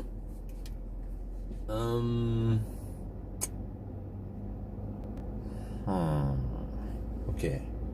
If I go to Kløfta, how many percent do I need to reach Kløfta? Let's check here.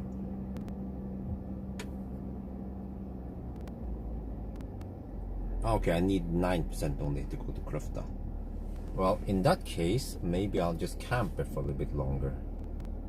I'm just going to test Kløfta that it works, and then I can just keep hammering to.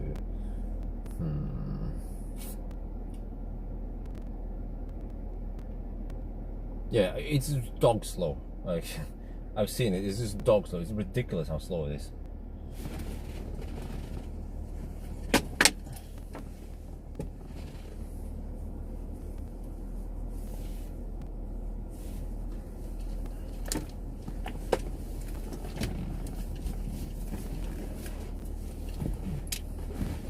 Okay, let's see. Get ready for moving over. Well, it depends what you think is the purpose. For you, maybe the purpose is to show that 8 kcal, but again, other people might see it differently. Other people might say that no, the purpose of the race is to show you that a standard range plus can be as fast as a Taycan, you know. So that's their purpose, or that's how they want to see the race. So people have different preferences, obviously. So okay, let me get this one ready there. Throw away some garbage, I guess.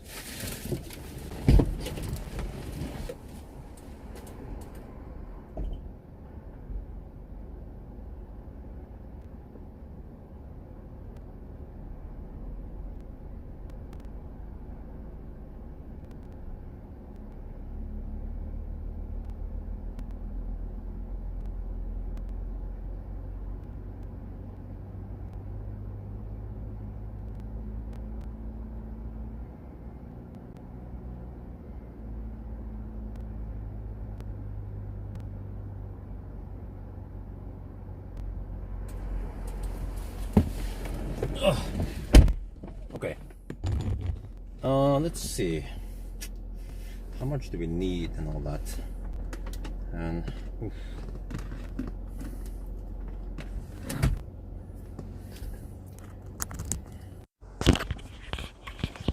I guess I need to test. I need to quickly test Kløfta. The downside. The downsize. You mean the downside, right? Not the downsize. Yeah, the downside is no AP, correct?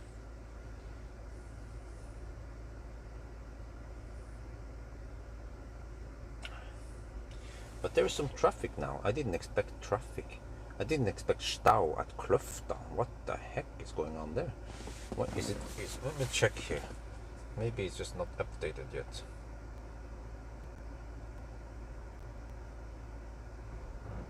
No, it's, huh? We have stau into the city. Oh, there's an unfall over there. Oh, what the heck? Huh? 8 in the evening? Model Y next week. Okay, so I'm still charging, at least. Still haven't decided whether I should use this one or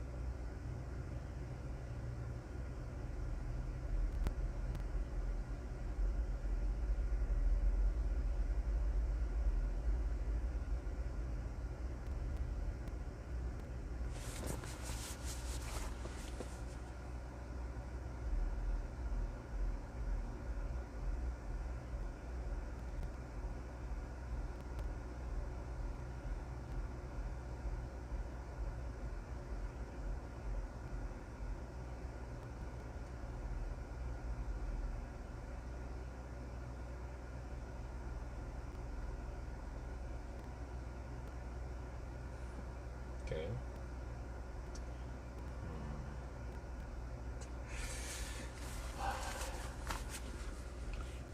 I'm gonna use the regular test, don't worry. With the Model Y. I will go through the test, the regular test. I just have to figure out what to do now. Okay, so if I go to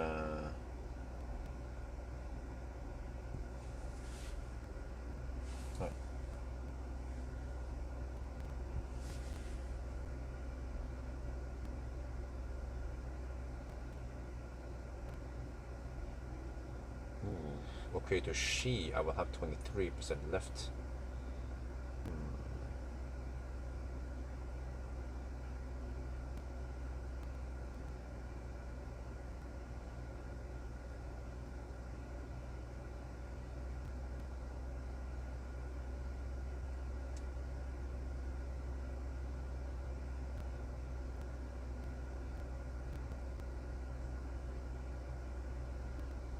getting 52 kilowatt now. I was preparing to leave, but then I saw the Stau at Kløfta. So in that case, maybe we can just hang out here for a little bit more. Just give it maybe 10-15 minutes. Since we need to charge anyway. It's going kind of slow, that's true, but at least if I can choose between getting stuck in Stau and then, yeah. But I need to test Kløfta, that's right.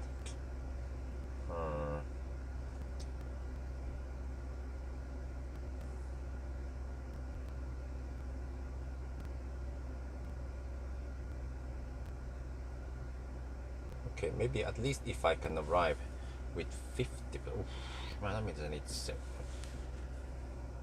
Oh, damn. What do we do now? Time-wise, it should be the same. Yeah. So if I just test Kløfta, I have to just test it at Kløfta. Let's see. Oh, it's yellow. Okay, it's getting better, I guess. So I guess by the time I get to Kløfta, it should be clear. But if I camp it for about 10 more minutes, then hopefully Kløfta will be clear. But I should start preparing this one. Okay, I guess I don't. Yeah, I can take out this one. Prepare for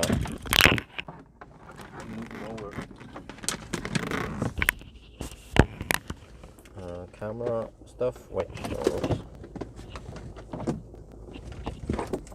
this one.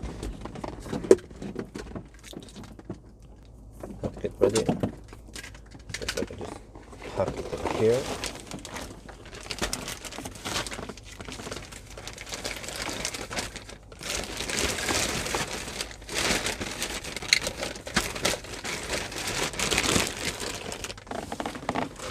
Yeah, 11% degradation is outstanding, in my opinion.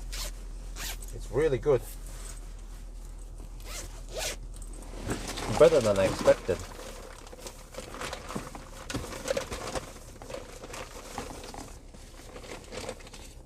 Because I was expecting 12%.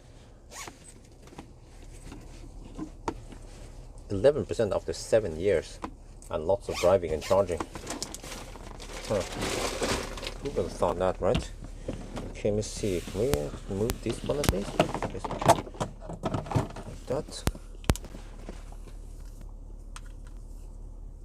Yeah, but now, I mean, we are still about 10 minutes away from Kløfta, and we are still charging at, well, 49 kilowatt now. But I was planning on stopping on my way to Ski.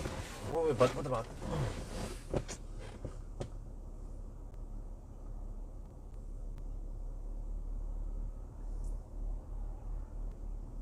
I have a video about the leaf degradation. And the other cars also. I also did some degradation test on Leaf, i3, and Soul. You can watch them. Just search for Leaf, or just search for degradation test on my channel. You can use Optimus Prime for the race. Yeah, you know, I was thinking that.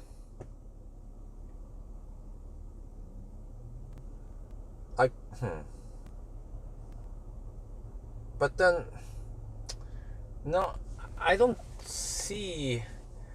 If I use Optimus, then what is so special with Optimus? We discussed this up and down today for hours, and I think we all agree that it's either Millennium Falcon or SR Plus. Nobody talk about Optimus, because what's so special with Optimus? It's a fat Tesla, yeah, okay. Yeah, exactly. SR Plus, lots of people are interested in SR Plus. You guys saw the vote we had. It was SR Plus and that one. Nobody mentioned Optimus or the Model X. So SR Plus is highly relevant. Some people will say that it's actually more relevant than Millennium Falcon, because Millennium Falcon might have a like a value among my followers my viewers, but other people that haven't subscribed to my channel, they don't know what the heck Millennium Falcon is. They might be more interested in Model 3 SR Plus.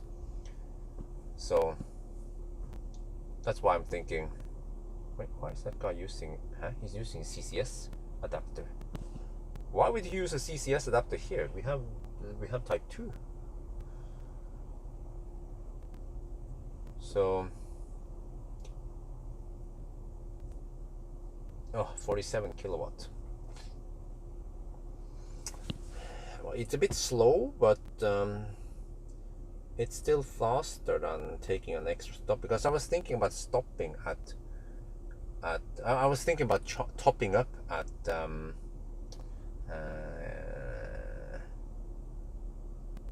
wait a minute.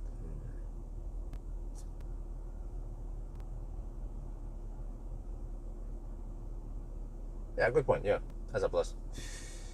But I also had to pick up Optimus.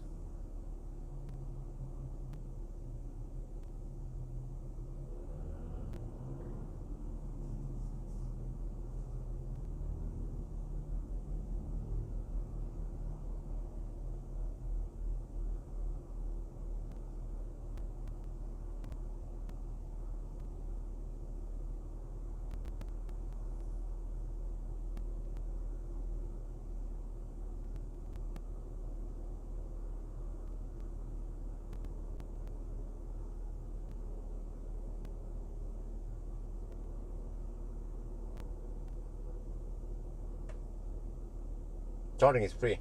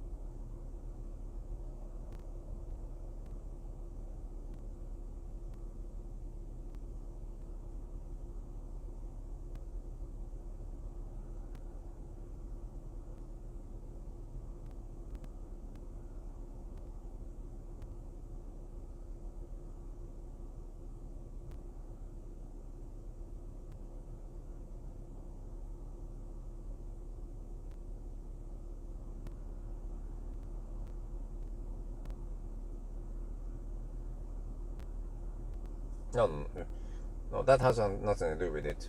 He still, even if he hasn't enabled payment, then he still wouldn't be able to charge with CCS adapter. It's still from the same charging column, you know. Yeah, this guy is also using CCS adapter. Why the heck do people use CCS adapter here? Eh? The fuck?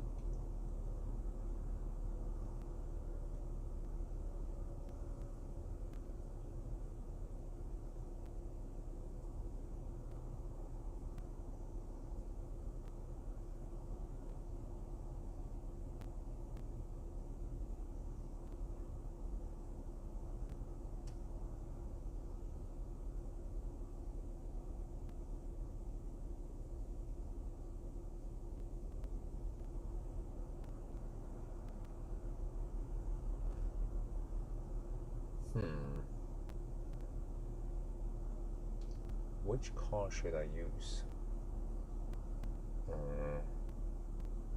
Because I'm also picking up Optimus. It's going to be the SR Plus now. I have to go for the SR Plus. Just trying to figure out which order I should do this in. Because I could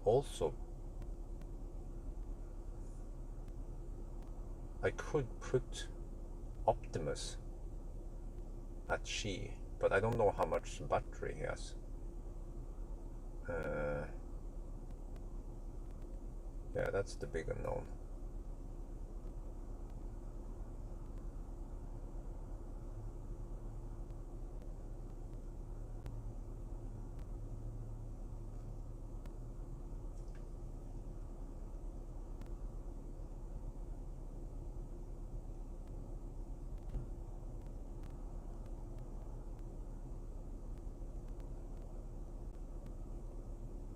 Hmm.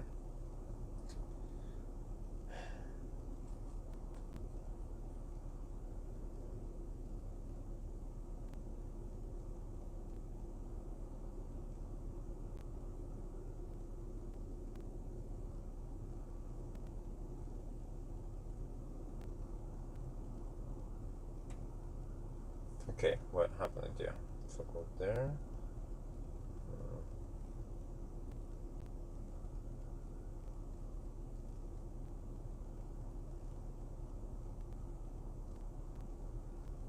I'll test Crafter quickly. Let me check mere chargers.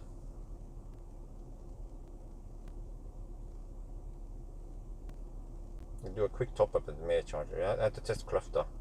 Maybe just try also test Crafter for about 5 minutes. There. Oh, it's semi-busy. Okay. Well, or not really. All right. Okay, so I need to test CCS on Crafter, see if it's working, and I guess I'll also be topping up there for a bit. It's getting 44 kilowatt here. All right, so I will arrive at 36%. Yeah, it's getting better and better.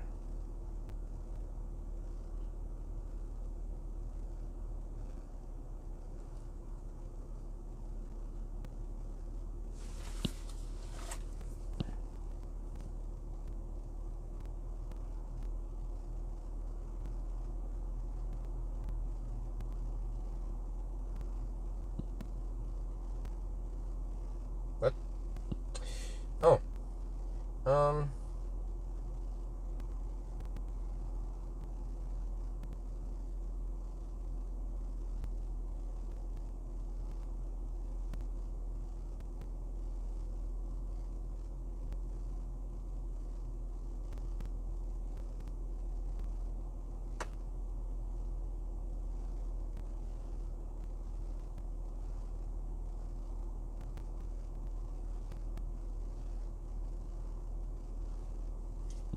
Have to respond to some.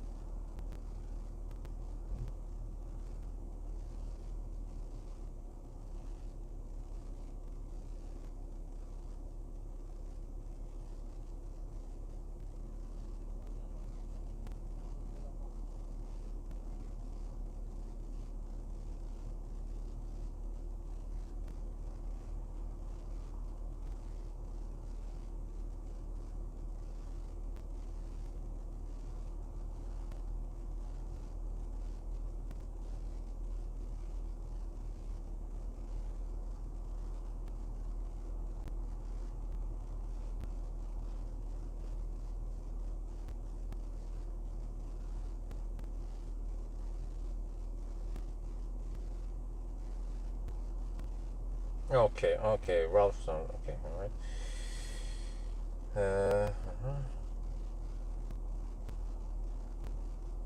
Okay, Chris is looking at the instruction video now. That's good.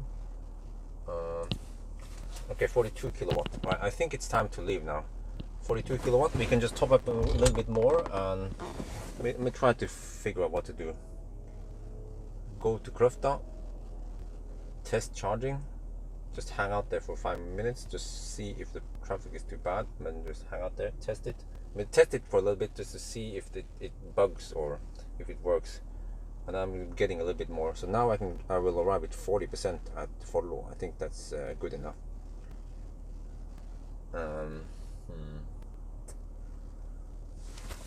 Okay, let me see if the other guys respond. Okay.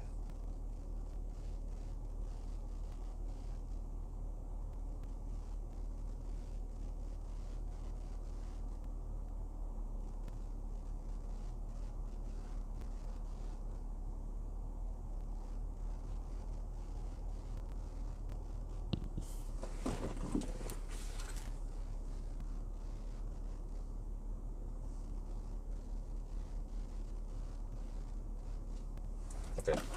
Well, I have to get going, I guess. Test it. Let me see. So I go there. I go to She. Pick up the SL Plus. I can swap now. I can swap. I can swap up. I can get ready for Marcus' car.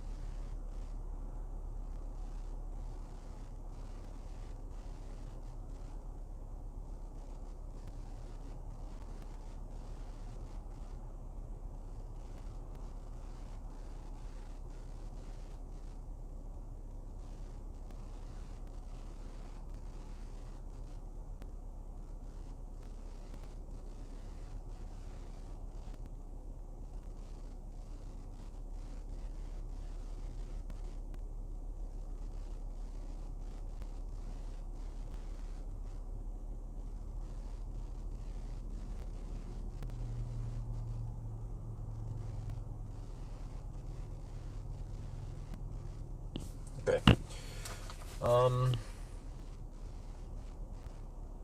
Trying to figure out what I'm gonna do now to get home in time. Also, I guess the longer I stay here, the better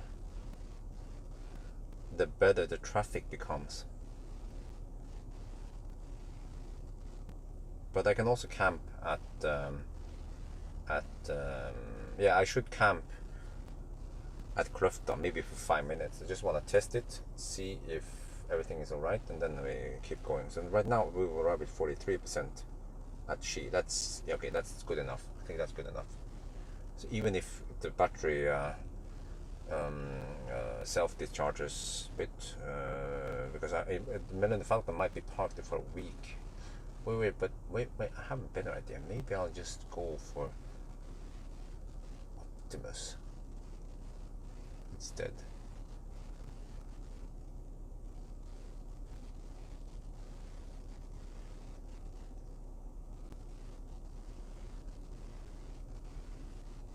Park Optimus at She.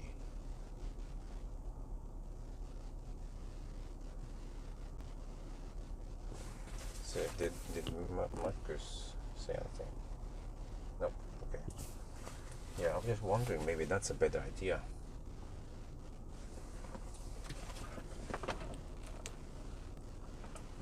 I'm trying to figure out here.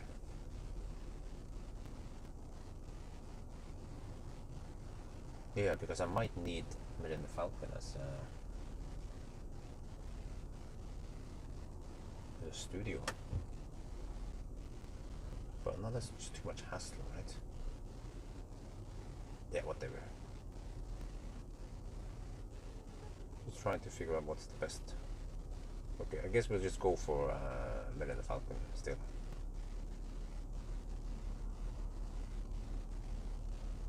Okay.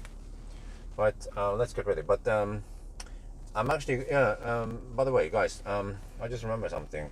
Since I'm already sitting here, or okay, at least okay, but we will go to the next one, and then I will end the live stream at Kløfta.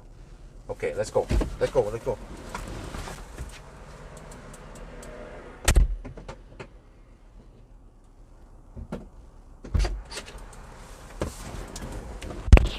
because after Kløfta, once I have to do some stuff back and forth, so I'll be busy. Okay, I actually charged to 70% here, and we were just waiting for the traffic to calm down. But yeah, I will go to Kløfta, and then I camp there for about 5 minutes, and then I start packing my stuff. So we end the live stream in about 15 minutes, roughly, at Kløfta.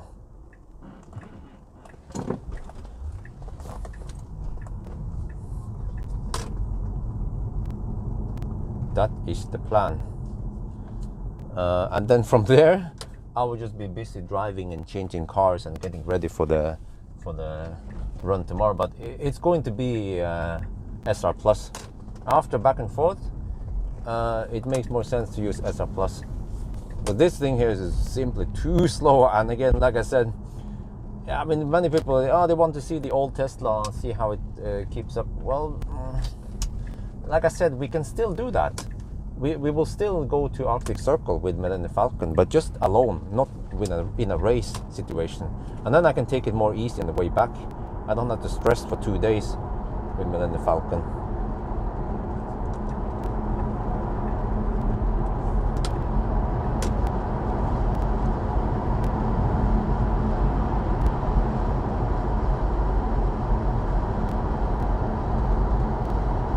Well, thank you very much.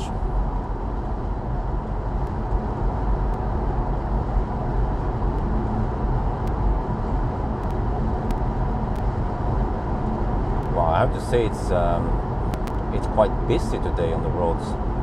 Still at 8, it's still busy on the roads.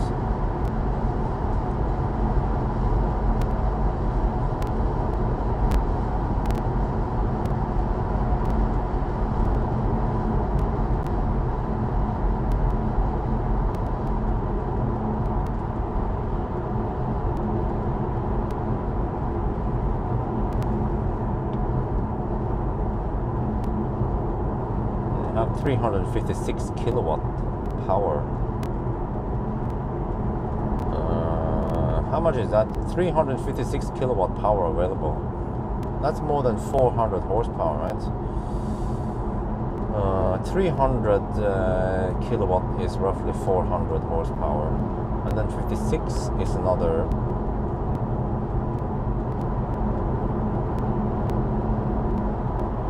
Wait, huh? Do we have almost 500 horsepower?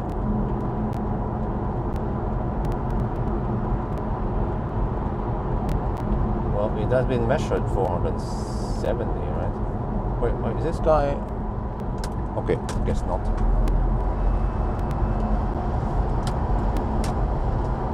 Yeah, Norway just happened. I was thinking, what?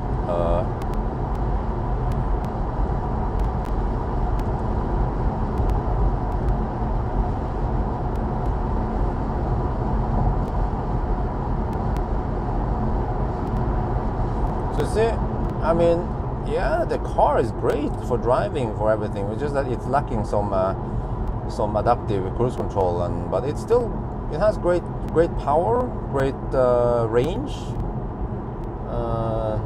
and even if you have to top up, okay, so it's still no big deal.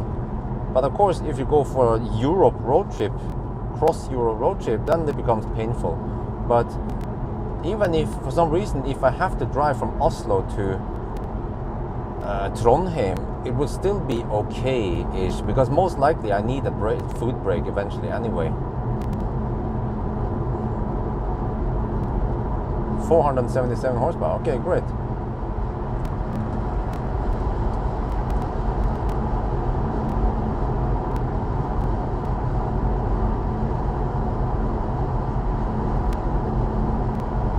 And there's also there's a weird thing.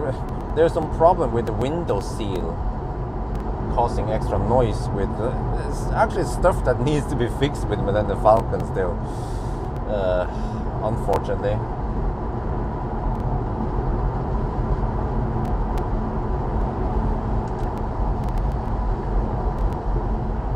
What's the consumption? 294. We just started driving now.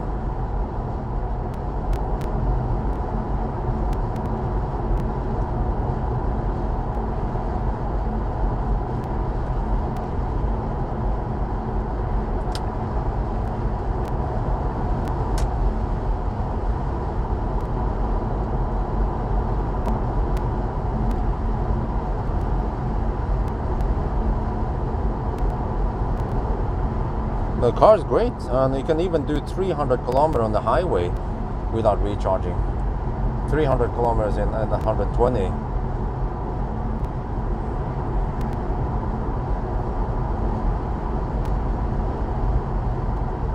So I guess it'll be interesting once I take the trip to Bergen. Oh yeah, I might take this one. I might take Millennium Falcon to Florida, and then go to Bergen, because I have to do repairs at EV services. Yeah, EV services in Bergen. They told me that they need a weekend, Friday and Saturday. Let's say Friday and Saturday, they work on it for 2 days. Try to fix as much as they can, and then Sunday I have to go home. Well, I should go home back on Sunday. But if I time it, I can start on I guess on Thursday from Oslo, and then I visit Florida, and then I go from Florida to Bergen. Well, actually, I don't know if I have enough time. Yeah, but I should combine those trips.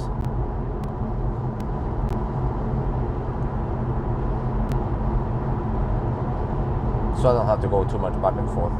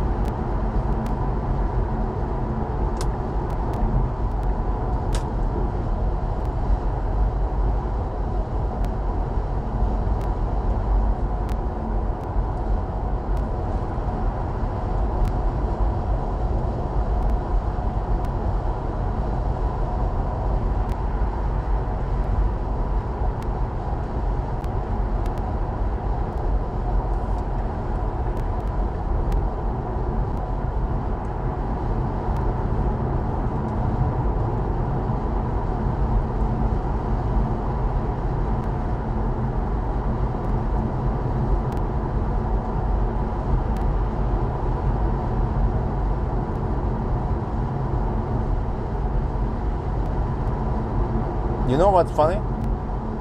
Every time I hammer it in a 1,000 kilometer challenge or something else similar, every time I hammer it, what do people say then in the live stream? They say, how fast are you going?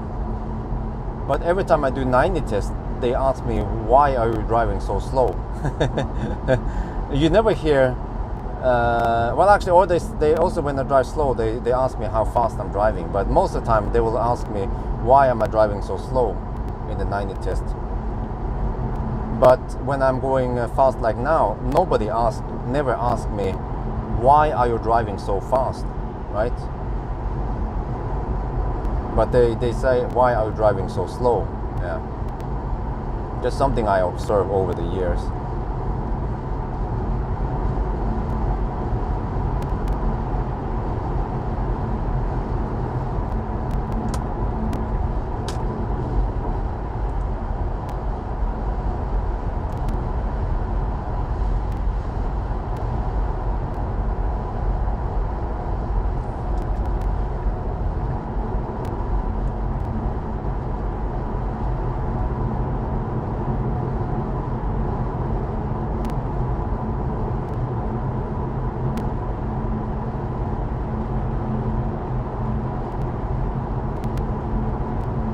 Okay, let's see then.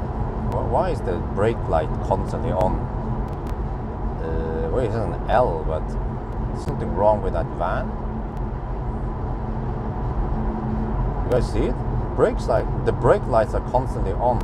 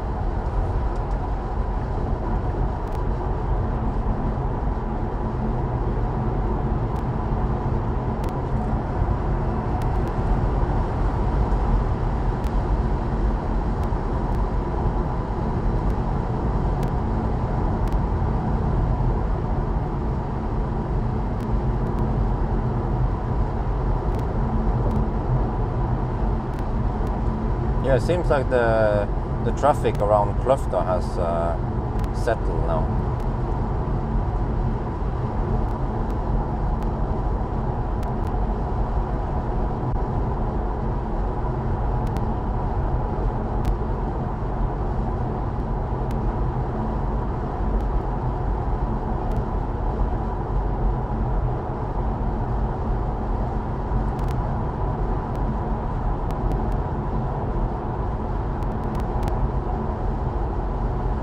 Oh, are you not gonna? Okay.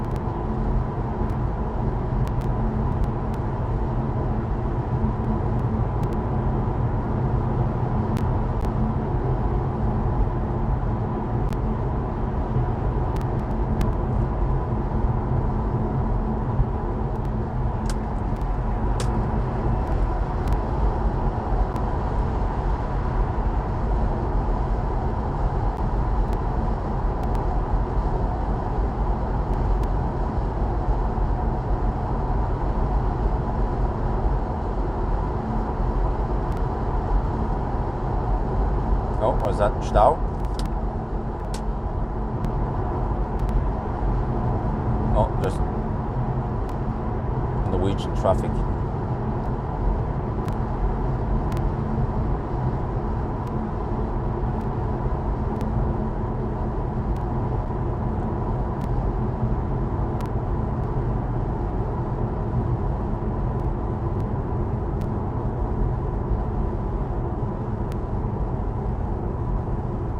Yeah, okay, there's still some slow-ish traffic here, but right, whatever. It's not too bad now.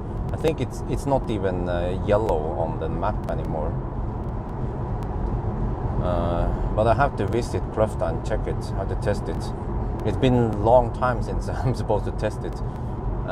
They fixed it already many months ago at Kløfta, but Millennium Falcon has simply just been not available until now.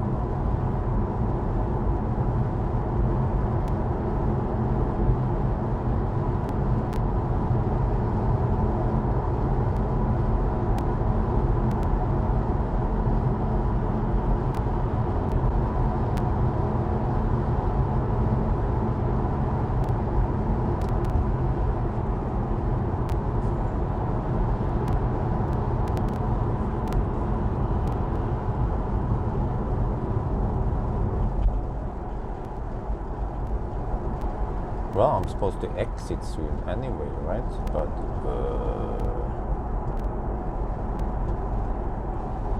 well, maybe I could just poke over there instead.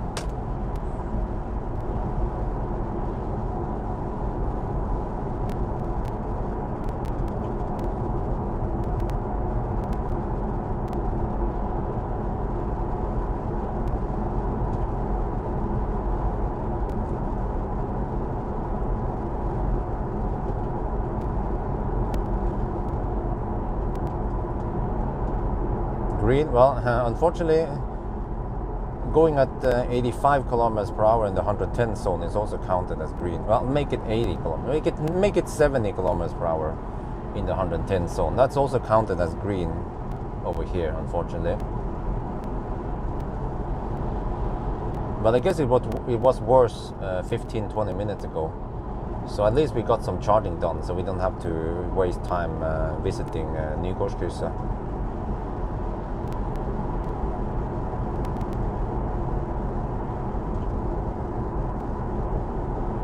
I'm getting hungry, but I'm still far from doing my task today, from finishing the task. I have to swap cars. But let's see now. I have to test this one for about 5 minutes, and then I pack the rest of the stuff. I actually have to pack as much as I can, get ready for just moving bags right over to the Model 3. So I have to pack down OBD tool, phone, cables, everything. I have standard equipment with me, sunshades, lots of stuff I always bring in different cars I go. Oh, okay, it's not too busy. Oh, I see this V3 supercharger is getting up now. Hey, let's check it out. Tesla is building V3 supercharger right here. It's going to be freaking Tesla takeover. Look at this. Oh yeah. Oh yeah, boy. Yeah. Well, okay, you don't see too much here. But oh yeah, 1, 2, 3, 4, 5 of those V3 stacks there. Okay, I guess I'll just plug it in here quickly. Schnell. Wait, that was bad parking. I didn't really try hard enough to park properly. Okay, let's at least do it like this. Oh, I'm getting hungry, but wifey made food for me.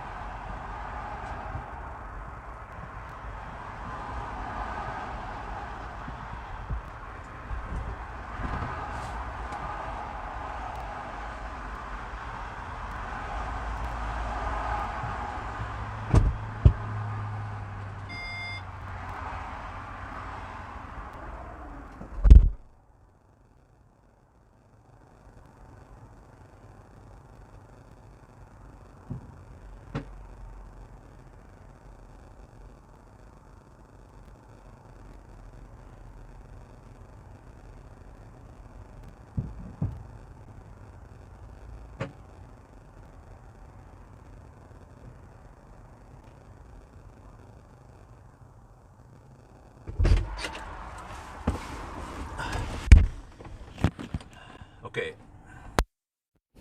let's see. I guess I can quickly just show you guys here. I have to still pack my shit.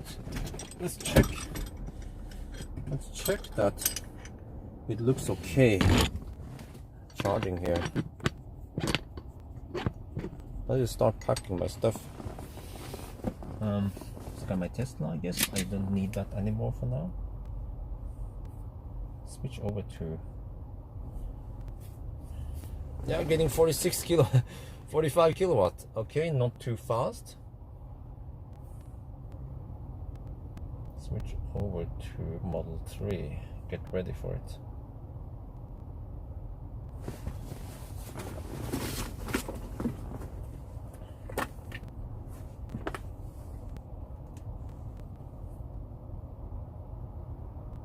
So far, okay.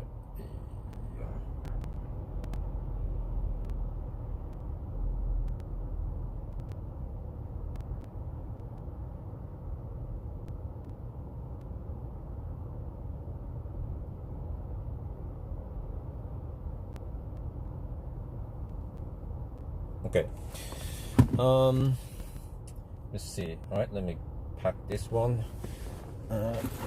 This one. Let's get as much as possible ready for the migration over to. Why is that guy parked over there? What? Wow, but the supercharger here looks noisy. Probably going to be done in not too long. Okay, so I have this one ready. That one. Oh, I can keep charging here, I guess. That one. Okay, yeah, I need to pack this one. Okay, let me see. So this is it. I'm just testing charging, and it works great. It didn't work long time ago, but then they fixed the software, and now it works great. So at least we tested that CCS works over here. So I can report to. I will send an email right now before I forget it. But I'm about to end the live stream, guys. If you haven't noticed, or if you're not, we're starting again tomorrow. Oh, it's going to be busy with a big B. Oh, have to get this one out. I'm doing the final packing now that I need to do anyway. Kind of. Here, I guess I'll move that one over. I can bring this one. Okay, I'll move that one over. But that's gonna be it, guys. I'm gonna I'm going to end the live stream now, and we'll see each other tomorrow morning. Packing down everything right now. Packing down as much as I can. Chris is quite confident about the Mach-E, and he doesn't trust the Bedrouplan. Okay, well, fair enough. We'll see. We'll see how the battle goes, I guess, tomorrow. Okay, the answer clip is ready to be picked up. Okay. Now I prepare most of it. Okay, that's it, guys. Awesome. See you guys tomorrow. It was a nice day today, and so on. And that will be it. Bye bye.